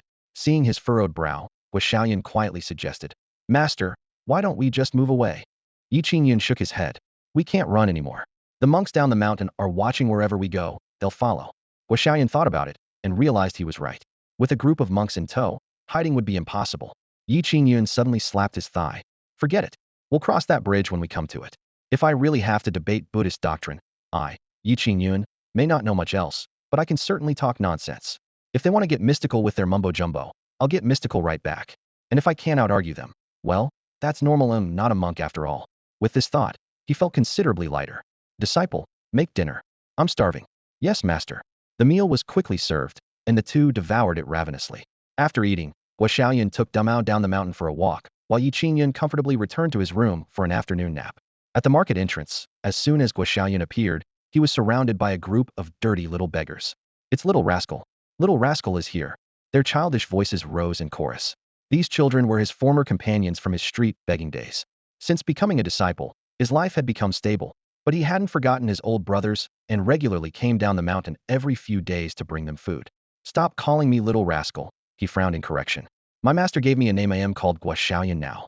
He had said this countless times, but the children continued to call him by his old nickname with enthusiasm. A 7 or 80-year-old beggar leaned in close and lowered his voice. All right, Brother Xiaoyan, but Big Brother Dakong has been acting strange lately. He's been following some weird guy around, acting all mysterious. We're all a bit worried about him. The young beggar's face was filled with concern as he spoke. Dakong was also one of these beggars, and like Guo before, he held considerable status among them. Dakong was also Guo best friend when Guo had been kidnapped by the evil heaven monster's disciple. It was Dakong who ran all the way to Floating Cloud Mountain to ask Yi Qingyun for help. Now, hearing that something seemed to have happened to Dakong, Guo heart immediately filled with worry. Where is Dakong? he asked urgently. He went to the western woods with that strange man early this morning. We don't know what they went to do, the youngest little beggar answered timidly. Guo Xiaoyan hesitated no longer and patted Dumao beside him. Let's go. The boy and dog headed west. Be careful. That strange man looked fierce, the little beggar called out from behind. Guo Xiaoyan nodded back, but didn't slow his pace. They left the noisy marketplace and continued west. After about half an hour, the dark green forest gradually spread out before them. Outside the woods, the sunlight blazed fiercely, but stepping into the forest was like pushing open the door to an ice cellar. Guo Xiaoyan instinctively rubbed his arms despite the bright sun overhead. The woods carried a bone-chilling coldness. If a cultivator had been present, they would have seen that this place was filled with cold energy, difficult even for spirit-opening realm warriors to endure for long, with only those at the source-gathering realm or above able to barely resist it. But young Guo Xiaoyan didn't understand these things and only felt it was a bit cold. Damao's nose twitched, but he seemed completely unaffected by the cold, his tail wagging as if he were just out for a stroll. Damao, are you scared? Guo Xiaoyan stopped to ask. Woof. If you're scared, you can go back first. Woof. All right then, I'll protect you. Don't be afraid. The forest was deathly quiet except for the crackling sound of breaking twigs underfoot.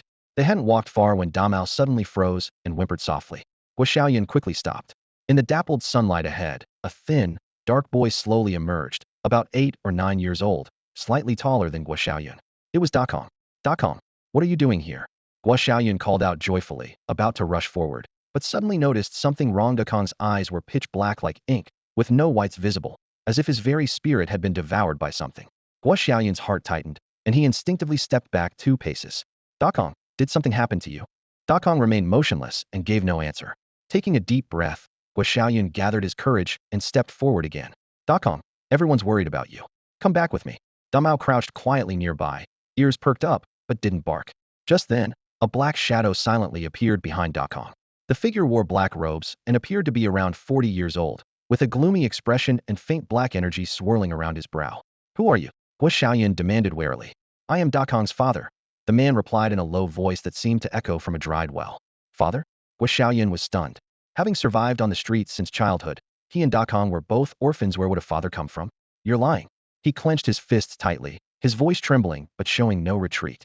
The black-robed man's lips curved into an ambiguous smile. Little one, if you're willing, I could be your father too. The man in black let out a sinister laugh. The cold wind pierced through the forest like a file scraping against eardrums, making Guo Xiaoyan's scalp tingle with dread. Dakong, come here quickly, he shouted hoarsely. However, Dakong just stood there blankly in front of the man in black, his eyes vacant and hollow. The man in black casually ruffled Dakong's hair, his laughter chillingly cold. What an obedient child. Now, he belongs to me completely. Guo Xiaoyan's face turned pale. What did you do to him? Wanna know? The man in black beckoned him with a crooked finger. Come here yourself. In a flash, Guo Xiaoyan's whole body trembled, and his eyes quickly became clouded with confusion. Come to my side. The man in black's voice slithered through the forest like a serpent's tongue. Guo Xiaoyan lifted his feet and walked forward like a marionette, step by step, toward the man in black. Damao beside him only glanced up once before standing there woodenly again. In no time, Guo Xiaoyan had reached the man in black. A cruel smile curved the man's lips. 2 child puppets. With one more, I can complete the 3 corpses heaven liberation technique. He raised his hand to pat Guo Xiaoyan's head, but suddenly saw the boy's eyes flash with clarity. The man in black was startled. Snap. Guo Xiaoyan grabbed his wrist with lightning speed. What do you think you're doing? The boy's voice carried anger. The man in black sneered. You think a mere child like you can defy me? He exerted force suddenly, only to find his wrist wouldn't budge an inch. Oh, quite strong, aren't you? His mind raced as he thought. The better the physical condition, the superior the child puppet. He immediately channeled his spiritual energy, intending to blast Guo Xiaoyan away. Yet the boy remained unmoved. You're a bad person. Guo Xiaoyan stared at him, tightening his grip further. Excruciating pain shot up the man in black's arm, as if his bones were about to shatter. Hiss, he sucked in a sharp breath. Could this child possess natural divine strength? Or some special constitution? He raised his other hand and struck fiercely at Guo Xiaoyan's forehead. Bang! The heavy blow landed, as if hitting iron and stone. Guo Xiaoyan remained unharmed, while the man in black's palm bones went numb from the shock. What kind of monster is this? His face changed drastically. You're a bad person. Guo Xiaoyan spoke again and flung him with tremendous force. Thud! The man in black fell face first into the dirt, utterly disheveled. What exactly are you? He demanded, both shocked and furious. Guo Xiaoyan frowned. I should be asking you the same thing. The man in black gritted his teeth as spiritual energy surged within him, and a pitch black sword suddenly flew out from behind him. Go! He pointed with his finger, and the sword transformed into a dark shadow stabbing toward Guoxiaoyun. A trace of fear rose in Guoxiaoyun's heart, but the next moment, a tremendous aura erupted from within his body. Boom! The energy waves surged like raging ocean tides, not only sending the black sword flying backward, but also snapping all the surrounding trees in half. When everything finally settled down, Guoxiaoyun stood frozen in place, his face filled with terror. The towering ancient trees around him looked as if they had been cleaved by a giant axe, all fallen flat in unison, with broken branches and scattered leaves still spinning in the air. What on earth had just happened? And where had that man in black gone? He looked around and saw Damao still standing not far away, though his fluffy fur was disheveled by the fierce wind. Da Kong, however, had been blown away by the impact and now lay on the ground, his fate unknown. Guoxiaoyun immediately rushed over, knelt down to check on him. Da Kong, are you all right? Da Kong's eyes were tightly shut, his face ashen, but fortunately his chest still showed the faintest rise and fall. Thank goodness you're alive. Guoxiaoyun breathed a sigh of relief, then bent down to hoist Da Kong onto his shoulders. I'll take you to see my master. Will definitely be able to save you. He waved to Damao. Damao, let's go. Damao glanced back at the flattened forest, then tucked his tail and followed. As soon as the trio, 2 people and 1 dog, disappeared into the woods, the man in black staggered to his feet from the pile of broken timber, his face paler than paper, blood trickling from the corner of his mouth, his eyes filled with shock.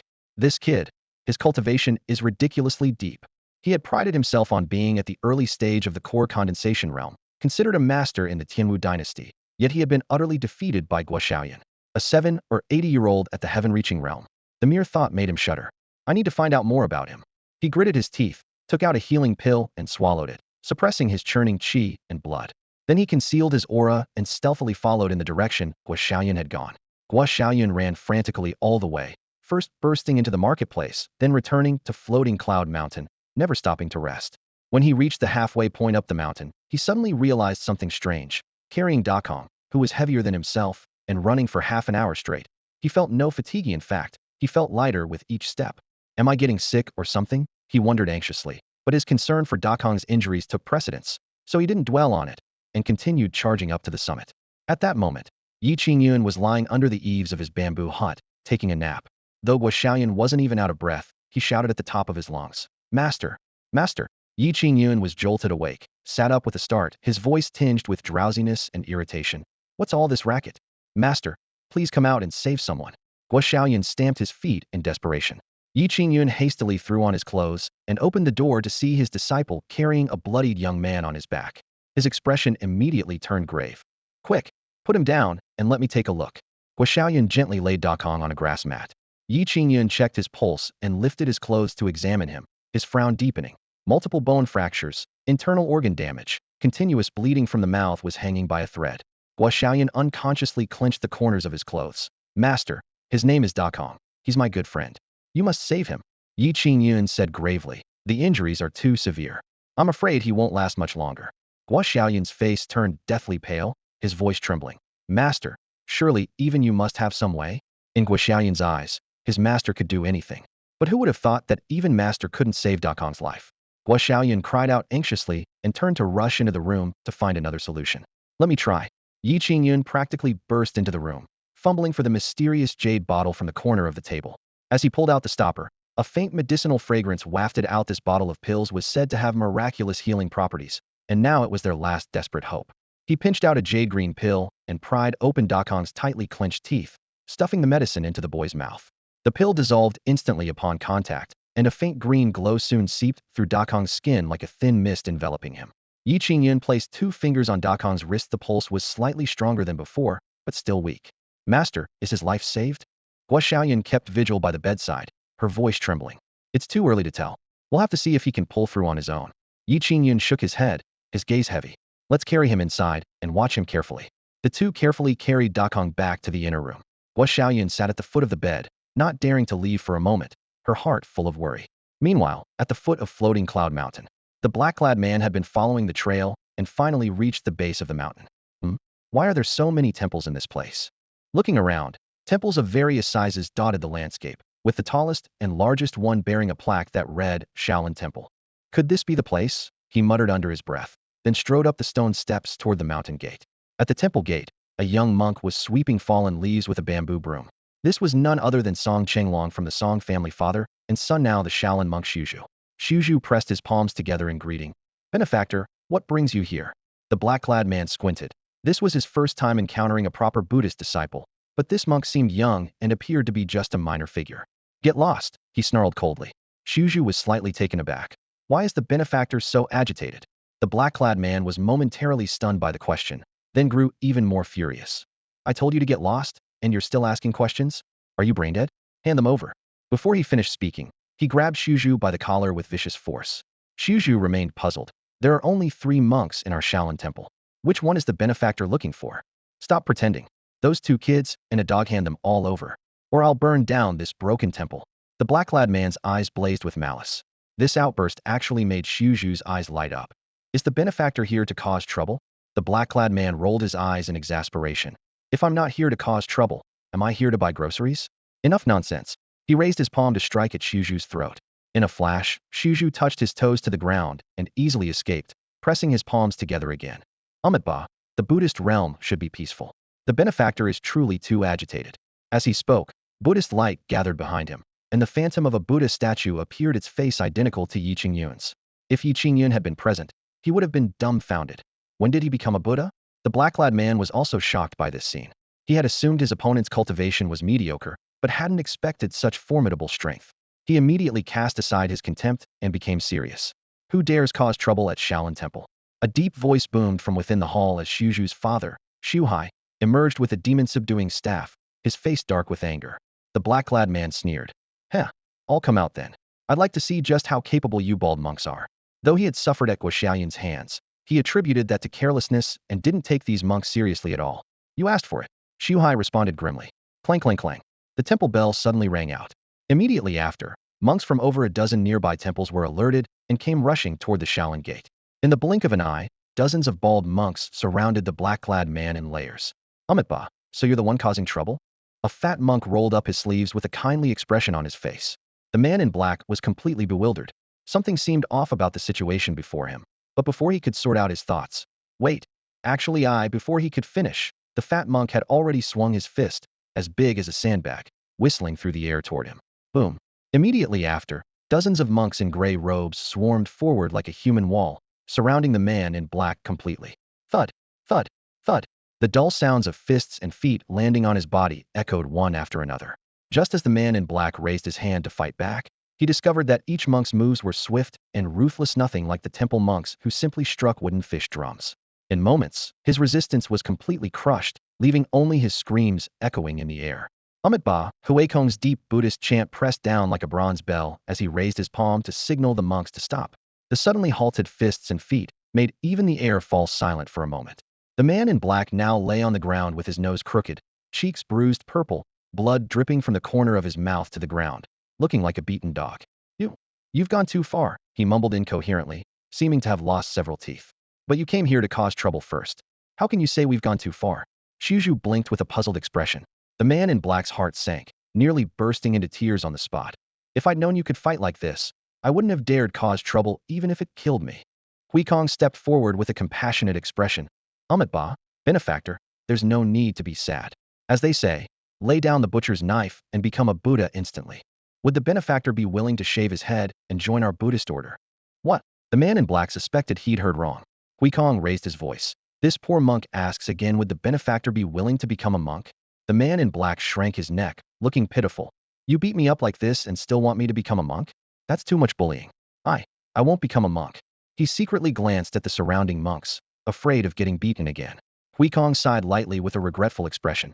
If that's the case, this poor monk won't force you. However, the gates of Shaolin Temple are always open. Should the benefactor ever achieve great enlightenment, you're welcome to come. With that, he waved his sleeve toward the monks. Fellow practitioners, thank you for your assistance. As fellow Buddhists, we should naturally help each other. The Buddhist sanctuary cannot allow outsiders to act recklessly. The monks responded in low voices before dispersing. The man in black took the opportunity to crawl away, fleeing down the mountain with his tail between his legs. He secretly swore never to set foot in this cursed place again. As for those 2 children, forget it. He had already mastered the puppet boy's secret technique anyway, could just find other materials. 3 days later, Da Kong, who had been unconscious, finally opened his eyes slowly. At his bedside, Guoxiaoyun, who had kept vigil for 3 days and nights, had red-rimmed eyes and threw himself joyfully to the bed's edge. Da Kong, you're finally awake. Footsteps sounded from the outer room as Yi Qingyun pushed the door open and rushed in upon hearing the news. Dakong's gaze swept around blankly, his face still pale but much better than the previous days. Where am I? His voice was hoarse and weak. Floating Cloud Mountain. This is Floating Cloud Mountain, Guo Xiaoyan answered eagerly. Dakong stared at him, frowning slightly. Little rascal? Yes, I'm the little rascal. Guo Xiaoyan nodded repeatedly in response. Yi Qingyun leaned beside the bed, asking with concern, Dakong, do you remember what happened? Dakong frowned as he tried to recall. There was a man who said he could give me lots of food, as long as I followed him. Dakong sat on the bed, his voice trembling. What happened next? I followed him. He gave me many strange-tasting pills and kept poking at different spots on my body. For several days, I felt feverish and dizzy all over, and then I couldn't remember anything clearly. As he spoke, pain appeared on the child's face, and his fingers clutched tightly at the corner of the blanket. Yi Qingyun frowned slightly. Clearly, Dakong's memory had gaps. Fortunately, his pulse was steady and his life wasn't in dang a blessing in disguise. He brought over a bowl of steaming hot vegetable porridge and handed it to Guo Xiaoyan. Feed him slowly. The sweet porridge was spooned into the boy's mouth bit by bit, and the ashen pallor on Dakong's face seemed to wash away like dirt, gradually showing hints of healthy color. By afternoon, the child could actually get up and walk around. Even Yi Qingyun was surprised. Could simple vegetable porridge be more effective than the pills made by cultivators? Regardless, Dakong had pulled through and was recovering at a visibly rapid pace. Another day passed, and dust rose on the mountain path as a long procession slowly approached. Dozens of tall warhorses thundered in unison, their armored riders clearing the way solemnly. At the rear of the convoy, an ornately decorated carriage moved steadily forward. Behind the curtains sat a father and daughter. The woman was Qingyun, princess of the prince of Pingshi's mansion, and beside her sat Prince Qingyun himself. They had come to thank Yi Qingyun in person. When the Song family had pressured the prince of Pingshi's mansion, the situation had become nearly hopeless, and Qingyun had been hunted to the brink of death. Now the Song family had completely backed down and even come to apologize, all because of Yi Qingyun's intervention. Having weathered the crisis, such kindness could not go unrewarded. So Qingyun had specially brought her father to visit the mountain personally. Qingyun's features bore some resemblance to his daughter's, but his complexion was waxy yellow, his eyes yellowed, and he looked completely drained of vitality. For some time now, renowned physicians had been at a loss, with some even stating bluntly that unless he used precious life-extending treasures to forcibly sustain his life, his days were numbered. Qingyun was deeply worried if Yi Qingyun could cure by Suyi's strange illness. Perhaps only he could solve her father's condition. Don't worry, father. Master Yi is very approachable and doesn't put on airs, she said softly to comfort him. However, since he's currently experiencing the mortal world in an ordinary person's body, we must not address him as master when we meet, nor be overly respectful. Just act naturally. Qingyun nodded but still gripped the armrest tightly. Even Martial Emperor Dongfang Su shows him respect. Would such a person really treat my illness? The wheels rolled over gravel as the captain rode up. Your Highness, Princess, we've reached Floating Cloud Mountain. However what? Qingyun raised an eyebrow. The captain looked puzzled. Several temples have suddenly appeared at the foot of the mountain. We're currently stopped in front of one called Shaolin Temple. Temples. Both father and daughter were stunned. Qingyun lifted the curtain and stepped down from the carriage, her skirts sweeping the ground as she walked directly to the mountain gate of Shaolin Temple. Under the gray tiles and red beams, a young monk holding a broom was preparing to sweep fallen leaves with Shuju. The two came face to face. Qingyun looked closely and screamed in shock. Song Chenglong. Qingyun was greatly alarmed. How could this spoiled rich boy be here? Shuju was startled by the sudden shout. The broom in his hands nearly flew out of his grip. He looked up carefully and was surprised to see Qingyun. After a brief moment of astonishment, he showed a gentle smile. So it's the princess. It's been a long time. Qingyun instinctively stepped back half a pace, her eyes immediately becoming wary. Song Chenglong, what are you doing here? Don't tell me you still intend to move against the Prince Pingshi's mansion. She was too shocked. Song Chenglong had always been notorious, and in her impression, it was impossible for him to turn over a new leaf. Shuju didn't know whether to laugh or cry, pressing his palms together. Princess, I have already become a monk. All past matters have nothing to do with this humble monk anymore. What? You became a monk? Qingyun was stunned. She examined his completely bald head so shiny and smooth it could serve as a bronze mirror. This change was too much for her to digest at once. Not only me, but my father has also become a monk. He's now at Shaolin Temple with me, following Master Huikong in cultivation. Shuju added, your father became a monk too? Qingyun was even more shocked. Both father and son of the Song family have been ordained. The sun must be rising from the west. Before she finished speaking, Shuju's father Shuhai happened to walk out from the temple gate. The two men's bald heads gleamed in the afternoon sunlight, dazzling to the eyes. Ba, greetings to benefactor Qi. Shuhai pressed his palms together and bowed, his voice steady and peaceful. Qi Yinyu had no choice but to awkwardly return the gesture. Greetings. The formerly fierce father and son were now so gentle and courteous that she felt extremely uncomfortable. Shuhai spoke calmly. Benefactor Qi, my son and I have entered the Buddhist path. All past grievances have become fleeting clouds. We hope for your forgiveness. If you father and son have become monks, what about the Song family? Qi Yinyu was still curious. The Song family naturally still exists, Shuhai explained with a smile. This poor monk has entrusted it to a nephew of the Song clan to manage. Qi Yinyu nodded in understanding. At this moment, Shuzhu asked, is benefactor Qi going up the mountain to pay respects to the Holy Sun? Holy Sun? Who is the Holy Sun? Qi Yinyu was puzzled. Master Yi, of course. Shuzhu replied. Yi Qingyun? Qi Yinyu was even more confused. How did the worldly master become a holy son? Just how many identities does this Master Yi have? Yes, I'm bringing my father to pay respects to Master Yi. Qi Yinyu collected her thoughts. Then go quickly. Master Yi should be working in the fields with his disciples at this time. Shuhai reminded her. Farewell. Qi Yinyu turned and got into the carriage. The wheels rolled over the blue stone in front of the temple, swaying as they traveled up the mountain path. Halfway up the mountain, the accompanying entourage stayed behind to wait, while only Qi Jinghua and his daughter continued climbing on foot. The closer they got to the summit, the tighter Qi Jinghua's chest felt, with beads of sweat rolling down his temples. Qi Yinyu noticed this and sighed softly, but could only accompany him. The mountain top was in sight, and the pine-scent breeze carrying the earthy fragrance hit their faces. From afar, the father and daughter could see Yi Qingyun and a child hoeing the ground outside the courtyard. Disciple, hurry up and get this plot of land ready. Once summer arrives, the watermelons will start sprouting up like crazy. Yes. Qingyun rolled up his sleeves, and his hoe struck the ground, stirring up loose soil. Have you ever eaten watermelon? No. By the way, master, what is watermelon? Really? You don't even know what watermelon is. Yi Qingyun was stunned, then laughed. Watermelon is juicy and sweet, much bigger than your head. One large watermelon can feed several people. Sounds delicious. Qingyun wiped away his sweat, working with even more enthusiasm. As the master and disciple chatted and laughed, their hoes moved noticeably faster. Just then, a father and daughter approached along the field ridge. Young Master Yi? A clear voice called from behind. Yi Qingyun turned around and saw Qi Yinyu, his face immediately lighting up with a smile. It's the princess. You haven't visited in quite a while. Ever since they had hot pot together last time, this princess had been absent. Qi Yinyu curtsied, and the middle-aged man beside her also bowed. Young Master Yi, I've come specifically to thank you. Yi Qingyun hurried to help her up, but forgot about the mud on his palms, leaving wet dirt marks on Qi Yinyu's sleeve. Both froze for a moment. My apologies, I forgot to wash my hands. He awkwardly withdrew his hand. Qi Yinyu remained composed, not caring in the least, let alone mud. She wouldn't mind even if it were dog droppings. Young Master Yi, this is my father. Qi Jinghua stepped forward, his eyes showing some nervousness. I am Qi Jinghua. I've long admired your reputation, and meeting you today is a great honor. He actively grasped Yi Qingyun's muddy hands, gripping them firmly with a smile as brilliant as the summer sun. Yi Qingyun was taken aback by such enthusiasm and quickly said, So you're the prince. Please forgive my poor reception. Seeing her father's nervousness, Qi Yinyu spoke up. Young Master Yi, thank you for guiding our Prince Pingshi's mansion and helping us through our difficulties. Here's a small gift, please accept it. She presented a storage pouch with both hands. Yi Qingyun waved his hand. Princess, you're too kind. What I said that day was just a casual reminder. I hardly deserve such generous gifts.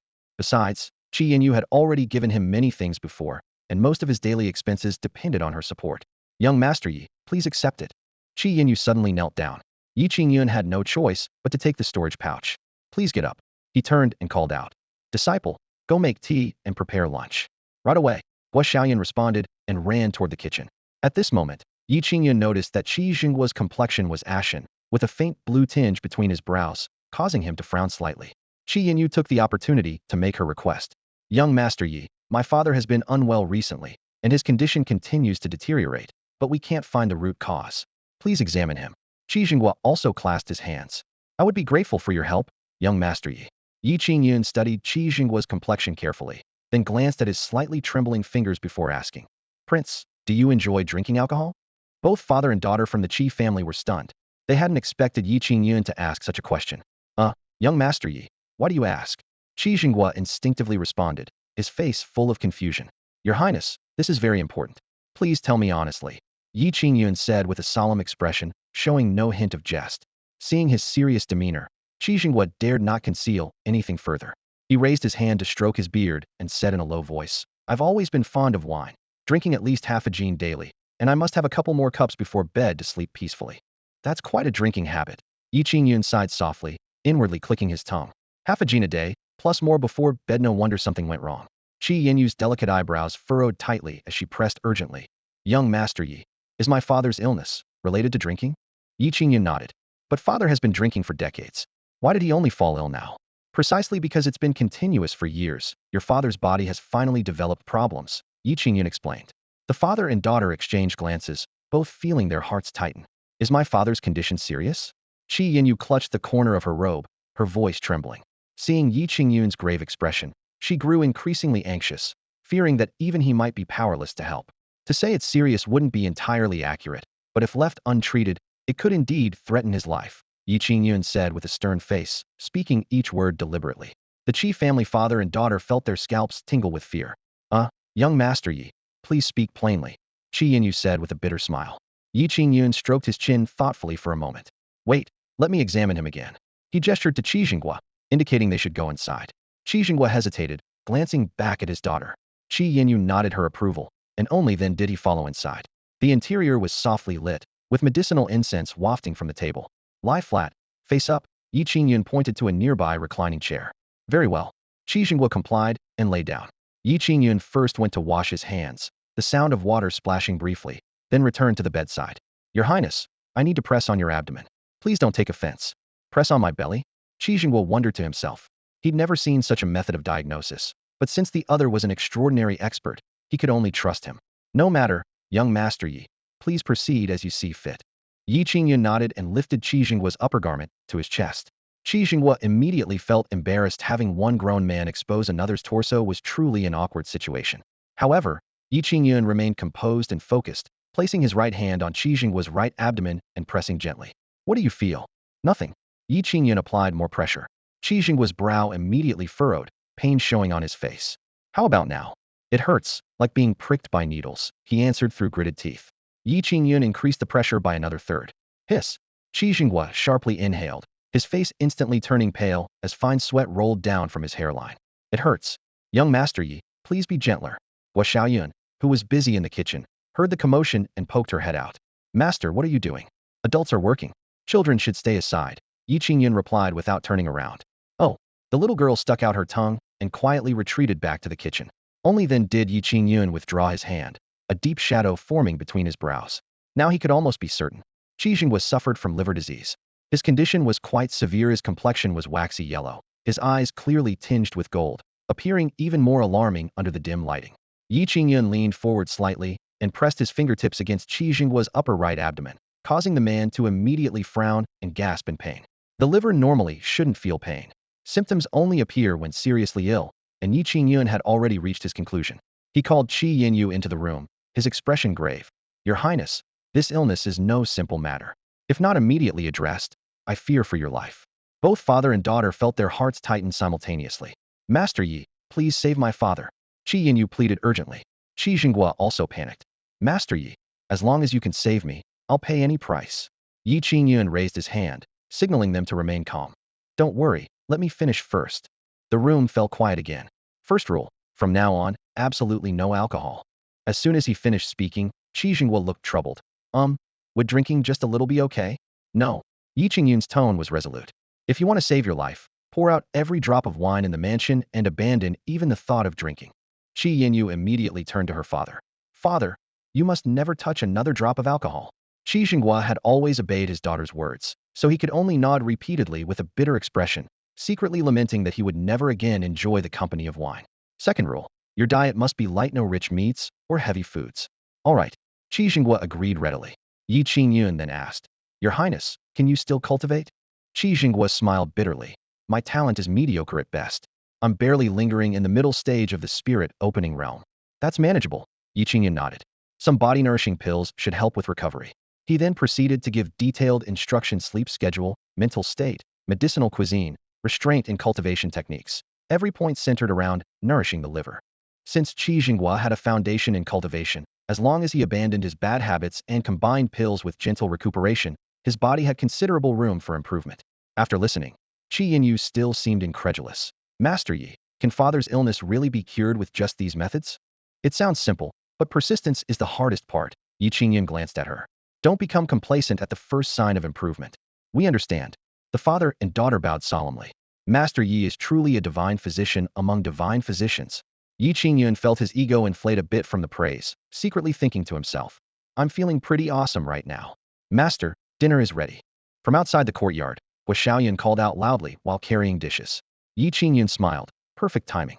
Let's eat together. No need to be formal. Qi Jingguo wanted to decline, but Qi Yinyu quickly accepted.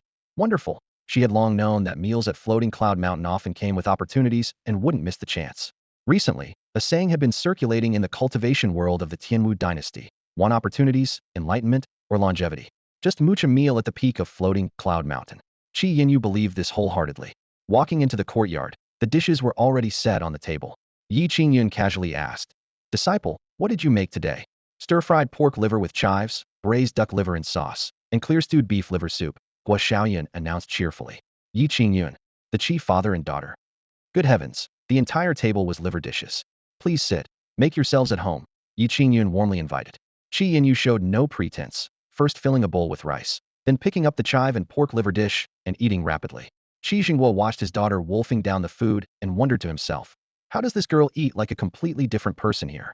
Doesn't she get enough to eat at the royal mansion normally? Qi Jingguo stared at the 3 dishes on the table, chopsticks in hand, unsure which one to try first. Dad, hurry up and eat. Qi Yinyu said with her mouth full of rice, her muffled voice tinged with urgency. All right. Qi Jingguo finally picked up a piece of glistening pork liver and put it in his mouth. The moment he bit down, he froze the liver was tender and smooth, apparently marinated beforehand with cooking wine and salt, bursting with savory flavor.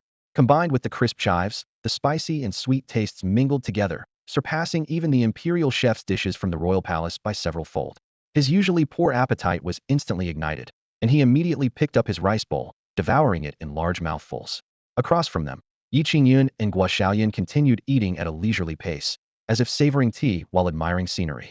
In contrast, the chief father and daughter ate like starving people encountering rain after a long drought, bowl after bowl, quickly finishing all the white rice. Just as she set down her chopsticks, Qi Yinyu suddenly trembled, her cheeks flushing crimson as her pupils lost focus slightly, appearing as comfortable as if bathing in hot springs. The next moment, a soft moan escaped her lips as her aura suddenly surged. I broke through. She was ecstatic, leaping from the great perfection of spirit opening realm directly into source gathering realm, the level she had dreamed of reaching. All from just one meal. In her eyes, this was surely a blessing bestowed by Yi Qingyun. Thank you, young Master Yi. Qi Yinyu thanked him repeatedly. Yi Qingyun, with rice still in his mouth, raised his eyebrows at her in confusion. Qi Jinghua was equally delighted. His daughter possessed exceptional talent, while his own aptitude was mediocre. He feared he would remain stuck in spirit opening realm for life. Seeing Yinyu advance further filled him with both pride and relief. Dad, your complexion doesn't look as yellow anymore. Qi Yinyu suddenly noticed. Really? Qi Jinghua paused, instinctively touching his cheek. Yi Qingyun glanced over and nodded silently. Guo Xiaoyan, bring a mirror. In the mirror's reflection, the sallow color on Qi Jingguo's face had faded considerably. Though he still looked haggard, it wasn't as alarming as when he'd arrived. His heart stirred. Could this also be the effect of these dishes? Qi Yinyu understood her father's expression and immediately gestured for him to continue eating. Qi Jinghua had no choice but to bury his head in his rice bowl again, his chopsticks frequently reaching for the 3 dishes. After finishing his second bowl, Yinyu clearly saw her father's complexion visibly improving, with some color returning to his lips. Dad, let me get you another bowl. Without waiting for an answer, she rushed to the stove and piled the rice high like a small mountain. Qi Jinghua looked at the heaping bowl, muttering to himself how many years had it been since he'd eaten such a large portion? That was the appetite he'd had as a vigorous young man. But now, for some reason, although Qi Jinghua had eaten quite a lot, he didn't feel full at all. On the contrary, his appetite grew even stronger, his chopsticks barely pausing, as if every dish on the table perfectly suited his taste. Guo Xiaoyan, sitting beside him, ate slowly and looked up to observe him, reminding her master, look at his complexion.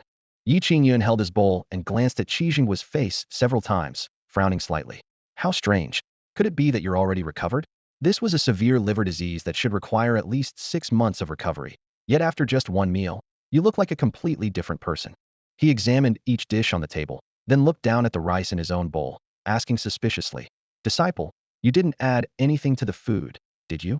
Guo Xiaoyan quickly waved her hands. I really didn't add anything. I followed exactly what you taught me, master. Yi Qingyun thought about it and agreed if there were anything unusual, how could he not taste it? He decided not to dwell on it further, as improvement in the patient's condition was ultimately a good thing. When the meal ended, Qi complexion had changed from sallow yellow to normal, even showing a faint healthy glow, and his whole demeanor was revitalized. He stood up and moved his arms, his fists crackling as he clenched them. I really do feel much better, and I'm stronger than usual. Qi was so overjoyed she wept. Father, you're truly recovered. The father and daughter immediately walked before Yi Qingyun and dropped to their knees with a thud. No, no, no, please get up. Yi Qingyun hurried to help them up. However, the two insisted on kowtowing 3 times. Qi voice trembled. Young master, ye saved my life, this life-giving grace. My daughter and I will never forget. From this day forward, if you have any need of us, we would go through fire and water without hesitation. Qi pretty face flushed slightly as she added in a low voice. If young master Yi doesn't mind, this humble girl is willing to stay by your side, even as a personal maid. Gua Xiaoyan blinked nearby, thinking to herself, could it be that I'll soon have a new master's wife? That wouldn't be bad. Yi Qingyun's expression grew awkward. Personal maid? How personal? Such words could easily be misunderstood. I, Yi Qingyun, am not that kind of person. Although Qi was quite attractive with a decent figure, I don't care about such things. He coughed twice and waved his hands awkwardly. Ahem, please get up. I really didn't do much, there's no need for this. He thought to himself that perhaps Qi was meant to recover anyway, and he just happened to be there when it occurred. Seeing that he took no credit for himself, the Qi father and daughter admired him even more. Truly a master, treating such a life-saving grace as nothing significant. Gua Xiaoyan watched them rise, sighing inwardly. It seems this one has no fate to become my master's wife. Meanwhile, at the western border of the Qingyun dynasty, a towering Buddhist light slowly approached from the horizon. The border patrol soldiers had long been on alert, weapons in hand. As the golden light drew near, they could see the figure clearly, an elderly monk in white robes, walking barefoot on the dust, fingering prayer beads, with a kind expression, the golden light emanating from within his body. Amitba, a Buddhist chant fell like heavenly music. In an instant, the eyes of everyone at the border became vacant and their expressions confused, as if in that moment, they had forgotten everything. The white-robed old monk gazed at the border soldiers who had fallen into confusion, a sacred and ethereal expression appearing on his face. Return from your lost path and enter my Buddhist sect to achieve transcendence. He repeated this Buddhist chant unhurriedly, his voice calm, yet carrying an inexplicable penetrating power, over and over again, like drumbeats striking everyone's hearts.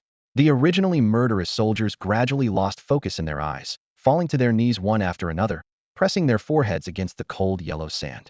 Fanaticism and devotion were written simultaneously on their faces. The old monk stepped forward like a gentle breeze, approaching the border garrison commander. The dignified commander also knelt on the ground, kowtowing repeatedly like a pecking garlic bulb. Good, very good. The old monk stroked the commander's head, his fingertips lightly touching. The commander's whole body trembled as if receiving a divine decree. Sand and dust swirled as the old monk turned and moved forward. Behind him, iron armor clanged, but no longer carried any hint of killing intent. The border soldiers had transformed into the most loyal believers, following closely. Arriving at the nearest small town, he simply uttered, Amitba Buddha. In an instant, it seemed as if pale golden Buddha light burst forth from around his body, covering heaven and earth. Clang. The blacksmith's hammer rolled to the ground, sparks flying. The peddler stopped his calls, fruits and vegetables scattering from his hands. The tavern keeper pushed away his abacus, letting the beads roll freely. The same phrase, return from your lost path and enter my Buddhist sect to achieve transcendence. It echoed in everyone's ears like great bells and drums. Thud, thud, thud. Townspeople fell to their knees one after another, the sound of foreheads touching the ground rising and falling. The old monk merely smiled and gently waved his sleeves, and the people spontaneously formed ranks, merging into the increasingly massive procession. Over the next 3 days, wherever the old monk went, the same scene repeated. In just 3 short days, tens of thousands of followers had gathered behind him, including many cultivators. Buddhist chants filled the air, everyone's expressions dazed yet unwaveringly faithful. Such disturbances quickly alarmed the Qingyun dynasty. In the imperial city, Emperor Wu Dongfang urgently summoned all officials, the palace gates wide open, ministers arranged in formation. Your Majesty, that demon monk has already bewitched nearly 100,000 people. When the intelligence arrived, the court erupted in chaos. 100,000 people. In 3 days. Dongfang Su's face turned iron blue. If left unchecked, the entire dynasty might be turned upside down. Immediately dispatch people to stop this demon monk. With the imperial command issued, the palace's experts poured out in full force. The leader was at the early Tongtian realm, the rest all at the late Ningdan realm, a formidable lineup. However, in less than half a day, they returned in disgrace. Your Majesty, that demon monk's power is terrifying. We are no match for him at all. The leading Tongtian realm expert's face was full of bitterness. Is he truly that formidable? Indeed, at least at the peak of Tongtian realm. Dongfang Su drew in a sharp breath that was equivalent to his own cultivation level. A personal expedition might be feasible, but once the emperor left the palace, the consequences would be unpredictable. Moreover, even if they defeated the demon monk, the Buddhist sects of the Western Territory would inevitably be enraged by this incident. The Tianwu dynasty alone could never withstand the wrath of the Western Buddhist sect. In the imperial study, the atmosphere was as heavy as lead. Guiyue clasped his fists and spoke in a deep voice. Your Majesty, it seems there's only one option left. Dongfang Su glanced sideways. You mean to have that demon monk debate Buddhist doctrine with Master Yi? Guiyue nodded. It seems that's our only choice. Dongfang Su sighed softly, his gaze drifting out the window. Your Majesty, I'll go find that demon monk. Guiyue clasped his fists again. Very well. Tell him that in 3 days, we'll hold a grand Buddhist debate at the foot of Floating Cloud Mountain. Yes. After Guiyue departed, Dongfang Su wasted no time and flew directly to Floating Cloud Mountain. At this moment, on the back slope of Floating Cloud Mountain, Qingyun had rolled up his sleeves and was crouching in the soft earth with Guoxiaoyan, planting watermelons. Put the seeds in, cover them gently with soil, then water them a bit. Qingyun brushed the dirt from his palms, looking completely satisfied. That should do it. He was already fantasizing about the summer scene of watermelons covering the entire slope, cutting them open, juicing them, chilling them, each step sweeter than honey. Suddenly, a figure descended from the sky.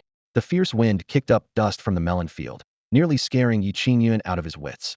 Holy crap, he instinctively cursed. The newcomer was none other than Dongfang Su. His dragon robes fluttering, he quickly bowed apologetically. Master Yi, I apologize for my rudeness. Seeing it was Dongfang Su, Qingyun could only smile bitterly. Your Majesty, please don't appear and disappear so mysteriously in the future. Dongfang Su felt embarrassed too, chuckling awkwardly. I was truly anxious. He took a deep breath. Master Yi, people from the Western Buddhist sect have arrived. Let them come. It's just... Qingyun's words were cut short as his expression froze.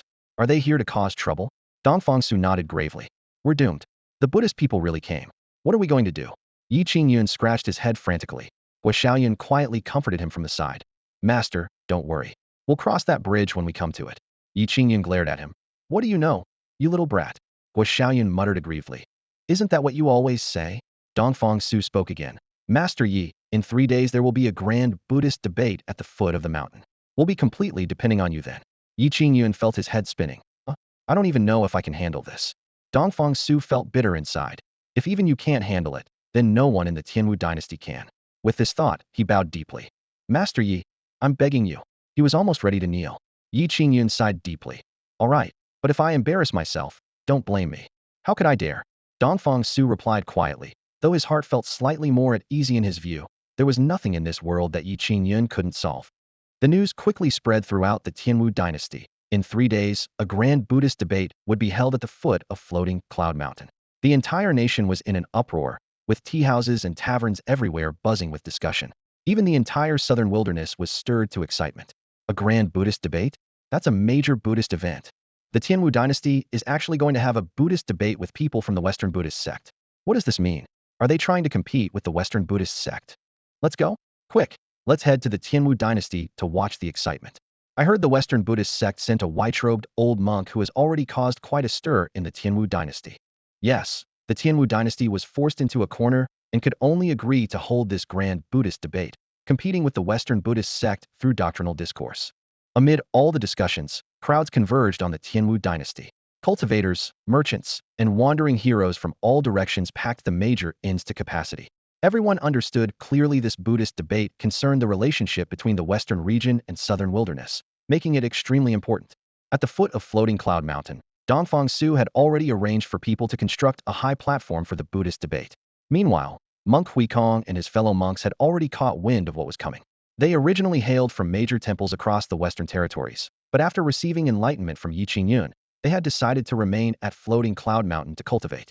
Because of this devotion, the Western Territories Buddhist sect had sent people to invite them back to the fold, leaving the monks with complicated and heavy hearts. Yet they knew clearly that rather than return, they preferred to follow Qingyun, even if it meant being crushed to pieces without regret. At dusk, Huikong led the monks to the mountaintop. They stood solemnly beneath the eaves and declared in unison, "Holy Sun, we have made our decision no matter what happens. We will stand firmly by your side." That's right. We follow the Holy Sun without regret, and the Western Territories Buddhist sect cannot shake our resolve. In this Buddhist debate, the Holy Sun will surely triumph over the Western Territories Buddhist sect.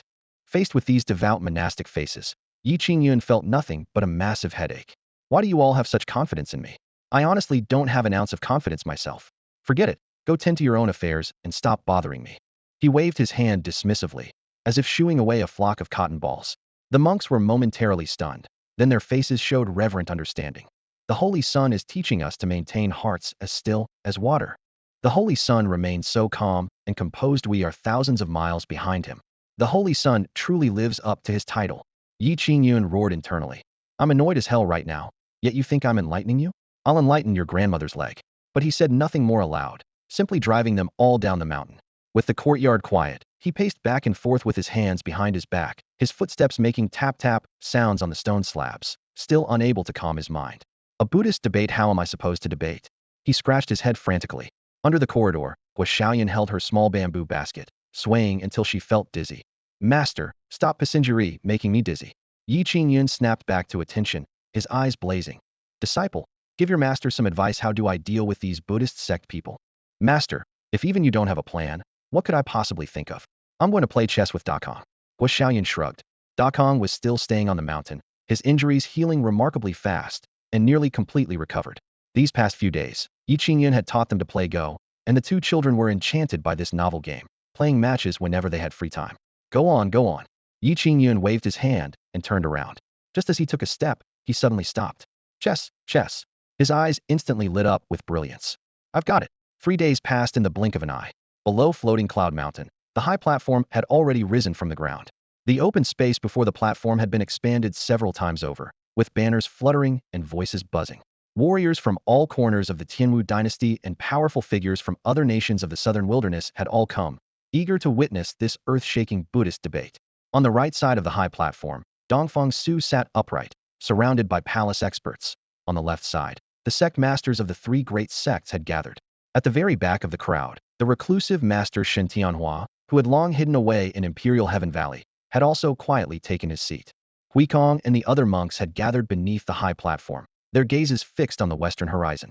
The setting sun hung low, casting long shadows across their flushed faces as evening breezes swept through their robes, making the fabric rustle and adding to the tense atmosphere. Atop the platform, Yi Qingyun stood with his hands clasped behind his back, his dark hair swaying gently in the wind.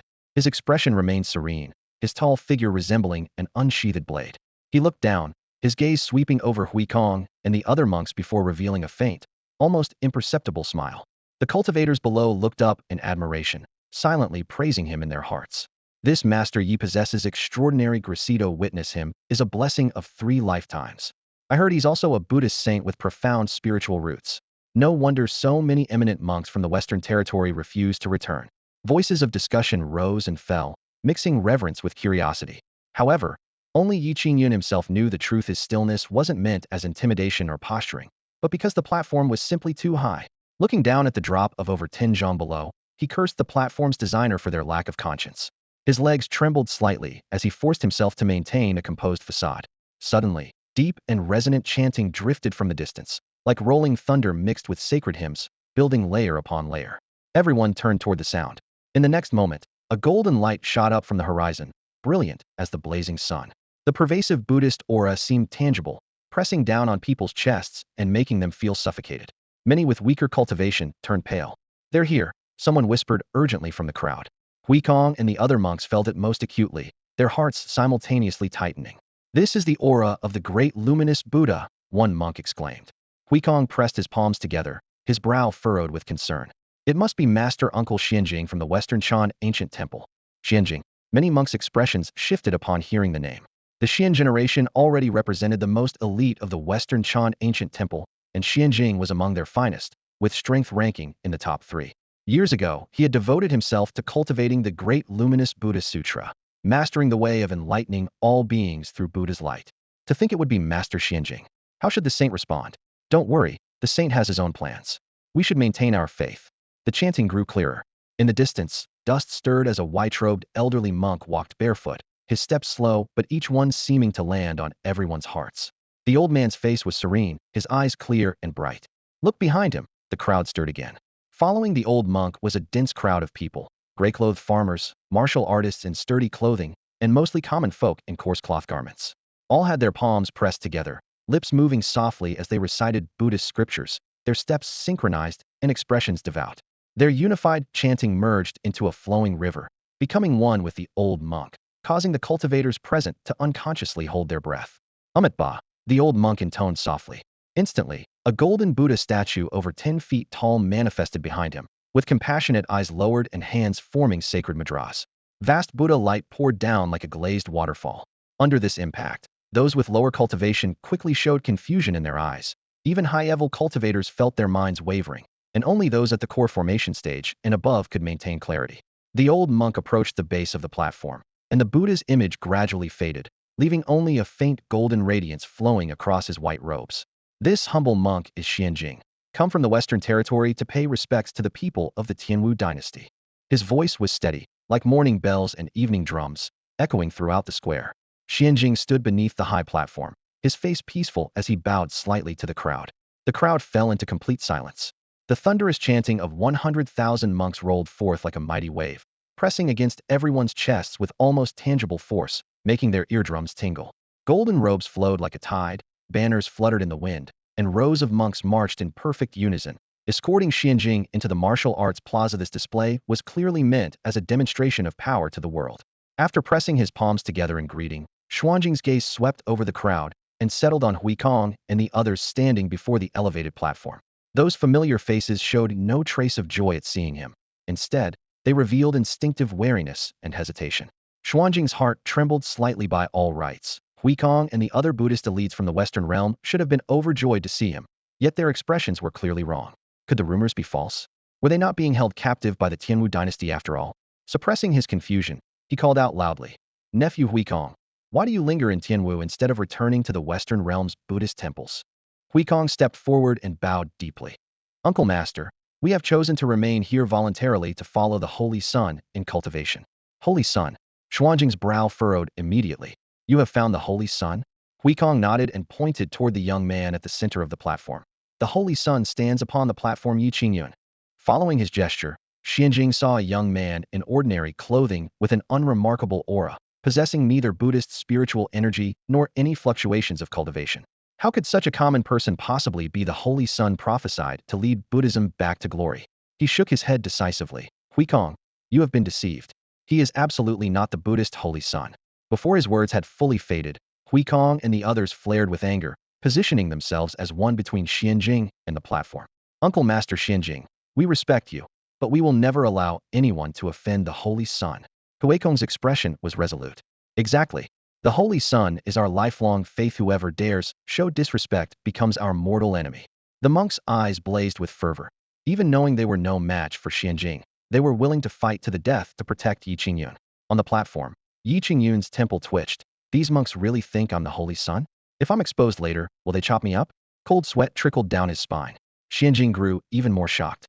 These disciples before him were the most outstanding talents from various temples in the Western realm, their wills typically unshakable as mountains. Yet now, for the sake of a mere mortal, they were willing to turn against him? He wondered silently.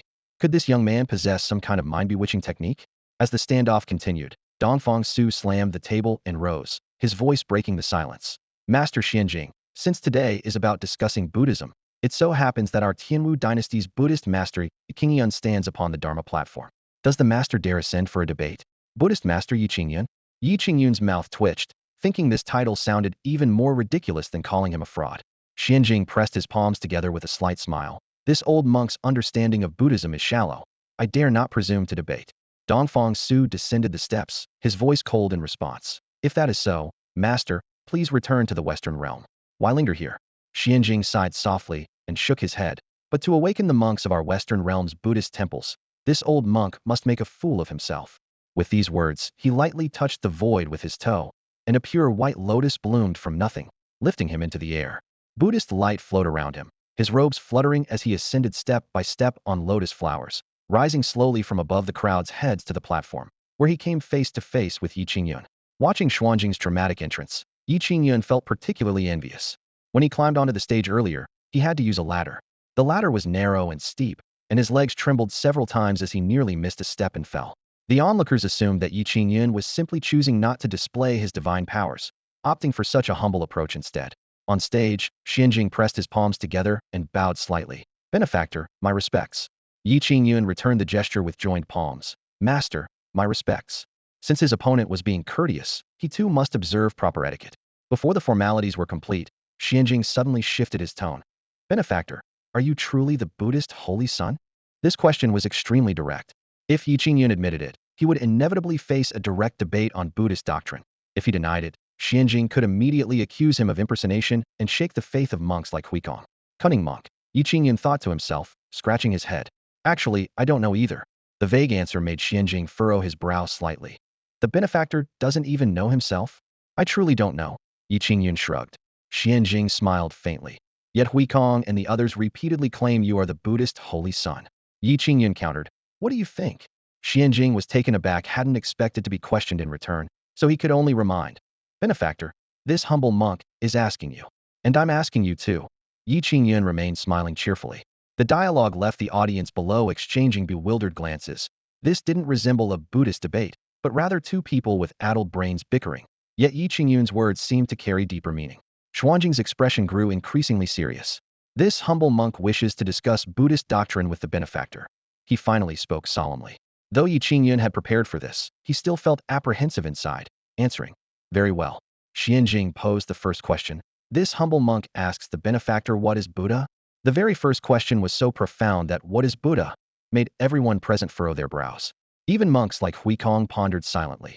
The Buddhist scriptures contained numerous explanations of Buddha, but to truly explain it clearly was no easy task.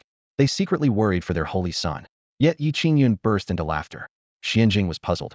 Why does the benefactor laugh? Can you not answer? Not at all. Yi Qingyun waved his hand. Then please answer, what is Buddha? Before I answer, let me hear your response first. Yi Qingyun instead asked Xianjing to speak first. Xianjing chuckled. Benefactor, if this humble monk answers, your answer cannot be the same as mine. Naturally. Seeing his opponent nod, Xuanjing's expression became solemn as he pressed his palms together and declared loudly.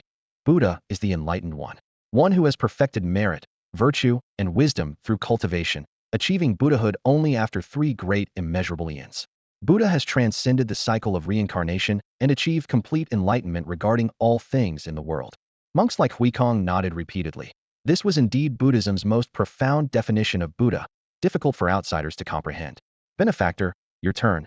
Xianjing gestured for Yi Qingyun to answer. Yi Qingyun smiled slightly. I am Buddha. These words shocked the entire assembly. Everyone's faces changed in unison. The stage and audience fell into instant silence, leaving only burning astonishment when others asked, what is Buddha? Yi Qingyun actually raised his hand and answered. I am Buddha. Even as the holy son of Buddhism, this seemed far too arrogant. Xuanjing's expression darkened abruptly, fury rushing straight to his brow. Below the stage, monks like Huikong stared in stunned disbelief, the tall and wise image of the holy son in their hearts seeming to crack. Had they truly mistaken him for someone else? Yet Yi Qingyun had just expounded the true essence of Mahayana Buddhism. How could someone who could reveal truth in a single phrase now utter such blasphemous words? This contradiction was difficult for the monks to accept. Benefactor, you are far too arrogant. Xuanjing's angry voice thundered. Yi Qingyun looked back with puzzlement instead. Why can I not be Buddha? Xuanjing's anger intensified. There are tens of thousands of Buddhist monks in the Western realm, countless who comprehend Buddhist teachings, yet not one dares to falsely claim to be Buddha himself. What gives you the right? Yi Qingyun shook his head, his gaze calm and clear. In your heart, Buddha sits high above. In my eyes, I am Buddha, you are Buddha, and everyone present can be Buddha. Xianjing suddenly froze, and everyone held their breath. Yi Qingyun clasped his hands behind his back and added, even all things in heaven and earth can be Buddha. These few words struck like a great bell into everyone's hearts. The Buddhist disciples felt their hearts shake even more. This nearly overturned the Western realm's established understanding of Buddha. Heresy.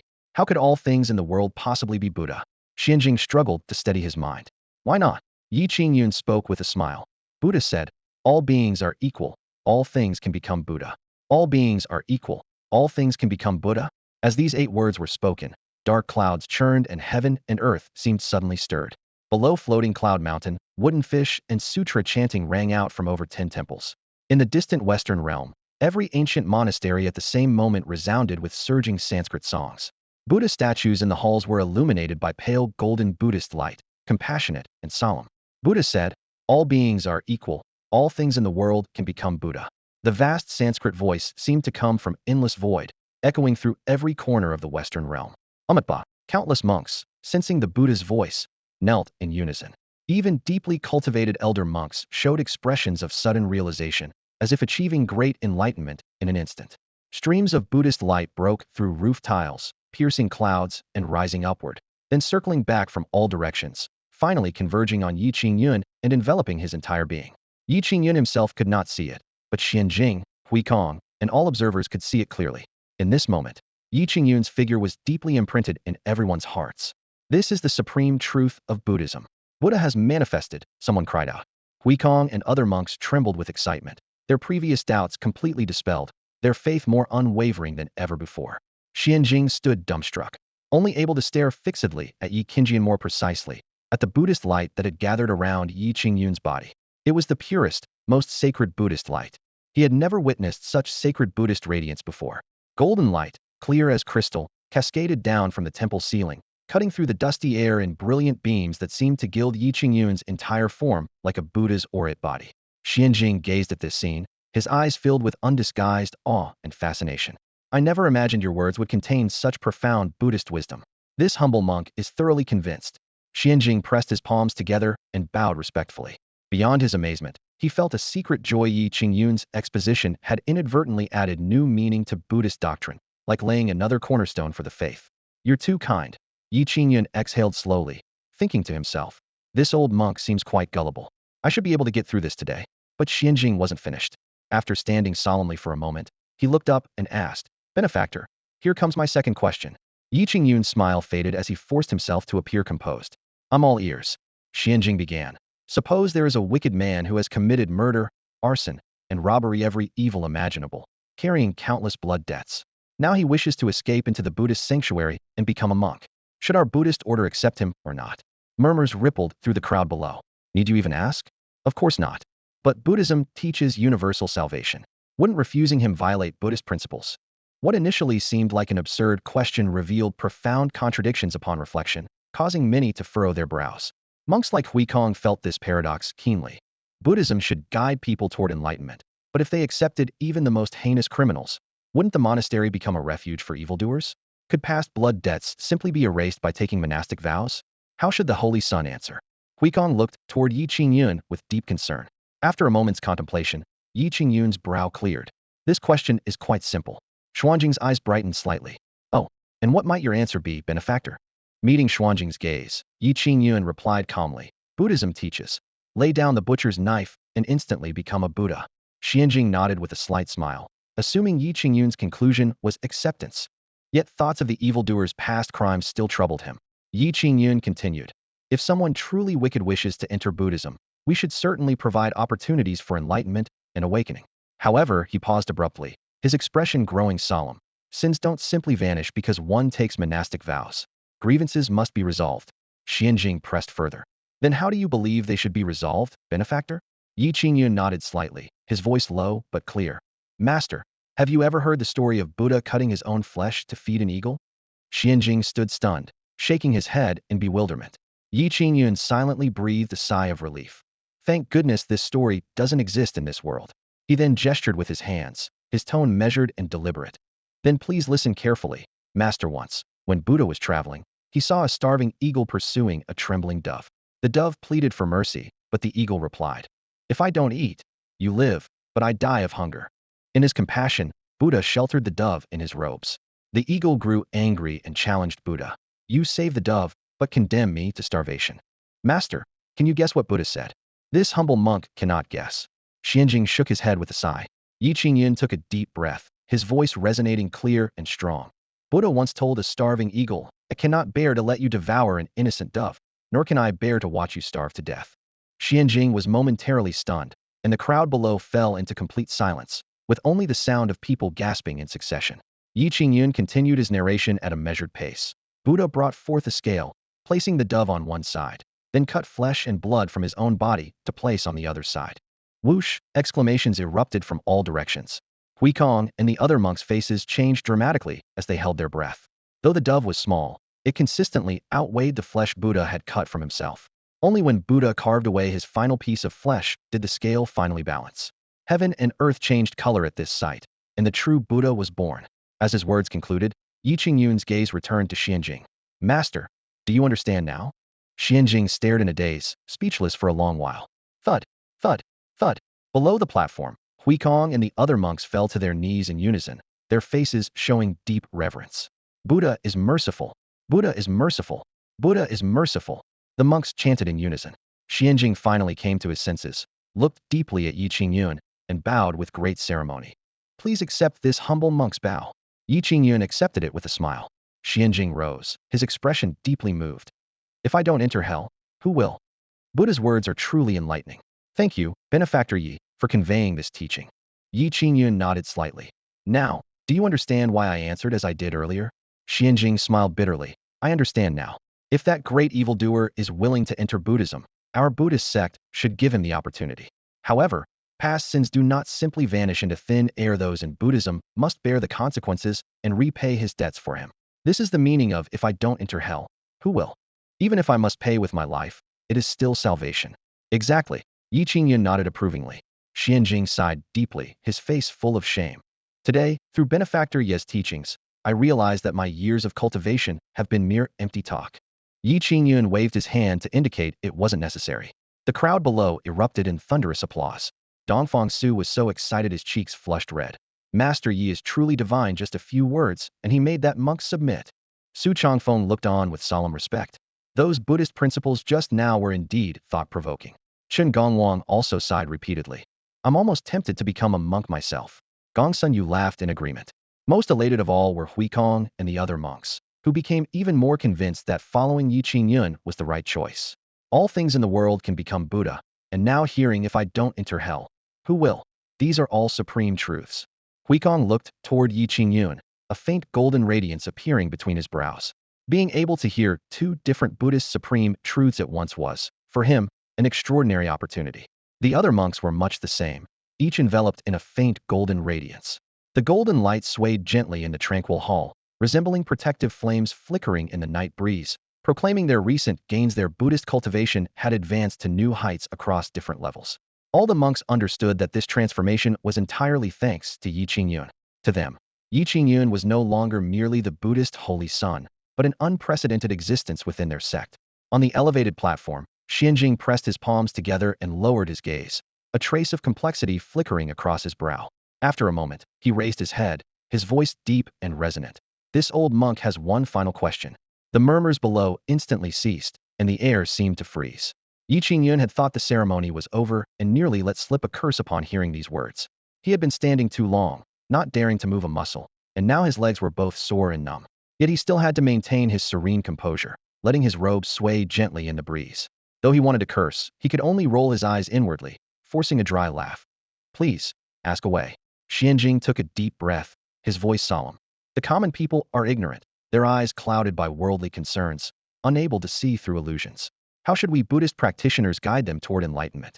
This question struck at the heart of Buddhism's eternal dilemma: how to enlighten the masses. Simply reciting Buddhist teachings to achieve universal awakening was far too difficult. Qianjing himself had brought 100,000 followers, but most were merely entranced by Buddhist mystical arts. Once the spell wore off, they would return to their mundane nature, hardly truly enlightened.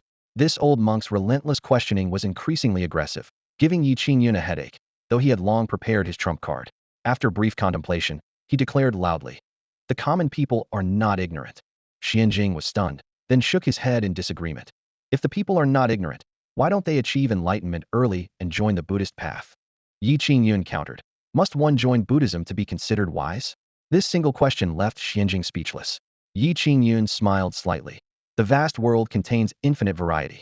Every person born into this world is unique, experiencing their own ups and downs, their own splendor.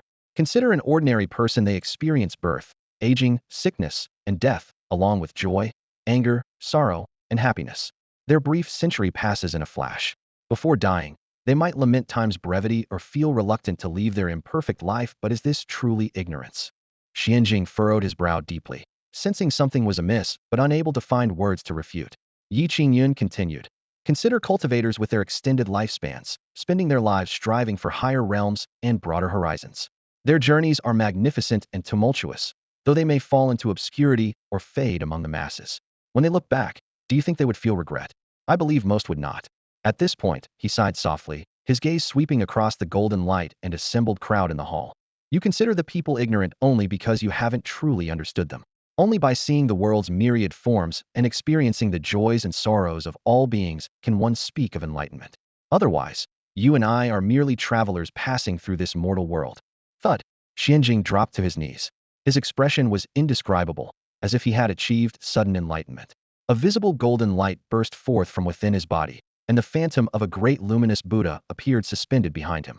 The Buddha's face had remarkably transformed to resemble Yi Qingyun's features. Though Yi Qingyun himself couldn't see it, everyone present witnessed it clearly. Master Uncle, he has achieved enlightenment. Huikong's voice trembled from below the platform. All the monks immediately pressed their palms together and chanted Buddhist prayers, offering their most devout blessings for Xuanjing's moment of awakening. Xianjing bowed deeply and kowtowed heavily once more. Thank you for your guidance, Holy Son. Xianjing has achieved enlightenment. From this moment on, his form of address changed from Benefactor Yi to Holy Son, signifying his complete submission and genuine recognition of Yi Qingyun as the Buddhist Holy Son. Yi Qingyun felt somewhat embarrassed by this scene and quickly said, "Please get up." He wanted to extend his hand to help, but his legs had gone numb from standing, and he feared slipping and tumbling off the high platform that would be truly awkward. Having received the Holy Son's teachings, Xianjing has no regrets in this life. Xianjing raised his head with devout eyes. I humbly hope the Holy Son will grace the Western Territory with his presence and impart supreme Buddhist teachings to all the monks there. This was clearly a formal invitation. Huikong and the other monks were thrilled beyond measure upon hearing this. If the Holy Son could personally visit the Western Territory, Buddhism would surely flourish even more. It would be an unimaginable opportunity. After brief consideration, Yi Qingyun casually replied, "Well, when I have time in the future, I'll make a trip to the Western Territory." "Thank you, Holy Son." Xianjing was overjoyed. He didn't care about the specific date. Since the Holy Son had spoken, it was a Buddhist decree that would surely be fulfilled. The crowd below, seeing Xianjing kneel and address Yi Qingyun as Holy Son, immediately understood that this Buddhist debate had been decisively won. Who would have thought Master Ye's Buddhist knowledge was so unfathomably deep that even Master Xianjing would submit to him? Of course, Xianjing even called him Holy Son. Having him stay in our Tianwu dynasty is truly a blessing from our ancestors. Sigh. If only he would come to our country. Discussions arose everywhere, and many warriors from other dynasties looked on with envy and jealousy. In their view, the Tianwu dynasty had struck incredible fortune to earn the favor of such an otherworldly master. Beside the platform, Dongfang Su beamed with satisfaction. A long-absent sense of pride surged in his chest this time. The Tianwu dynasty had used Yi Qingyun's power to firmly resist the Western Territory's Buddhist forces, salvaging face for the 7 nations of the southern wilderness and making their position as leader of the 7 nations even more secure. Fortunately, our relationship with Master Yi is quite good. Otherwise, offending such a master would be unthinkable. Yes, absolutely right. The 3 sect masters nodded repeatedly, increasingly grateful that they had established good relations with Yi Qingyun early on.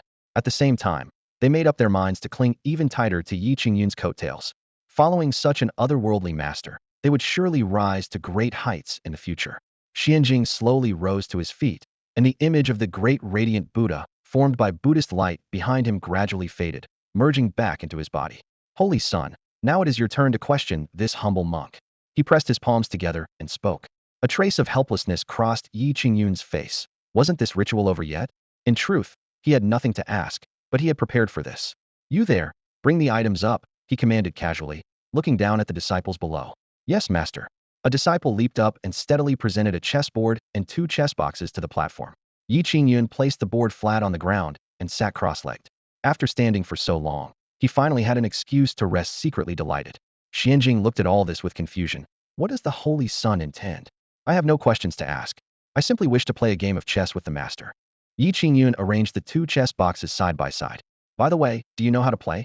Yi Qingyun had once seen people playing chess in market tea houses and knew that Go was also popular in this world. Xianjing nodded with a smile. The Holy Son flatters me. This humble monk knows a thing or two. In reality, he knew far more than a thing or two.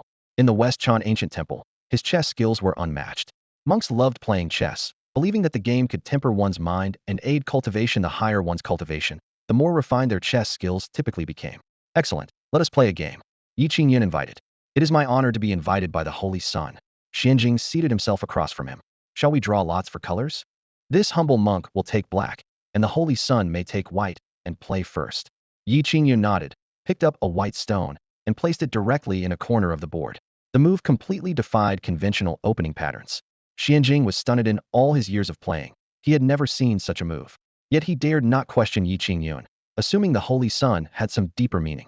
He studied the board intently, and suddenly felt that white stone was like a whirlpool, as if it would draw his very soul into it. A chill ran down Xuanjing's spine. It actually contained the great Tao. This seemingly bizarre move concealed profound meaning beyond imagination. Xianjing was secretly alarmed. What manner of being was this Holy Sun? Your turn, Yi Qingyun said softly, seeing him lost in thought.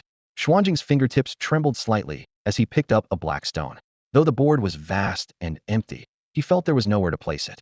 Finally, steeling himself, he placed the black stone adjacent to the white one. Yi Qingyun smiled and casually placed another stone in a different corner. Xianjing stared at the board, feeling the world spin around him. For a moment, he seemed to see the vast cosmos and countless stars. What kind of vast and profound way is this? Xianjing was utterly shocked. At this moment, he felt like an ant so tiny as to be nearly invisible beneath the starry sky, gazing up at the brilliant heavens, feeling increasingly insignificant with each passing second, his entire body trembling uncontrollably. Yi Qingyun watched him shake like a leaf and felt his heart racing. Is this old monk really having some kind of breakdown? If he collapses right here on this platform, am I going to be held responsible? He was so nervous he didn't dare make a sound, afraid that even a single shout might scatter what little soul Xianjing had left. After a long while, Xianjing finally recovered from that overwhelming shock. He stared blankly at Yi Qingyun, his finger frozen in midair, then gently placed down the chess piece he was holding, his voice heavy with defeat. This humble monk has lost. With only one move played on the board, Xianjing readily conceded, his face filled with admiration and awe. Holy Sun, your virtue runs deep, and you have already comprehended the boundless way. This humble monk is but a frog at the bottom of a well, unworthy even to glimpse the threshold of your great way. Yi Qingyun was completely bewildered. What way? What frog in a well? Sure, my chess style is a bit unconventional, but it's not that dramatic, is it? Yet Xianjing spoke with utmost solemnity. Holy Sun, this humble monk has no desire to return to the Western Buddhist sect. I only wish to remain here and cultivate under your guidance. At these words, Yi Qingyun felt a chill run down his spine. This absolutely cannot happen. Xianjing was stunned, deflating like a punctured cushion. Does the Holy Sun find this humble monk's aptitude too poor to be worthy of following you? Yi Qingyun quickly waved his hands. It's really not that reason. If you stay here too, the Western Buddhist sect will definitely send more people. And then won't I be in even more trouble? Xianjing thought it over and realized this was indeed true. He had been sent precisely because Huikong and the others refused to return to the Western realm. If he also stayed, the Buddhist sect would probably explode with rage, and the next emissaries they sent would be even more terrifying powerhouses. Yi Qingyun persuaded him. Why don't you return to the Western realm and explain the situation clearly? Once they understand, they won't cause any more trouble. Xianjing nodded. Since the Holy Sun has spoken, this humble monk will return to the Western realm and relay all of the Holy Sun's teachings to our Buddhist sect. When my fellow disciples hear of this, they will surely hold the Holy Sun in the highest regard. Yi Qingyun smiled awkwardly. Whether they regard me highly or not doesn't matter. I just hope you all stop coming to bother me. Xianjing straightened his robes and calmly descended from the platform. Yi Qingyun stood at the height, looking down and around, suddenly speechless. Who the hell moved my ladder? How am I supposed to get down? Just as he was caught in this dilemma, an eagle suddenly descended from the sky, circled with outstretched wings, and landed steadily on the edge of the platform. The crowd erupted in amazement. Could this eagle have been enlightened by Master Yi? It's not even a demon beast, yet it willingly serves as a mount. What incredible fortune! Legend says that when a sage appears in the world, all spirits bow to them. Could Master Yi have already achieved sagehood? Shoo, we mustn't speak such words carelessly. Yi Qingyun stared at the large eagle that was clearly trying to curry favor with him, while the eagle gazed back at him expectantly with its round eyes. Man and bird locked eyes, as if the eagle were saying, "Come on up." Yi Qingyun shook his head inwardly. At this height, if I actually stand on a bird's back and fall, wouldn't I be killed?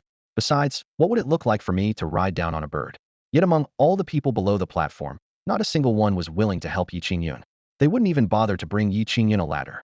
Without the ladder, their friendship seemed to fade along with it. He wouldn't even help with such a small favor. Yi Qingyun sighed inwardly, and had no choice but to step onto the massive eagle. The moment his foot touched the feathered back, the eagle suddenly dove downward with a whoosh, plummeting toward the ground. He nearly lost control on the spot, his pants trembling with fear. Fortunately, when the giant wings folded and landed steadily on the ground, Qingyun shakily jumped down, managing to preserve what little dignity he had left. Master! Holy Sun! The crowd instantly surrounded him, everyone's face filled with reverence. Qingyun forced a smile. Everyone, please disperse. But no one was willing to leave. Young Master Yi, could you offer us some guidance? Yes. Please enlighten us, young Master Yi. Just one word of advice from you, and we die without regret. Such enthusiasm warmed Qingyun's heart. It seems I'm quite popular in this realm after all. With this thought, his mood lifted, and he gently cleared his throat. Quiet. Young Master Yi is about to speak, someone in the crowd shouted. Everyone immediately held their breath, and suddenly only the sound of wind remained. At this moment, Qingyun felt like a veteran official giving a speech at a major conference.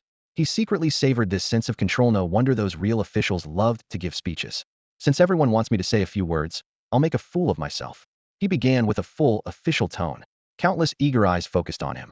Qingyun pondered for a moment and quickly formulated his content. You are all cultivators, so I won't dwell on techniques.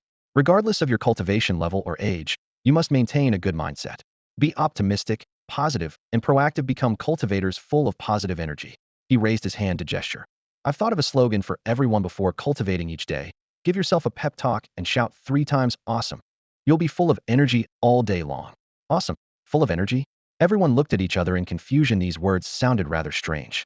Young Master Yi, how should we shout it? Someone quietly asked for instruction. Like this. Qingyun took a deep breath, threw back his head, and roared. Go for it. Awesome. The thunderous voice startled everyone into a daze, but he felt no embarrassment whatsoever. Instead, he felt thoroughly invigorated. Let's try it. Young Master Yi's words must make sense. Yes, let's give it a shout and see if it really works. So various voices rose one after another. Go for it. Awesome. Go for it. Awesome. Go for it. Awesome. The continuous shouting rolled through the air. As soon as some people finished shouting, their faces immediately flushed with excitement. It really works. My whole body is full of energy. My blood is boiling. I want to fight my enemies for 300 rounds right now. I want to cultivate. I want to strive. Watching this group of people ignited by 3 simple chants, Qingyun couldn't help but wonder, could shouting, awesome, a few times really be this miraculous? Even he began to doubt it. The Buddhist conference had come to an end. Monk Qingyun arrived with an excited heart and departed filled with confidence. Though he failed to persuade Huikong and the others to return to the Western realm, he received enlightenment from Qingyun that advanced his Buddhist understanding and clarified his future path of cultivation. This was the greatest gift of his journey. Even as his body returned to the Western realm, his heart devoted to Buddha had firmly settled in the Qingyun dynasty, on floating Cloud Mountain. When this old monk returns, I shall spread the Holy Sun's Buddhist teachings far and wide, so that all Buddhist beings in the Western realm may share in gratitude for the Holy Sun's guidance.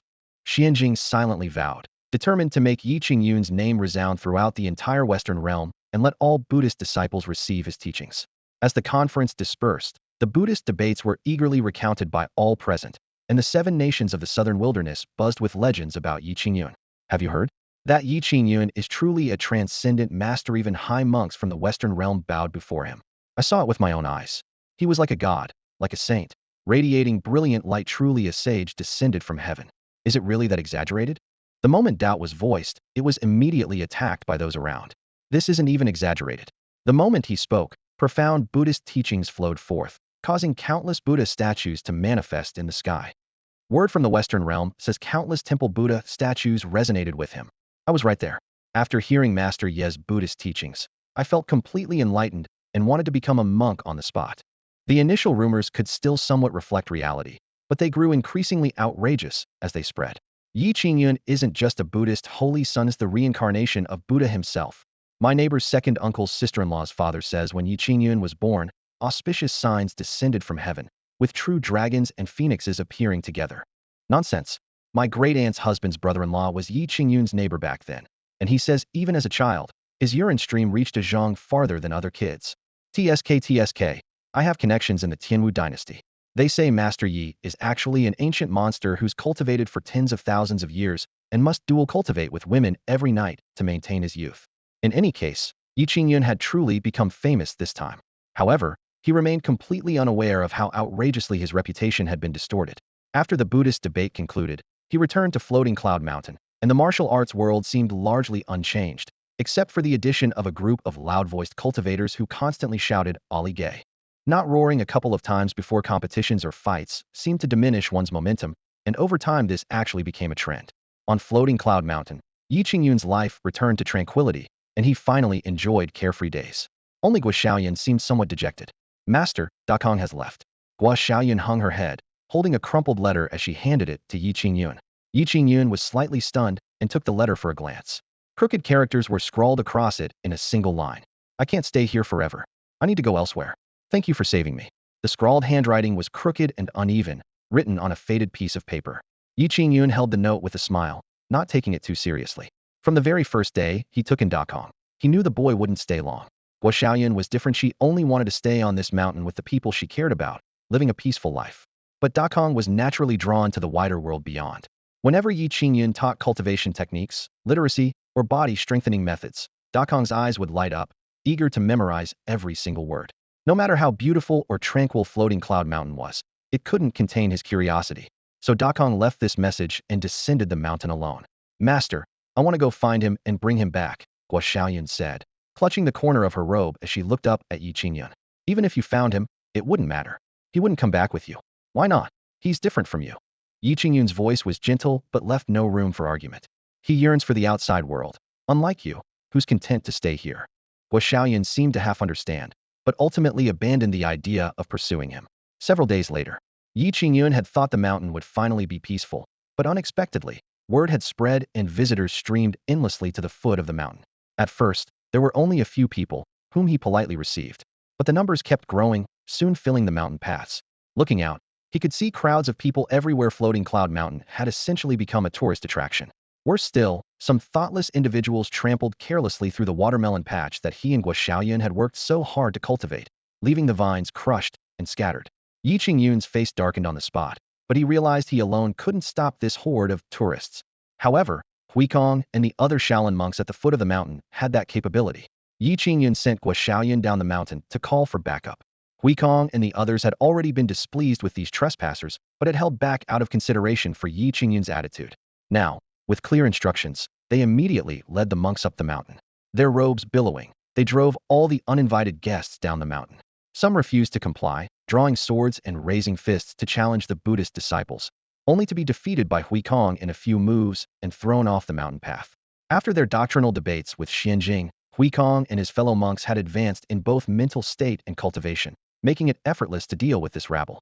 After clearing the area, Huikong set up a Buddhist formation that covered the entire area from the foot of the mountain to halfway up. The formation was like an invisible net. Any ordinary person who stepped into it would immediately be pushed back by a gentle but irresistible force. Unless one could fly through the air, there was no way to break through. With the formation in place, most of those seeking opportunities had no choice but to return home.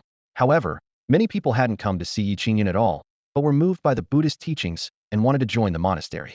Huikong was overjoyed that Tianwu dynasty finally had an opportunity for large-scale recruitment of disciples, and it was all thanks to the debate between Yi Qingyun and Xianjing. Another day, outside the gates of Shaolin Temple, the morning light was cool. A delicate young woman knelt at the bottom of the stone steps, her face pale and eyes vacant, as if all hope had been drained from her. "This humble woman wishes to enter the Buddhist path.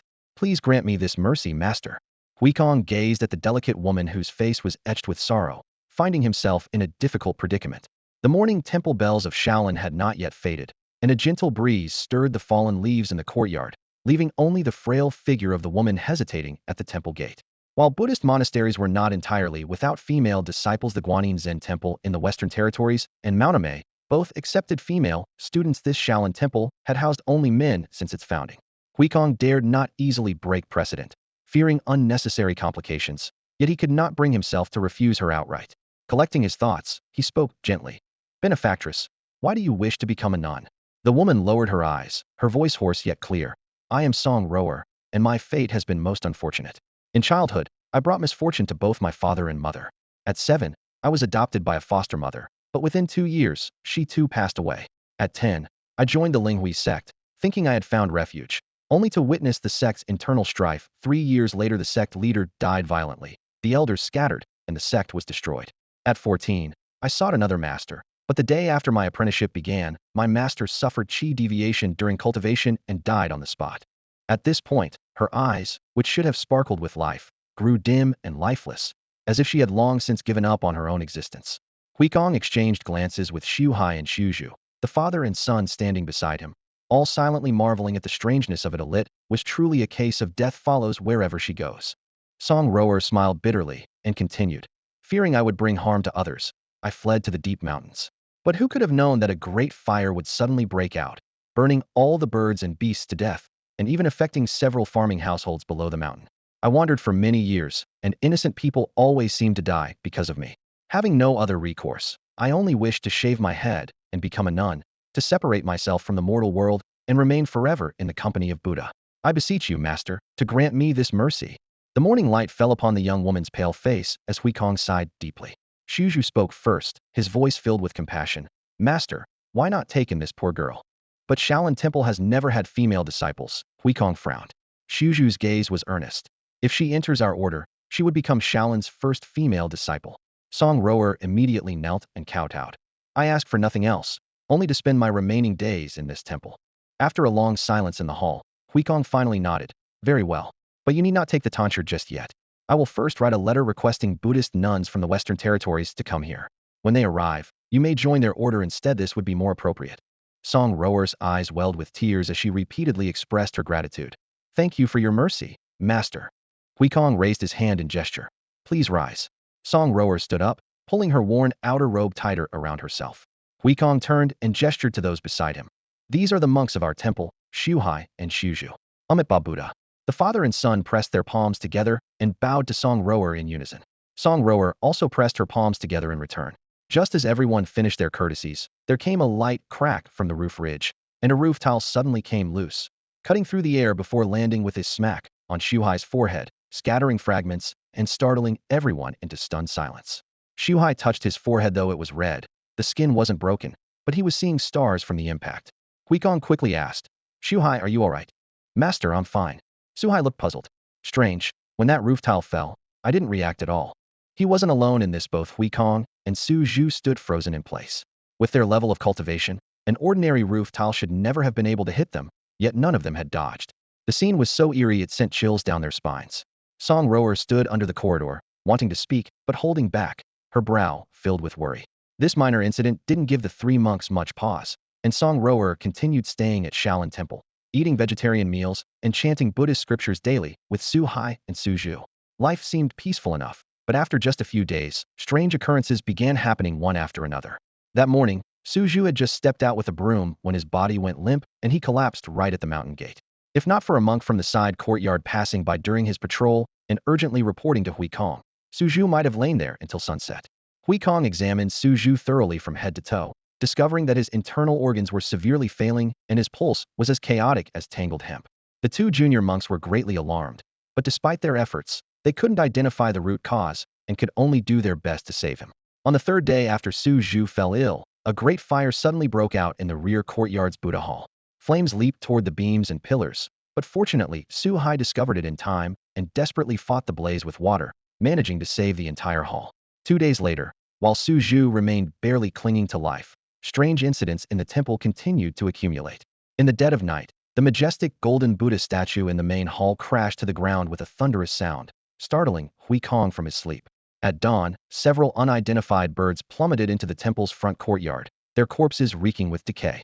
By afternoon, swarms of snakes, insects, rats, and ants crawled out from cracks in the rear courtyard ground, only to die en masse in the blink of an eye. All signs pointed to one conclusion: Shaolin Temple was in serious trouble. Seeing Su Zhu growing weaker by the day and panic spreading throughout the temple, Huikong could no longer hold back and immediately summoned Song Rower to the meditation room. Song Rower appeared calm on the surface, but had clearly been aware of what was happening all along. Benefactress, are you hiding something from this humble monk? Huikong's tone was more serious than ever before. No, nothing. Song Rower lowered her head, her voice trembling. Huikong spoke gravely. You've seen all the strange phenomena in the temple. If you continue to conceal the truth, even Buddha himself may not be able to protect our Shaolin. Song Rower's eyes immediately filled with tears as she knelt on the prayer cushion, speaking haltingly. Actually, I was born with a body of calamity. Before she could finish speaking, Huikong first froze. Then his expression changed dramatically as he jumped up with a whoosh, nearly hitting the roof beam. Leave Shaolin Temple immediately. The usually composed monk now acted like a mouse seeing a cat, incoherently urging her to go. Song Rower prostrated herself and wept bitterly. Master, I have nowhere to go. Hui Kong nearly knelt down as well, pressing his palms together though they wouldn't stop shaking. My dear lady, a body of calamity is deadly. No matter how much Buddha's protection Shaolin has, we cannot withstand the disasters you bring. The so-called body of calamity was a terrifying constitution from ancient legends. Wherever such a person went, disasters followed. Those close to them met violent deaths, and those involved with them perished one after another. Simply put, they were born disaster stars, bringing death wherever they went. The calamity body is extremely rare, appearing only twice in ancient times. The first time, it unleashed a catastrophe of epic proportions. Dozens of sects were destroyed in an instant, and hundreds of renowned masters perished in the wilderness. In the end, it took the combined efforts of heroes from across the realm to finally slay that bearer of the calamity body. The second time, it brought bloodshed and chaos to Beichuan, nearly wiping out all the family bloodlines within the Beichuan region. Now, 10,000 years have passed, and this constitution that strikes terror into people's hearts has appeared again within Shaolin Temple. Upon learning of this, Abbot Huikong felt cold sweat instantly soak his back. He was certain that everything from Elder Shuju's sudden grave illness to the strange incidents continuously occurring in the temple was caused by this bearer of the calamity body named Song Rower, a harbinger of disaster. Huikong gazed at the pale-faced woman before him, his voice hoarse. Benefactor Song, it's not that this humble monk is heartless, but do you understand what the calamity body means? Song Rower clenched her fingers tightly, her eyes filled with helplessness. I know, but I have nowhere else to go. Perhaps only Buddhism can help me eliminate the influence of this calamity. Could Buddhism truly accomplish this? Huikong had no answer in his heart, knowing only that he absolutely could not bear it. If this continued, even his own life would be in danger. He immediately made a secret resolution. He must send Song Rower away as soon as possible. In this world today, I fear only one person can resolve your calamity, Huikong said in a deep voice.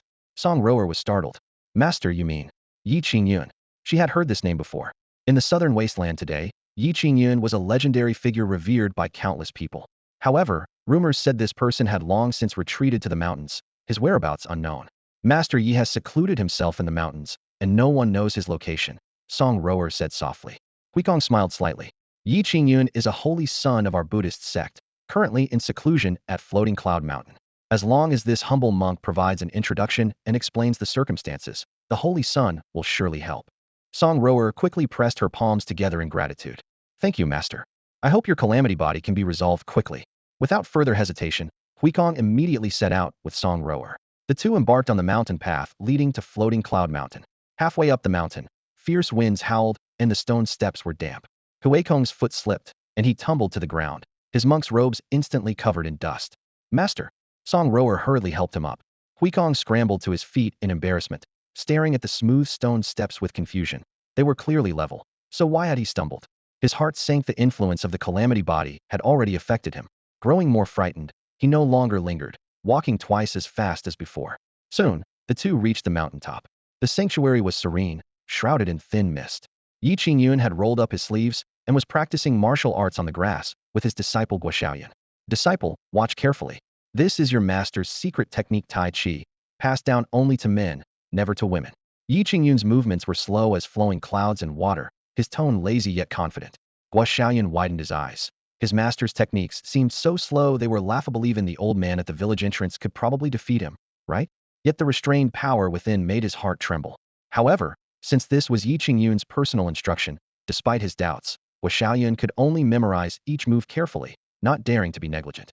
Nevertheless, since it was taught by Yi Qingyun himself, even though Guoxiaoyan had some doubts, he still earnestly committed the techniques to memory. Huikong, who was watching from a distance, was utterly shocked. Through Yi Qingyun's slow and deliberate movements, he caught a glimpse of profound principles he had never encountered before. The punches appeared slow, yet perfectly rounded, every gesture and step executed with flawless precision. At first glance, the form seemed full of openings, but upon closer inspection, there wasn't a single exploitable weakness. Compared to the fierce and powerful boxing techniques of Buddhism, this seemed to transcend an entirely different realm. Huikong didn't understand what Taiji was, nor did he know the concept of overcoming hardness with softness, but he already realized that the boxing technique before him was far from ordinary. He held his breath and concentrated, not daring to approach, afraid of disrupting this naturally harmonious artistic conception. It wasn't until Yi Qingyun keenly sensed the two gazes from afar that he finally withdrew his boxing stance. Yi Qingyun frowned slightly and walked over. Greetings, holy son. Huikong quickly bowed his head in respect. Yi Qingyun had long grown accustomed to how these monks addressed him and paid it no mind, but his gaze fell upon the haggard-looking young woman behind Huikong. Do you need something from me? Huikong hurriedly replied. Holy son, this Miss Song Rower has encountered some trouble. She wishes to join our Buddhist sect, but what? Yi Qingyun looked at him with confusion. Though it was rare for women to join the Buddhist sect, it wasn't unheard of, so he didn't find it strange. But this young lady possesses the extremely rare calamity body. Huikong lowered his voice. Yi Qingyun showed no sign of gravity, as if he hadn't heard clearly. What body? The calamity body. Hungry ghost. Yi Qingyun frowned and re-examined Song Rower. How could a perfectly fine young woman become a hungry ghost? Though her face was indeed pale, as if she hadn't eaten well for several meals. Huikong pressed his palms together. Please, holy son, help resolve this young lady's calamity body. Yi Qingyun scratched the back of his head. Isn't it just being hungry? Could it be that Shaolin is so poor that they can't even afford meals, leaving people hungry every day? Both Huikong and Song Rower were stunned. Then their expressions became peculiar. Holy son, the calamity body is. Huikong had to explain the legend in detail. Those with this constitution bring disasters wherever they go, causing misfortune to both people and livestock. Gua Shaoyun, who was listening nearby, was dumbfounded. There's actually such a constitution in this world. Thinking about bringing bad luck wherever one goes, she instinctively took half a step back. Yi Qingyun was also stunned, cursing inwardly. Holy shit. He almost lifted his foot to kick this damn monk bringing such a terrifying person up the mountain.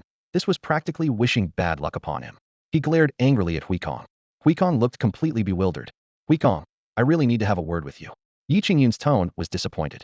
Huikong immediately lowered his head. I'm willing to listen to the Holy Son's teachings. When I discussed Buddhist philosophy with your master uncle before, I mentioned that Buddhist disciples should have the awareness of, if I don't enter hell, who will? Yi Qingyun shook his head. Look at yourself. Do you have such awareness? Huikong immediately looked ashamed. If it were me, I would definitely stay at the foot of the mountain and slowly help her resolve it with my own Buddhist teachings. Even if misfortune befalls me, what does it matter? Would a monk be afraid of such things? Huikong, your cultivation is still too shallow. These words left Huikong utterly ashamed, nearly dying of embarrassment. His face flushed with shame as he pressed his palms together and bowed his head low. The Holy Son's teachings are correct. This humble monk's cultivation is shallow, and I have completely forgotten the Holy Son's previous guidance. Yi Qingyun patted his shoulder. So you should take this girl back with you. Since she has taken you as her master, you should be responsible when trouble arises. Huikong nodded solemnly. The Holy Son speaks truly. This matter should be my responsibility. If I don't enter hell, who will? Miss Song. Even if I must exhaust all my cultivation and life, I will resolve your cursed body. With that, he turned back toward Song Rower. However, Song Rower suddenly dropped to her knees before Yi Qingyun, crying pitifully. Please save my life, young master. Yi Qingyun felt awkward immediately. You should go down the mountain with Huikong. Song Rower looked up with tearful, pitiful eyes. If you won't save me, young master, I'll kneel here forever. Yi Qingyun was speechless, thinking to himself that this girl was actually trying to play tricks. He immediately called out, Huikong, take her away. Just as Huikong was about to step forward, a black light suddenly burst from Song Rower's body. The black light rose like a pillar, shooting straight into the sky as if tearing the heavens apart. In an instant, that black column of light could be seen from everywhere across the Tianwu dynasty. What is that? The direction seems to be floating Cloud Mountain. Could something have happened there? This black light chills one to the bone. Emperor Dongfang Su, Mystic Sword Sect Master Su Changfeng, Nine Spirits Sect Master Gong Sunyu, Taihao Gate Master Qin Gongwang, and Shin Tianhua, who lived in seclusion at Imperial Heaven Valley, all sensed that terrifying aura immediately and soared into the sky. Shun Tianhua's face turned ashen. Could this be the aura of calamity? He looked toward the direction of the black light, his heart trembling. Could something have happened to Master Yi? As soon as the thought arose, he had already transformed into a streak of light heading straight for floating Cloud Mountain, with Dongfang Su and the others following closely behind. On floating Cloud Mountain, Huikong's expression changed as he quickly retreated several steps. The aura of calamity. It must not be touched, or one will surely be entangled by disaster and lose their life. Yi Qingyun was so frightened that he dragged Gui Shaoyun backward repeatedly. Song Rower's face was filled with agony, her eyes completely pitch black. Dense, calamitous energy poured out from within her body, and wherever it reached, grass instantly withered and soil rapidly rotted. Yi Qingyun's scalp tingled. This is too terrifying. It's like a nuclear weapon, whoever touches it dies. He shouted urgently. Huikong, take her away quickly. If she explodes, All of Floating Cloud Mountain is finished. Huikong gritted his teeth, pressed his palms together, and shouted, "If I don't enter hell, who will?" Then he rushed into the black mist. Buzz! The calamitous energy instantly wrapped around his robes. Huikong's body stiffened, convulsing all over as his face rapidly turned black and his eyes became deep black holes. With a thud, he collapsed to the ground, immediately losing consciousness. Yi Qingyun was completely dumbfounded. The calamitous energy is this powerful? Huikong is at least a master, yet he couldn't withstand it for even a moment. What the hell should he do now? Seeing the ominous aura continuing to spread, Yi Yun and Guo Xiaoyun had already retreated 100 paces away. The dark mist crept up the mountain path like it wanted to devour the entire Floating Cloud Mountain. If left unchecked, the whole mountaintop would be lost. "Master, what do we do?" Guo Xiaoyun's voice carried urgency as her steps moved backward. Meanwhile, Damao and Rabbit wandered out from the courtyard. The dog and Rabbit looked at each other, then at the churning black mist. Rabbit twitched his nose, frowning deeply. "Dog brother, I can't handle this one." Damao lifted his paw slightly, half squinting. "I could handle it, but it's too much trouble." "So what do we do?" Rabbit pressed. "Let's just watch for now. I'll step in if things get really bad." Damao yawned lazily. "Fine then." So the rabbit and dog simply stood aside to watch the spectacle unfold. In the backyard pond, a dark green dragon head quietly emerged from the water. It glanced toward the front courtyard, realized the situation was dire, and immediately ducked back down, leaving only gentle ripples on the water's surface. The black mist continued spreading, about to reach the master and disciple. Yi Yun furrowed his brow, and after careful consideration, grabbed Guo Xiaoyun's arm. "Let's go retreat." The two had no choice but to abandon the residence and rush down the mountain. Seeing this, Rabbit grew anxious. "Dog brother, aren't you going to act?" Damao remained silent, finally raising his paw halfway. Just then, the sound of rushing wind suddenly came from the sky. Whoosh, whoosh, whoosh. Several figures flew through the air. Shun Tianhua, Dongfang Su, and others hovered in midair, immediately spotting the terrifying black mist on the ground. Ominous aura. Shun Tianhua's face changed dramatically, his voice booming through the air. The others were equally horrified upon hearing this. "What? This is actually ominous aura. Senior Shun, could you be mistaken? If this truly is ominous aura, then that woman below, could she be the legendary calamitous body?" The calamitous body had only occasionally appeared in ancient times. Now, tens of thousands of years had passed since antiquity, making it hard for everyone to believe. Shin Tianhua stared intently at the black mist, shaking his head repeatedly. "There's no mistake. This aura corrodes upon contact even with our high cultivation levels. We'd struggle to resist its erosion." Hearing this, Dongfang Su and the others felt even more alarmed. Looking around below, they couldn't see Yi Qingyun anywhere, and couldn't help but wonder, could even Master Yi have been forced to leave? The black mist continued approaching Yi Qingyun's residence, the dark tide rolling as if it would devour the entire mountain gate at any moment. Just as everyone held their breath, something suddenly flew out from the house. A broom. It was the very broom Yi Qingyun used for daily sweeping. The broom now glowed with deep, mysterious light, like an unremarkable yet impossible Toynor star in the gentle night sky. It shot straight toward the center of the ominous aura. The black mist churned and lashed out, but couldn't touch that pure, clear radiance. What kind of treasure is this? Shin Tianhua couldn't hide his shock. The next instant, the broom swept across forcefully. Boom. Heaven and earth seemed struck by a massive hammer, the mountain forest trembling. The black mist reversed like a tide, wildly recoiling, and in the blink of an eye was completely drawn back into Song Rower's body. The ominous aura that had been about to consume the mountaintop vanished completely in an instant, not leaving even a trace. Shin Tianhua and the others froze in midair, unable to speak for a long moment. The ominous aura had actually been dispelled just like that? The broom swept away the malevolent energy and immediately descended upon Huikong, who lay unconscious on the ground. The seemingly ordinary bamboo broom gently brushed across his face, instantly clearing away all the dark energy, as if it had never existed. Huikong's eyelids trembled as he opened his eyes in confusion, and the first thing he saw was a broom floating in midair. "Why am I seeing a flying broom?" he wondered in bewilderment. Having completed its mission, the broom whooshed back into the house and settled quietly in a corner, motionless, as if the miraculous scene had been nothing but an illusion. Everyone in the courtyard was struck speechless by what they had witnessed. Even the well-traveled Big Mao and the rabbit were momentarily stunned. Big Mao lazily stretched and yawned, muttering nonchalantly, "Almost forgot Master's house is full of treasures. This bit of malevolent energy hardly requires my intervention." The rabbit instinctively glanced back toward the house, shrinking its neck with lingering fear. It vividly remembered being thoroughly beaten by those guardian treasures when it first arrived, losing patches of fur in the process. Looking back now, It realized how fortunate it had been those treasures hadn't even taken it seriously. If they could effortlessly sweep away malevolent energy, a small rabbit demon like itself posed no threat whatsoever. At this moment, Shen Tianhua, Dongfang Su, Su Changfeng, and Gong Sun Yu had also landed and hurried to Song Rower and Huikong's side. Benefactors, did you save this humble monk? Huikong patted his head, still not fully recovered. Everyone shook their heads. With the malevolent energy still present, they wouldn't have dared to land, let alone intervene. Then who saved this humble monk? The malevolent energy here seems to have completely disappeared as well. Huikong grew increasingly puzzled. It was Master Ye's treasure, Dongfang Su explained. The treasure you just saw was that broom. It swept away the malevolent energy and saved you. Master Ye's treasure?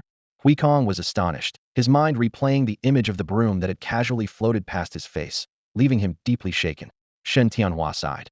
It seems the master has grown weary of our frequent disturbances and no longer wishes to see us. Su Changfeng added with a bitter smile. Yet he remains compassionate, using his treasure to resolve the malevolent energy and nip disaster in the bud. Such magnanimity truly serves as an example for us all. The group continued their discussion, unanimously attributing the credit to Yi Qingyun. Since the treasure had emerged from Yi Qingyun's house, how could a mere broom act on its own without the master's guidance? The logic was perfectly clear. Amipa, the saint's virtue runs so deep that even if this humble monk were to cultivate for thousands upon thousands of years, I fear I could not match even a fraction of it. Huikong pressed his palms together in reverence. Then, remembering the unconscious Song Rower, he quickly bent down to check on her. Song Rower lay peacefully on the ground, breathing steadily with her complexion restored to normal, though she had yet to awaken. Huikong quietly breathed a sigh of relief. Fortunately, she's unharmed. Gong Sun Yu raised an eyebrow and asked with a smile, "What's wrong, monk? Is this woman your lover?" Huikong's face stiffened, and he replied with some anger, "Please watch your words, benefactor." Gong Sun Yu scratched the back of his head sheepishly. Shen Tianhua stared intently at Song Rower and pressed in a deep voice, "Monk, is this woman truly a body of calamity?" Huikong pressed his palms together and nodded gravely. "She is indeed a body of calamity." Hissed the mountain wind howled as everyone collectively gasped in shock, their faces turning pale as they instinctively stepped back several paces, fearing that the terrifying calamitous aura might erupt again. To think that in my lifetime, I would witness the legendary body of calamity, Shen Tianhua said with emotion. Dongfang Su felt his heart grow even heavier. He was both shocked by the appearance of a body of calamity and worried about such a constitution manifesting within his territory. If it couldn't be controlled, the consequences would be a national disaster. No, I must find a way to quietly remove this woman, he plotted silently. Su Changfeng suddenly spoke up. Though the body of calamity is fearsome, since Master Yi possesses treasures that can suppress calamitous aura, he surely has ways to deal with the person herself. At these words, everyone nodded in agreement. In their eyes, any problem that reached Yi Qingyun seemed to be easily resolved. Then we'll wait here for Master Yi to return. Yes. The group reached consensus and waited quietly for the figure at the end of the mountain path. At this moment, Yi Qingyun was racing down the mountainside with Guoxiaoyan. Yi Qingyun showed no signs of slowing down and wanted to continue rushing downward, but Guoxiaoyan reached out and grabbed his sleeve. "What's wrong?" Yi Qingyun turned back, fear still lingering in his eyes. "Master, it seems like everything's fine now." Guoxiaoyan pointed toward the mountain peak. Yi Qingyun looked up and saw that the black pillar of light that had pierced the clouds had completely dissipated. Could it be that Huikong dealt with that black aura? He wondered suspiciously, yet didn't dare return rashly, fearing the poison might still remain. "Master, let me go up and take a look," Guoxiaoyan volunteered. Yi Qingyun quickly shook his head. "You stay here, I'll go." Then he added, "If something really happens, turn around and run immediately." Guoxiaoyan nodded vigorously, watching him with concern. "Master, please don't die." Yi Qingyun's foot slipped and he nearly fell. "The more you say that, the more nervous I get." Taking a deep breath, he gritted his teeth and turned back. "Whatever, let's go up and see what's happening." Approaching the summit, he crouched low and carefully peered out. The black aura was completely gone, and he could only see several people standing in front of his courtyard. "What's the situation?" he muttered. Dongfang Su was the first to notice Yi Qingyun's cautious reconnaissance, raising his hand to signal and drawing everyone's attention. Seeing they were all familiar faces, Yi Qingyun finally walked forward openly. "So it's you all." He let out a long sigh of relief. Everyone looked at him with admiring gazes. "Why are you all looking at me like that? I should be thanking you," Yi Qingyun said with confusion. "Thanking us?" Everyone exchanged glances. "If you hadn't arrived in time to resolve the calamitous aura, my courtyard would probably be barren," Yi Qingyun said with lingering fear. Everyone smiled inwardly. Yi Qingyun clearly didn't intend to admit he had acted himself, so they went along with it. "This is what we should do." "That's right. Master Yi always says helping others brings joy. It's just a small matter, not worth mentioning. Several people responded awkwardly, yet respectfully. Suddenly, a soft murmur escaped from Song Rower's throat. Everyone's hearts jumped as their gazes fell upon her in unison, seeing black aura surging beneath her skin once again. Holy crap, it's happening again. Yi Qingyun was so frightened his legs tensed, nearly ready to turn and flee. Fortunately, Song Rower slowly opened her eyes at that moment, and the black aura suddenly retreated inward. Am I in the underworld? She asked with a trembling voice, looking around tentatively. Song Rower appeared completely bewildered. Song Rower quickly regained consciousness. She stared blankly at the roof beams above, realizing she was not only alive, but completely unharmed without even a scratch on her body, which plunged her into even deeper despair. Why didn't I die? I should have died. She clutched her head as tears mixed with desperation trickled through her fingers. If only I were dead, no one else would suffer because of me. Let me die? Please let me die. Everyone exchanged bewildered glances at her desperate death wish, and silence spread among them. Yi Qingyun looked utterly incredulous in his mind. Death meant eternal darkness, ignorance, and nothingness, the mere thought of which was suffocating. Miss, the world is so wonderful, and you have so many exciting experiences ahead of you. Why rush toward death? He said. Song Rower shook her head vigorously like a rattle drum. If I don't die, more people will perish because of me. I don't want to harm anyone else. Yi Qingyun's expression grew subtle. Then, couldn't you have ended it yourself long ago? Song Rower smiled bitterly. I've tried, but every time I attempt suicide, some accident stops me. She lifted her head and recounted her experiences in a hoarse voice. The first time, I jumped off a cliff. A strange wind swept me back up. I jumped again, and the wind blew me back onto the cliff. The second time, I tried to slit my throat with a sword, but the blade was as brittle as tofu and broke at the slightest touch. Recently, I obtained a deadly poison pill that supposedly causes death within moments, making one bleed from all 7 orifices. But after taking it, I only had a stomachache for a while and emerged completely unharmed. At this point, Song Rower's shoulders slumped. All these years, I've wanted to die but couldn't, yet staying alive keeps harming others. I truly don't know what to do. Everyone. The air grew heavy, and no one could find words to respond. After a long pause, Shen Tianhua stroked his beard and spoke gravely. This old man has read about the body of calamity in ancient texts. This constitution naturally attracts misfortune, but when extremes meet, they reverse. Others suffer bad luck while the bearer encounters good fortune in the face of danger. Excited murmurs erupted. No wonder she can't die. Yi Qingyun clicked his tongue in amazement. This constitution, it's practically parasitic. Others bear her misfortune while she enjoys incredible luck. Huikong pressed his palms together and bowed to Yi Qingyun. Holy Son, please help her resolve this body of calamity. Yi Qingyun spread his hands with a wry smile. How could I possibly have such ability? Huikong spoke gently. The Holy Sun need only do one thing. Give her a protective amulet. That's simple. Yi Qingyun raised an eyebrow. The Holy Sun possesses boundless merit and virtue, naturally blessed by Buddha's protection. An amulet personally bestowed by the Holy Sun will surely invoke Buddha's power to dispel disasters and resolve difficulties for benefactor Song. Huikong nodded with certainty. I see. Yi Qingyun nodded to himself, understanding these Buddhist customs. Essentially, it was about consecration. Items from temples, once claimed to be blessed, become quite valuable. But whether they actually work is a matter of opinion in Yi Qingyun's view. Such blessings were mostly psychological comfort. With this thought, he headed back inside, rummaged around for a moment, then returned to the courtyard. He held something bright red in his palm. It was an ornament woven from fine silk threads, densely and evenly knotted, gleaming with a soft luster. Su Changfeng couldn't contain his curiosity and asked first, Young Master Yi, what is this? A huaxia knot, Yi Qingyun replied with a smile, raising the ornament in his hand. A huaxia knot. Everyone exchanged puzzled glances, having never heard of such a thing, though they found the red color particularly auspicious. Shen Tianhua nodded with a smile. Indeed, quite festive.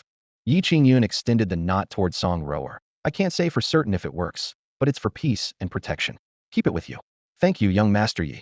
Song Rower accepted it with both hands. The moment the ornament touched her palm, a warmth flowed swiftly through her meridians and spread throughout her body. She was slightly startled and looked down at the red object, sensing some subtle change in her body, though she couldn't quite describe it. Seeing Yi Qingyun personally gifting something, the others couldn't help but feel envious. After all, anything from Yi Qingyun's hands must be extraordinary. But who would dare compete for something belonging to someone with a cursed constitution? Everyone was tempted but restrained by propriety. Huikong pressed his palms together and called softly, Benefactor Song, please come with me down the mountain to return to Shaolin Temple. Song Rower nodded and departed with Huikong. Shen Tianhua and the others also bid farewell to Yi Qingyun and went their separate ways. On the journey, Huikong and Song Rower encountered Guo Xiaoyun and sent him back to Yi Qingyun's side. The turmoil caused by the cursed constitution had finally subsided for now. After returning to Shaolin Temple, Song Rower remained anxious, fearing she might cause trouble again. However, several days passed peacefully at the temple, and even Xuzhu, who had been bedridden, gradually began to recover. Huikong privately pondered and concluded that the Huaxia knot was taking effect. Song Rower also found it incredible. Wearing it close to her body daily, her mind felt exceptionally clear and her mood much brighter. Seeing that those around her were no longer affected by misfortune, a weight lifted from her heart. Holding the Huaxia knot in the Buddha hall, she whispered, "Young Master Yi truly is a divine being." At this moment, she could finally find peace. Unaware that he had unknowingly performed a great deed, Yi Qingyun stood in his courtyard, troubled by the large patch of blackened earth at his feet. "This looks terrible." He clicked his tongue. Guo Xiaoyan suggested, "Master, let's go down the mountain to buy some seeds, tidy up the land, and expand the courtyard a bit." Yi Qingyun's eyes lit up. Excellent idea. The two immediately headed down the mountain and went to the market to select seeds. After completing their business and preparing to return, they heard a hoarse voice calling out, "Fortune-telling and character reading, interpreting signs and determining fate."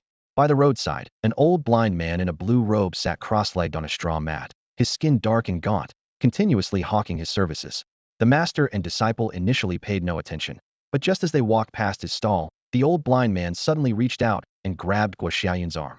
"Young man, let this old one read your fortune." "Fortune-telling?" Guo Xiaoyan froze for a moment, then looked toward Yi Qingyun. At a street corner stall, a wrinkled old blind man sat upright in a worn bamboo chair, his fingertips lightly tapping the wooden table, a cryptic smile playing at the corners of his mouth. Yi Qingyun glanced at him sideways with disdain. "We don't believe in that stuff." With that, he reached out to pull Guo Xiaoyan away. "Don't go. If it's not accurate, you don't pay." The old blind man immediately called out, his withered palm grasping at the air, acting as if he was certain they would turn back. Yi Qingyun turned a deaf ear, mentally categorizing all fortune-tellers as fraudsters. They spouted ambiguous nonsense, then made things up based on people's expressions completely unreliable. But just as he turned to leave, the old blind man clicked his tongue twice. What a pity, such a fine child. Yet his life won't last long. Yi Qingyun's steps halted as he looked down at Guo Xiaoyan. The young man's brow area was actually showing a faint darkness, a darkened forehead, suggesting impending misfortune. Though he scoffed at fortune-telling, this facial sign was right before his eyes, and even a layperson could see something was amiss. "Master, what's wrong?" Guo Xiaoyan looked up in confusion. Yi Qingyun frowned and lowered his voice. "Nothing. Let's go have that old blind man read our fortunes." "Why?" "Don't ask. Just listen to what he has to say." The two returned to the stall. The old blind man smiled slightly as if he had expected this all along. "Gentlemen, fortune-telling?" Yi Qingyun got straight to the point. "You just said my disciple's life won't last long. What do you mean?" The old blind man raised an eyebrow. "He's your disciple?" "That's right." "I see." The old blind man stroked his goatee.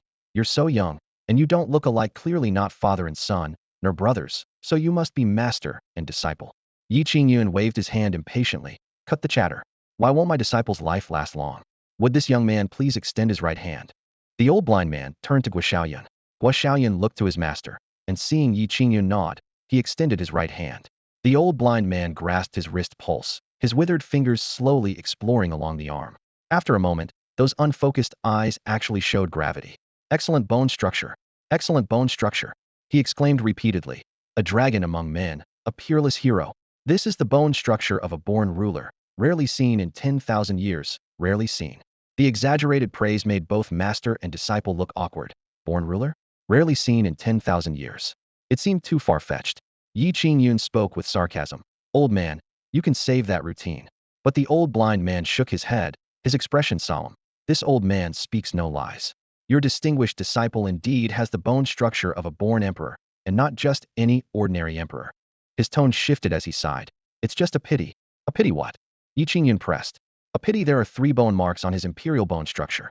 The old blind man twirled his beard. 3 bone marks mean that before achieving imperial greatness, he must endure 3 life and death tribulations. If he cannot overcome them, the imperial star will fall, and he cannot achieve great things. He raised his hand to point at Guo Xiaoyan's forehead. The first bone mark has gradually faded, indicating he has passed the first tribulation.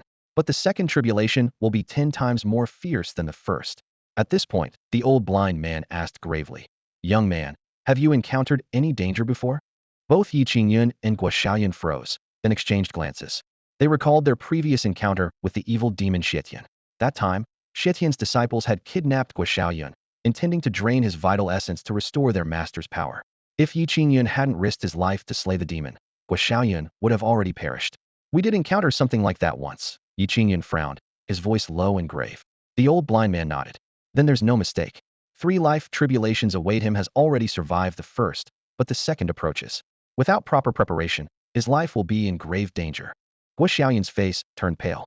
Being only 8 years old, hearing such words naturally frightened him, and he shrank behind Yi Qingyun. Yi Qingyun fell silent. He had never believed in fate, but in this world where spiritual powers soared and people could fly through the heavens, it wasn't surprising that someone could divine the future. Old master, I apologize for any earlier offense. Please don't take it to heart, Yi Qingyun said solemnly, bowing respectfully. No matter, the old blind man waved dismissively. Dare I ask, sir, is there a way to save him? Yi Qingyun pressed. The old blind man tapped the table with his finger. A solution does exist, but he rubbed his thumb and forefinger together, his meaning crystal clear. Yi Qingyun immediately understood and pulled out a gleaming gold ingot, offering it. Please accept this, old master. The golden light reflected on the old blind man's withered face, and he could barely contain his delight as he quickly tucked the ingot into his sleeve. A gold ingot. 3 years without business. Then one deal feeds me for 3 years. He then handed over a bamboo tube. Young man, draw a fortune stick from inside, and let this old fool divine your path to avoiding disaster. Guo Xiaoyun took the bamboo tube, filled with identical bamboo sticks, randomly drew one, and handed it to the old blind man. The old man's fingertips traced along the end of the stick. The tribulation of primordial fire. Its salvation lies in the north. As his words fell, he moved to return the stick. Yi Qingyun snatched the bamboo stick and looked down to see several obscure symbols carved at its end. Unable to decipher them, he placed it back in the tube. The old blind man sighed. This disciple's tribulation involves fire, and his chances of survival are slim. If he wishes to live, he must journey north. Perhaps there he might find a thread of hope. North. Yi Qingyun pondered silently. Traveling north from the Tianwu dynasty would lead to the Beichuan region. Shun Tianhua's disciple Xiao Shi was from the Xiao family of Beichuan. Old master, can you be more specific? The heavenly mysteries are unfathomable. The old blind man shook his head. Left with no choice, Yi Qingyun rose to leave with Guo Xiaoyun. Just as he took a step, the old blind man suddenly called out. Brother, would you allow this old man to divine your fortune as well? Yi Qingyun's interest was piqued. Very well, read my fortune too. He extended his arm, but the old blind man didn't examine his bones. Instead, he produced paper and brush. Let this old fool divine through character analysis. That works too. Yi Qingyun took the brush, thought briefly, then wrote a large character in flowing script saint. His brushstrokes moved like dragons and serpents, powerful and commanding. The moment the character touched paper and Yi Qingyun looked up, the old blind man had frozen in place. In the next instant, bright red blood gushed from his nostrils, followed by a stream of blood trickling down from his withered Iseketsa, truly terrifying sight. Yi Qingyun and Guo Xiaoyun were both startled. The old blind man suddenly covered his mouth and nose, blood streaming through his fingers as his pale face contorted in agony. These characters, he hissed in a low growl, as if about to reveal some terrifying secret. But the master and disciple were already stunned by the sight of blood and couldn't make out what he was trying to say. Suddenly, the old blind man grabbed the paper and tore it to shreds with a loud rip. Uft! Another mouthful of blood spurted out as he collapsed backward, yet with this release of blood, the pain on his face instantly faded. The master and disciple stood dumbfounded while passers-by were drawn by the commotion, pointing and whispering. What's going on here? A fortune teller covered in blood from his own reading? Probably got it wrong, and someone beat him up. But I've never seen this old blind man before. Amid the chatter, Yi Qingyun and Guo Xiaoyun silently groaned, fearing they'd gotten into trouble. The old blind man suddenly pushed himself up from the ground, hastily wiping away the blood as if nothing had happened. Sir, are you all right? Yi Qingyun asked cautiously. Cough, cough. I'm fine, I'm fine. The old blind man replied repeatedly, though his voice trembled uncontrollably, clearly still shaken. He hurriedly rolled up his blood-stained cloth banner, copper coins, and turtle shell, not even bothering to clean his hands properly before turning and running away. Yi Qingyun and Guo Xiaoyun looked at each other in bewilderment. What was that about? How does a fortune teller just run off like that? Master, what happened to him? Probably an old ailment acting up, rushing home for medicine. Oh, that makes sense. Let's head back too. Bang. A worn wooden door slammed shut with force. The old blind man who had run back from the market leaned against the door, gasping heavily, his face pale as paper. Inside the house, a middle-aged man in coarse hemp clothing emerged at the sound. Around 40 years old, gaunt and sallow, his left arm was severed at the shoulder, the empty sleeve swaying with his movements. Senior brother, why are you back so early today? Don't ask. Junior brother, quickly pack up and leave. The old blind man's voice trembled. The middle-aged man's expression changed. What happened? I've become entangled in an enormous karmic consequence. The old blind man was nearly in tears.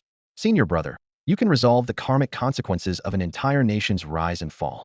What could possibly make you lose composure like this? A nation's rise and fall. The old blind man waved his hand dismissively. Compared to what I just encountered, that's nothing.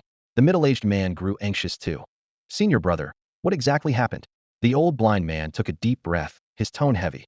Do you remember the divination our master cast for the southern wasteland on his deathbed?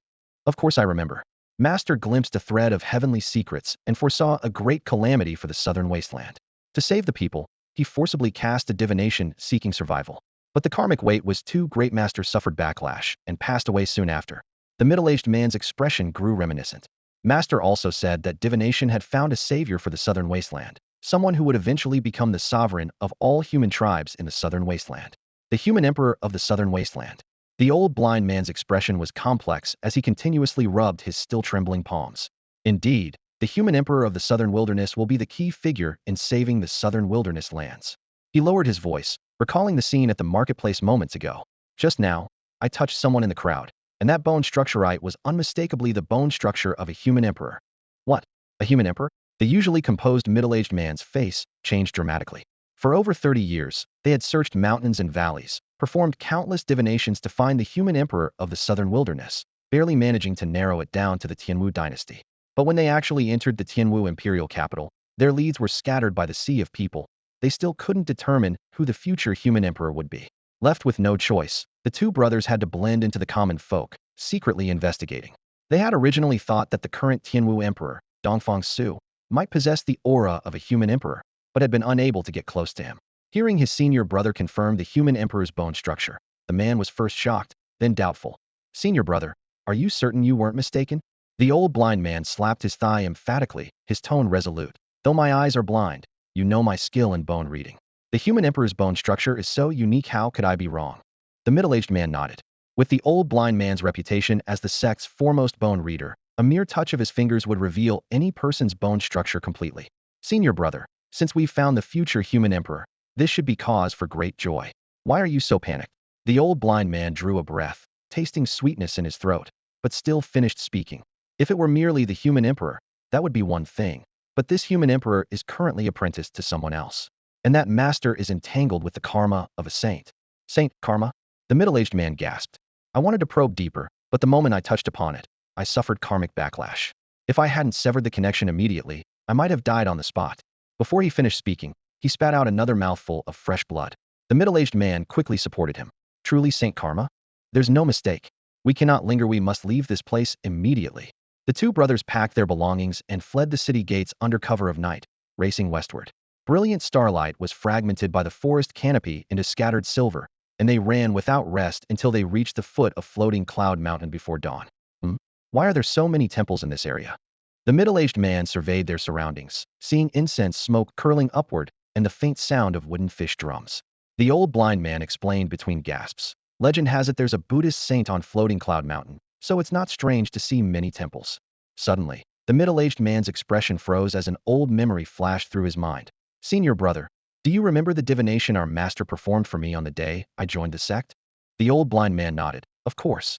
Master said you were destined to suffer the 5 deficiencies and 3 lacks, and would face a terrible calamity that could only be resolved under the Buddha's light of Cloud Mountain.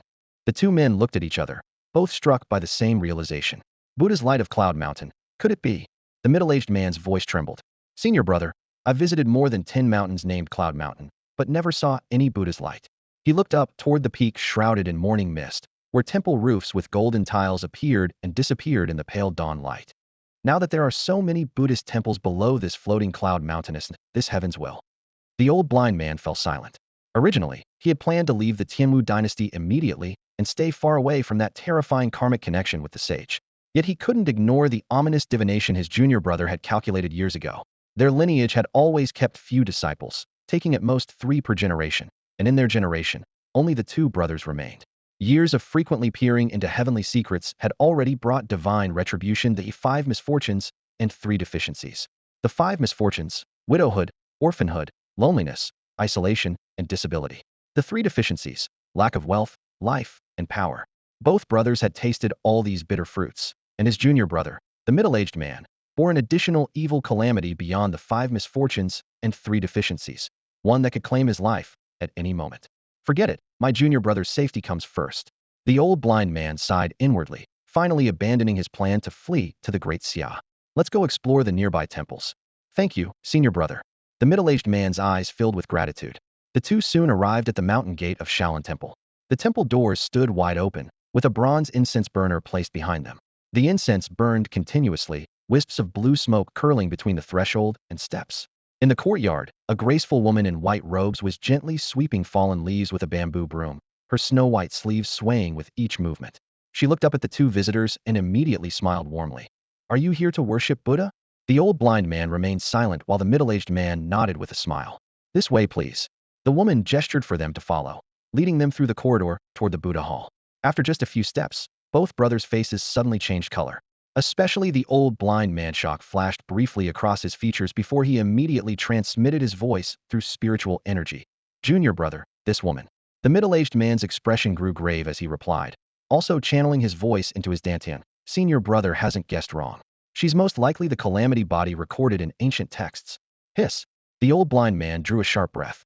The calamity body, whoever encountered it would suffer misfortune, especially people like them who could peer into heavenly secrets and knew its terror well.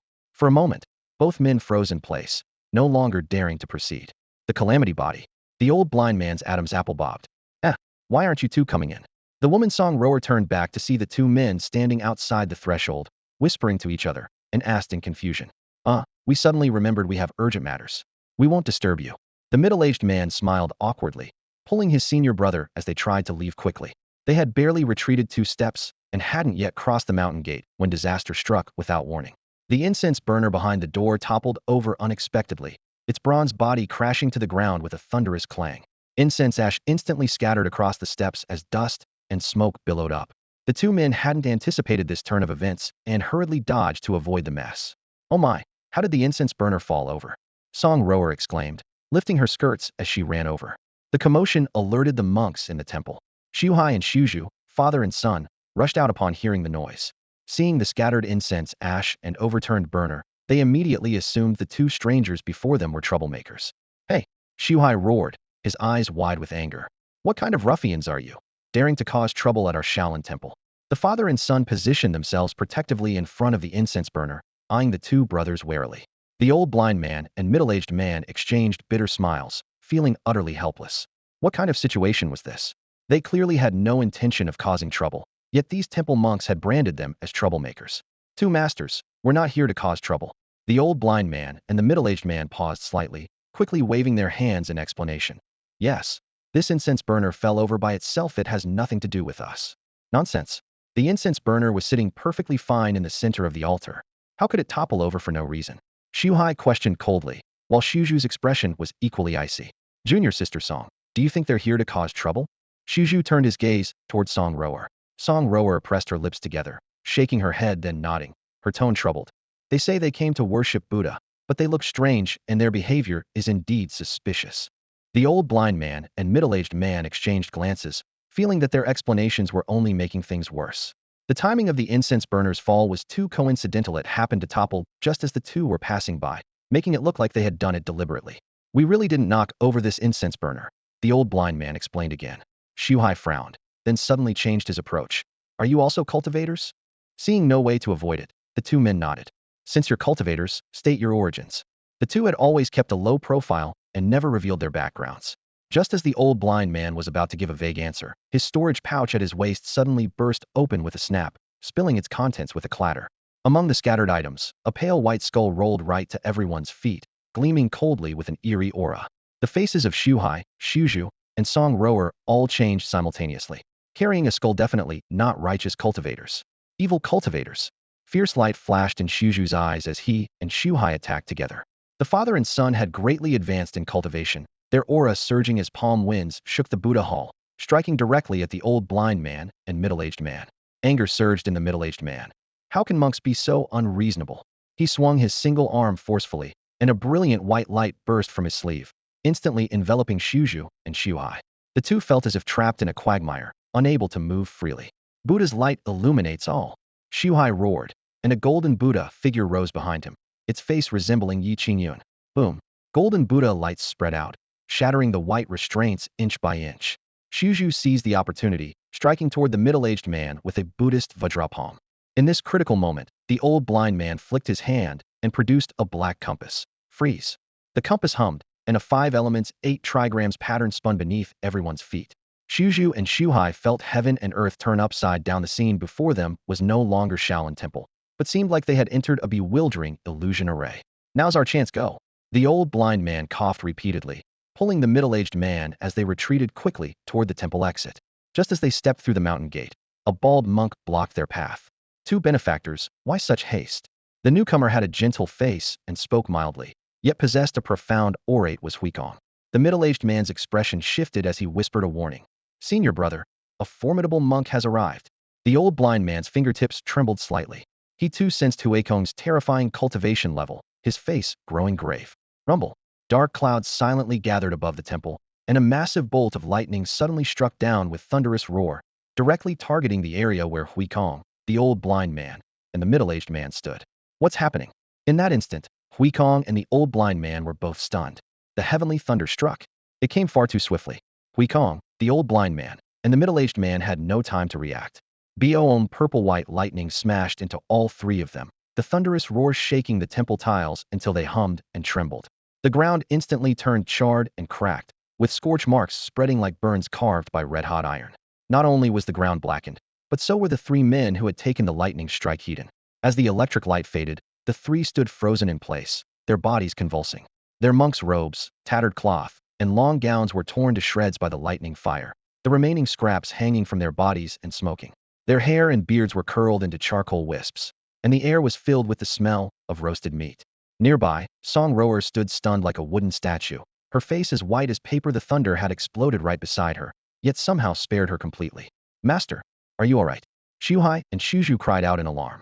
They started to rush forward but were frightened into stillness by the dark clouds overhead, fearing another bolt of heavenly thunder might strike. Thud, thud, thud. Huikong, the old blind man, and the middle-aged man all collapsed almost simultaneously, their limbs still twitching uncontrollably. They looked like 3 overcooked suckling pigs, but their breathing was steady, so their lives weren't in danger. Amitba, Buddha. Huikong pressed his palms together despite the pain, his voice like a broken bellows. Benefactor Song, do you still have the China knot on you? The China knot? Of course I do, huh? Song Rower reached for her waist, but her fingers found nothing. Her expression changed dramatically. The China knot that Yi Qingyun had given her to suppress her calamity body had vanished. What? Shuhai and Shuju's eyes nearly popped out of their heads. Scanning the chaos around them, they instantly understood. The earlier commotion hadn't been caused by the old blind man and his companion at all, but by Song Rower. The toppling incense burner, the mistaken battle, and this sudden thunderstrike all were due to her calamity body running wild. Quick, find the China knot. Huikong spoke with desperation. Otherwise, we monks will suffer again. All right, I'll look for it right away. Song Rower turned and ran straight to her quarters, rummaging through boxes and cabinets. In less than the time it takes to burn an incense stick, she came bouncing back, holding something high. Found it. Found it. The red cord swayed with her steps. It was indeed the China knot. Huikong, Shuju, and Shuhai finally breathed sighs of relief. If the China knot had truly been lost, and Song Rower's calamity body had fully erupted, no one dared imagine what would become of Shaolin Temple. Even worse, they would have no face to seek help from Yi Qingyun again. Song Rower hurriedly tied the China knot back around her waist, sticking out her tongue sheepishly. I took it off last night when changing clothes, and forgot to put it back on. Huikong felt like crying. Forgetting the China knot while changing clothes and making this poor monk suffer a lightning strike for nothing. What kind of situation was this? Fortunately, that thunderbolt had limited power, and both he and the old blind man were unharmed. With the knot properly secured again, though invisible, the entire Shaolin Temple felt much lighter, as if a thorn had been removed. Confirming the crisis was over, Shuhai and Shuju carefully helped Huikong to his feet. Master, you smell so fragrant. Shuju couldn't help but sniff, his Adam's apple bobbing as he swallowed. Huikong shot him a glare. Monks abstain from meat. This disciple wasn't eating anything, just smelling. Shuju lowered his head in grievance. The old blind man and the middle-aged man also helped each other up slowly, brushing the charred ash from their bodies. Seeing the chaos around them, both senior and junior brother sighed deeply. If I had known I'd get tangled up in this mess, I never should have come here. The old blind man shook the dust from his grimy sleeves and whispered to the middle-aged man beside him. Senior brother, let's go. All right. The middle-aged man nodded and was about to leave when Huikong suddenly stepped forward, extending his arm to block their path. The middle-aged man frowned, his voice turning cold. What? Does the master intend to make things difficult for us? Huikong pressed his palms together and shook his head repeatedly. The two benefactors have misunderstood. All the conflicts just now arose from misunderstandings, and this humble monk feels deeply ashamed. Please, both of you, come into the temple to rest and allow this humble monk to make amends. With that, he bowed deeply, performing an extremely respectful salute. The old blind man patted the middle-aged man's hand, signaling him to lower his guard for now, and sighed softly. Since we're already here, let's go along with his wishes. Very well. The middle-aged man agreed. Huikong immediately gave orders. Shuju, serve tea. Shuhai, prepare the vegetarian meal. Yes. The father and son responded and hurried away. All three men outside the mountain gate were covered in dust. Huikong led the way, welcoming the two visitors into a side courtyard next to the Heavenly King's Hall. The old blind man and middle-aged man's robes were stained with dust, and Huikong's own Buddhist robes were spotted with blood. The three first went to wash and change clothes separately. The mountain temple's spring water was ice cold, its babbling sound washing away their travel fatigue. Moments later, everyone had changed into clean, plain robes, finally looking less disheveled. In the small hall at the back, gentle lamplight illuminated a wooden table set with clear tea and vegetarian dishes. The old blind man and middle-aged man sat side by side on the west side, while Huikong took a seat across from them. Tea lids clinked softly, and steam rose carrying a faint herbal fragrance. How should I address you two? Huikong initiated the conversation. The old blind man bowed slightly. This old man's surname is Yin, given name Zhao. I am surnamed Chu, given name Hanyang. The middle-aged man made no attempt to conceal his identity. Huikong nodded gently and continued his inquiry. I can see that both of you possess extraordinary cultivation. May I ask where you come from? Yin Zhao shook his head. Master, please forgive us, but my senior brother and I have reasons we cannot reveal our origins. Buddhism does not force anyone. Huikong smiled and pressed his palms together. Please, both of you enjoy the meal. Wooden chopsticks clinked against porcelain dishes, and though the vegetarian food was simple, it tasted quite good. Everyone ate quietly, without much conversation. After the meal, Yin Zhao set down his chopsticks, finally unable to contain his curiosity. May I ask your temple, why would a body of calamity appear here? The body of calamity had supposedly vanished from legend years ago, yet now it had reappeared in this remote temple. No wonder he was puzzled.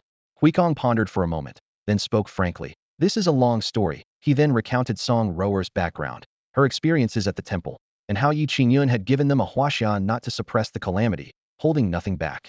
Those who have left home do not speak falsely. This humble monk only tells the truth. After finishing, he pressed his palms together again. Yin Zhao and Chu Hanyang exchanged glances, both shocked. Someone could actually use a single huaxia not to temporarily suppress the legendary body of calamity? What kind of person was this Yi Qingyun? After thinking for a moment, Chu Hanyang asked, the Holy Sun you mentioned, is he currently on Floating Cloud Mountain? Indeed. The Holy Sun prefers solitude and often conducts himself as an ordinary person. Huikong's words were filled with reverence. Why does he act this way? Yin Zhao couldn't help but ask. The Holy Sun is experiencing mortal life to comprehend deeper truths of the Great Way, beyond what we ordinary people can fathom. Huikong pressed his palms together and bowed his head in response. Hope flashed in Chu Hanyang's eyes. The evil tribulation in his fate lingered persistently. Perhaps he could find a way out through this Holy Sun. Senior brother, shall we also go up the mountain to pay our respects? Yin Zhao nodded gently. This old man would also like to meet this Holy Sun. Huikong's spirits lifted, and he immediately agreed. Tomorrow at dawn, this humble monk will personally guide you both up the mountain. Chu Hanyang rose solemnly and bowed respectfully. In that case, we thank you greatly, master. The next day, the old blind man and Chu Hanyang followed behind Huikong as they stepped onto the mountain path. Morning light filtered through the treetops, and thin mist drifted slowly along the stone steps. Bird songs echoed continuously along the way, while mountain breezes carried the fresh fragrance of grass and trees. Halfway up the mountain, a large golden-haired dog suddenly emerged leisurely from the forest shade ahead. Its coat gleamed golden, almost dazzling in the sunlight. Chu Hanyang's steps faltered, his gaze fixed intently on the dog as his heart inexplicably tightened. Junior brother, what's wrong? The old blind man sensed something amiss and turned his head to inquire. Nothing at all. Chu Hanyang shook his head, yet remained secretly startled upon first sight of this dog. His heart had pounded wildly, as if facing some terrifying beast. But upon closer inspection, it was clearly just an ordinary house dog. He could only smile bitterly, wondering if he was too tense, getting frightened by even a dog. The three continued climbing. Suddenly, the old blind man stopped, his brow twitching as he raised his hand to perform rapid calculations in the air, then made grasping motions before him. True dragon aura. This place has witnessed the presence of a true dragon. His voice trembled. What? Chu Hanyang was shocked, his face changing dramatically. True dragons, even in ancient legends, they were mysterious and unfathomable, with virtually no one in the world having ever seen one. Senior brother, could it be a flood dragon? Chu Hanyang ventured. The old blind man snorted coldly. Have you forgotten that I once obtained an ancient dragon scale? I would never mistake the aura of a true dragon. Just as the senior and junior brothers finished speaking, Huikong calmly interjected. You two have guessed correctly. There is indeed a true dragon here. This humble monk and many fellow practitioners from below the mountain have all witnessed it with our own eyes when the true dragon emerged. A single breath of dragon flame reduced tens of thousands of troops to ash. And that true dragon is raised by the holy sun. Hiss! Both men simultaneously drew sharp breaths. To be able to raise a true dragon? That was practically the means of immortals and gods. The senior and junior brothers grew even more curious about what manner of being this holy sun that Huikong spoke of truly was. Continuing forward, the mountain path wound and turned, with pine waves rustling. The two men's hearts grew increasingly tense as they walked. Junior brother, when we meet the holy sun shortly, you must not show any timidity. I understand, senior brother. Also, we absolutely cannot let the holy sun discern our true origins. Yes, yes. Junior brother, do you think my appearance might disturb the holy sun? It should, probably not. The old blind man smiled bitterly. Ever since encountering that strange master-disciple pair on the street yesterday, his nerves had been on edge, and now he felt even more anxious. We've arrived. The holy sun's residence is just ahead. Huikong's voice pulled the two men back from their worries. Though the old blind man's eyes held no light, he could clearly sense a tranquil and peaceful atmosphere ahead, as serene as a glazed pure land. Mountain breezes flowed through the halls, brushing against their skin with a slight coolness that made their entire bodies feel exceptionally comfortable. The old blind man hadn't felt this comfortable in many years. With the gentle breeze caressing his face, he unconsciously stretched and gazed ahead alongside Chu Hanyang. The sunlight was perfect, and in the center of the courtyard appeared a scene both strange and harmonious. Young Qingyun stood with one leg kicked high behind him, one hand firmly grasping his ankle while the other stretched forward. 7 or 8-year-old Guoxiaoyun was mimicking him, his small body swaying left and right from lack of strength.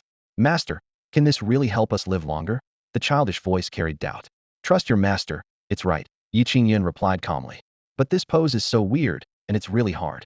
It's like that at first, it gets easier with practice. Master, I think my leg is about to cramp. Then let it cramp. Ouch! Guoxiaoyun plopped down on his bottom, clutching his leg with both hands, his face full of pain. He had indeed cramped up, but the young man only glanced over briefly and continued holding his pose. Master, what's this called again? Yoga. Oh. The child stood up again and bent his little leg backward once more. The three figures in the distance, the old blind man, Chu Hanyang, and Huiking, watched quietly. Except for the blind man who couldn't see, the other two were frozen in place, especially Huikong, whose pupils showed overwhelming shock. Could this be a technique from the ancient Buddha Yoga Sutra that has been lost to Buddhism for 10,000 years? His heart pounded wildly. According to the historical records of Western Buddhism, there once existed an extremely mysterious scroll called the Ancient Buddha Yoga Sutra that could be traced back to Buddhism's origins. The yoga techniques described in the sutra were said to enhance practitioners' aptitude and provide longevity benefits. This sutra was lost in ancient times, and now only a few ancient temples in the Western realm preserved scattered fragments. Countless monks had traveled across mountains and rivers seeking the original text, treating even copied versions as treasures, yet all efforts had been in vain. At this moment, Huikong was witnessing the complete movements with his own eyes and hearing Qingyun speak the word yoga. How could he not be astonished? Though Chu Hanyang knew nothing about the ancient Buddha Yoga Sutra, he captured an indescribable essence in the young man's movements, simple yet strange, seemingly containing the great way of life itself, with infinite variations. He was thoroughly convinced. This master was indeed unfathomably profound. With just one glance, Chu Hanyang was certain the young man was no ordinary person. Qingyun also noticed the three figures in the distance, first startled, then frowning. Isn't that the fortune-telling blind man from the street? How did he get here? Guoxiaoyun followed his gaze and said softly. It really is that old gentleman. Huikong led the old blind man and Chu Hanyang forward quickly, pressing his palms together in greeting. Holy Sun, this humble monk has come to disturb you again. Yi Qingyun shook his head helplessly. Huikong, I feel like you're acting like a pimp, always bringing people to me. Pimp. Huikong blinked in confusion. What is a pimp? What kind of pimp? Is this another profound Buddhist teaching? Huikong desperately wanted to ask what pimping meant, but he worried that Yi Qingyun would think him shallow and crude, so he could only swallow his confusion. In his hesitation, his heart felt like it was being gnawed by ants itching incessantly, yet he dared not scratch. Yi Qingyun paid him no more attention, his gaze passing directly over Huikong to land on the old blind man and Chu Hanyang. He recognized the old blind man, that half-blind Taoist who set up fortune-telling stalls on the street. As for the one-armed man beside him, they had never met. Chu Hanyang's left sleeve hung empty. Facing Yi Qingyun, he felt both respect and fear, yet secretly harbored doubts. This young man showed no fluctuation of spiritual energy and appeared utterly ordinary. Could he truly be the Buddhist holy son that Huikong spoke of? A master beyond the mortal world? He dared not judge hastily. After all, true masters often returned to simplicity, and when their cultivation reached its peak, outsiders could never fathom their depths. Old man, we meet again. Yi Qingyun smiled slightly at the old blind man, his tone casual. The old blind man first froze, then his face turned deathly pale. That familiar voice, it was the very person who had caused him to be tainted by a saint's karma at yesterday's market. Old blind man, didn't we just meet on the street yesterday? You even read fortunes for my master and me. Yi Qingyun seemed oblivious to the old man's distress, still smiling as he reminded him. Ah. The old blind man shuddered violently and, without a second thought, turned to flee. Yesterday's encounter was still vivid in his memory. Recalling how he had coughed up blood when the saint's karma backlashed against him, he felt his death was imminent. Staying even a moment longer seemed dangerous. He had barely taken 2 steps when Yi Qingyun caught his shoulder. With a casual pull from the young man, the old blind man was like a mudfish caught on a line, unable to break free no matter how he struggled. What's this? You come and then want to leave. Yi Qingyun raised an eyebrow. The old blind man trembled like chaff in the wind. Great master, please spare me. Yi Qingyun was genuinely puzzled. I haven't done anything to you. What do you mean, spare you? Yesterday, during the fortune-telling, you started bleeding on your own and ran off in a hurry. I was actually worried about you. He spoke with complete sincerity, but the old blind man only grew more terrified, cold sweat dripping from his chin. At this moment, Chu Hanyang finally understood, his heart filled with shock. So this young man was the very person who had caused his senior brother to be tainted by a saint's karma. A saint's karma could not be explored. The slightest touch would bring injury, and severe cases could prove fatal. Yesterday, his senior brother had suffered immediate backlash and vomited blood violently because of this very reason. Seeing both men's faces turn pale, Huikong was completely bewildered. Benefactors, what's wrong with you two? Chu Hanyang shook his head repeatedly, not daring to speak the truth. Nothing at all. Yi Qingyun's gaze swept back and forth between the 2 men, finding their behavior increasingly strange. He had clearly done nothing. Why were they so terrified? Suddenly, inspiration struck him. I understand now. Yi Qingyun narrowed his eyes, fixing his gaze intently on the old blind man and Chu Hanyang. Under this piercing stare, both men felt as if they had been stripped bare, their breathing becoming labored and uncomfortable. Old blind man. Yi Qingyun's voice was cold and hard. Did you develop wicked intentions after I gave you that gold ingot yesterday, and even find yourself an accomplice to come up the mountain and commit burglary? As his words fell, Huikong's expression changed dramatically, his eyes darting back and forth between the 3 men. What? You met the Holy Sun yesterday? And the Holy Sun even gave you a gold ingot? Gua Shaoyun quickly added. Yesterday my master and I went down the mountain to buy things and encountered this old blind man fortune-telling. My master gave him a gold ingot on the spot. With his disciple's confirmation, Huikong became completely alert, his gaze sharp enough to pierce through a person. You too.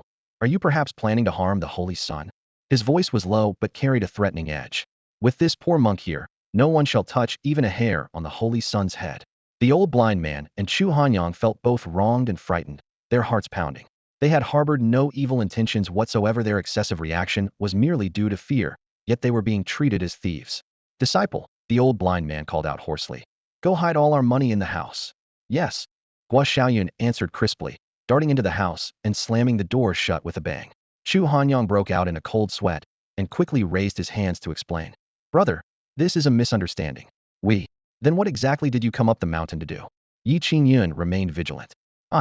Chu Hanyang opened his mouth but couldn't think of a suitable explanation. Thud. The old blind man's knees suddenly gave way, and he collapsed to the ground. Great master, this old fool meant no offense. Please forgive me. After speaking, he knocked his head against the ground 3 times in succession. Bang, bang. bang his forehead striking the stone pavement with dull thuds. Seeing this, Chu Hanyang abandoned all dignity and followed his senior brother in kowtowing. Great master, please forgive us. 3 more crisp sounds echoed. Yi Qingyun was stunned by their sudden grand gesture and momentarily didn't know how to respond. The old blind man and his junior brother, thinking the great master's silence was a test, began kowtowing even more vigorously. Bang, bang, bang. Their heads bobbed up and down relentlessly, the sounds echoing continuously. In no time, their foreheads split open, blood trickling down their cheeks and dripping onto the ground, staining it dark red. Yet the 2 men seemed oblivious to their injuries and continued their earnest kowtowing. Enough, enough. Get up. Yi Qingyun quickly intervened, fearing they might actually kill themselves if they continued. Thank you, great master. The 2 men felt as if they had received a great pardon, hastily wiping away the blood and breathing sighs of relief. Yi Qingyun sat up straight again. Now, can you tell me your purpose for coming here? The old blind man rubbed his still bleeding forehead and sighed. To be honest, this old fool had no idea you resided here, great master. Had I known it was you, I wouldn't have dared take a single step forward, even if it meant being beaten to death. In his heart, he was still reeling from the shock the holy son that Huikong spoke of, the peerless master who could easily suppress the body of calamity, was actually the young man who had casually given him gold on the street yesterday. The coincidence seemed incredible, yet considering the holy son's various deeds, it somehow made perfect sense. I dare not hide anything from you, great master. The old blind man's expression grew solemn as he lowered his voice. The truth is, my junior brother and I are both disciples of the Tiancel sect. The old blind man finally revealed their true origins. Tiancel Gate? Huikong frowned slightly, as if he had heard the name of this sect before, but couldn't quite recall it at the moment. In the dilapidated temple, the dim firelight cast shadows on the mottled dust covering the walls. The old blind man raised his hand to touch his pale eye sockets, his voice hoarse yet resolute. We of Tiancel Gate are accustomed to peering into heavenly secrets and skilled in divination of fortune and misfortune. He spoke unhurriedly, laying out the sect's origins in detail. Heavenly secrets must not be revealed lightly. Throughout generations, our disciples have almost all been unable to escape the curse of the 5 deficiencies and 3 lacks, destined to endure endless tribulations. He pointed to his own withered, lifeless eyes. After this old fool practiced the art of peering into heaven, both eyes went blind. My junior brother. He then looked toward Chu Hanyang beside him, whose sleeve hung empty, lost his right arm in the same manner. At this point, a flash of recognition suddenly lit up in Huikong's eyes as he pressed his palms together. Tiancel Gate. This humble monk remembers now. Why are you shouting so loudly? Yi Qingyun's shoulders trembled from the outburst, his brow twitching in annoyance. Huikong immediately lowered his voice, looking embarrassed as he bowed apologetically. Forgive me for disturbing the holy sun. This is truly inexcusable. Yi Qingyun pursed his lips and waved the wooden stick in his hand. From your reaction, you've heard of Tiancel Gate too? Huikong nodded. This humble monk has indeed heard of it. 500 years ago, a mysterious young man claiming to be a descendant of Tiancel Gate appeared in the eastern lands and was summoned by the Tang Emperor. He paused, his tone becoming solemn. The youth prophesied that the Tang dynasty could continue for 999 years. If it wished to become a 1,000-year empire, it must first endure a great calamity. If it could not survive, it would be reduced to ashes overnight. If it could overcome the trial, the dynasty would prosper and remain strong for 10,000 years. At that time, the Tang dynasty had been established for exactly 999 years, just 99 years short of becoming a 1,000-year dynasty. No one in the court believed him, and they banished the youth from the imperial capital. Yi Qingyun listened with rapt attention and quickly asked, what happened next? Huikong glanced at the old blind man and Chu Hanyang, and seeing their silence, continued. 99 years later, the Tang dynasty indeed faced a great calamity and nearly perished. Yi Qingyun pressed further. What kind of calamity was it? Huikong's expression grew complex as he pressed his palms together again. This calamity was also connected to our Buddhist sect. That generation's Tang emperor was brilliant and ambitious, conquering territories far and wide, expanding the empire to unprecedented size, but thereby accumulating grave sins. In his later years, he fell into demonic possession, and his accumulated karma erupted. Palace schemers took advantage of this chaos, using evil arts to refine his sins into demons that wreaked havoc in the imperial palace. The firelight flickered as if illuminating the bloody storms of that era. Huikong continued. During the chaos in the Tang palace, several small nations that had been conquered by the Tang simultaneously rebelled. With internal strife and external threats, the empire teetered on the brink of collapse. Fortunately, a high monk from our Buddhist sect was residing in Qingyun at the time and used supreme Buddhist dharma to suppress the demon, saving the Tang emperor. With the emperor's survival, the rebellions were quelled, and the Tang dynasty finally weathered its thousand-year tribulation, proudly entering the ranks of thousand-year dynasties. Speaking of this, Huikong pressed his palms together, his eyes filled with reverence. That high monk was a model for our Buddhist sect, and his merits are remembered to this day. Yi Qingyun thought to himself, to think the Buddhist sect has such extraordinary masters. When I have time in the future, I should visit them to learn a thing or two, so I can show off in front of Huikong. Huikong then turned to the two Tiansel Gate disciples. Since you two are descendants of Tiansel Gate, you must surely know of the events this humble monk has spoken of? The old blind man let out a long sigh. The mysterious young man in the master's story was none other than the teacher of us two disciples. As soon as these words were spoken, Huikong's eyes widened in shock, his shoulders trembling beneath his kasaya. That mysterious youth was actually your master? He pressed. Chu Hanyang and the old blind man nodded simultaneously, their expressions solemn. Huikong murmured, I never imagined you two were disciples of such a person. It seems you indeed share a significant karmic connection with our Buddhist sect. Yi Qingyun crossed his arms and studied the two men, blinking. Then wouldn't your master be 500 or 600 years old by now? Chu Hanyang replied sadly. Our master passed away nearly a century ago. Huikong sighed deeply. That such a remarkable figure can no longer be seen is truly regrettable. The old blind man smiled bitterly. Master peered too deeply into the heavenly mysteries, shortening his lifespan. He could have lived 1,000 years, but only made it to 600 before entering nirvana. Yi Qingyun glanced at this pair of down-and-out disciples, one blind, one layman sighed inwardly. So the Tiansel sect now has only you two remaining? That's correct, Chu Hanyang nodded. If anything happens to you two, the Tiansel sect will truly be extinct, Yi Qingyun thought to himself. The old blind man explained their purpose. We've come because our master cast a divination for my junior brother before his death. Only then did Yi Qingyun and Huikong understand the two had climbed the mountain to help Chu Hanyang overcome a calamity. The Buddha's light of Cloud Mountain. Huikong fingered his prayer beads thoughtfully. From the name, it should be right here. Yi Qingyun suddenly focused on the old blind man's eye sockets.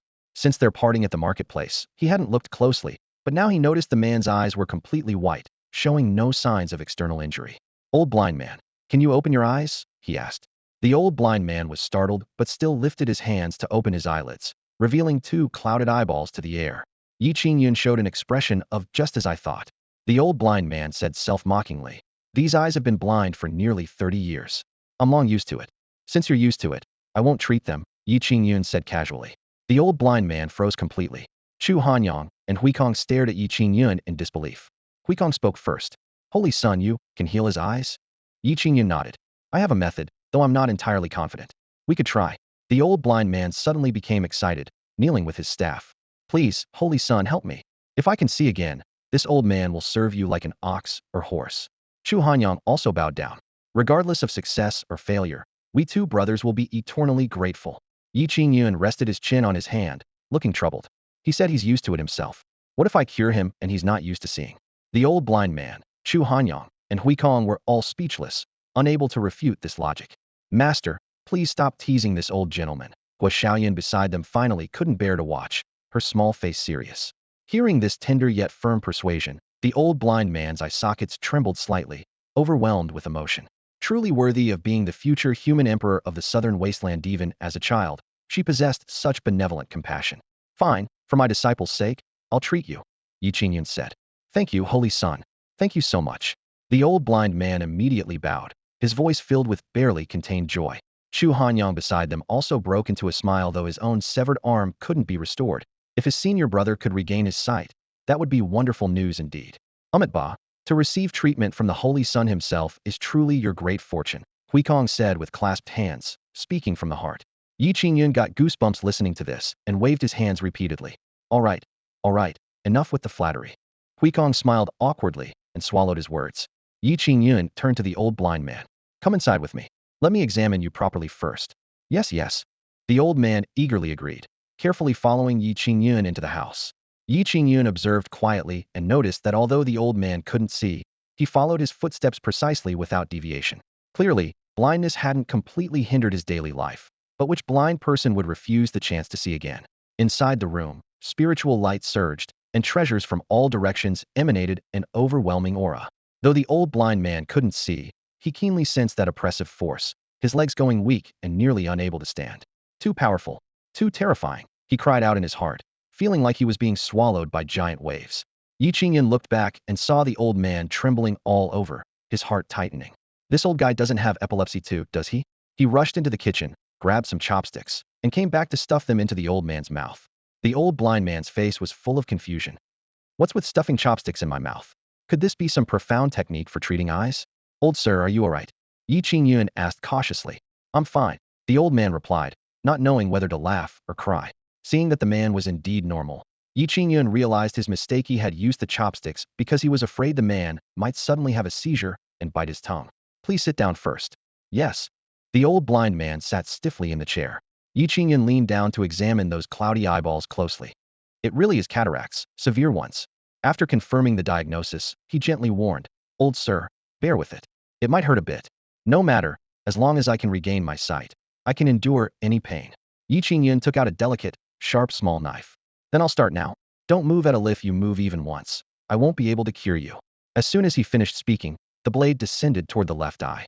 Intense pain struck instantly, and the old blind man blurted out, Holy crap. He nearly jumped from the chair, but ultimately gritted his teeth and held still, not moving an inch. Moments later, the surgery on the left eye was complete. The old blind man gasped heavily, his back already soaked with cold sweat. That hurt like hell. Now for the right eye, Yi Qingyun said without giving him time to rest. Before the old man could catch his breath, the blade descended again. Dear God, he screamed internally, the pain so intense he wondered if he might actually die from it. Fortunately, the old blind man was a cultivator who had weathered many storms, so despite the excruciating pain, he remained perfectly still. An ordinary person would have long since fainted from such heart-wrenching agony. Time ticked by slowly. Another full quarter of an hour passed. To the old blind man, this quarter hour felt like decades, so long that even his consciousness began to blur. Just when he thought he might be consumed by the torment, a gentle shout rang out. Done. Yi Qingyun withdrew his hands. Those two simple words were like a lifeline. The old blind man suddenly exhaled in relief, sweat streaming down his temples. Finally, it's over. Whether I'm cured or not, nothing could make me come back here again. He wailed inwardly. Yi Qingyun took out a handkerchief to wipe his hands and instructed, Wait 1 hour, then slowly try opening your eyes. All right. The old blind man nodded. The two walked out of the room into the mountain evening breeze, which carried the moist scent of grass and trees. Chu Hanyang and Hui Kong were waiting outside the door, and immediately approached when they saw figures emerge. Senior brother, how are you feeling? Chu Hanyang frowned deeply, his voice full of concern. The Holy Sun told me to wait 1 hour before opening my eyes. The old blind man smiled bitterly and spread his hands, indicating he didn't know the results yet either. Chu Hanyang breathed a sigh of relief, then bowed respectfully to Yi Qingyun. Thank you, Holy Sun, for treating my senior brother. It was nothing. Yi Qingyun waved dismissively, his expression calm. Disciple, pour tea for our guests. Right away, Guo Xiaoyan responded and hurried off to prepare tea. Hui Kong, however, lingered. He stood before Yi Qingyun, clasping and unclasping his hands, seeming to want to speak, but hesitating. What's wrong with you? Yi Qingyun raised an eyebrow. Finally, Hui Kong couldn't contain the fire burning in his heart. Holy Sun, when this humble monk went upstairs earlier, I saw you performing various miraculous postures in the room. Were you practicing yoga? Practicing? I suppose you could say that. Yi Qingyun replied casually. Hui Kong's eyes immediately lit up. That must be the ancient Buddha yoga scripture. Holy Sun, your movements just now were identical to the cultivation methods recorded in the texts. This scripture is the supreme secret canon of Buddhism, lost for countless ages. What thing? The ancient Buddha yoga scripture? Yi Qingyun was bewildered. He had merely been stretching his muscles. How had it become a lost martial art? Hui Kong grew more excited, his voice trembling. Holy Sun, might this humble monk follow you and practice the ancient Buddha yoga together? After speaking, he nervously clutched his sleeves, afraid of being refused. Of course you can. Yi Qingyun nodded with a smile. Wonderful. Thank you, Holy Sun. Hui Kong was so overjoyed he nearly sat down to meditate on the spot, thinking it would be worth it even if he lost 10 years of his life. 1 hour passed in the blink of an eye. The old blind man sat cross-legged in the room, took a deep breath, and slowly opened his eyes. His once cloudy, pale eyeballs now appeared no different from those of ordinary people. Black and white were clearly distinct. He was stunned for a moment, then looked left and right, his gaze wandering around the room. Senior brother, can you see? Chu Hanyang rushed into the room, his voice barely containing his nervousness. I can see. I can see. The old blind man trembled with excitement, his hoarse voice quavering with wild joy. Chu Hanyang was stunned, then burst into laughter. Senior brother, you can really see? Yes, clear as day. The old blind man reached up to wipe away the tears that flowed down his face, his laughter mixed with sobs. Haha, 30-some years I thought I'd never see the light of this world again. I never imagined I'd see daylight once more. With shaking hands, he He knelt before Yi Qingyun, pressing his forehead to the ground. Thank you, Holy Sun. From this day forward, should the Holy Sun have any commands, this old man will brave fire and flood without hesitation. Yi Qingyun smiled slightly and reached out to help him up. I do have something I'd like you to explain clearly. The old blind man was startled and looked up. That day at the market, you said my disciple would face a calamity, and that only by going north would there be a way to survive. What exactly did you mean? The old blind man was taken aback, his heart skipping a beat. The old blind man felt somewhat embarrassed upon hearing this. Yi Qingyun pressed the matter because he had initially thought the old blind man was merely putting on airs, but upon learning that he was actually a disciple of the Tianche sect, he immediately began worrying about his student Guoxiaoyan. If there truly was an elemental fire tribulation, they would need to prepare for it in advance. The Holy Sun's distinguished disciple does indeed face a calamity. The old blind man stroked his long beard, his tone grave. The divination reveals signs of an elemental fire tribulation, but I cannot see clearly how it will unfold. The only path to avoid it is to head north. Hearing this, Yi Qingyun's brow furrowed deeply. It seemed he would truly need to accompany his disciple on a journey to Beichuan. After another respectful farewell, the old blind man and Chu Hanyang returned to Shaolin, deciding to stay temporarily at the temple to observe whether Chu Hanyang's evil tribulation would be resolved there. As for Huikong, he excitedly remained on the mountain, waiting for Yi Qingyun to teach him the ancient Buddha yoga scripture. However, Yi Qingyun had no mind for teaching. His gaze fell upon Huikong. There's something I'd like you to handle. Huikong was momentarily stunned. Then his spirits lifted greatly. Being able to run errands for the Holy Sun was a rare and precious opportunity. Please speak freely, Holy Sun. This humble monk will spare no effort. It's nothing major. Yi Qingyun scratched his head. Go to Yutian Valley and invite Senior Shin Tianhua and his disciple Xiaoshi to come here. I'd like to treat them to a meal. Treat them to a meal? Huikong's eyes widened. He had expected some arduous task and was prepared to gather a dozen fellow disciples to accompany him, never imagining it was simply an invitation to dinner. But he quickly realized that every word and decision from the Holy Sun was never simple. If he truly thought the matter too easy, that would be foolish indeed. This humble monk will depart immediately. With those words, he hurried down the mountain without returning to Shaolin, heading straight for Yutian Valley at full speed. After everyone dispersed, only Yi Qingyun and Guoxiaoyan remained on the peak. I'm planning to send you to Beichuan, Yi Qingyun said directly. Guoxiaoyan was startled, lowering his head with disappointment written across his face. Master, I don't want to go. He couldn't bear to leave Yi Qingyun and had no desire to travel to Beichuan. That distant land meant leaving the Tianwu dynasty and departing from Nanhuang. Didn't know when he would see his master again. Yi Qingyun sighed and gently patted his disciple's head. You heard the old blind man's divination too. If you don't go north, I fear you won't survive the tribulation. Guoxiaoyan pouted. That blind man is definitely lying. Yi Qingyun hoped so too, but disciples of the Tianche sect were known for their accurate predictions, and he dared not gamble with his disciple's life. The safest approach was to follow the old blind man's guidance. Send Guoxiaoyan to Beichuan. Be obedient. Master will arrange everything properly. You'll live well in Beichuan too. Yi Qingyun's tone was gentle, yet brooked no argument. Guoxiaoyan didn't persist further. He had always obeyed Yi Qingyun's orders. Even though he was reluctant to go to Beichuan, he would never defy his master. Guoxiaoyan packed his belongings with his head down, finally unable to resist looking up. Master, after I go to Beichuan, what will you do all by yourself? Yi Qingyun felt warmth in his heart and smiled. Before I took you as my disciple, I had always lived alone. The young man frowned and, after holding back for a long while, muttered, But master, you always like to pee in the courtyard at night. If I weren't cleaning up every day, it would have reeked long ago. After I leave, please don't pee in the courtyard anymore, or it'll smell terrible over time. Yi Qingyun was almost amused by his exasperation and tapped his disciple's forehead. You little rascal, always worrying about such trivial matters. Huikong ran frantically all the way, dust swirling beneath his feet. He couldn't even spare a moment to catch his breath as he ran from the temple to Yutian Valley. Mist swirled around the valley entrance, and from afar he could see Xiaoshi sitting cross-legged in meditation, spiritual energy rippling around him. Benefactor Xiao, Huikong shouted from dozens of yards away. Xiaoshi frowned and opened his eyes, his cultivation interrupted. Seeing the panting Huikong, he couldn't help but wonder. Monk Huikong, what brings you here? Huikong raised his hand to signal for a moment, bent over with his hands on his knees, gasping for air. After quite a while, he finally caught his breath. It's the Holy Sun. The Holy Sun requests that you and your master come to Floating Cloud Mountain for dinner. What? Master Yi sent you to invite us? Xiaoshi was surprised. Yes. The Holy Sun personally instructed me to deliver this message. Please don't keep the Holy Sun waiting. Huikong clasped his hands again. I'll go find master. Xiaoshi turned and swiftly departed, soon returning with Shen Tianhua. Before long, the master and disciple appeared together. Shen Tianhua raised his white eyebrows slightly. Master Yi truly extended this invitation? The Holy Sun had me personally make this trip, Huikong nodded. In that case, let's go quickly to avoid being discourteous. With those words, Shen Tianhua grabbed Xiao Shi, and they soared into the air, transforming into a rainbow light heading straight for floating Cloud Mountain. On the ground, Huikong stared dumbfounded, patting his bald head. What about me?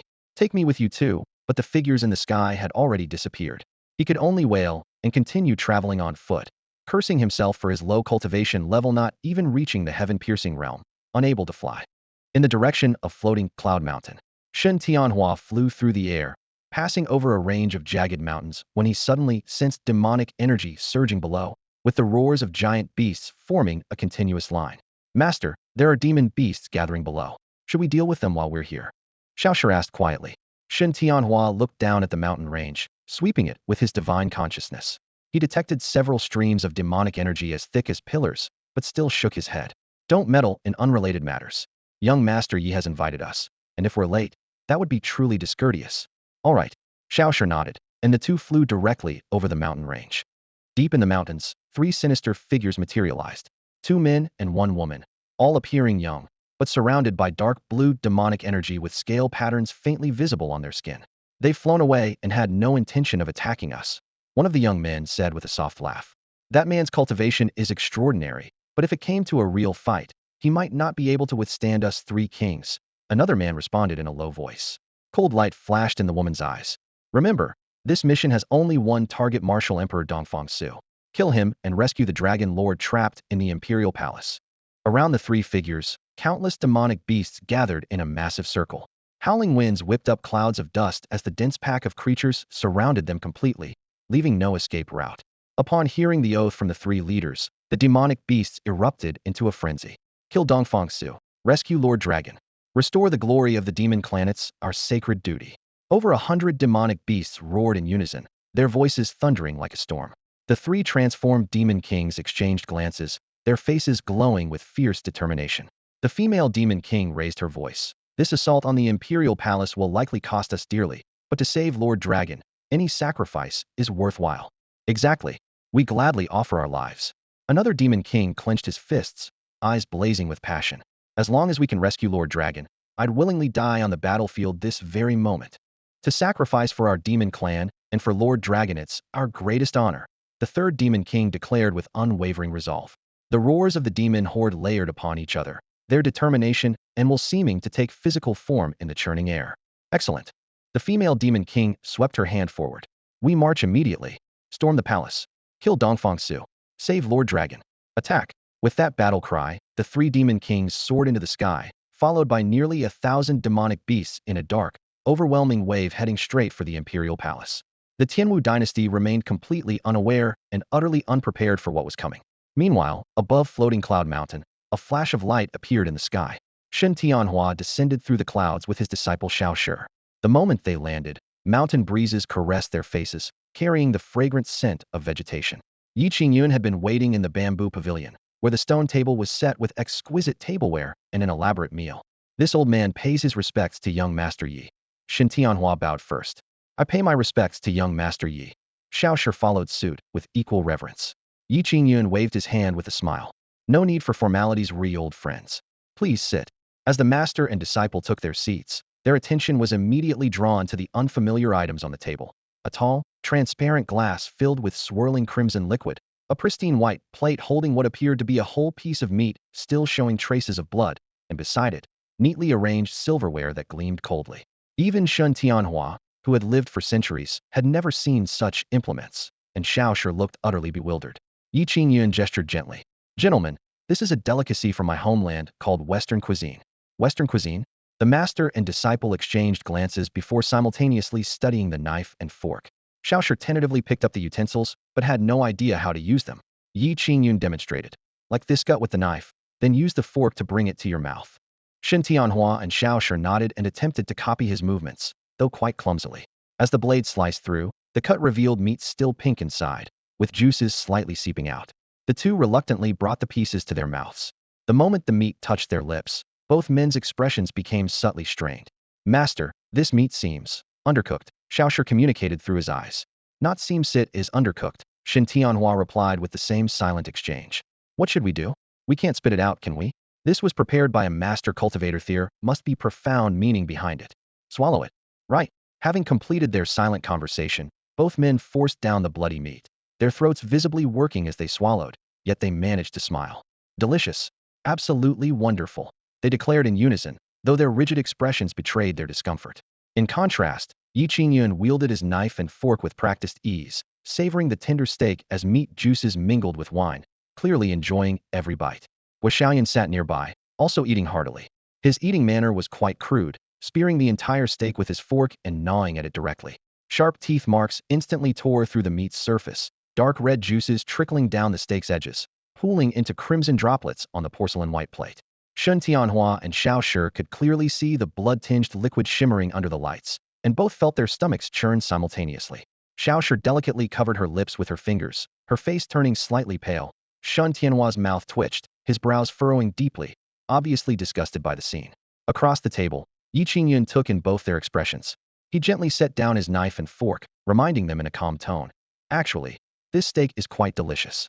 Don't be put off by it not being well done. If it were fully cooked, it would be too tough to chew. Medium rare is the most tender. Don't rush to swallow. Chew slowly, and the flavor will be even better. Xiaoyan was just swallowing a large mouthful of meat, and immediately nodded in agreement, mumbling indistinctly. Master is absolutely right. This steak is really delicious. To prove his point, he had already stuffed the entire steak into his mouth, his cheeks bulging high. Can it really be that good? Shin Tianhua and Xiao Shi felt uncertain, but since Qingyun had spoken, they couldn't very well refuse. They steeled themselves and tried again. The two awkwardly picked up their knives and forks once more, cutting small pieces to place in their mouths. After just 2 chews, surprise flickered in their eyes. The meat was unexpectedly tender, without any of the bloody taste they had feared. Instead, it carried the natural fragrance of beef, so smooth and tender it seemed ready to slide down their throats at any moment. My goodness, this is absolutely delicious. Xiao Shi couldn't help but exclaim, keeping her voice low but unable to hide her delight. Shun Tianhua nodded repeatedly, his admiration for Qingyun deepening. This master not only possessed unfathomable cultivation, but could even transform simple food into something extraordinary. The floodgates had opened. The master and disciple duo devoured both steaks in the blink of an eye, still craving more. One piece each was simply not enough. As the meat's aroma lingered between their teeth, both suddenly felt a tremor in their hearts. A gentle energy surged within their bodies, carrying threads of vitality, soft yet continuous, like spring breeze brushing dead branches, instantly igniting their blood essence. The elderly Shin Tianhua felt it most acutely. His blood essence, somewhat withered by age, seemed replenished with living water, his joints feeling lubricated throughout, as if he'd become 20 years younger in an instant. The already youthful Xiao Shi's cheeks flushed crimson, burning heat spreading from her neck to the tips of her ears.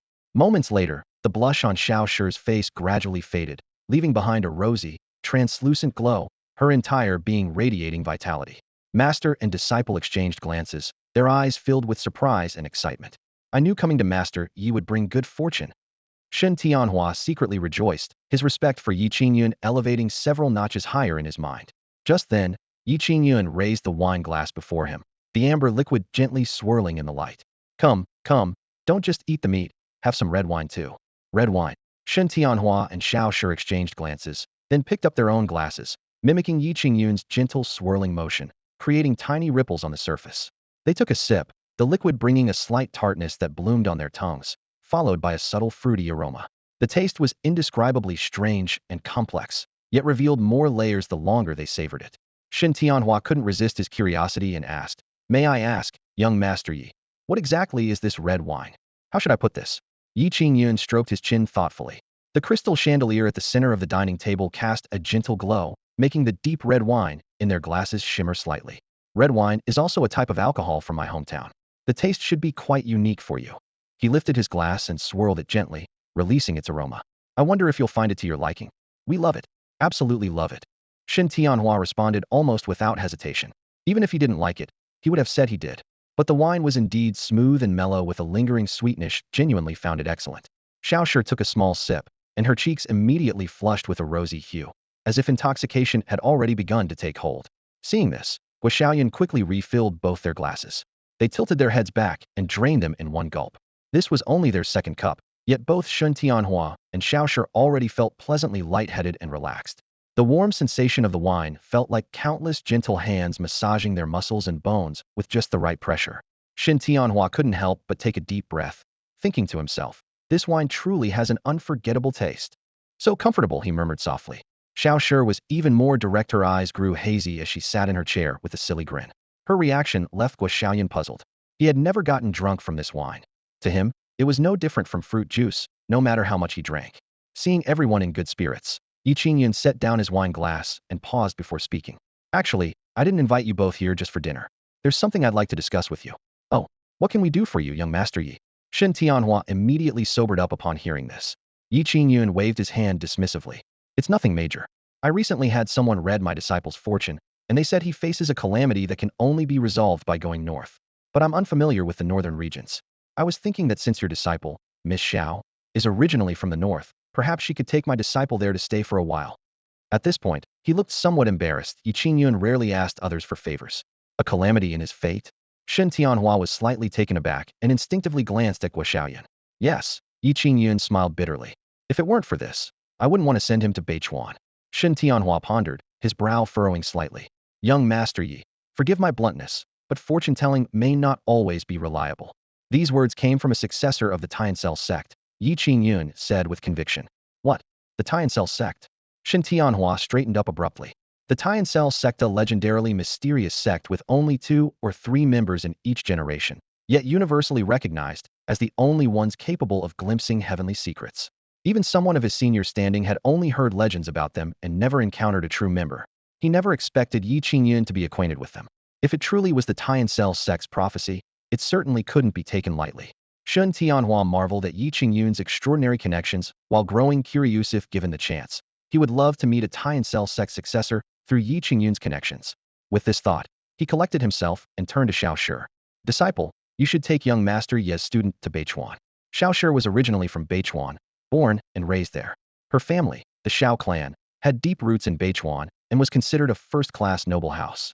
If Guo Xiaoyan went to Beichuan under the Xiao family's care, there shouldn't be any problems. Don't worry, with the Xiao family here, Guo Xiaoyan will be perfectly safe in Beichuan. My family will take good care of him. Xiaoshi patted her rather modest chest as she spoke. Hearing this firm guarantee, Qingyun finally breathed a sigh of relief. With Xiaoshi's promise, he could entrust Guo Xiaoyan to them with peace of mind. There's no time to waste. Let's depart tomorrow. Qingyun immediately settled the schedule. Shin Tianhua and Xiaoshi exchanged glances and both nodded in agreement. As soon as Qingyun gave the word, Xiaoshi could immediately take Guo Xiaoyan to Beichuan without any delay. Guo Xiaoyan looked dejected, wanting to speak but hesitating. Qingyun reached out and ruffled his hair. Be careful on your journey to Beichuan. When you get there, don't forget what your master has taught you. Absolutely not. I will always remember master's teachings. The young man shook his head repeatedly, his tone resolute. Good. Qingyun smiled encouragingly. The next morning, before the mist had cleared, Guo Xiaoyan left Floating Cloud Mountain with Xiaoshi. Before departing, his eyes reddened and he was nearly in tears. Qingyun stood on the stone steps, equally reluctant to part. But to get his disciple away from danger, he could only suppress his emotions. Shin Tianhua volunteered to personally escort them to Beichuan. With this great master accompanying them, Qingyun felt even more at ease. On the small path at the foot of the mountain, Qingyun watched the 3 figures gradually disappear into the distance.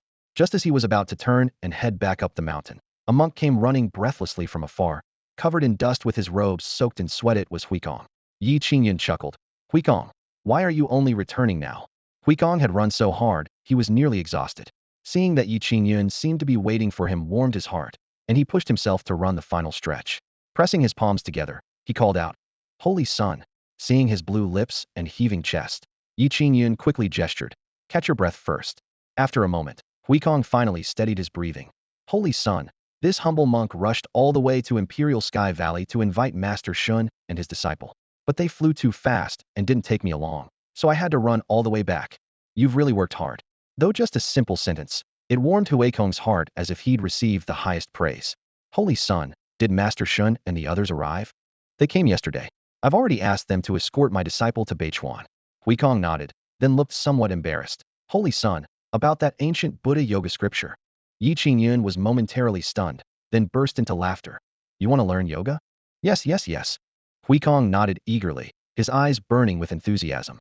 All right then, Come up the mountain tomorrow morning, and I'll teach you the fundamentals of yoga.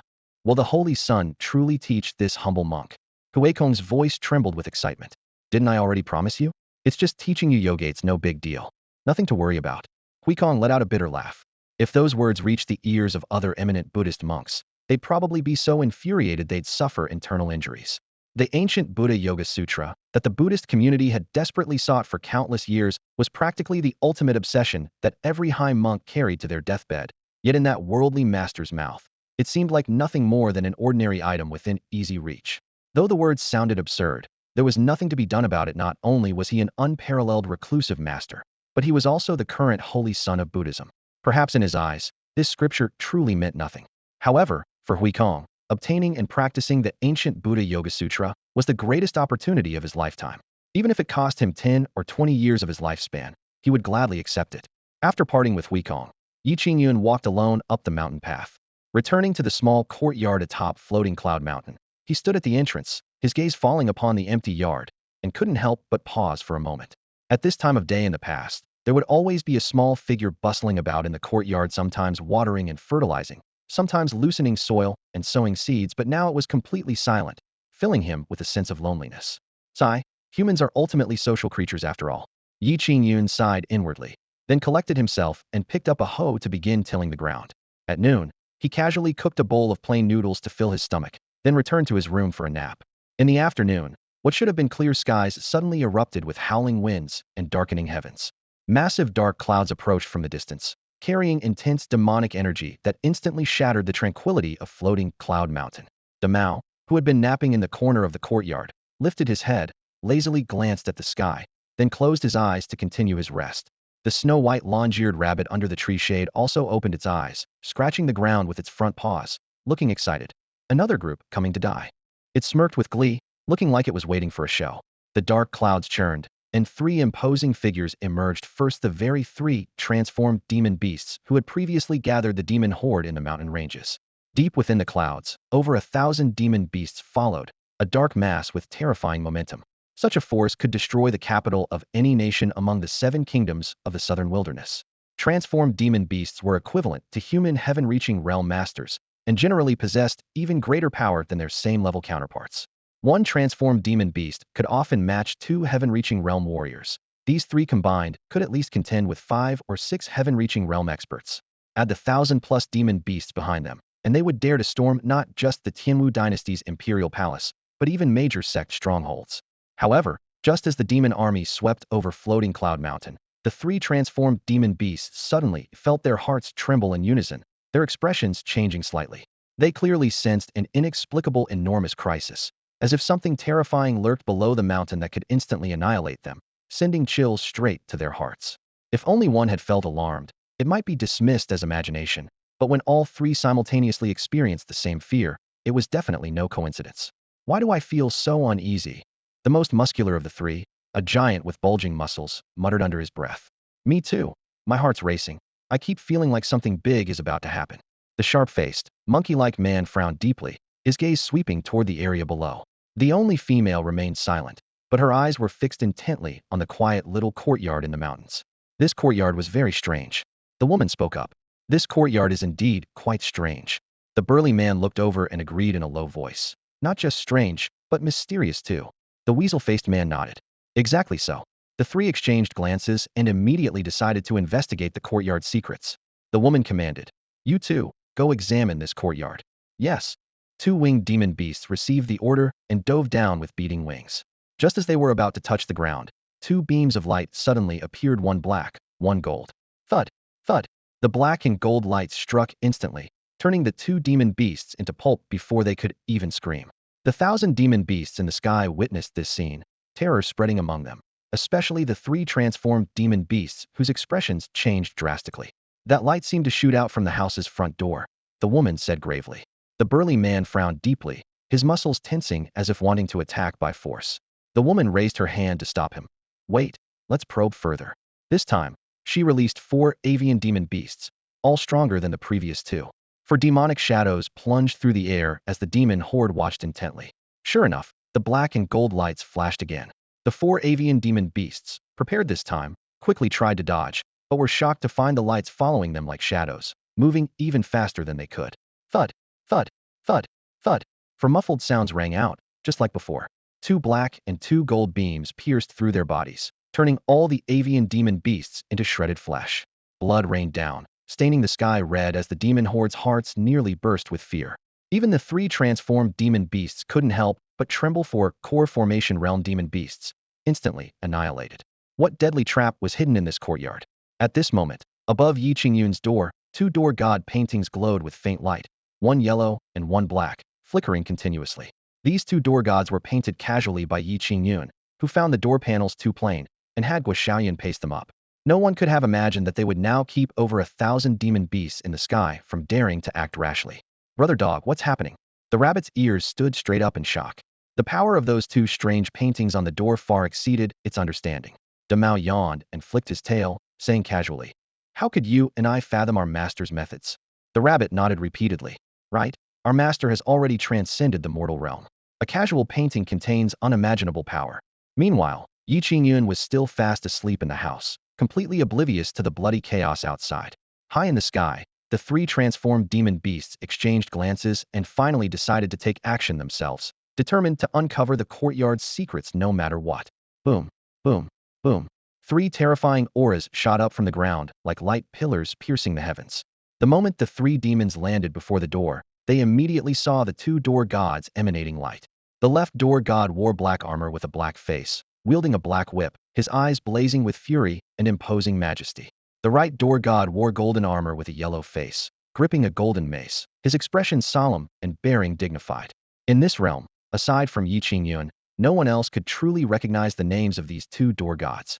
The black-faced door god Wei Qigong, the golden-maced door god Qin Shubao. These 2 door gods were painted by Yi Qingyun from his own memory. After being repeatedly tormented by the system, his painting skills had reached perfection, and he had even been granted the honorary title of Master of Painting.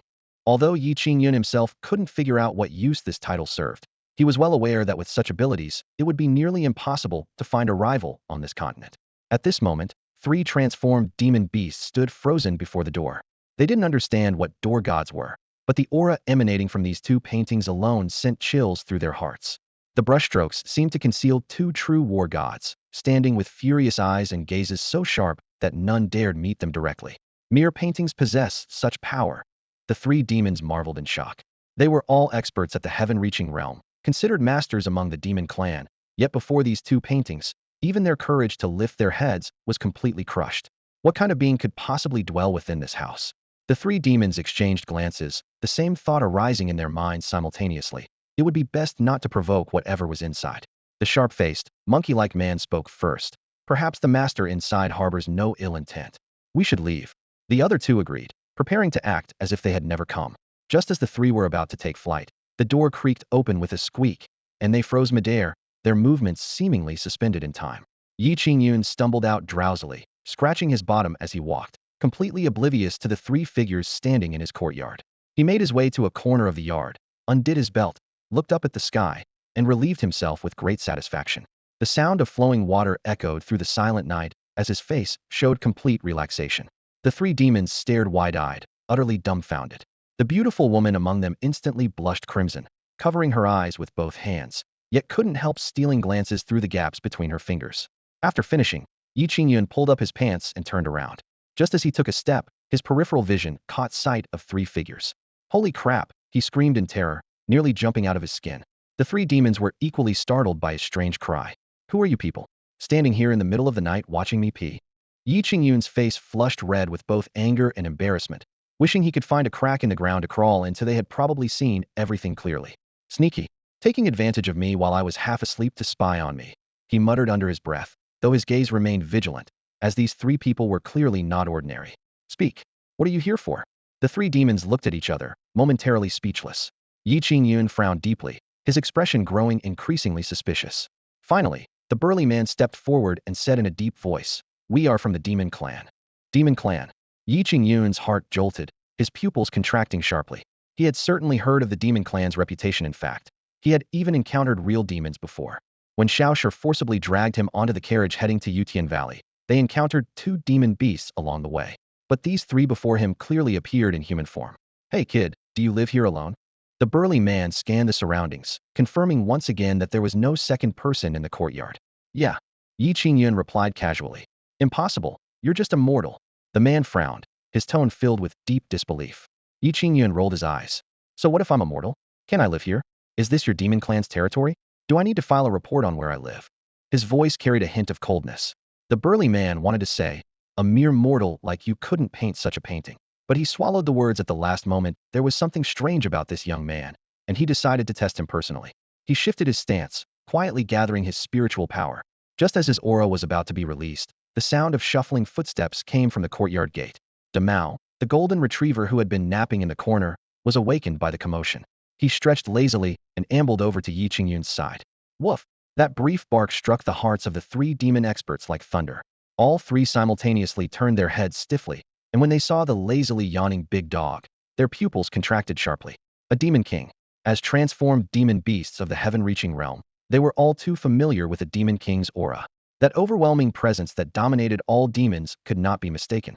A demon Qingyun, those who had crushed countless demons and made all demons bow in submission, could deserve the title of king.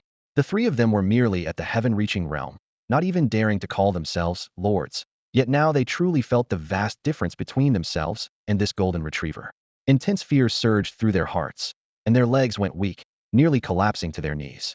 Damao lifted his eyes and glanced at them indifferently.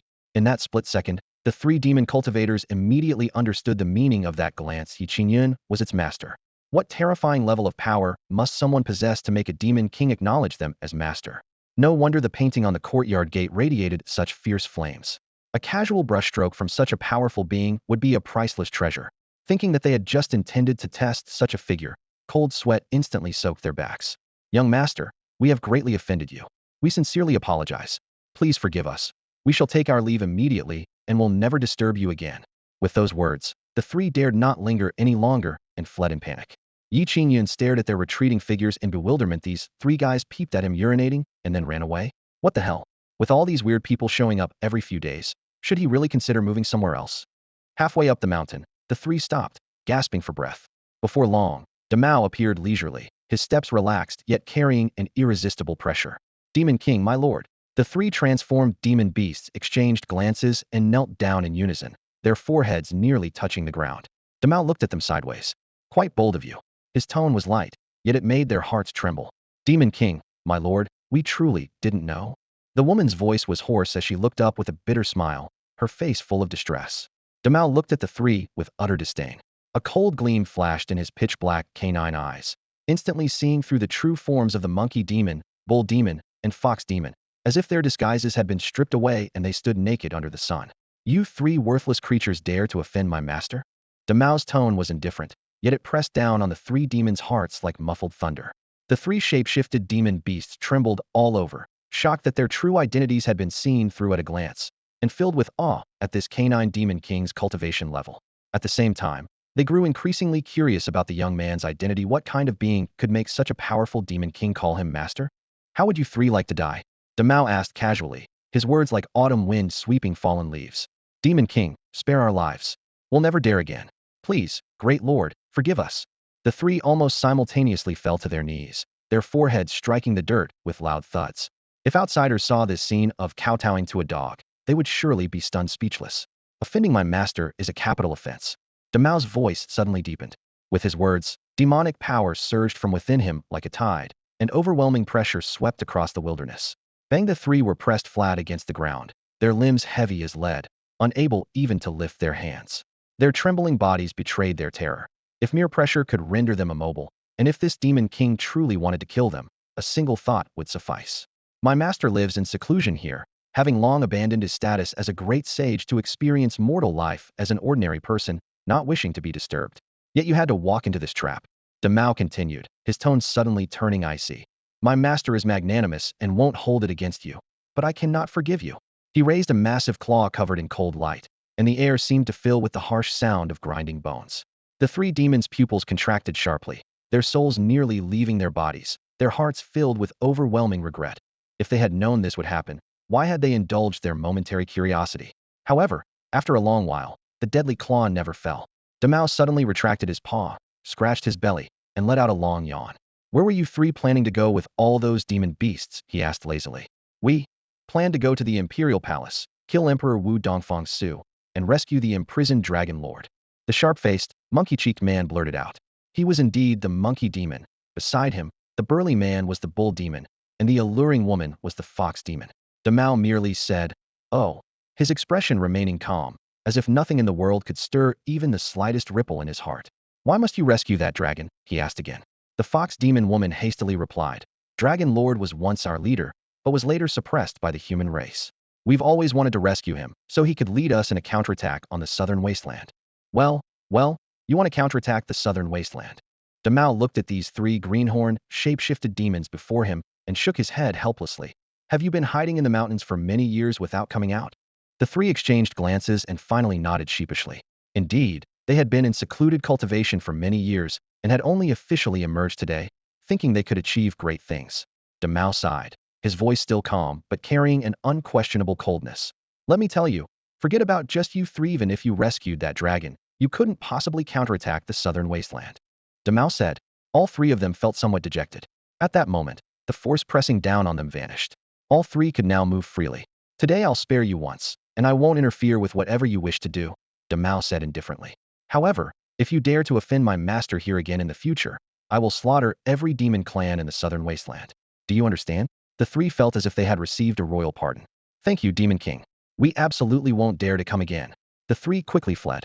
Demao watched the three departing figures and leisurely walked up the mountain. The three returned to the sky and rejoined the demon horde. At this time, the demon horde still didn't know what had happened below. "Three lords, why were you gone for so long?" a demon beast asked curiously. "Mind your own business and follow us quickly," the fox demon woman coldly snapped. All the demons were bewildered. These three looked as if they had been frightened. However, they didn't dare ask more questions, fearing they might anger the three. "Go. Let's continue straight to the palace." "Yes, we must rescue Lord Dragon. As long as we don't disturb this place, nothing will happen." The three made up their minds and didn't abandon their plan to rescue the dragon because of the previous incident. The demon horde continued straight toward the palace. Soon, the demons saw the capital city. "Dongfang Su, today is your death day." All three transformed demon beasts' eyes flashed with sharp light. Meanwhile, Dongfang Su, who was cultivating deep within the palace, immediately sensed the intense demonic aura. Dongfang Su suddenly opened his eyes, a grave expression appearing on his face. "Your Majesty, something's happened." Guyu immediately appeared to report. "I already know." Dongfang Su stood up and immediately came to the sky above the palace. At this moment, dark clouds gathered above the palace. The demon horde roared ferociously within the clouds. Three transformed demon beasts stood atop the clouds, proudly looking down at the entire palace. The experts within the palace also appeared together, their eyes filled with wariness as they gazed at the three transformed demon beasts. "They're actually three heaven-reaching realm demon beasts. Where did these three demon beasts come from? Such powerful auras. I'm afraid there will be a bloody battle today." Everyone felt alarmed. Heaven-reaching realm demon beasts were extremely formidable to begin with. Moreover, three heaven-reaching realm demon beasts were enough to plunge the entire Qingyun dynasty into catastrophe. Furthermore, the enemy had brought so many demon beasts and charged straight here with clear purpose, obviously having some scheme. "What demons dare to run wild before me?" An angry roar rang out, accompanied by soaring golden light. Dongfang Su flew directly forward, facing the demon horde from afar. The three transformed demon beasts looked at Dongfang Su, and their expressions couldn't help but change slightly. Dongfang Su's aura was actually this powerful? They had originally thought that although Dongfang Su was also a heaven-reaching realm warrior, in terms of combat power, he definitely couldn't compare to them. After all, everyone knew that within the same realm, demon beasts' combat power was stronger than human warriors. But now, from Dongfang Su, the three of them sensed an extremely powerful aura that made them extremely wary. "Dongfang Su, release Lord Dragon, and we'll leave immediately. Otherwise, today we'll turn your palace into a sea of blood." The bull demon roared loudly. Dongfang Su laughed. "So you want to rescue the dragon? What a pity." The bull demon frowned. "What's the pity?" "The pity is that you came, but you won't be able to leave." As soon as Dongfang Su finished speaking, his hands suddenly spread wide. Boom! A tsunami-like surge of power exploded from his palms, instantly enveloping the entire imperial palace like an invisible giant net descending from above, gripping this patch of sky firmly within Dongfang Su's control. Mastery over heaven and earth. The three transformed demon beasts exclaimed in unison. In their understanding, Only those at the heaven-reaching realm who had comprehended the great Tao to a certain level could achieve such a feat. Ordinary heaven-reaching realm warriors could at most borrow a wisp of heaven and earth's power, but true mastery was far beyond their reach. Now Dongfang Su had locked down the entire palace grounds with a mere gesture. This was unmistakably the legendary mastery over heaven and earth. Within the same realm, without the ability to similarly master heaven and earth, one couldn't hope to match such power. In other words, the moment Dongfang Su made his move, he had already secured an invincible position. The three demons' faces immediately darkened like molten iron. They had originally thought that their combined forces could suppress Dongfang Su, but this man's strength far exceeded their expectations. However, having come this far, retreat was impossible. Only one path remained: battle. Kill. The three demons roared and simultaneously lunged at Dongfang Su, while the remaining demon beasts on the ground surged into the palace. Defend the palace. Gu Yu and other palace masters charged forth, engaging the demon horde in fierce combat. Blade light and blood instantly filled the palace walls, flames soared between the halls, and chaos erupted. High above, the three transformed demon beasts surrounded Dongfang Su. Yet he remained seated steadily in midair, unmovable as a mountain, with streams of dragon energy surging from within him, every gesture carrying the majesty of a dragon emperor. The more the three demons watched, the angrier they became. That flood dragon aura clearly came from the dragon blood bestowed by their lord, which had been seized and refined by Dongfang Su. Suppress. Dongfang Su flicked his sleeve, and the power of heaven and earth thunderously converged. Boom! The three demons' forms froze simultaneously, their blood energy seemingly pressed down by an invisible giant hand. Dongfang Su seized the opportunity to strike 3 consecutive palms. Bang! Bang! Bang! The three demon beasts were sent flying backward, fierce winds roaring like thunder where they fell. Horror filled their faces. In that instant, Dongfang Su had directly channeled the entire heaven and earth to suppress theme of force they simply couldn't resist. Unless they too had reached the level of mastering heaven and earth, they could only be suppressed. Moreover, Dongfang Su's cultivation had reached the great perfection of the heaven-reaching realm, just half a step away from entering the spirit-refining realm. Throughout the entire Tianwu dynasty, aside from that old monster Xintianhua, probably no one was closer to the spirit-refining realm than Dongfang Su.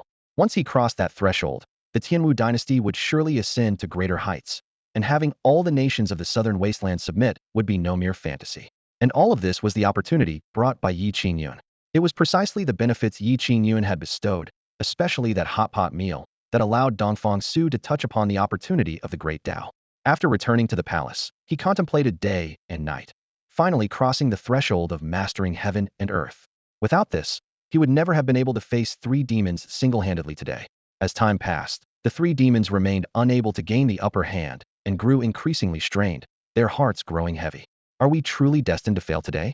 The three demons felt grief and indignation in their hearts. Dongfang Su showed no mercy whatsoever, having already fought his way deep into the imperial palace. How could the emperor maintain his dignity if these palace-invading demon beasts were not completely exterminated? Sword, come to me, he roared, raising his hand in a summoning gesture. From the depths of the palace, a beam of cold light shot through the air, instantly falling into his palm and transforming into a 3-foot azure blade. With the sword in hand, his aura surged ever higher. The sword light swept out, rolling sword energy like a rainbow piercing the sun, accompanied by a sharp whistle that tore through the sky as it pressed toward the three demons. The demons' faces changed drastically, and they could only join forces to meet the attack. Boom! The sword energy collided with the combined might of the three demons, erupting in a thunderous roar. Despite their full effort, the three demons were still shaken until blood spilled across the sky, their forms staggering and nearly falling. Meanwhile, though the demon horde on the ground barely managed to suppress the palace masters, the aerial battle still determined the true outcome. Seeing the three demons at a disadvantage, the demons' morale plummeted, and many already showed signs of retreat. The palace masters seized the opportunity to counterattack, immediately plunging the demon horde into crisis. Dongfang Su gazed down coldly, his voice like ice. Do you have any last words? The three demons remained silent in their grief and fury, charging forward once more with desperate courage. Dongfang Su, like a divine being, again mobilized the spiritual energy of heaven and earth. Boom! The power of heaven and earth condensed into an invisible mountain, pressing down mercilessly as the three demons were crushed, unable to move. The azure blade followed through the air, pointing directly at the fox demon woman among them. The fox demon's face filled with terror, almost certain her death had arrived. At this critical moment, Dongfang Su's eyes suddenly focused in the fox demon's robes. Several golden dog hairs were clearly visible. Woof! A dog's bark, seeming both near and far, real yet illusory, suddenly exploded in his ears. Dongfang Su's body stiffened. His sword momentum abruptly halted, and the power of heaven and earth he had just controlled instantly crumbled. What? His heart was filled with shock. A mere dog's bark had destroyed his control over heaven and earth's power. This was almost inconceivable. The next moment, he suddenly remembered. This dog's bark had heard it at Floating Cloud Mountain. It was exactly the golden retriever kept by Yi Qingyun. The thought flashed like lightning, and Dongfang Su's expression changed dramatically. These three demons actually had connections to that golden retriever? If they had truly received favor from Master Yi, killing the three demons would be equivalent to offending Yi Qingyun. Slaying demons was a small matter, but offending Yi Qingyun was a grave one. Dared not take the risk. You three, have you been to Floating Cloud Mountain? He sheathed his sword and demanded sternly. The three demons were equally puzzled by his sudden withdrawal and stood frozen for a moment. How does he know we went to Floating Cloud Mountain? The three demons wondered secretly in surprise. Seeing the three demons' silence, Dongfang Su already had his conclusion. We did indeed go to Floating Cloud Mountain. The male monkey demon answered reluctantly. Indeed. Dongfang Su's heart grew bitter, confirming the three demons' connection to Yi Qingyun. His killing intent completely vanished. You may go. He spoke calmly, yet clearly with helplessness. The three demons were stunned. Moments ago they faced life and death. Now they were being released. They didn't know what to do. Just then, roar. A dragon's cry echoed from deep within the palace as a purple flood dragon burst through tiles and pillars, soaring into the sky. It's Lord Flood Dragon. The demon horde immediately became excited. Dongfang Su frowned deeply. What is this creature trying to do? A dragon exists within the Qingyun dynasty. This is something many people know. However, those who have actually seen this dragon can be counted on one hand. The purple dragon now soared skyward from the depths of the imperial palace. Its Sanshang purple radiance tearing through the dark clouds as its roar thundered across the heavens like lightning. Terrifying pressure instantly enveloped the surrounding area, and everyone present, whether human or demon, felt their hearts and souls shatter under the overwhelming dominance of the dragon's bloodline, their bodies trembling uncontrollably. The three demons were incredibly excited. They had finally witnessed the dragon with their own eyes. The demon army below, previously locked in desperate battle, suddenly seemed to glimpse the first ray of dawn, their eyes turning blood red as fanatical expressions spread across their faces. Lord Dragon. Haha. Lord Dragon has broken free. With Lord Dragon here, we can surely fight our way out. Kill. The demons' morale instantly soared, their roars like war drums sounding the thunderous horn of counterattack. Atop the imperial palace, Dongfang Su stood with his hands clasped behind his back, his sharp gaze fixed on the dragon. What are you doing out here? The dragon's purple scales rippled as its golden eyes looked down, casting an indifferent glance at Dongfang Su. Can I not come out? This counter-question left Dongfang Su momentarily speechless. The dragon's arrogant demeanor was written all over its face, seemingly paying no heed to the mighty emperor of Tianwu. The three demons hurried forward, their voices filled with barely concealed respect and excitement.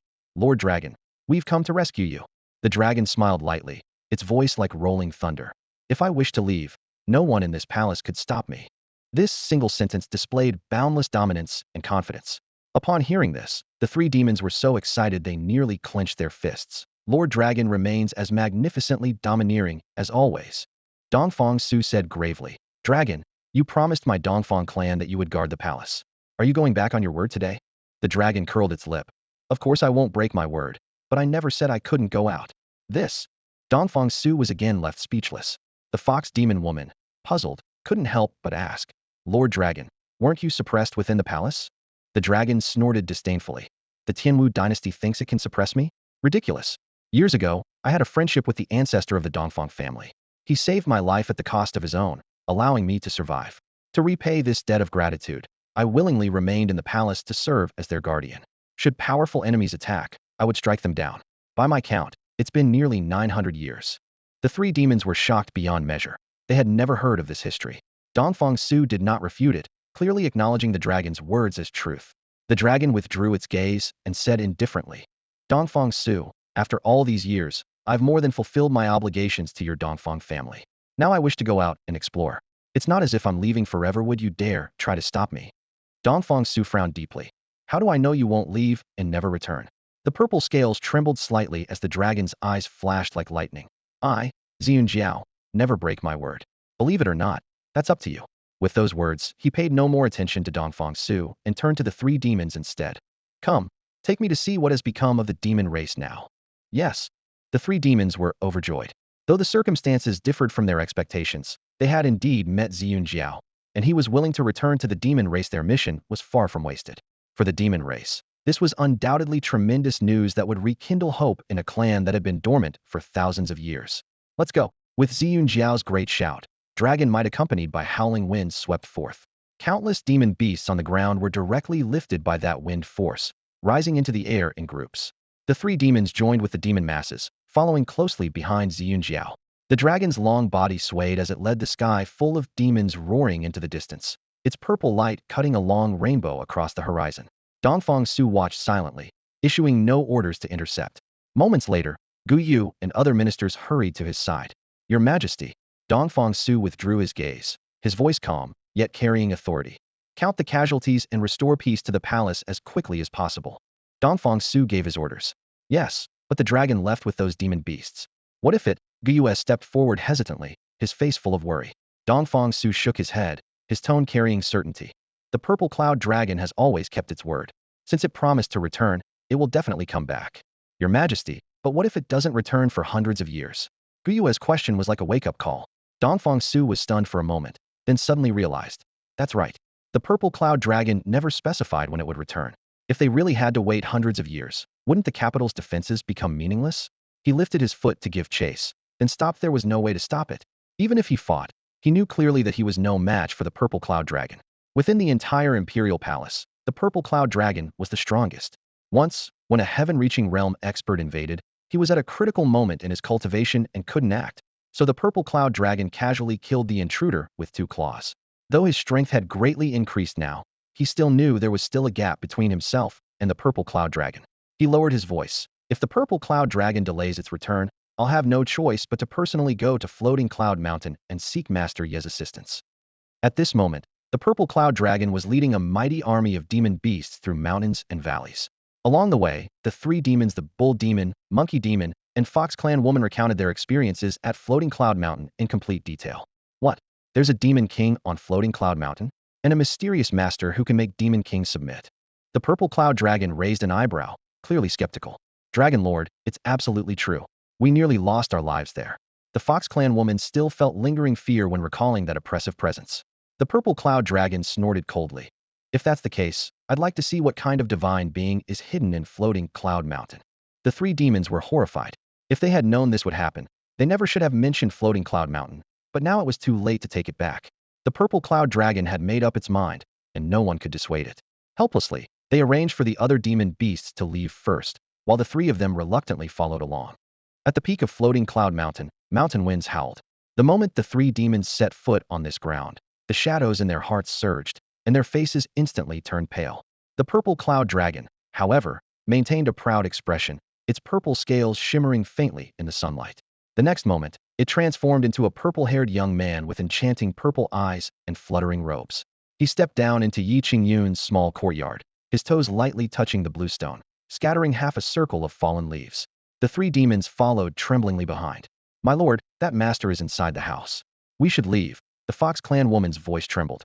The purple cloud dragon paid no attention and raised his hand to push the door. Just as his fingertips touched the door, a sudden and loud sneeze came from inside the house. Achoo! The sound wasn't loud, but it was like thunder from the 9th heaven. The purple cloud dragon and the 3 demons felt the world spinning, as an invisible tremendous force crushed down on them. White smoke hissed from their pores as 4 figures crashed to their knees. In the blink of an eye, the purple cloud dragon's true form was exposed. The mighty dragon had shrunk to the size of a loach, convulsing on the ground. The 3 demons fared even worse. The bull demon became a calf the size of a dairy cow, the monkey demon became a palm-sized little monkey, and the fox clan woman transformed into a small white fox trembling in a ball. And all of this was caused by nothing more than a single sneeze from the person inside the house. Feeling like I might be coming down with a cold, Qingyun rubbed his nose as he walked to the door, casually pulling the latch. The door creaked open with a groan. Outside, 3 animals sat in a row: an adorable little calf, a scrawny monkey, and a snow-white fox. Beside them lay a barely breathing loach. Qingyun froze in place, his gaze jumping back and forth between the loach and the 3 bewildered animals. After a long moment, he muttered, "Did I open the door wrong?" He closed the door and quickly pushed it open again. The scene remained unchanged. 3 beasts plus 1 fish, motionless. His heart raced, but seeing these little creatures looking so dazed and harmless, he steeled himself and stepped outside. The 3 animals huddled together, not daring to move. Yi Qingyun first reached out to pat the calf's head, making it grin foolishly. Then he lifted the monkey with one hand before setting it down gently, thinking to himself how terribly thin it was. Finally, he grabbed the fox's fluffy tail, admiring its soft, lustrous fur. This fox pelt would make a nice scarf. He couldn't help but comment, nearly scaring the little fox into wetting itself. After completing his inspection, he picked up the plump loach with a slight smile. My diet's been pretty bland lately. Perfect timing for some loach stew. With that, he turned and went inside. The three demons at the doorway went blank. That was the Dragon Lord. He was about to be cooked like a common loach. The little fox's voice trembled with panic. What do we do? We can't let him eat the Dragon Lord. The calf gritted his teeth. Let's charge in and save him. The monkey rolled his eyes. Save him how? Our powers are sealed. We've been reduced to our original forms. We're no different from wild animals now. What exactly are we going to save him with? The calf was speechless. Indeed, they had lost all their demonic powers and retained only their intelligence. But watching the Dragon Lord about to meet his end in the cooking fire, the little fox paced frantically in circles. The monkey made the decision. Let's find that demon king. Only he can save the dragon. The three demons bolted, racing toward the temple at the foot of the mountain. Unfortunately, at that very moment, Demao was buried deep in the temple kitchen, gnawing on vegetarian steamed buns, completely unaware of the crisis unfolding on the mountain. Meanwhile, Yi Qingyun carried the loach into the kitchen and pulled out a block of tender white tofu, cutting it into cubes and placing them beside his cutting board. This loach is really fat. I never seen one this big before. His face lit up with joy as he contemplated making a pot of loach and tofu stew. Just thinking about the taste made his mouth water. The dragon, clutched in his hand, was completely bewildered. Who am I? Where am I? What does this human want? Looking up, he saw Yi Qingyun grinning at him with greedy eyes gleaming, making his dragon scales shudder instantly. Still trying to struggle? Yi Qingyun noticed the movement in his palm and cheerfully tossed the loach into a water basin, rubbing his hands together. The icy water made the dragon question his very existence as he felt his slippery dragon skin being scrubbed raw. Does this human really intend to eat me? The dragon finally grasped his current predicament. This noble and majestic dragon was about to be devoured by a lowly human. At this thought, its scales nearly bristled with rage. It desperately tried to channel the demonic power within its body, but it was like reaching into a dried up well, not a trace of spiritual energy could be grasped. The dragon stared in disbelief, its eyes nearly bulging from their sockets. What on earth was happening? Yi Qingyun was struggling with the wriggling loach, his face showing signs of impatience. Stay still. He casually grabbed a cleaver and gave the loach a light tap on the head with the flat side. Smack! Stars exploded before its eyes as the dragon's brain churned, its limbs went weak, and its entire body froze midair with only its tail twitching slightly. It wanted to cry but had no tears. A mighty dragon, proud all its life, never imagined it would end up being smacked on the head with a kitchen cleaver. If it had known this would happen, it would have preferred to stay coiled obediently in the imperial palace lake. Though boring and stifling, at least there was no threat to its life. Now it was about to be thrown into a cooking pot. Yi Qingyun rinsed the loach, once more, clear water flowing over its scales and washing away some of the fishy smell. He placed it in the center of the cutting board, gesturing with his hands. Chop off the head, then cut into sections. Just as he raised the cleaver, lightning suddenly flashed outside, followed by rumbling thunder like someone beating war drums. I just washed my underwear. I can't let it get soaked again. Yi Qingyun paused, dropped the cleaver, and rushed into the courtyard to collect the laundry. What an opportunity! The dragon's heart blazed with the desire to survive. If not now, when? It rolled desperately on the cutting board, flicked its tail, finally managed to reach the edge, and leaped with all its might. Splat! It crashed heavily onto the ground, the stone slabs cold and hard, leaving it dazed and confused. But survival was paramount. It endured the dizziness and slithered across the ground like an ordinary loach. Mud and dust covered its scales as it writhed and wept. Woe is me! When have I ever been so wretched? Once I recover my cultivation, I'll level this entire mountain, leaving not even a blade of grass. The urgent matter was to escape first. It aimed for the kitchen doorway and wriggled forward. Just as it was about to cross the threshold, it suddenly felt a bone-chilling cold. Looking up, it saw a palm-sized ancient bronze bell hanging from the doorframe. With just one glance, the dragon trembled all over. Could this be the heaven-shaking bell? It quickly lowered its head, not daring to look again, its blood nearly freezing. The sound of the heaven-shaking bell could shatter souls. Even cultivators at the spirit-refining realm would die instantly upon hearing it. If the bell rang, it would surely perish. Taking several deep breaths, it encouraged itself. Dragon, you can do this. Get out of the kitchen, cross the front hall, and freedom lies ahead. Gritting its teeth, it crawled forward again, now only a few feet from the front hall door. Creaked door was pushed open. Yi Qingyun entered carrying a bundle of freshly collected laundry, looked down, and saw the loach struggling to wag its tail. Huh? How did you get here? He raised an eyebrow in surprise, but didn't think much of it, bent down to pick up the loach, and headed back to the kitchen. Heaven wants me dead, the dragon wailed inwardly.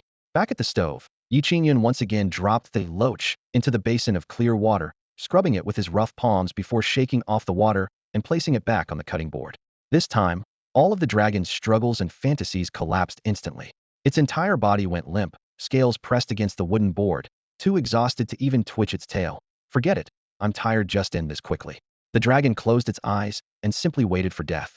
By the time the three demons finally found Mao in the courtyard of Shaolin Temple, darkness had already fallen. The sound of wooden fish drums echoed from within the mountain gate, and the twilight pressed down heavily on their hearts. The three little demons had no time to appreciate the ancient temple's night scenery. They were frantically anxious. As soon as they spotted Mao, they pleaded desperately for him to hurry and save the dragon. Mao merely flicked his tail, yawned lazily, and showed no concern whatsoever, padding leisurely toward the back mountain. The three demons wished they could carry him and sprint, but when it came to actually laying hands on him, they lost their nerve and could only follow behind in helpless anxiety. All the way up to the mountain peak, their hearts sank along with the deepening night. They feared the dragon had already been devoured by that legendary master. The courtyard glowed with dim lamplight. Qingyun sat at a stone table eating dinner, 2 small dishes, and a bowl of hot soup, simple yet aromatic. Looking up to see Mao strolling leisurely through the gate with 3 trembling little demons trailing behind, he couldn't help but chuckle. Mao, are these 3 little fellows your new underlings? Woof woof. Mao barked twice dismissive Elias if these 3 weren't worthy. The 3 demons broke out in cold sweat, their confidence instantly deflating. Mao approached the table, glanced at the soup bowl, then turned back to the 3 demons with a low voice. Your dragon lord has already been stewed. What? The 3 demons were thunderstruck, swaying and nearly collapsing to their knees. They wanted to rush forward to confirm, but Qingyun's composure frightened them into trembling on the spot. Just then, Qingyun spat out a piece of white bone, commenting with satisfaction. This loach and tofu soup is truly fresh. With that, he lifted the bowl and drained it with a loud gulp. Hearing loach, the 3 demons' hearts pounded violently. Grief welling up. Their dragon lord was truly dead, and he'd been made into soup. The 3 little demons burst into wails on the spot, tears and snot streaming everywhere, beating their heads in regret. If they'd known this would happen, they never should have persuaded the dragon to leave the mountain. Mao barked twice more at Qingyun. Qingyun smiled faintly. Don't worry, there's plenty for you too. He went into the kitchen and brought out another steaming bowl of soup, placing it before Mao. Mao didn't rush to drink, instead tilting his head toward the 3 demons. This bowl of soup, will you drink it or not? The 3 demons looked at each other in bewilderment. Seeing their confusion, Mao spoke calmly but with underlying menace. This contains all of the dragon's essence. Do you want it or not? The 3 demons' eyes instantly turned red. Once proud dragon guards, now forced to drink their master's flesh and blood. Yet catching that rich aroma, they instinctively swallowed. This soup was an incredible treasure for demon beasts. We 3 demons have backbone. We'd rather die than drink it. Never. Just as they finished speaking, a meaty fragrance drifted on the night breeze into their nostrils, and hunger gnawed madly at their resolve. Though the 3 demons hesitated in their hearts, their feet remained firmly planted. Woof! Mao bared his teeth in a grin, fangs gleaming coldly in the lamplight. The 3 demons' legs went weak. We'll drink it right now. The moment the bowl touched their lips, the scalding, fragrant liquid flowed down their throats. Their original grief and indignation crumbled instantly. Oh my, so fresh! The tofu melted on their tongues. Tiny pieces of loach meat mixed with broth exploded in their mouths. But most amazing was that surging dragon essence flowing like molten fire through their meridians. In the blink of an eye, the 3 demons felt their blood boiling, fur standing on end, bones crackling, their very constitution transforming at a visible rate. Overwhelmed by surprise, the 3 demons looked at each other, their eyes filled with disbelief and wild joy. This single bowl of soup was worth 100 years of cultivation. For a moment, all 3 demons forgot everything else and focused solely on drinking the soup. Qingyun watched this scene with great interest, a smile playing at the corners of his mouth. Big Fur, you're being quite generous today, giving up your own soup to your little brothers. Big Fur wagged his tail and glanced disdainfully at the other demons. It's just a bowl of dragon soup. This king doesn't care about such trifle. Consider it a reward for them. The soup in the golden ceramic bowl quickly disappeared as the 3 demons clutched the rim and gulped it down with loud slurping sounds until not a drop remained. With the hot soup warming their bellies, satisfaction spread across their faces, though they still craved more. By now, they had completely forgotten about the purple cloud dragon's tragic death, lost in the surging, scorching power coursing through them. So comfortable. So comfortable. I can feel the power in my body growing rapidly. Is this what dragon essence feels like? All three were heaven-reaching realm demon beasts who could take human form, but their bloodlines were quite ordinary. The purple cloud dragon, being a true dragon descendant, was far more noble than a real dragon in their eyes, though still beyond their reach. Now, as the dragon's soup transformed into warm currents flowing through their bloodlines, all three demons simultaneously felt a trace of dragon power rising within Thema, heaven-sent opportunity for lower-tier demon folk. Originally, they had never dared hope to reach the spirit-refining realm in this lifetime. But with this chance encounter, after another 100 years of cultivation, they might actually touch that realm. All this change came from just one bowl of soup. After finishing the last sip, they looked at each other and whispered, "Are we being a bit dishonest? Well, the Dragon Lord has already departed. We should honor his legacy by working hard to strengthen the demon race." Exactly. Dragon Lord will live forever in our hearts. These whispered discussions naturally couldn't escape the ears of demon beasts, but they didn't reach Yi Qingyun's ears. To him, having three little animals stay at his mountain dwelling would make things livelier after Guo left. It had indeed become a bit too quiet. After dinner was cleaned up, the three demons still stood in the courtyard. It wasn't that they didn't want to leave, but Big Fur was lazily sprawled across the doorway, and with a flick of his tail, none of them dared move a step. "Hey, Big Fur, are your three little brothers planning to stay?" Yi Qingyun asked curiously. Big Fur nodded while panting with his tongue out. "Fine by me." Yi Qingyun turned and went into the house, pulling out two sturdy hemp ropes. He looped one around the bull demon's neck and tied the other around the monkey demon's neck.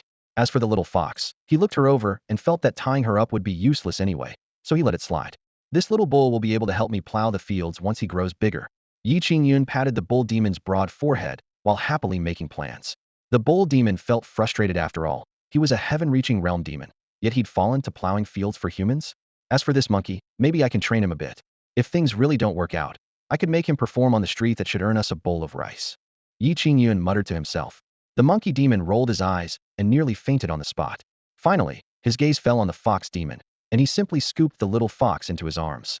The fox demon trembled all over, her tail clamped tightly. "Oh, it's a female fox." Yi Qingyun's eyes lit up. "Once I catch a male one, they can have a litter of fox cubs. If I bring a few more over for breeding, maybe I could start a fox farm." The fox demon was nearly scared out of her wits, treating me like a breeding sow? I'm a fox demon, after all. How can I be treated like this? Early in the morning, Huikong eagerly made his way up the mountain. Today he had come specifically to visit Yi Qingyun, hoping to learn about the legendary ancient Buddha Yoga Sutra. As soon as he stepped onto the mountain path, he caught sight of bustling activity in Yi Qingyun's courtyard from afar. A glossy-coated calf looking around curiously, a clever little monkey leaping between tree branches, a fluffy fox lounging on the stone steps in the sunlight, plus Demao and the rabbit who were already there. It was like a miniature zoo. Huikong marveled silently. The three newly arrived creatures in the courtyard were all hanging their heads low, but upon seeing Huikong in his flowing monk's robes, they immediately became alert. Buddhism and the demon race had always been at odds, and in their eyes, monks were practically natural enemies. Fortunately, the three demons' powers had been sealed by Yi Qingyun, their auras completely concealed, so Huikong simply took them for ordinary spirit beasts and noticed nothing unusual. At this time, Yi Qingyun was still asleep. Not daring to disturb him, Huikong pressed his palms together outside the courtyard and waited quietly. Who would have thought this wait would last one incense stick's time, then two, until more than an hour later, the door creaked open. Yi Qingyun emerged holding a water cup, carrying a bamboo-handled toothbrush in his other hand, sleepily shuffling into the courtyard while brushing his teeth and mumbling. "Huikong, you're here quite early. Greetings, holy son." Huikong quickly stepped forward to bow. Yi Qingyun had long grown indifferent to the title Holy Son, and merely acknowledged with a light sound before lowering his head to rinse his mouth. White foam dripped down the rim of the cup. This was Huikong's first time seeing someone grinding their teeth like this, and he couldn't help but ask curiously, "What are you doing, holy son?" "Brushing my teeth." Yi Qingyun held up his toothbrush. "Using this to clean my teeth." "Teeth need cleaning?" Huikong muttered quietly, but thinking of Yi Qingyun's various miraculous abilities, he didn't ask further. After Yi Qingyun finished washing up, he got straight to the point. "Come on, I'll teach you yoga." The morning mist in the courtyard had not yet dispersed. Yi Qingyun first stepped forward and stood firm, raising both arms horizontally. "Follow me. Breathy inhale, exhale, good. Nice rhythm. Straighten your arms more, slowly open them." Huikong followed closely, his movements precise. Yi Qingyun continued instructing. "Exhale, then slowly bend your legs." Whatever Yi Qingyun did, Huikong imitated, his posture nearly identical. As the movements repeated, Huikong gradually felt a warm current growing in his chest, a current full of vitality that merged seamlessly with his own cultivation, even helping his power continuously rise. In just a short while, he sensed his realm beginning to loosen, was about to advance from the late stage of the condensed core realm to the great perfection. This discovery filled Huikong with joy, yet he remained focused and concentrated, firmly memorizing every key point Yi Qingyun mentioned: the length of breaths, the angles of hands and feet, the tension and relaxation of muscles all etched into his heart. After practicing for a while longer, Yi Qingyun saw that enough time had passed, concluded the session, and asked, "Did you remember everything I just said?" "This humble monk remembers it all." Huikong beamed, unable to hide his excitement. "Good." Yi Qingyun clapped his hands. "Go back and practice diligently. This yoga doesn't have much other use, but it's sufficient for strengthening the body." Huikong smiled bitterly. He knew this sutra was regarded as a supreme divine scripture within Buddhism, yet now Yi Qingyun casually dismissed it as not very useful. What countless people in Buddhism dreamed of obtaining, the ancient Buddha Yoga Sutra was being described so dismissively by Yi Qingyun. If other Buddhist disciples heard this, they would surely be so furious they'd cough up blood. "Thank you for your guidance, Holy Son." Huikong is deeply grateful. Huikong pressed his palms together and expressed his heartfelt thanks. All right, no need to be so formal." Yi Qingyun waved his hand dismissively and pursed his lips. "In the future, don't just bring random strange people up the mountain. I have limited space here." Huikong's face flushed red. In recent days, he had successively brought Song Rower with her cursed body, the blind and mad old man, and Shu Hanyang to Floating Cloud Mountain, indeed a collection of rare oddities that had certainly caused Yi Qingyun considerable trouble. Fortunately, everything was eventually resolved properly without leaving any lingering problems.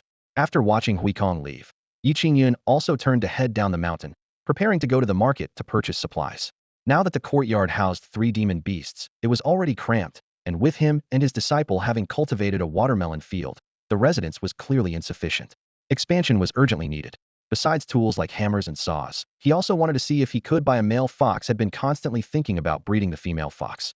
In this world where cultivation was possible, cultivation talent meant everything, and he happened to be unable to cultivate, so he could only find alternative paths. The farming and breeding that the system taught him had become his greatest reliance. As long as he did these 2 things well, making a name for himself wouldn't be difficult. Expanding the courtyard, growing melons, raising demons, and ideally establishing a floating cloud mountain ecological breeding base. By then, food, drink, and daily necessities would all be taken care of, and he could confidently shout, "Grow bigger and stronger, achieve new glory." With this thought, he casually picked up the plump rabbit from the courtyard. If he wasn't around and the female fox got hungry and carried off the rabbit, that would be troublesome. Foxes eating rabbits wasn't just something made up in books. On the way down the mountain, cool breezes carried the fragrant scent of the mountain forest. The market near Floating Cloud Mountain was even more bustling, with noticeably more cultivators than before. They either selected spiritual materials or bargained with ordinary people, making the entire street lively and crowded. Yi Qingyun mingled among them, greeting everyone with a smile. Having made frequent trips, he had already become familiar with many merchants. He first bought lumber, nails, and thick hemp rope for expanding the courtyard, then carefully made 2 more rounds, but didn't see anyone selling foxes at all. With no other choice, he had to enter the spring arrival tea house at the corner of the street to rest. The second floor of the tea house was bustling with voices. A young man in his early 20s stood at the storytelling platform, dramatically narrating the legend of the Condor heroes. Yi Qingyun was slightly surprised. Previously, Old Man Huang had always occupied this small stage. Why was there a young face today? The young man reached a crucial point and spoke with passionate cadence. Suddenly looking up, he spotted Yi Qingyun in the corner, paused for a moment, then quickly regained his composure and finished the segment with resounding delivery. "Excellent." The customers slapped their tables in approval, and the tea house owner beamed with joy. Yi Qingyun also raised his hands to applaud, thinking to himself, this young man's skill was no less than Old Man Huang's. Just as he was about to leave, the young man had already hurried over, cupping his hands and asking, "Are you young Master Yi? You know me?" Yi Qingyun was puzzled. The young man was overjoyed and immediately knelt down in respect. "Young Master Yi, I've finally met you. Please accept my bow." The scene left Yi Qingyun even more confused. "Who are you? You might not know me, but you should recognize my father Huang Jiushan." "Huang Jiushan." Yi Qingyun frowned. Seeing this, the young man quickly added, "The old man Huang who used to tell stories in this tea house." Only then did Yi Qingyun understand. No wonder this young man looked somewhat familiar. "How is your father?" he asked. The young man's expression darkened, and his voice dropped. "A month ago, while telling stories, my father got too excited, couldn't catch his breath, and on the spot, passed away." Yi Qingyun fell silent for a moment, feeling a tightness in his chest. This man had truly dedicated his entire life to storytelling. The young man raised his head, his gaze still burning with intensity. My father often said that young Master Yi was learned and talented, and told me that if I ever had the chance to meet you, I must seek your guidance. Yi Qingyun scratched his head and managed an embarrassed smile. Actually, I'm not that learned and talented. After their conversation, Yi Qingyun had learned the young man's name. Huang Fexing, a name that truly lived up to its meaning. Unlike old Huang's taciturn nature, he was a natural-born storyteller with a remarkably quick tongue. However, Yi Qingyun detected a hint of reluctance beneath his cheerful tone. Though Huang Fuxing had inherited his father's profession, he didn't truly love storytelling. Young Master Yi, I've always wanted to venture out and see the world, Huang Fuxing said at the wooden table in the small tea house, holding his rough ceramic cup and staring down at the tea's surface, his voice barely above a whisper. I grew up listening to my father's stories. In those tales, the outside world seemed so wonderful, yet I've seen nothing of it. Always stuck in this small town. Not like you. Young Master Ye, so well-traveled and knowledgeable, knowing everything there is to know. At this, he looked up at Yi Qingyun with eyes full of envy. Yi Qingyun felt somewhat embarrassed since arriving in this world. He had barely left this small town himself. The outside world was equally unfamiliar to him. Young Master Yi, could you tell me about the world beyond? Huang Fuxing asked, his face full of anticipation. Yi Qingyun lifted his teacup and gently set it back on the table, his tone calm. Rather than listening to my stories, you'd be better off going out to see for yourself. Huang Fuxing shook his head, his lips curved in a bitter smile. My father is buried here. If I leave, who will tend to his grave and honor his memory? He sounded like a filial son, but these words made Yi Qingyun frown. Your father has passed away, he's gone. Yi Qingyun said softly but directly. Do you intend to let him bind you for the rest of your life? Huang Fuxing froze, staring at Yi Qingyun in shock. Yi Qingyun's expression held a touch of sympathy. Your father, resting in peace, wouldn't want you to be constrained. He would want you to see the wider world. The living need only keep the departed in their hearts, but your path still stretches ahead. As his words settled, Huang Fuxing's breathing quickened, as if someone had struck a muffled drum against his chest. The phrase wider world struck like thunder, igniting his longing for distant places. Young Master Yi, he shot to his feet, then fell silent, overwhelmed by emotion. Don't get too excited. Yi Qingyun raised his hand in a calming gesture. Huang Fuxing sat back down, his fingers fidgeting with the rim of his teacup. I can understand you young people wanting to venture out and make your mark. When I was young, Yi Qingyun suddenly paused, wasn't exactly an old man himself, so why did he have no desire to explore? Had his mindset truly aged? Young Master Yi? Seeing him lost in thought, Huang Fuxing called softly. Yi Qingyun snapped back to attention. Where was I just now? You were saying when you were young. Oh. Yi Qingyun smiled. In my youth, I too wandered extensively, traveling far and wide without exaggeration. But eventually I discovered that being able to live peacefully in one place, surrounded by people you care about, doing what you love, that's enough. As he spoke, he thought of his disciple Guizanth. Boy should have reached Beichuan by now, shouldn't he? Was he adapting to the local conditions? Could he get used to the food? In this world, Yi Qingyun had no family or old friends. Guishaoyun was his only concern. But young Master Yi, don't you find such a life tedious? Huang Fuxing asked, puzzled. Yi Qingyun shook his head, his gaze falling on the mottled stone pavement outside the window. Only after you've experienced many things will you truly understand the value of tranquility. Home and native soil are the places that truly bring peace to one's heart. After saying these words, Yi Qingyun gently set down his teacup, rose from his seat, and walked straight toward the door, leaving Huang Fuxing sitting there in stunned silence. Huang Fuxing had originally hoped to hear some encouragement from Yi Qingyun, something like, go out and make your mark, but instead received counsel about peace of mind and homeland. In an instant, his thoughts became a tangled mess. Should he stay or venture out into the world? What troubled him even more was his feeling that Yi Qingyun's words seemed to contain profound wisdom, as if the man had witnessed all of life's vicissitudes and understood the ways of the world. Yet upon closer inspection, Yi Qingyun was clearly around the same age as himself. Stepping out of the tea house, the scorching sunlight beat down on the bluestone street. Yi Qingyun intended to head straight back to the mountains, but his attention was caught by a group of riders at the street corner. More than a dozen armored soldiers moved in formation, escorting two fine horses. On horseback sat a man and woman in luxurious attire. The woman was graceful and beautiful Princess Chu Yinyu of the Prince of Pingshi's mansion. The man was handsome and elegant, clearly also of noble birth. The two were chatting and laughing, their atmosphere quite intimate. Chu Yinyu happened to look up and spotted Yi Qingyun at the tea house entrance. She first froze. Then her expression changed dramatically as she dismounted and hurried over. The handsome young man, puzzled by her unusual behavior, followed suit and dismounted. Young Master Yi, Chu Yinyu bowed respectfully before Yi Qingyun. What a coincidence. Yi Qingyun nodded slightly. A trace of embarrassment flickered in Chu Yinyu's eyes, but before she could say more, the handsome young man had already stepped forward. He sized up Yi Qingyun. Ordinary clothing, mild demeanor, showing no signs of distinction whatsoever. His lips unconsciously curled with a hint of disdain. Young Master Yi, this is my friend Prince Yang Wenkong of the Qingyun dynasty. Chu Yinyu hastily introduced. The Qingyun dynasty and Tianwu dynasty were both among the 7 kingdoms of the southern wilderness. Previously, when 3 major dynasties had besieged Tianwu with a million-strong allied army, the Tianwu dynasty had felt deeply threatened and began actively reaching out to neighboring countries to prevent future joint attacks.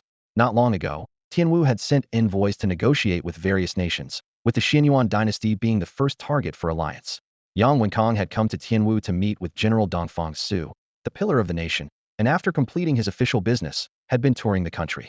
Chu Yinyu had met him once in childhood, which led to their current traveling companionship. So it's His Highness the Prince. I am Yi Qingyun. Me apologies for any lack of courtesy. Upon hearing the man's identity, Yi Qingyun quickly cupped his hands in formal greeting. After all, the man was a crown prince of a nation, and as a commoner, he should observe proper etiquette. Yang Wenkong merely gave a flat, his expression showing little interest. Chu Yinyu sensed his arrogance and felt her heart tighten. If this prince truly angered Yi Qingyun, forget being a mere crown prince, the entire Qingyun dynasty might not be able to bear the consequences. As she pondered how to smooth things over, Yang Wenkong spoke first. Princess, Yang must offer you some advice, Yang Wenkong said with apparent composure, though his tone could hardly conceal its arrogance. Given our extraordinary status, we shouldn't lower ourselves by associating too closely with insignificant people, lest we compromise our dignity. As soon as these words were spoken, the smile on Yi Qingyun's face instantly froze. He cursed inwardly. Damn it. Even if you're the crown prince, there's no need to look down on me so openly. I may be just a commoner, but I'm still a decent-looking man who doesn't deserve such mockery. At this thought, his brow furrowed slightly, yet he dared not truly speak out. After all, the person before him was the crown prince himself, while he was merely an unremarkable, ordinary man. Chu Yinyu's expression changed dramatically. She first glanced at Yi Qingyun and, seeing that he hadn't flown into a rage, secretly breathed a sigh of relief. Fortunately, Master Yi is magnanimous and didn't stoop to the crown prince's level. However, she still couldn't suppress her anger. Her gaze turned cold as she said sternly, Crown Prince, please watch your words. Young Master Yi is my friend. Yang Wenkong frowned upon hearing this, displeasure flashing in his eyes. Princess, have you been deceived by someone? Chu Yinyu's face flushed red with indignation. Yang Wenkong. As their voices rose and an argument seemed imminent, Yi Qingyun quickly tried to smooth things over, waving his hands with a smile. Don't get so worked up. I'll leave right now. You two can chat at your leisure. With that, he turned to slip away, thinking to himself, it's too dangerous out here. I'd better go back to the mountains and lie low. Stop. Did this crown prince give you permission to leave? Yang Wenkong shouted coldly. Several armored soldiers immediately rushed forward, blocking Yi Qingyun's path with their drawn swords. Yi Qingyun was at a loss for words. What did I ever do to deserve this? Just stepping out for once, and I run into this kind of trouble. Yang Wenkong strode forward aggressively. Seeing this, Chu Yinyu became alarmed and quickly asked, Yang Wenkong, what do you intend to do? The crown prince didn't answer, only stared intently at Yi Qingyun. Who exactly are you? What are your intentions in approaching the princess? If you don't confess truthfully, watch your head. A bone-chilling killing intent washed over him, making Yi Qingyun's spine run cold. I really don't have any ulterior motives. Yang Wenkong raised his hand and waved. Without a word, the soldiers pinned Yi Qingyun down firmly. Seeing this scene, Chu Yinyu's heart skipped a beat. This is bad. If Master Yi is humiliated like this, won't he fly into a rage? When a master is enraged, millions of corpses will fall. I'll be caught up in the disaster too. However, to her astonishment, after being restrained, Yi Qingyun only showed grievance and helplessness, without even a trace of anger. He looked exactly like an ordinary person with no strength to even truss a chicken, completely lacking any semblance of a worldly master. Chu Yinyu was stunned for a moment, then became even more admiring. Even when treated this way, he deliberately restrains his power and presents himself as an ordinary person. Master Yi has truly reached a transcendent realm of serene detachment and emotional mastery. If Yi Qingyun knew her thoughts at this moment, he would surely cough up blood. Serene detachment, my ass. I really can't move. The little white rabbit in his arms was also deeply conflicted. Should it act? It feared disrupting its master's experience of mortal life.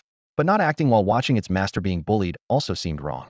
After much deliberation, the little rabbit rolled its eyes, kicked its legs, and simply decided to play dead. The master should be fine, right? Yang Wenkong, release him immediately. Chu Yinyu shouted sternly. Princess, I'm taking this person away for questioning. Once I've uncovered his true identity, I'll hand him over to you for judgment. Yang Wenkong replied coldly, raising his hand and pointing. Take him away. Yi Qingyun was bound with ropes and thrown onto a horse's back. The content is missing. Here is the completion. Arsa's tail flicked as it neighed, and dust quickly enveloped his vision. Chu Yinyu was startled. What is happening? She didn't have time to brush off the dust from her face, and another thought flashed in her mind. The expert had not put up any resistance.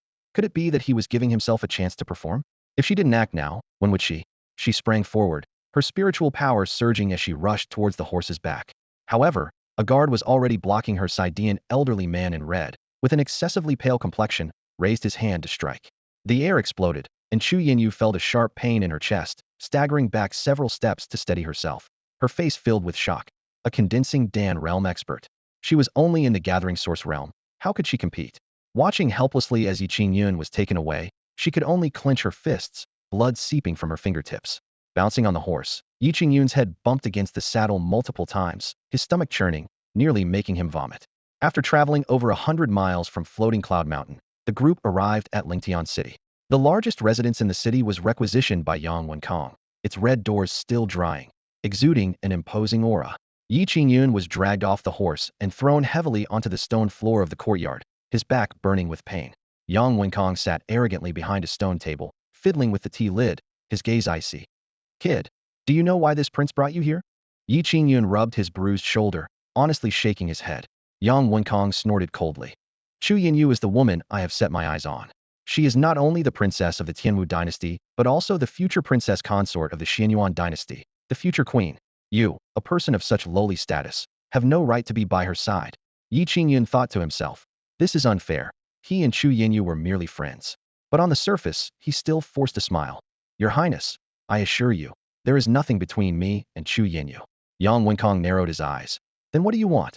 Nothing, nothing. I absolutely did not mean that. Yi Qingyun waved his hands repeatedly. I initially planned to kill you with a single sword. Yang Wenkong took a sip of tea. But then I thought it would be better to spare your life, take you back to the Qingyun dynasty, and make you a eunuch. Ah! Yi Qingyun was instantly petrified, feeling a chill in his pants, nearly collapsing. He hadn't even tasted the pleasures of life, and was to be castrated? This is too tragic. He steeled himself to probe. Is there any chance I could not be a eunuch? How about being the royal chef? I'm quite good at cooking. Even being the royal chef requires you to be castrated. Thoughts of a ruined life overwhelmed Yi Qingyun, and he felt like crying without tears. How could I, Yi Qingyun, end up like this? Sob, sob, sob.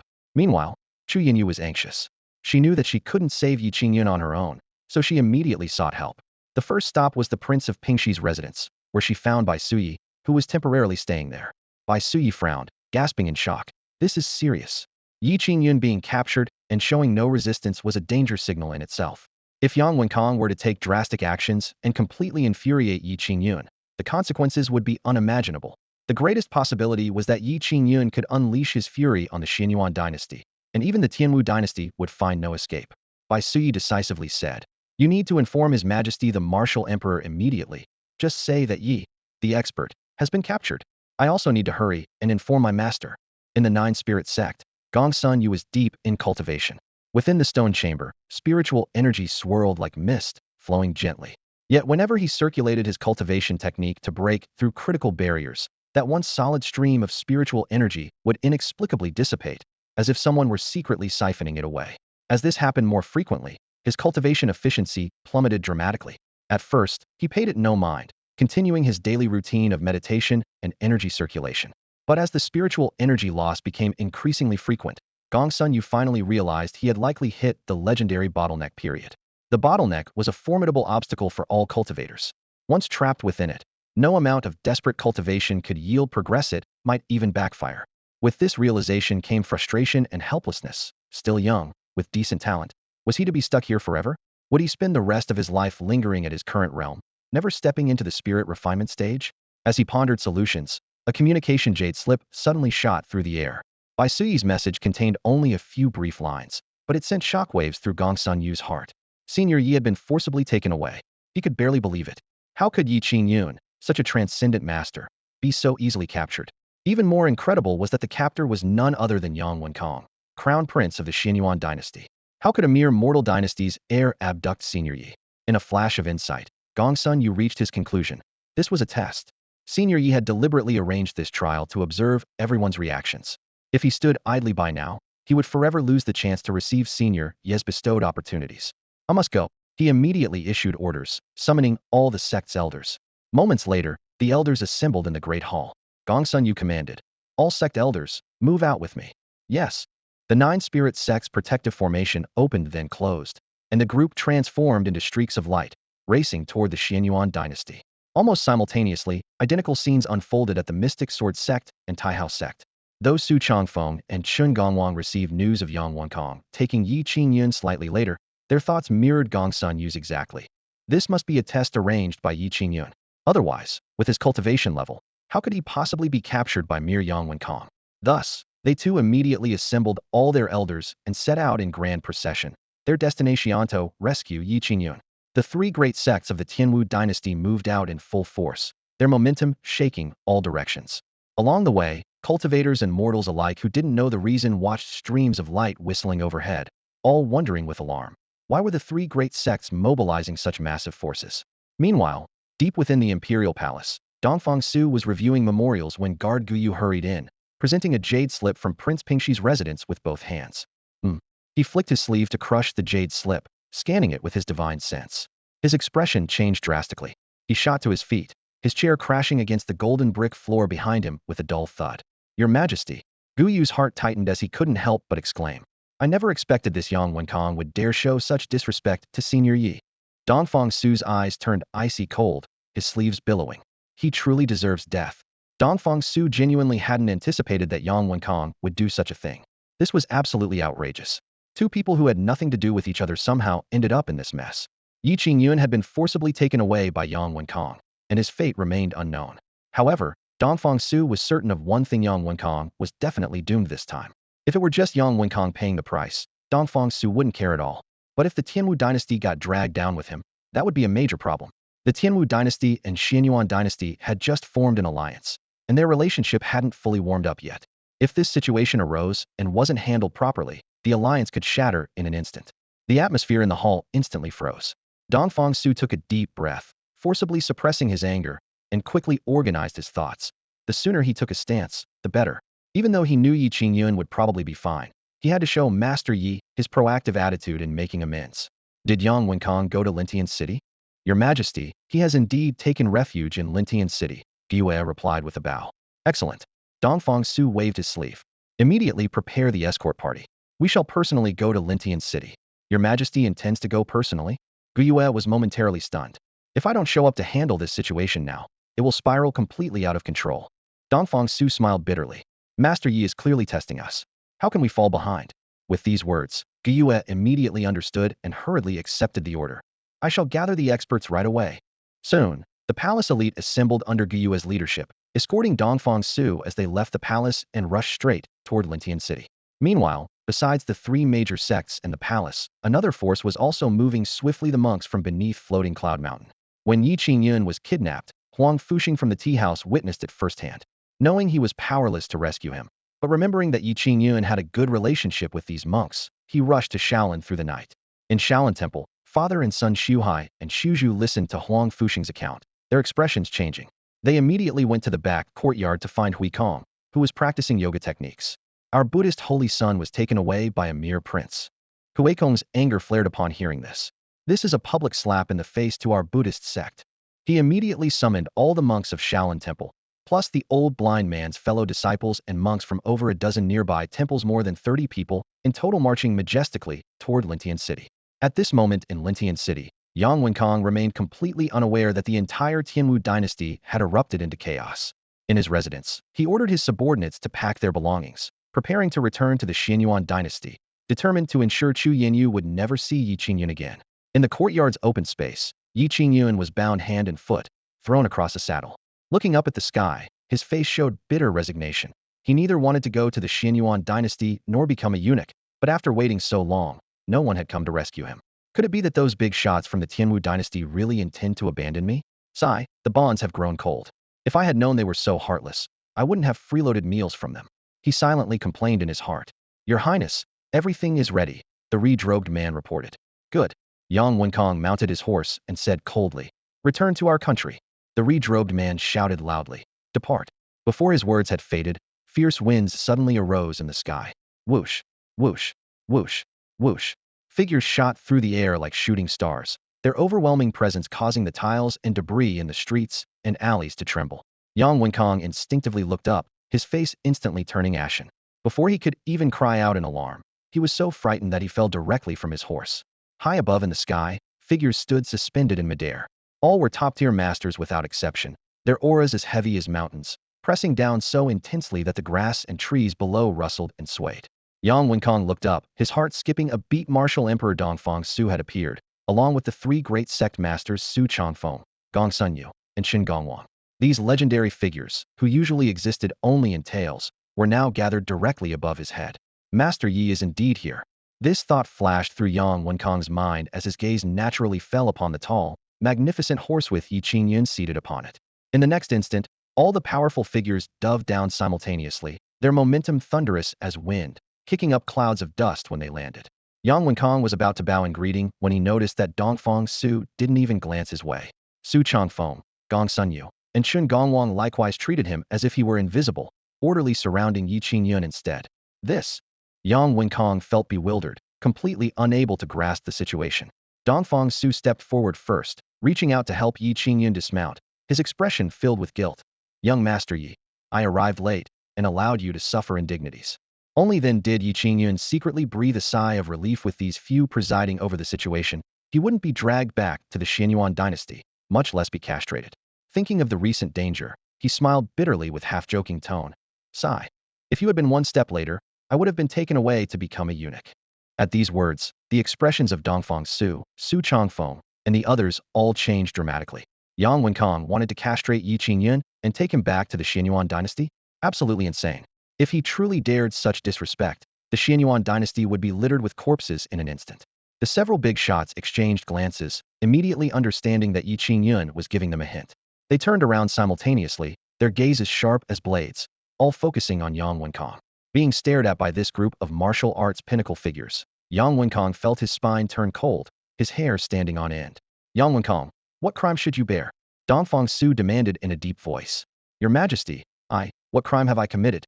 Yang Wenkong was even more confused, unable to understand why these people would care so much about an ordinary person. Dongfang Su snorted coldly, his face darkening. "Young Master Yi is my dear friend, yet you dare show such disrespect? What?"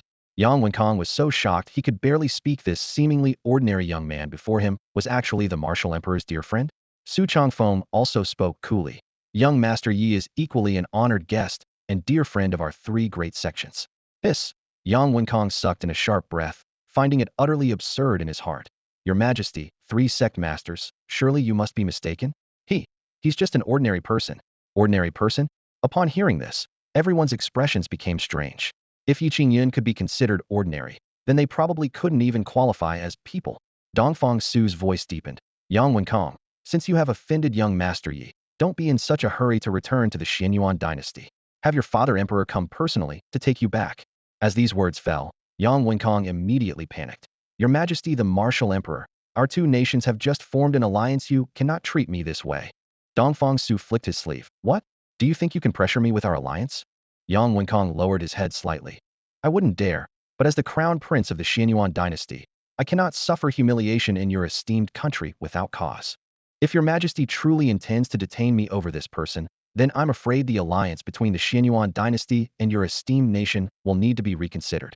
As soon as the words left his lips, Yang Wenkong's mouth curved into what he considered a clever smile, believing he had struck the perfect balance between maintaining dignity and asserting his princely authority. Slap! A crisp smack was his only answer. Dongfang Su wasted no more words, his arm whipping out like a lash, leaving a clear handprint instantly visible on Yang Wenkong's face. Yang Wenkong spun twice on the spot before crashing heavily into the dust, one side of his face swelling up immediately. Pain and humiliation flooded his mind simultaneously, leaving him completely stunned. Foolish wretch who doesn't know when he's courting death. A cold gleam flashed in Dongfang Su's eyes. The three sect masters nearby watched with complex expressions, tinged with sympathy. Having offended Yi Qingyun, the Qingyun dynasty was already at its wit's end, yet this prince still dared to make threats. If not for Dongfang Su's presence, they would have acted personally long ago.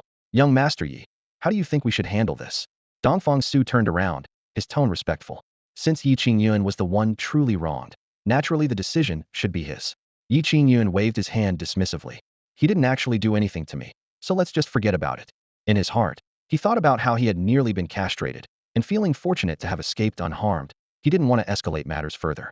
The man was a prince of a nation after all. If they killed the wrong person, even the Tianwu dynasty would have a headache. This was his most practical consideration. In everyone else's eyes, however, this became a symbol of his magnanimous character. Young Master Yi is truly generous. Young Master Ye's character is truly admirable. The three sect masters and Dongfang Su rushed to offer their praise. Yang Wenkong watched in stunned amazement. How could this unremarkable young man command such careful respect from several sect masters and the martial emperor? Could he possibly be no ordinary mortal? Yang Wenkong, why don't you hurry over and kowtow to young Master Yi? Dongfang Su barked coldly. Yang Wenkong stiffly walked forward and dropped to his knees with a thud. Yi Qingyun felt somewhat embarrassed. There's no need to be so severe. Dongfang Su shook his head. He's genuinely repentant, so please give him this one chance, young Master Yi. Yang Wenkong kept his head lowered, regret written all over his face, though he still didn't understand Yi Qingyun's true background. Anyone who could make the martial emperor and sect masters tread so carefully was clearly not someone he could afford to provoke. Young Master Yi, I was wrong before. I was blind and offended you. I hope you won't hold a petty person's mistakes against someone of your stature. Yi Qingyun scratched his hair. Get up. It was all just a misunderstanding anyway. Yang Wenkong had just straightened up when dense footsteps and the rustling of monk robes suddenly echoed from the distance. Everyone looked toward the sound and couldn't help but chuckle. Huikong was leading all the monks from Floating Cloud Mountain in a mighty procession. Each monk carried a thick wooden staff, radiating murderous intent in quite a spectacular display. Looks like Yang Wenkong still has some suffering ahead of him. Dongfang Su muttered quietly.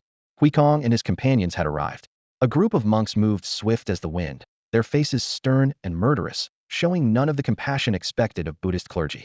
Instead, they resembled a gang of bandits ready to draw their blades at any moment. Upon learning that Yi Qingyun had been captured, they had rushed here in fury. Whoever dared lay a hand on their Buddhist holy son would pay the price. Fortunately, the distance from Floating Cloud Mountain to Lintian City wasn't far, so even on foot, they hadn't missed this crucial moment. Before the city gates, voices buzzed with excitement. Dongfang Su and the three sect masters surrounded Yi Qingyun, their imposing presence commanding attention. Spotting them from afar, Huikong and his companions called out in unison, "Holy Son!" Their voices thundered, making hearts tremble. Yi Qingyun looked up, a smile playing at his lips. Even you all came. Huikong hurried forward, both anxious and fearful. After examining Yi Qingyun from head to toe and confirming he was completely unharmed, he finally exhaled in relief, pressing his hand to his chest. The Holy Son is safe. This poor monk was nearly frightened to death. Master Huikong, we rushed here immediately upon learning of young Master Ye's predicament. Thank goodness he's unharmed. Dongfang Su said with a respectful bow, his tone sincere. Thank you, Your Majesty, and thank you, three sect masters, Huikong replied, pressing his palms together with a solemn expression.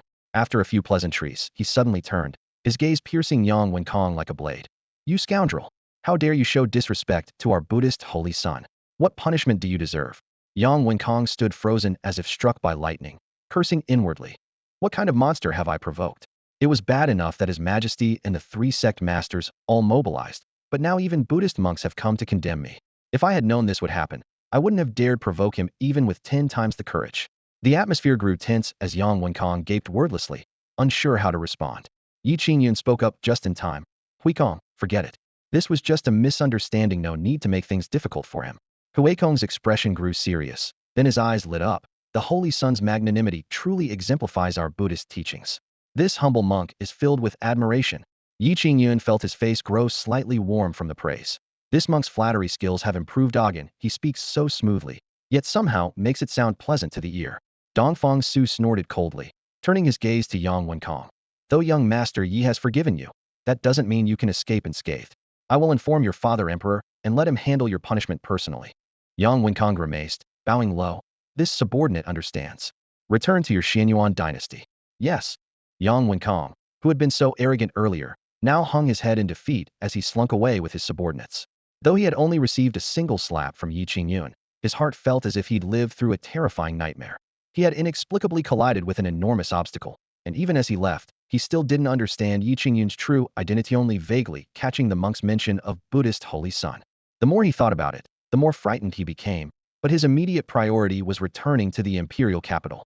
Watching Yang Wenkong depart, Yi Qingyun turned and personally invited Dongfang Su and the three sect masters to visit Floating Cloud Mountain as his guests, to thank them for risking their lives to help him. The distinguished figures were flattered and readily agreed, secretly anticipating what opportunities this trip to Floating Cloud Mountain might bring. Yi Qingyun also extended the invitation to Huikong and the other monks. Huikong pressed his palms together and politely declined. Holy Son, this poor monk and his companions reside at the mountain's base and can visit any time. We dare not impose further. Yi Qingyun didn't insist, since the journey from the mountain's base to its peak was only a matter of moments anyway. The group returned to Floating Cloud Mountain. Dongfang Su and the three sect masters all sent their respective followers back first. The four of them followed Yi Qingyun up Floating Cloud Mountain, where morning mist swirled around the quiet mountain path, yet Gua Xiaoyun was nowhere to be seen greeting them, which immediately aroused their suspicion. Young Master Yi, where is that talented disciple of yours? Su Changfeng couldn't help but ask. He went to Beichuan. Yi Qingyun replied casually, his tone indifferent. Beichuan. The men exchanged glances, all feeling surprised. Why would he suddenly go to Beichuan for no apparent reason? However, Yi Qingyun clearly didn't wish to elaborate, and they dared not inquire further, fearing they might displease him. As they stepped into the courtyard, sunlight filtered through bamboo shadows, but all four men froze in unison. Three peculiar little beasts had appeared in the yard. Dongfang Su's expression changed dramatically. Weren't these the very three shape-shifting demon beasts that had led the monster horde in attacking the imperial palace just days ago? How could they be here now, looking so adorably innocent? The three demons were equally frightened and shrank backward, especially upon seeing the three sect masters present, trembling even more violently. In the corner of the courtyard, Damao sprawled lazily beside a stone platform, basking in the sun and completely indifferent to this scene in its view. This was merely a trivial matter. Demon beasts. Su Changfeng whispered. These three little fellows aren't demon beasts, just ordinary wild animals, Yi Qingyun said with a dismissive wave and a smile. The four men looked at each other. Clearly these were demon beasts before them, though for some unknown reason they appeared juvenile. But since Yi Qingyun said they were wild beasts, then wild beasts they were in this master's eyes. Perhaps demon beasts and wild animals made no difference. Yet Dongfang Su couldn't help feeling uneasy. If the three demons were here, then where was the purple cloud dragon that had departed with them? Could it also be lurking somewhere in the mountains? Please sit, gentlemen. I'll fetch something good to drink, Yi Qingyun said with a mysterious smile before turning to enter the house. Though this wasn't their first visit, the four men still felt awkward having Yi Qingyun serve them tea and refreshments each time. Moments later, he emerged carrying a Celadon wine jar with freshly broken clay seals, its rich aroma instantly filling the entire courtyard. All four men were startled was actually serving them wine. As sect masters, they considered themselves connoisseurs of the world's finest wines, yet they were secretly curious about what kind of exceptional brew this otherworldly master might produce. This is wine I brewed myself. I'm opening the jar today, so please give it a try, Yi Qingyun said, filling each man's bowl to the brim. The wine was slightly yellow with a hint of cloudiness, but its aroma was so intense it seemed to penetrate their very bones. Just from the scent alone, the four men felt their blood stirring and their backs growing warm, knowing this must be potent liquor. Then we shall gratefully accept. Dongfang Su raised his bowl, and the other three followed suit, the clear liquid swaying and reflecting the sky's light. Each took a sip and in the next instant, their expressions changed in unison. The scalding liquid sliced through their throats like a blade, burning yet exhilarating, as a powerful alcoholic force instantly surged through their limbs and bones. The four men's cheeks rapidly flushed crimson, their breathing grew heavy, and their heartbeats thundered like drums. How is it? Not bad, right? Yi Qingyun watched them with a beaming smile. Fiery, spicy, mellow, with a sweet aftertaste adjectives tumbled chaotically on their tongues, yet the four men couldn't squeeze out a single word. They only felt as if they'd swallowed fire, their throats burning unbearably, yet also incredibly refreshing, absolutely invigorating. This wine is so strong. After holding it in for a long while, Gongsun Yu finally managed to squeeze out these words, his tongue practically tied in knots from the burn. Chun Gongwang sucked in a sharp breath and grimaced as he added, it's not just strong, the aftertaste packs a real punch too. The four men had each taken only a small sip, yet sweat was already beading on their foreheads and their eyes were gleaming brightly, making the potency of the liquor crystal clear. Dongfang Su raised his hand to wipe away the perspiration and sighed with admiration. I've had strong liquor imported from the great Tang of the eastern lands before, incredibly potent stuff, but compared to this jar, I'm afraid it still falls short. His tone was filled with genuine praise. Yi Qingyun looked at the four flushed faces and thought to himself in amazement, seriously? You're all like this after just one sip? The four men looked up simultaneously and replied in unison, young Master Yi, this wine really is quite potent. He frowned, poured himself a bowl, tilted his head back and drained it in one gulp, then smacked his lips thoughtfully. It's nothing special, not that strong at all, nowhere near as potent as baijiu. This was yellow wine he had brewed himself, which should theoretically be only slightly stronger than ordinary yellow wine, nowhere near an exaggerated level. Yet the others were red-faced and flushed after just one sip. Could something have gone wrong in the brewing process? After carefully considering the taste, he found that while it burned going down, the alcohol content was still within a tolerable range. Could it be that the wine people drink here has always been very low in alcohol content? He could only speculate. Meanwhile, the four men watched in astonishment as he drained an entire bowl without circulating even a trace of his cultivation, his expression completely unchanged. They hadn't used their cultivation to suppress the alcohol's effects either, yet they could barely speak coherently. Yi Qingyun's composure was simply terrifying. Could it be that this master's alcohol tolerance was as unfathomable as his cultivation? Yi Qingyun set down his empty bowl and refilled everyone's cups again. Come on, drink up. The four men stared at their full bowls with some trepidation, but not daring to be impolite. They steeled themselves and raised their cups. As the wine hit their stomachs, the fiery sensation instantly spread through their limbs. Su Changfeng, who had the lowest tolerance, felt his heart racing and his whole body sweating. So exhilarated he felt like he might take flight, and strangely enough, he actually wanted another bowl. Yi Qingyun smiled and said, "Just drinking isn't enough, let me go prepare some drinking snacks." With that, he set the wine jar aside and hurried into the kitchen. The four men quickly sat up straight and proper, not daring to pour themselves more wine.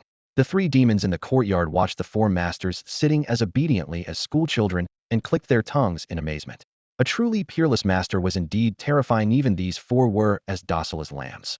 And these were the top figures of the Tianwu dynasty. Do you think they'll cause trouble for us if they get drunk? The three demons whispered among themselves, pointing and gesturing quietly. Damao kept yawning under the blazing sun, the heat making his eyelids droop heavily, while the rabbit munched on carrots at a distance, as if worldly affairs had nothing to do with it. Before long, Yi Qingyun returned carrying 4 small dishes, all perfect drinking accompaniments: a plate of smashed cucumbers, a plate of peanuts, and a plate of braised pork head. There was also a plate of braised chicken feet, all prepared by Yi Qingyun himself. The 4 guests Dongfang Su, Su Changfeng, Gong Sunyu, and Chun Gongwang had never seen such dishes before and couldn't help but stare as they sat around the table. Go ahead, try them.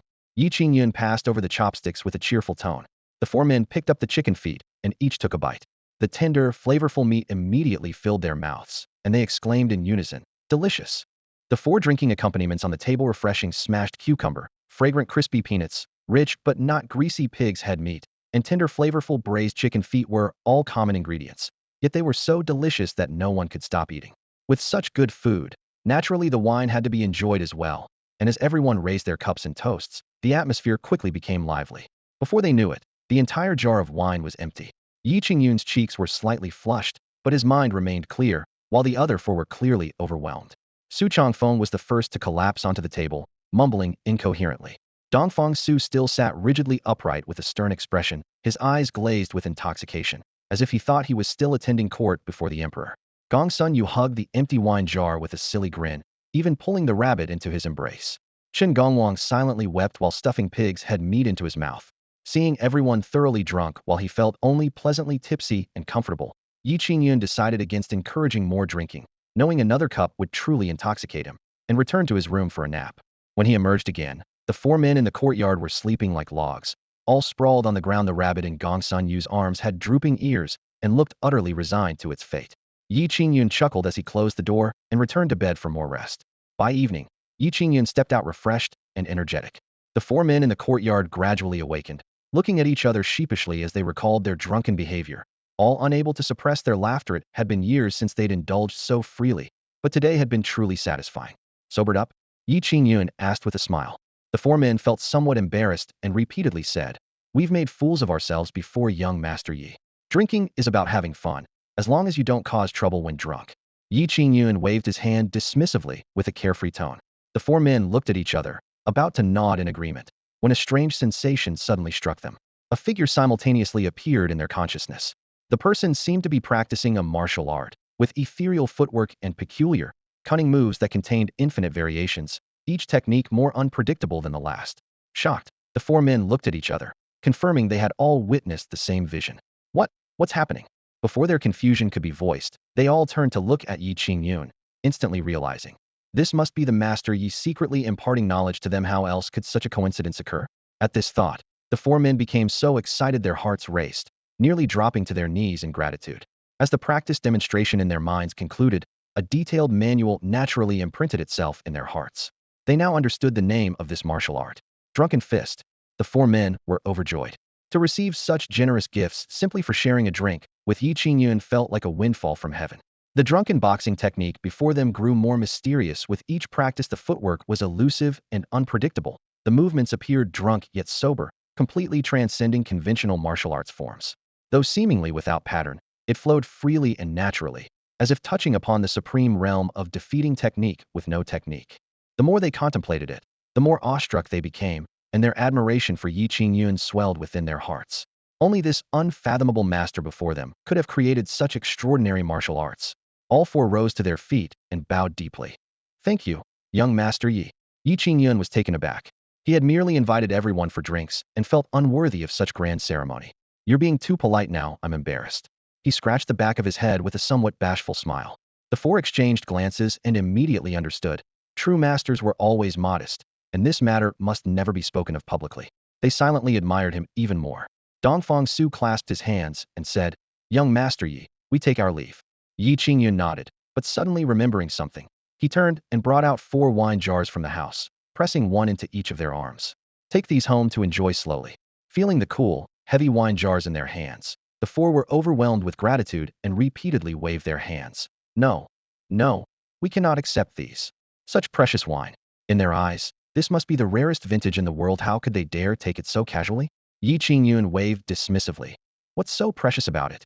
I brew dozens of jars each year. Take them. Dozens of jars. The four didn't react immediately, and after a long moment, they clasped their hands in deep respect. Then we gratefully accept your kindness. Thank you, young Master Yi. We shall certainly return another day with proper gifts to visit again. They hurried down the mountain carrying the wine jars, soon disappearing along the forest path. Yi Qingyun watched their retreating figures before turning to tidy up the courtyard. Moving stones and adjusting fences, measuring the land worked busily for most of the day, finally managing to enclose the former watermelon patch within the courtyard walls, making the small yard much more spacious. I'm exhausted. He wiped the sweat from his brow and collapsed into a bamboo chair to catch his breath. Just then, a powerful gust of wind swept through the air as a gray-robed elderly man landed lightly in the courtyard. Young Master Yi. The visitor clasped his hands in greeting. Elder Shun. Yi Qingyun immediately stood up. The visitor was none other than Shen Tianhua. Shen Tianhua had personally escorted Xiao Shi and Guo Xiaoyan north, and had now returned to report their safe arrival. Young Master Yi, my disciple and your student have reached Beichuan, and are currently staying with the Xiao family.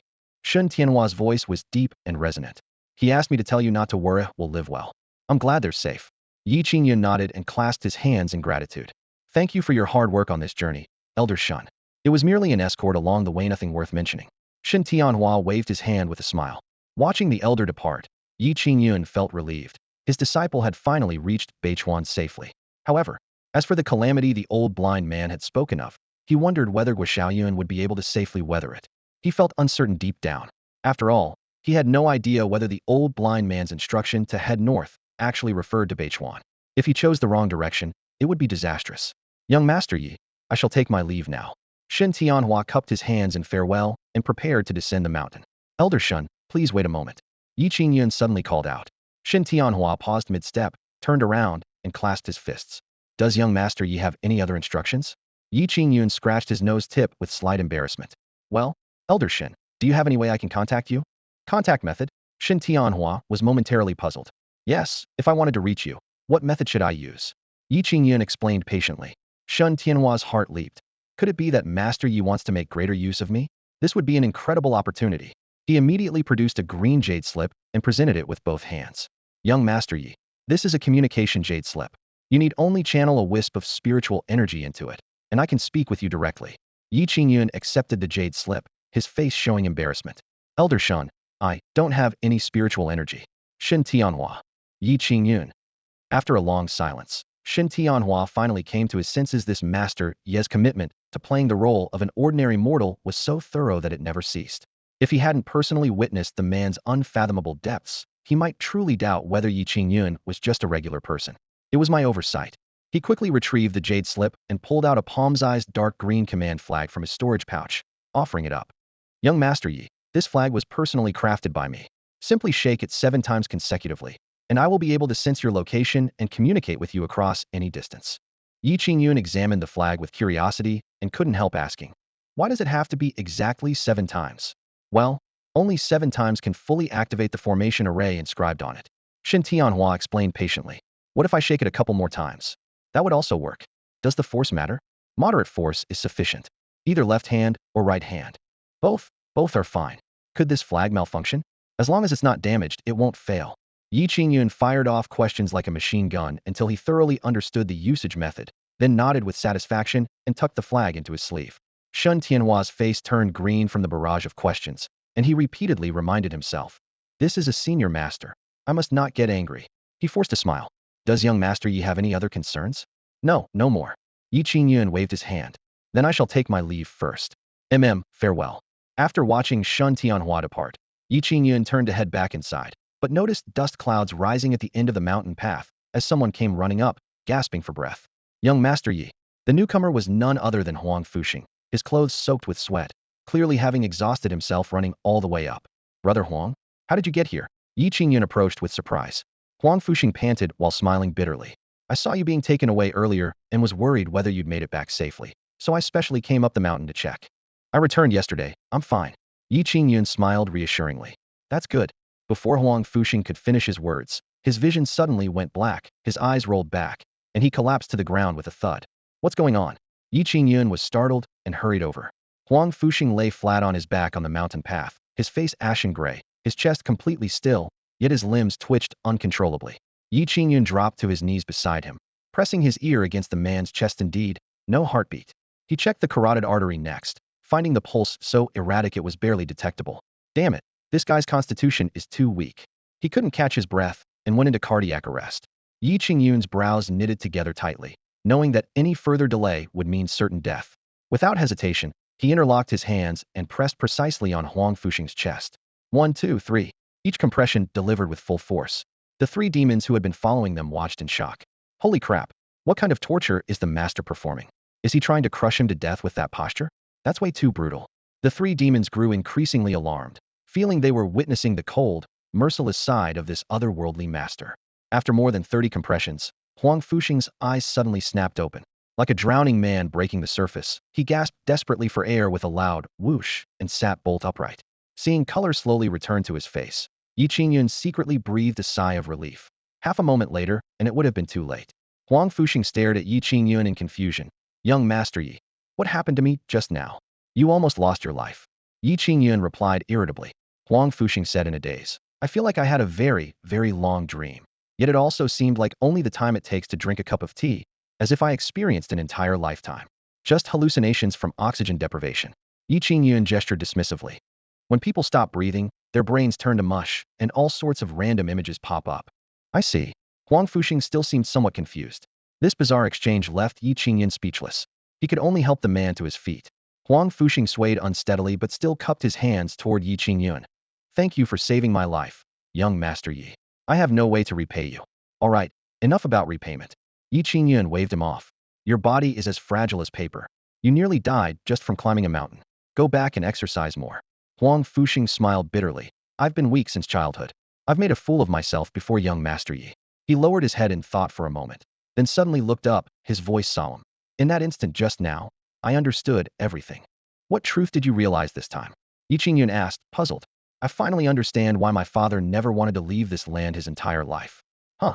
Yi Qingyun was stunned. Huang Fuxing's expression grew nostalgic. The other day, when young Master Yi advised me to go out and explore the world, I kept hesitating. Now I understand. No matter how vast the outside world is, it can't give me the peace of mind this homeland does. Fallen leaves return to their roots. I was born here, raised here. I know the people and the land. If I died out there, there wouldn't even be anyone to burn incense at my father's grave. He laughed self-mockingly. Besides, the villagers listen to my father tell stories for half their lives. If I leave, they'll never hear storytelling from our father Anson duo again. As his words fell, a warm, gentle radiance began to flow around Huang Fuxing's body, as if his convictions had taken physical form. The 3 demons were dumbfounded. This person actually achieved enlightenment. Good heavens, this guy was just a mortal, yet he actually encountered such fortune? He had received enlightenment from a master, so his sudden awakening wasn't surprising. The 3 demons exchanged glances, both amazed and envious, their hearts already secretly decided. From now on, they would follow Yi Qingyun to the death. abandoning any grand ambitions of demon clan revival to the winds. Huang Fuxing had indeed achieved enlightenment, though merely mortal in body. At this moment, he had touched upon the great way of life that many cultivators could never glimpse in their entire lifetimes. His flesh remained mortal, but his soul had quietly transformed, stepping onto a completely different path from all other cultivators. After calming his mind, Huang Fuxing bowed to Yi Qingyun. Young Master Yi, I have a presumptuous request. Speak. Yi Qingyun smiled. My father once mentioned that young Master Yi knows an elder Jin. That elder Jin has written many brilliant and extraordinary stories. I would like to tell those stories to the villagers below. Could you perhaps teach me one or two? So that was it.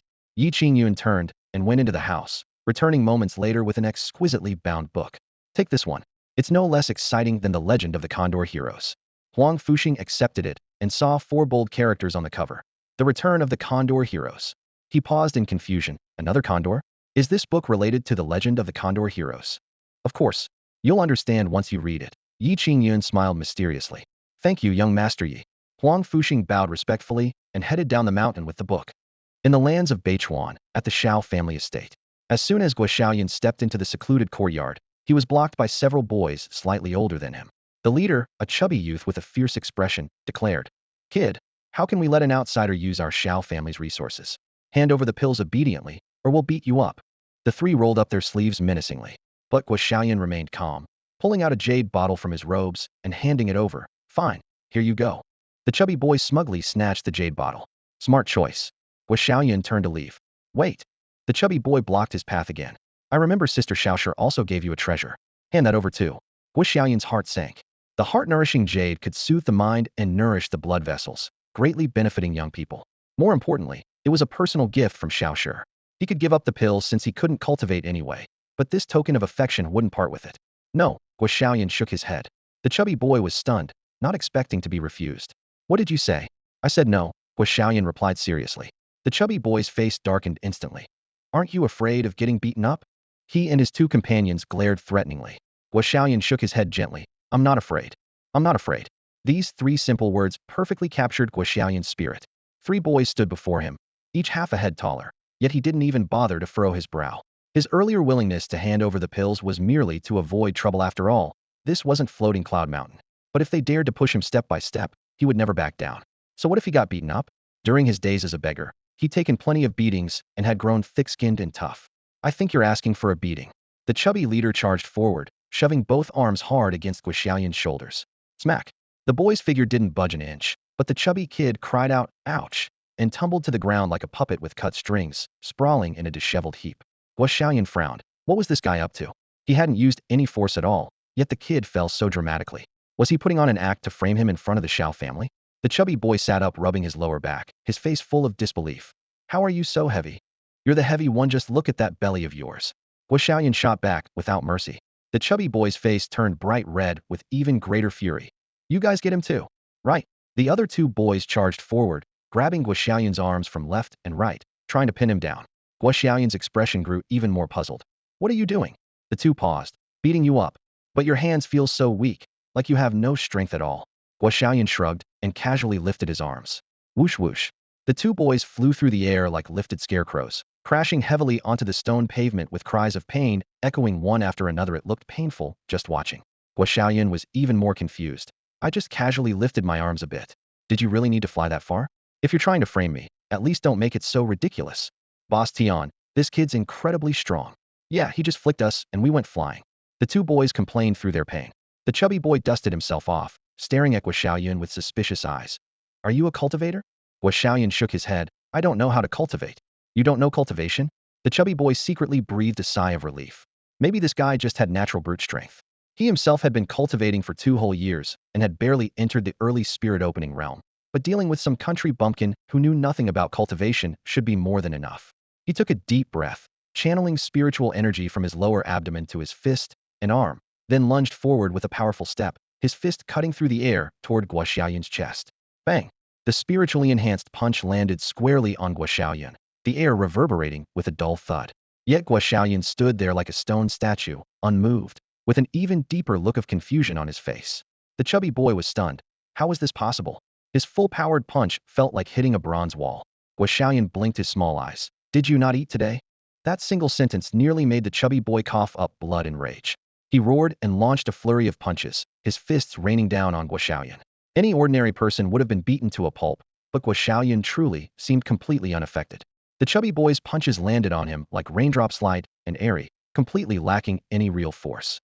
Guo Xiaoyun didn't even furrow his brow, merely wondering to himself, is this kid trying to amuse me? In the corner, two figures witnessed the entire scene clearly. One was Xiao Shi, and the other was her father, Xiao Zhenan, the current head of the Xiao family. Nearing 50, Xiao Zhenan had graying temples, but still carried himself with dignity and grace. Looking at his distinguished appearance, one could easily understand how he had fathered such a beautiful daughter as Xiao Shi. At this moment, both father and daughter stared in stunned silence, their gazes locked firmly on Guo Xiaoyun. Daughter, does this boy truly have no cultivation whatsoever? Xiao Zhenan asked skeptically, lowering his voice. I suppose so, Xiao Shi replied uncertainly, her eyes full of confusion. Xiao Zhenan frowned, staring at the scene before them. I sense his cultivation is unfathomably deep, at least at the source-gathering realm. But he's never cultivated along the way, and I've never detected even a trace of spiritual energy fluctuation from him, Xiao Shi said, puzzled. Xiao Zhenan glanced sideways at his daughter. Perhaps your cultivation is far inferior to his, so you simply cannot perceive it. Xiao Shi was left speechless, her cheeks flushing red. Though she had to admit her father made a valid point, if Guo Xiaoyun's cultivation far exceeded her own, and he chose not to reveal his aura, she indeed wouldn't be able to detect it. This boy is Master Ye's disciple, Xiao Zhenan murmured to himself. To be accepted as a student by such a figure, how could he be ordinary? I actually thought he was just a mortal. Xiao Shi snapped back to attention and quickly said, Father, I told you before that his master is a reclusive expert. Xiao Zhenan nodded, remembering his daughter had mentioned this, though he hadn't known the details. Father, his master is truly remarkable. Even my own master, Shen Tianhua, must show the utmost respect in that person's presence. What? Even Master Shen must bow? Xiao Zhenan was shocked. Shen Tianhua was a spirit-refining realm grandmaster, one of the few peak experts in the southern wasteland. The Xiao family's ancestors had old ties with Shen Tianhua, which was how Xiao Shi had been accepted as his disciple. Now he was hearing that someone could command even Shen Tianhua's respect? Xiao Zhenan found it hard to believe. This, impossible surely? Xiao Shi rolled her eyes. Dad, would I lie to you? Not only my master, but also Emperor Dongfang Su of the Tianwu dynasty and the sect leaders of the three great sects all show tremendous respect to his master. The Buddhist monks of the Western Territory even call his master the Buddhist Holy Son. Xiao Zhenan was left speechless by this string of impressive titles. Good heavens, such terrifying connections. He took a deep breath, his gaze returning to the scene. To be accepted as a disciple by such an expert, Guo Xiaoyun must be a peerless genius. Seeing him now, hiding his true abilities, he indeed seems more like the disciple of a true master. By now, the chubby boy was panting heavily, having thrown countless punches like beating a drum. His arms were numb with exhaustion, his chest heaving violently, and he was nearly ready to cough up blood. Meanwhile, Guo Xiaoyun remained with his hands tucked in his sleeves, expression calm, standing quietly in place. I can't go on, the chubby boy gasped, his arms hanging limply at his sides, face flushed red. What kind of monster are you? He wheezed. I don't know what's going on either, but your punches felt so weak and powerless, Guo Xiaoyun said, scratching the back of his head with a hint of embarrassment in his voice. Xiao Tian, the chubby kid who had been practicing martial arts for 2 years, was completely stunned. He slumped onto the stone ground, his chest heaving violently as beads of sweat rolled down his round cheeks. At this moment, he questioned everything. After 2 years of hard training, he couldn't even budge an ordinary person? Not far away, Xiao Zhenan and his daughter Xiao Shi emerged from the door. The father and daughter's presence was like an unsheathed blade, instantly making Xiao Tian and his 2 companions turn pale. Family head. All 3 straightened up in unison, their voices trembling. Xiao Tian, what are you 3 doing? Xiao Zhenan's gaze was sharp as ice. Xiao Tian quickly scrambled up from the ground, forcing a smile. Family head. We weren't doing anything. I saw everything. You were bullying Guo Xiaoyun. The pills, hand them over. Xiao Zhenan's thunderous command made the courtyard walls vibrate. The 3 exchanged glances, feeling bitter beyond words. They had intended to bully Guo Xiaoyun, yet ended up looking like the ones who got beaten up. But who dared argue now? Xiao Tian hurriedly presented the pills with both hands. If I catch you again, you won't get off so easily. Get lost. Xiao Zhenan waved his sleeve dismissively. The 3 slunk away dejectedly, leaving only the father and daughter staring at Guo Xiaoyun with eyes burning like they were examining a priceless treasure. Under their intense gaze, Guo Xiaoyun took half a step back and smiled awkwardly. Ahem. Family head Xiao, sister Xiao Shi, why are you staring at me like that? Xiao Shi stepped forward, placing her delicate hand on his shoulder, her pretty face almost touching his nose. Xiao Yun, Tell sister, has your master taught you cultivation? Guo Xiaoyan honestly shook his head. My master doesn't know cultivation and never taught me. What? Your master doesn't know cultivation? Xiao Shi immediately rolled her eyes. If he doesn't know cultivation, I'll kill myself right now. In her mind, that Master Yi was an unfathomable expert with divine power. Could he possibly not know cultivation? On second thought, perhaps that master hadn't taught directly, but had influenced him subtly. Maybe even Guo Xiaoyan himself didn't realize how powerful he was. Father, why don't we take him to the questioning profound hall to test his aptitude? Xiao Shi suggested. Good idea. Xiao Zhenan nodded. Xiao Shi beckoned to Guo Xiaoyan. Xiaoyun, come with us somewhere. Oh, okay. Guo Xiaoyan had always been obedient and followed along. The three walked through corridors and around to the back courtyard, where an ancient stone hall came into view. The questioning profound hall. Its doors were tightly shut, with archaic cloud patterns carved on the lintel. Arrays were secretly arranged inside the hall, and upon entering, one's cultivation aptitude would be revealed. What is this place? Guo Xiaoyan asked curiously, gazing at the hall's entrance. It's where Xiao family descendants test their aptitude, Xiao Shi explained. All cultivators have aptitude. Those with high aptitude achieve twice the results with half the effort and are called geniuses. Those with low aptitude struggle at every step and are merely ordinary. There's also a type that has no cultivation aptitude at all and can only remain mortals. She paused and added, Xiao family children all undergo aptitude testing when they turn 6. Those with exceptional talent receive focused cultivation. Take Xiao Shi, for example. When she was 6 years old, her extraordinary aptitude was discovered, and she immediately became the Xiao family's priority for development. The family even leveraged their old friendship with Shun Tianhua to place her under this master's tutelage. At this moment, the questioning hall was dimly lit, with testing array patterns carved into the stone floor and faint spiritual energy flowing through the grooves. Xiao Shi stood at the entrance, her eyes burning with intensity as she looked at the young man beside her. Xiaoyun, go stand inside for a moment. Guo Xiaoyan nodded in response and stepped across the threshold. The dark array lay beneath his feet, and after positioning himself, he turned back. I just need to stand here? Yes, yes, yes, just for a little while. Xiao Shi nodded repeatedly, her voice barely concealing her anticipation. She stood outside the door alongside her father, Xiao Zhenan, neither willing to blink. Guo Xiaoyan obediently stood at the center of the array, hands hanging at his sides, breathing steadily. After a moment, a pale golden ring of light silently bloomed, rising inch by inch from beneath his feet. First grade aptitude? Xiao Zhenan frowned. That's the lowest level. It shouldn't be. Before he could finish speaking, a second ring appeared, followed immediately by a third. 3 bands of light overlapped each other, shimmering brilliantly. Third grade, Xiao Shi murmured. Barely acceptable, but for Master Ye's disciple, this level of aptitude seems insufficient. She had achieved 7th grade in one attempt back then, earning a prominent place in the Xiao family records.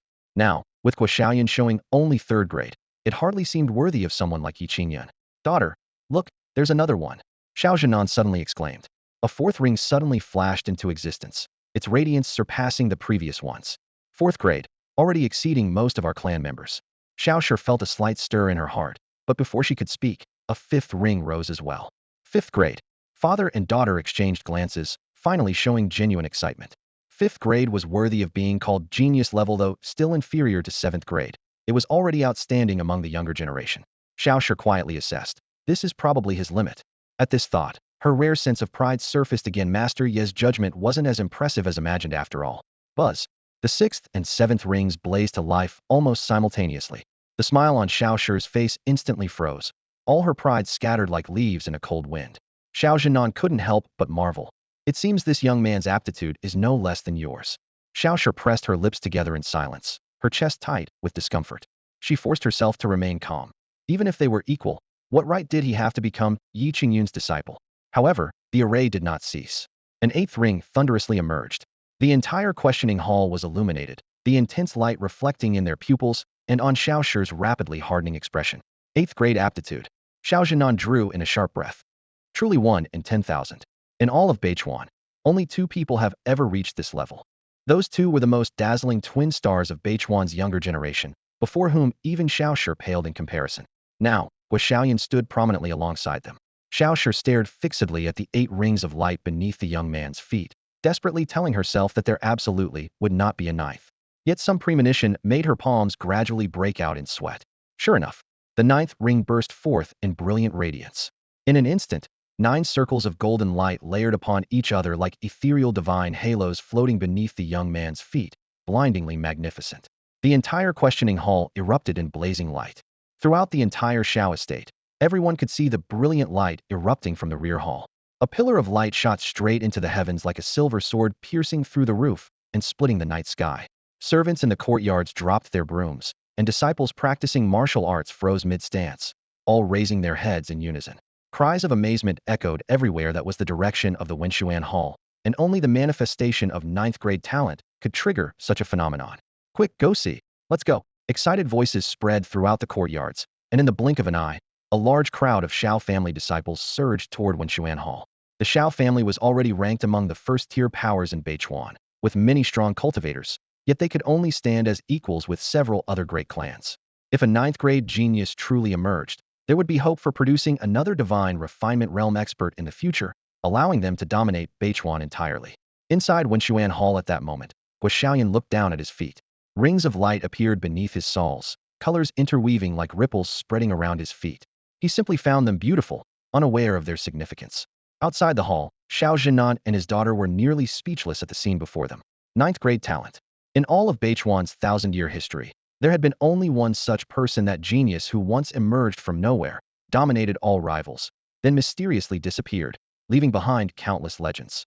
Now, they were witnessing the second person with their own eyes. Guo Xiao Zhenan was so excited his fingers trembled.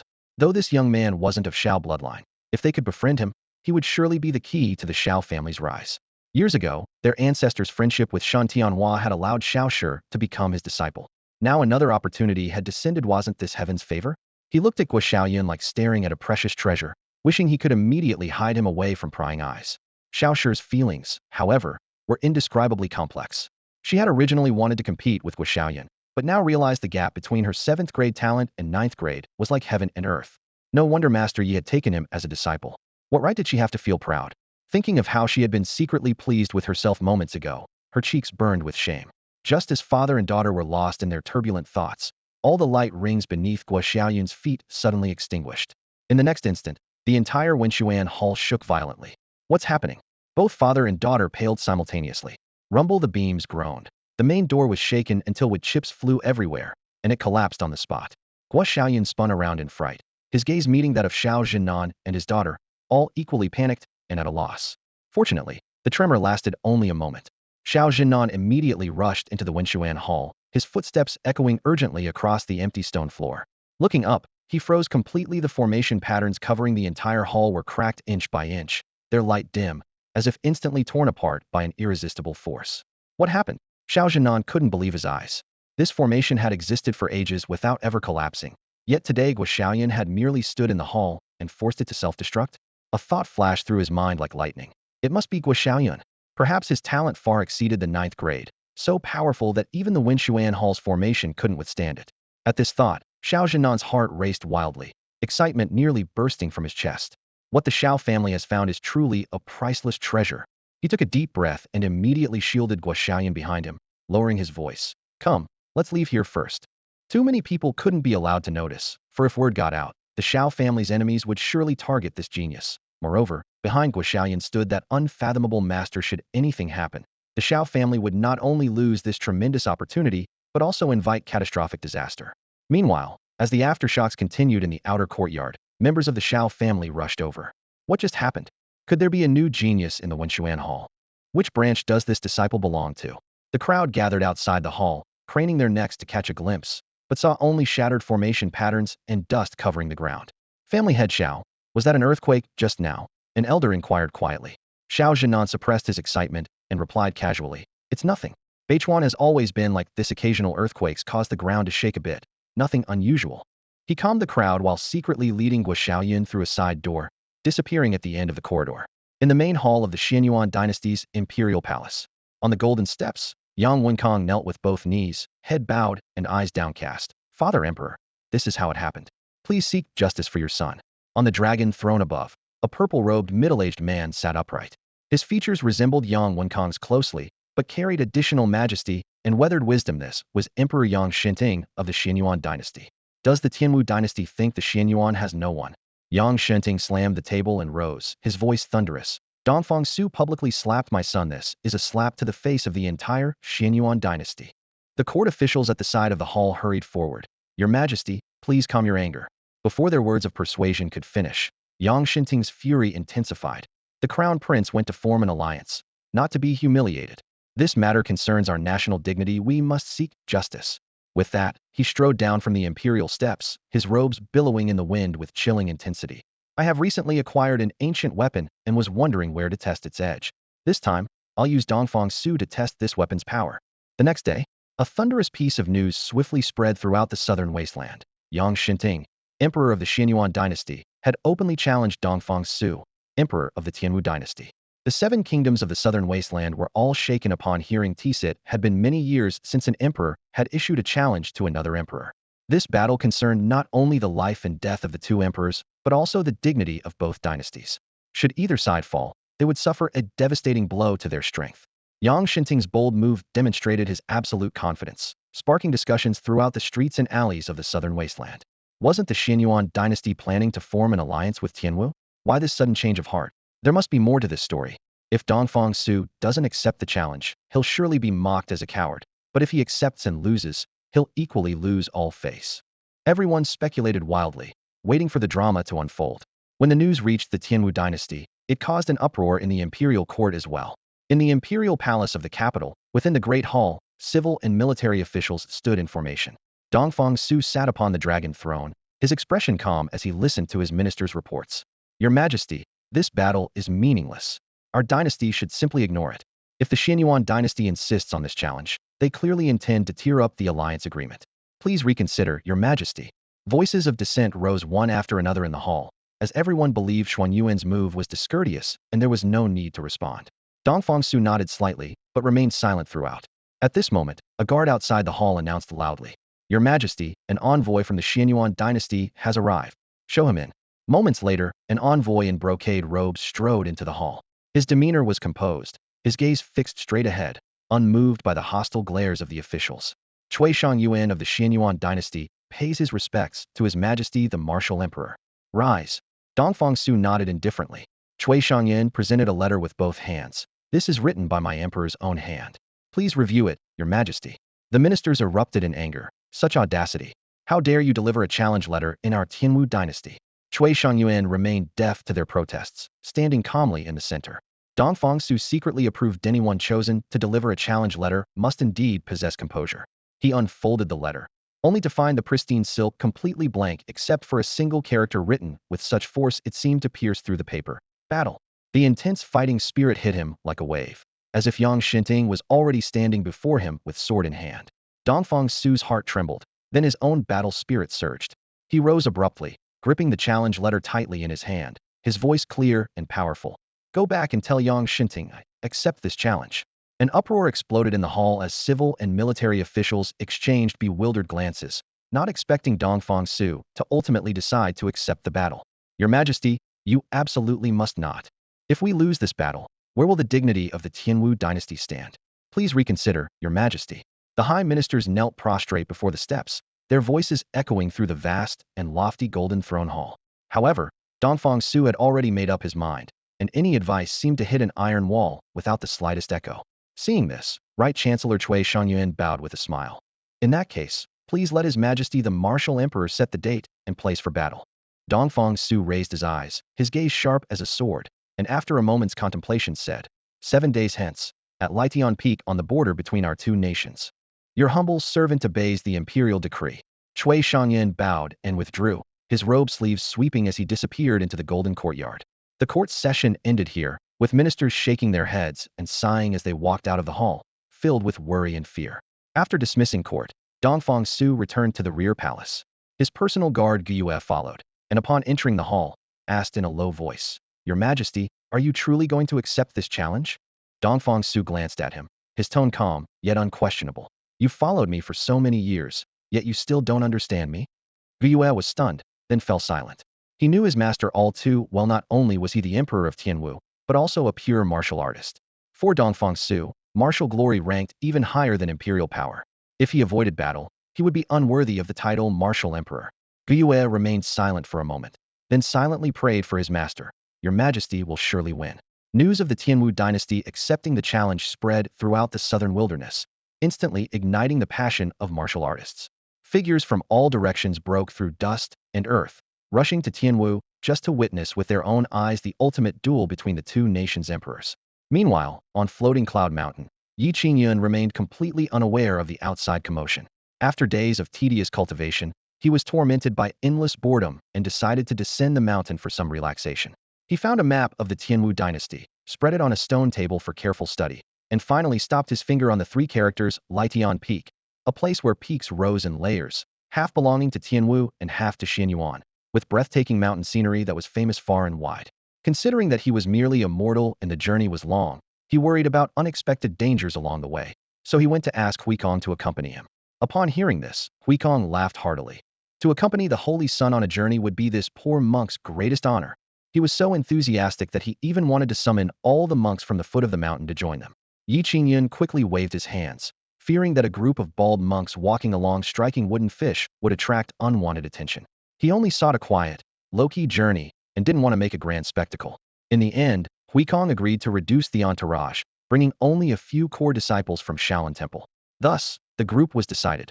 Huikong, Shuhai, the father and son Shuzhu, the old blind man, Chu Hanyang, and Song Rower, 6 people ready to depart. Outside the Shaolin Mountain Gate, Yi Qingyun examined this peculiar combination and muttered to himself, "What kind of 7 freaks of Jiangnan is this? We're even one short of the proper number." Huikong pressed his palms together and bowed slightly forward. "Holy Sun, we should set off now. By our pace, we can reach Lition Peak in 6 or 7 days." Yi Qingyun took a deep breath and shouldered his travel pack. "All right then, let's depart." Yi Qingyun had originally planned to enjoy a leisurely journey through the mountains. At dawn, the group set off on the mountain path. However, less than a day into their journey, the entire trip had clearly veered toward convincing people to become monks. Along the way, whenever they encountered travelers, Huikong would press his palms together with a serene expression. "Benefactor, would you like to learn about Shaolin Temple, the sacred Buddhist sanctuary?" Shuhai and Shuzhu followed suit, mimicking him perfectly, opening conversations with, "You have a connection with Buddha, would you be willing to shave your head and become a monk?" Even Song Rower got swept up in this behavior. She would stop a muscular, burly man one moment, then put on a stern monk-like expression the next. "Brother, would you be willing to join our Buddhist order?" The burly man, seeing her delicate beauty, immediately showed naked lust in his eyes. "If I become a monk, can I get intimate with you?" Song Rower's face flushed red with anger, and she raised her hand to strike him. Seeing this, Shuhai and Shuzhu on either side silently pinned the man to the ground and beat him with fists and feet, nearly forcing him into ordination on the spot. However, the 3 master and disciples found their words less effective than their fists. After running around all day with no success and receiving several scoldings, Yi Qingyun watched with his scalp tingling, wondering whether he should intervene, when suddenly the old blind man stepped forward. This old gentleman had made his living through fortune-telling since childhood, and his tongue had always been silver. His first target was an old farmer drying grain by the roadside. The blind man stroked his half-length goatee and spoke a few words. "Old brother, your fortune is thin and your fate shallow. If you don't embrace Buddhism soon, you won't escape great calamity." In no time, the old farmer fell to his knees beside Huikong, crying until his voice was hoarse. "Master, please ordain me. If you don't shave my head, I'll dash myself to death before you." Huikong was so moved that snot bubbles formed in his nose. He pulled out his razor and went snip-snap, shaving the old man bald and bestowing upon him the Dharma named Shujing. On the first day of their journey, including Shujing, they gained 3 disciples in total. On the second day, the number doubled to 10. On the third day, the group entered a small village ahead. The old blind man wrapped in dusty robes walked around the dirt road once, and when he emerged, over 50 villagers were following behind him. These villagers were more excited than the last, pushing and shoving to get in front of Huikong. "Master, we wish to convert." Huikong was so delighted his mouth nearly split at the corners. He quickly brandished his razor, planning to operate personally. Standing behind them, Yi Qingyun looked at the long queue and his face darkened. Over 50 heads, how long would this take? Was he supposed to stand here and enjoy the breeze? He stepped forward half a pace and reminded in a low voice, "Huikong, why not accept them on the return journey?" Huikong, immersed in his head's having enterprise, didn't even look up. "Benefactor, please be patient. This poor monk will be finished soon." Yi Qingyun's temple veins throbbed. This monk had probably gone mad with obsession, making heads having his life's primary mission. "Huikong, do you know your sin?" Yi Qingyun suddenly shouted sternly. Huikong's hand trembled, nearly scraping off the villager's scalp. He quickly dropped the razor and turned around. "Holy Sun." Yi Qingyun stood with his hands behind his back, his face cold. "As a Buddhist disciple, have you forgotten Buddhist teachings? These villagers were deceived by the old blind man, yet you still want to ordain them. This is adding error upon error." Huikong immediately bowed his head and repented like a struck bell. This disciple doesn't know what wrong he has committed. Please enlighten me, holy son. Yi Qingyun pointed toward the villagers standing dumbly to the side. They have no genuine intention to become monks. They were lured here by honeyed words. If you ordain them, you would be forcibly seizing their karma. The old blind man coughed and touched his nose, knowing he was indeed in the wrong. After all, his tongue had always been nimble, capable of calling the dead living. Deceiving these naive villagers was all too easy. Yi Qingyun stood on a bluestone by the roadside, his gaze cold and sharp. We Buddhist disciples cultivate the Dharma to dispel confusion and alleviate suffering, not to deceive people into joining our ranks. Monks do not speak falsehoods. Your conduct is a disgrace to Buddhism.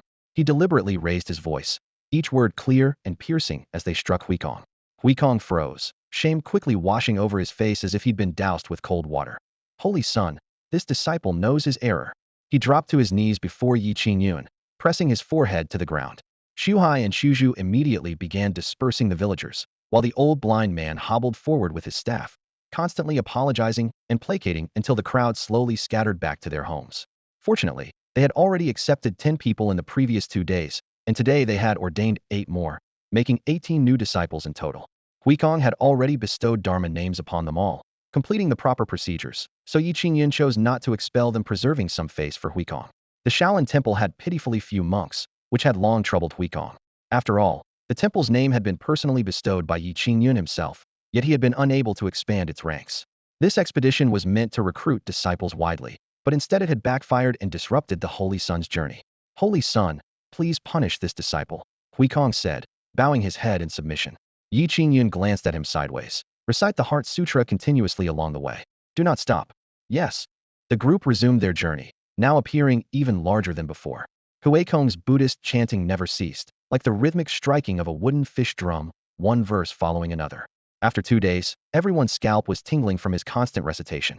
While the others possessed deep cultivation and could go without sleep, Yi Qingyun needed rest. Just as he closed his eyes at night, Huikong's chanting still echoed in his ears and dreams, forcing him to frown. Enough. Switch to silent recitation. But Huikong proved stubborn. Since this disciple is being punished, I must chant until we reach our destination. Left with no choice, Yi Qingyun agreed to let him recite silently, finally achieving some peace. The 18 newly ordained villagers, though initially deceived by the old blind man, proved extremely devout. They followed Shuhai and Shuzhu in learning cultivation practices along the way, gradually integrating into Buddhist life. Finding this amusing, Yi Qingyun casually bestowed a name upon them. From today forward, you shall collectively be known as the 18 Arhats. On the 6th day of their journey, the group approached the border of the Tianwu dynasty. Further east lay Lietian Peak. Strangely, the number of travelers along the road had suddenly increased, most of them cultivation practitioners, including many foreign masters. Is Lietian Peak always this bustling? Yi Qingyun wondered. The old blind man and Chu Hanyang, sensing something amiss, quietly went to gather information. Before long, they returned with grave expressions. Young Master Yi, something major is about to happen at Lietian Peak, the old blind man said in a low voice. What major event? Yi Qingyun raised an eyebrow. Emperor Yang Shenting of the Qingyun dynasty has personally challenged Martial Emperor Dongfang Su to battle, with Lietian Peak as the chosen location, Chu Hanyang added, keeping his voice extremely low. The old blind man took a deep breath, his eyes filled with murderous intent. The great battle will begin tomorrow. What the hell? Yi Qingyun was completely dumbfounded when he heard this. Holy crap. So this place was about to become a battleground. 2 emperors were going to duke it out on Rift Sky Peak. And he just happened to pick today for sightseeing. The timing was so perfect it seemed like fate itself was playing a joke on him, leaving him torn between laughter and tears. For this trip, Yi Qingyun had spent half the day at home studying routes, finally deciding to visit Rift Sky Peak to clear his mind. But the moment he arrived, he stumbled into this massive spectacle, completely killing his mood for leisurely exploration. The old blind man noticed his helplessness and chuckled as he reminded him. Young Master Yi, it's quite lively down at the base of Rift Sky Peak. Many warriors from the southern wasteland kingdoms have gathered there. Chu Hanyang chimed in. The foot of the mountain has turned into a marketplace, with cultivators coming and going everywhere. Want to go take a look? Both men's eyes sparkled with excitement, clearly thrilled by the prospect of witnessing such a spectacle. Yi Qingyun nodded. Since he was already here, he might as well make the best of it. After all, this imperial battle had nothing to do with him, and joining the crowd shouldn't cause any trouble. So he agreed. Let's go check it out. Huikong led the monks to chant scriptures on the mountain and didn't accompany them. Yi Qingyun headed down the mountain with the old blind man, Chu Hanyang, and Song Rower. When they reached the base of Rift Sky Peak, they discovered the marketplace had expanded into a small town. Warriors from various southern wasteland kingdoms packed the roads, thousands of them, all eager to witness the earth-shaking battle between emperors. Where there are crowds, business follows, and shrewd merchants had already set up their stalls. The moment they stepped into the marketplace, their ears were filled with overlapping hawker calls. 500-year-old spirit herbs, selling in batches of 10. Superior weapons forged from 100 refined mystic steel, come take a look. Premium chi nourishing pills, 12 per bottle, only 800 spirit stones. Rare demon beast cubs, trainable as demon servants, 5,000 spirit stones each. Qingyun thought to himself, good grief, they're selling everything he writes like a cultivator's paradise. Wooden stalls, makeshift stone chambers, and even pavilions relocated from elsewhere lined the streets. Some people spread their wares on the ground, while others simply hung banners in the street. The old blind man and Chu Hanyang looked around curiously, while Song Rower bounced around like a happy little deer, fascinated by everything she saw. Suddenly, a large crowd gathered ahead, apparently drawn to something. After pushing through for quite a while, the four finally saw what it was, a strangely shaped large stone in the center, its surface flowing with five-colored radiance. A red-faced, long-bearded old man sat beside the stone, smiling as he introduced it. Everyone, this stone is called the Heavenly Fortune Stone. Legend says only those blessed with great fortune can lift it and comprehend the profound truths of heaven and earth contained within. Old man, is this really a Heavenly Fortune Stone? Someone in the crowd asked skeptically. The red-faced elder maintained his smile. Feel free to try, everyone. If anyone can lift the Heavenly Fortune Stone, I won't charge a penny, I'll give it away for free. But if you can't lift it, you'll need to pay 1,000 spirit stones. 1,000 spirit stones wasn't much for ordinary warriors, but it wasn't insignificant either. Under normal circumstances, everyone might dismiss him as a fraud. But curiosity is human nature. Who could say for certain they weren't the chosen one? But after all, everyone has their curiosity. The Tianyu stone was a legendary rare stone that had been talked about for ages, but none of them had ever truly seen one before, so naturally, everyone wanted to give it a try. Let me. A rough voice boomed out as a burly man with broad shoulders stepped forward. The crowd immediately stirred. This man was none other than a renowned master of the Fengwu dynasty, whose cultivation had reached the half-step heaven-reaching realm. I heard that in a few more years, he'll be able to truly enter the heaven-reaching realm. If even he can't lift the Tianyu stone, we'd really have to question whether this stone is fake. Amid the discussions, the burly man stood confidently before the Tianyu stone, took a deep breath, and suddenly gripped the stone with both hands. Rise! Veins bulged on his arms, but the Tianyu stone didn't budge an inch. The man's face darkened, and he roared again, turning red-faced from the strain, but still returned empty-handed. After a long while, he could only let go, handed over 1,000 spirit stones to the red-faced elder, and retreated to the side in embarrassment. The crowd marveled. Could this really be the legendary Tianyu stone? Several more warriors stepped forward one after another, but their outcomes were identical to the burly man's, despite exhausting all their strength. They couldn't move it even a fraction. The red-faced elder's storage pouch quickly became bulging with spirit stones, and he grinned so widely his cheeks nearly split. Young Master Yi, why don't you give it a try? Chu Hanyang beside him looked toward Qingyun. Qingyun shook his head. I'm just an ordinary person. How could I possibly lift it? He was indeed certain he couldn't do it. So many cultivators had failed, so why should he join in the commotion? But the three companions, the old blind man, and the others didn't think so. Young Master Yi, give it a try. It's only 1,000 spirit stones anyway, the old blind man urged. Qingyun spread his hands. The problem is I don't even have any spirit stones. The three were stunned, then couldn't help but laugh bitterly. This person who seemed like a worldly sage couldn't even produce spirit stones. I have some.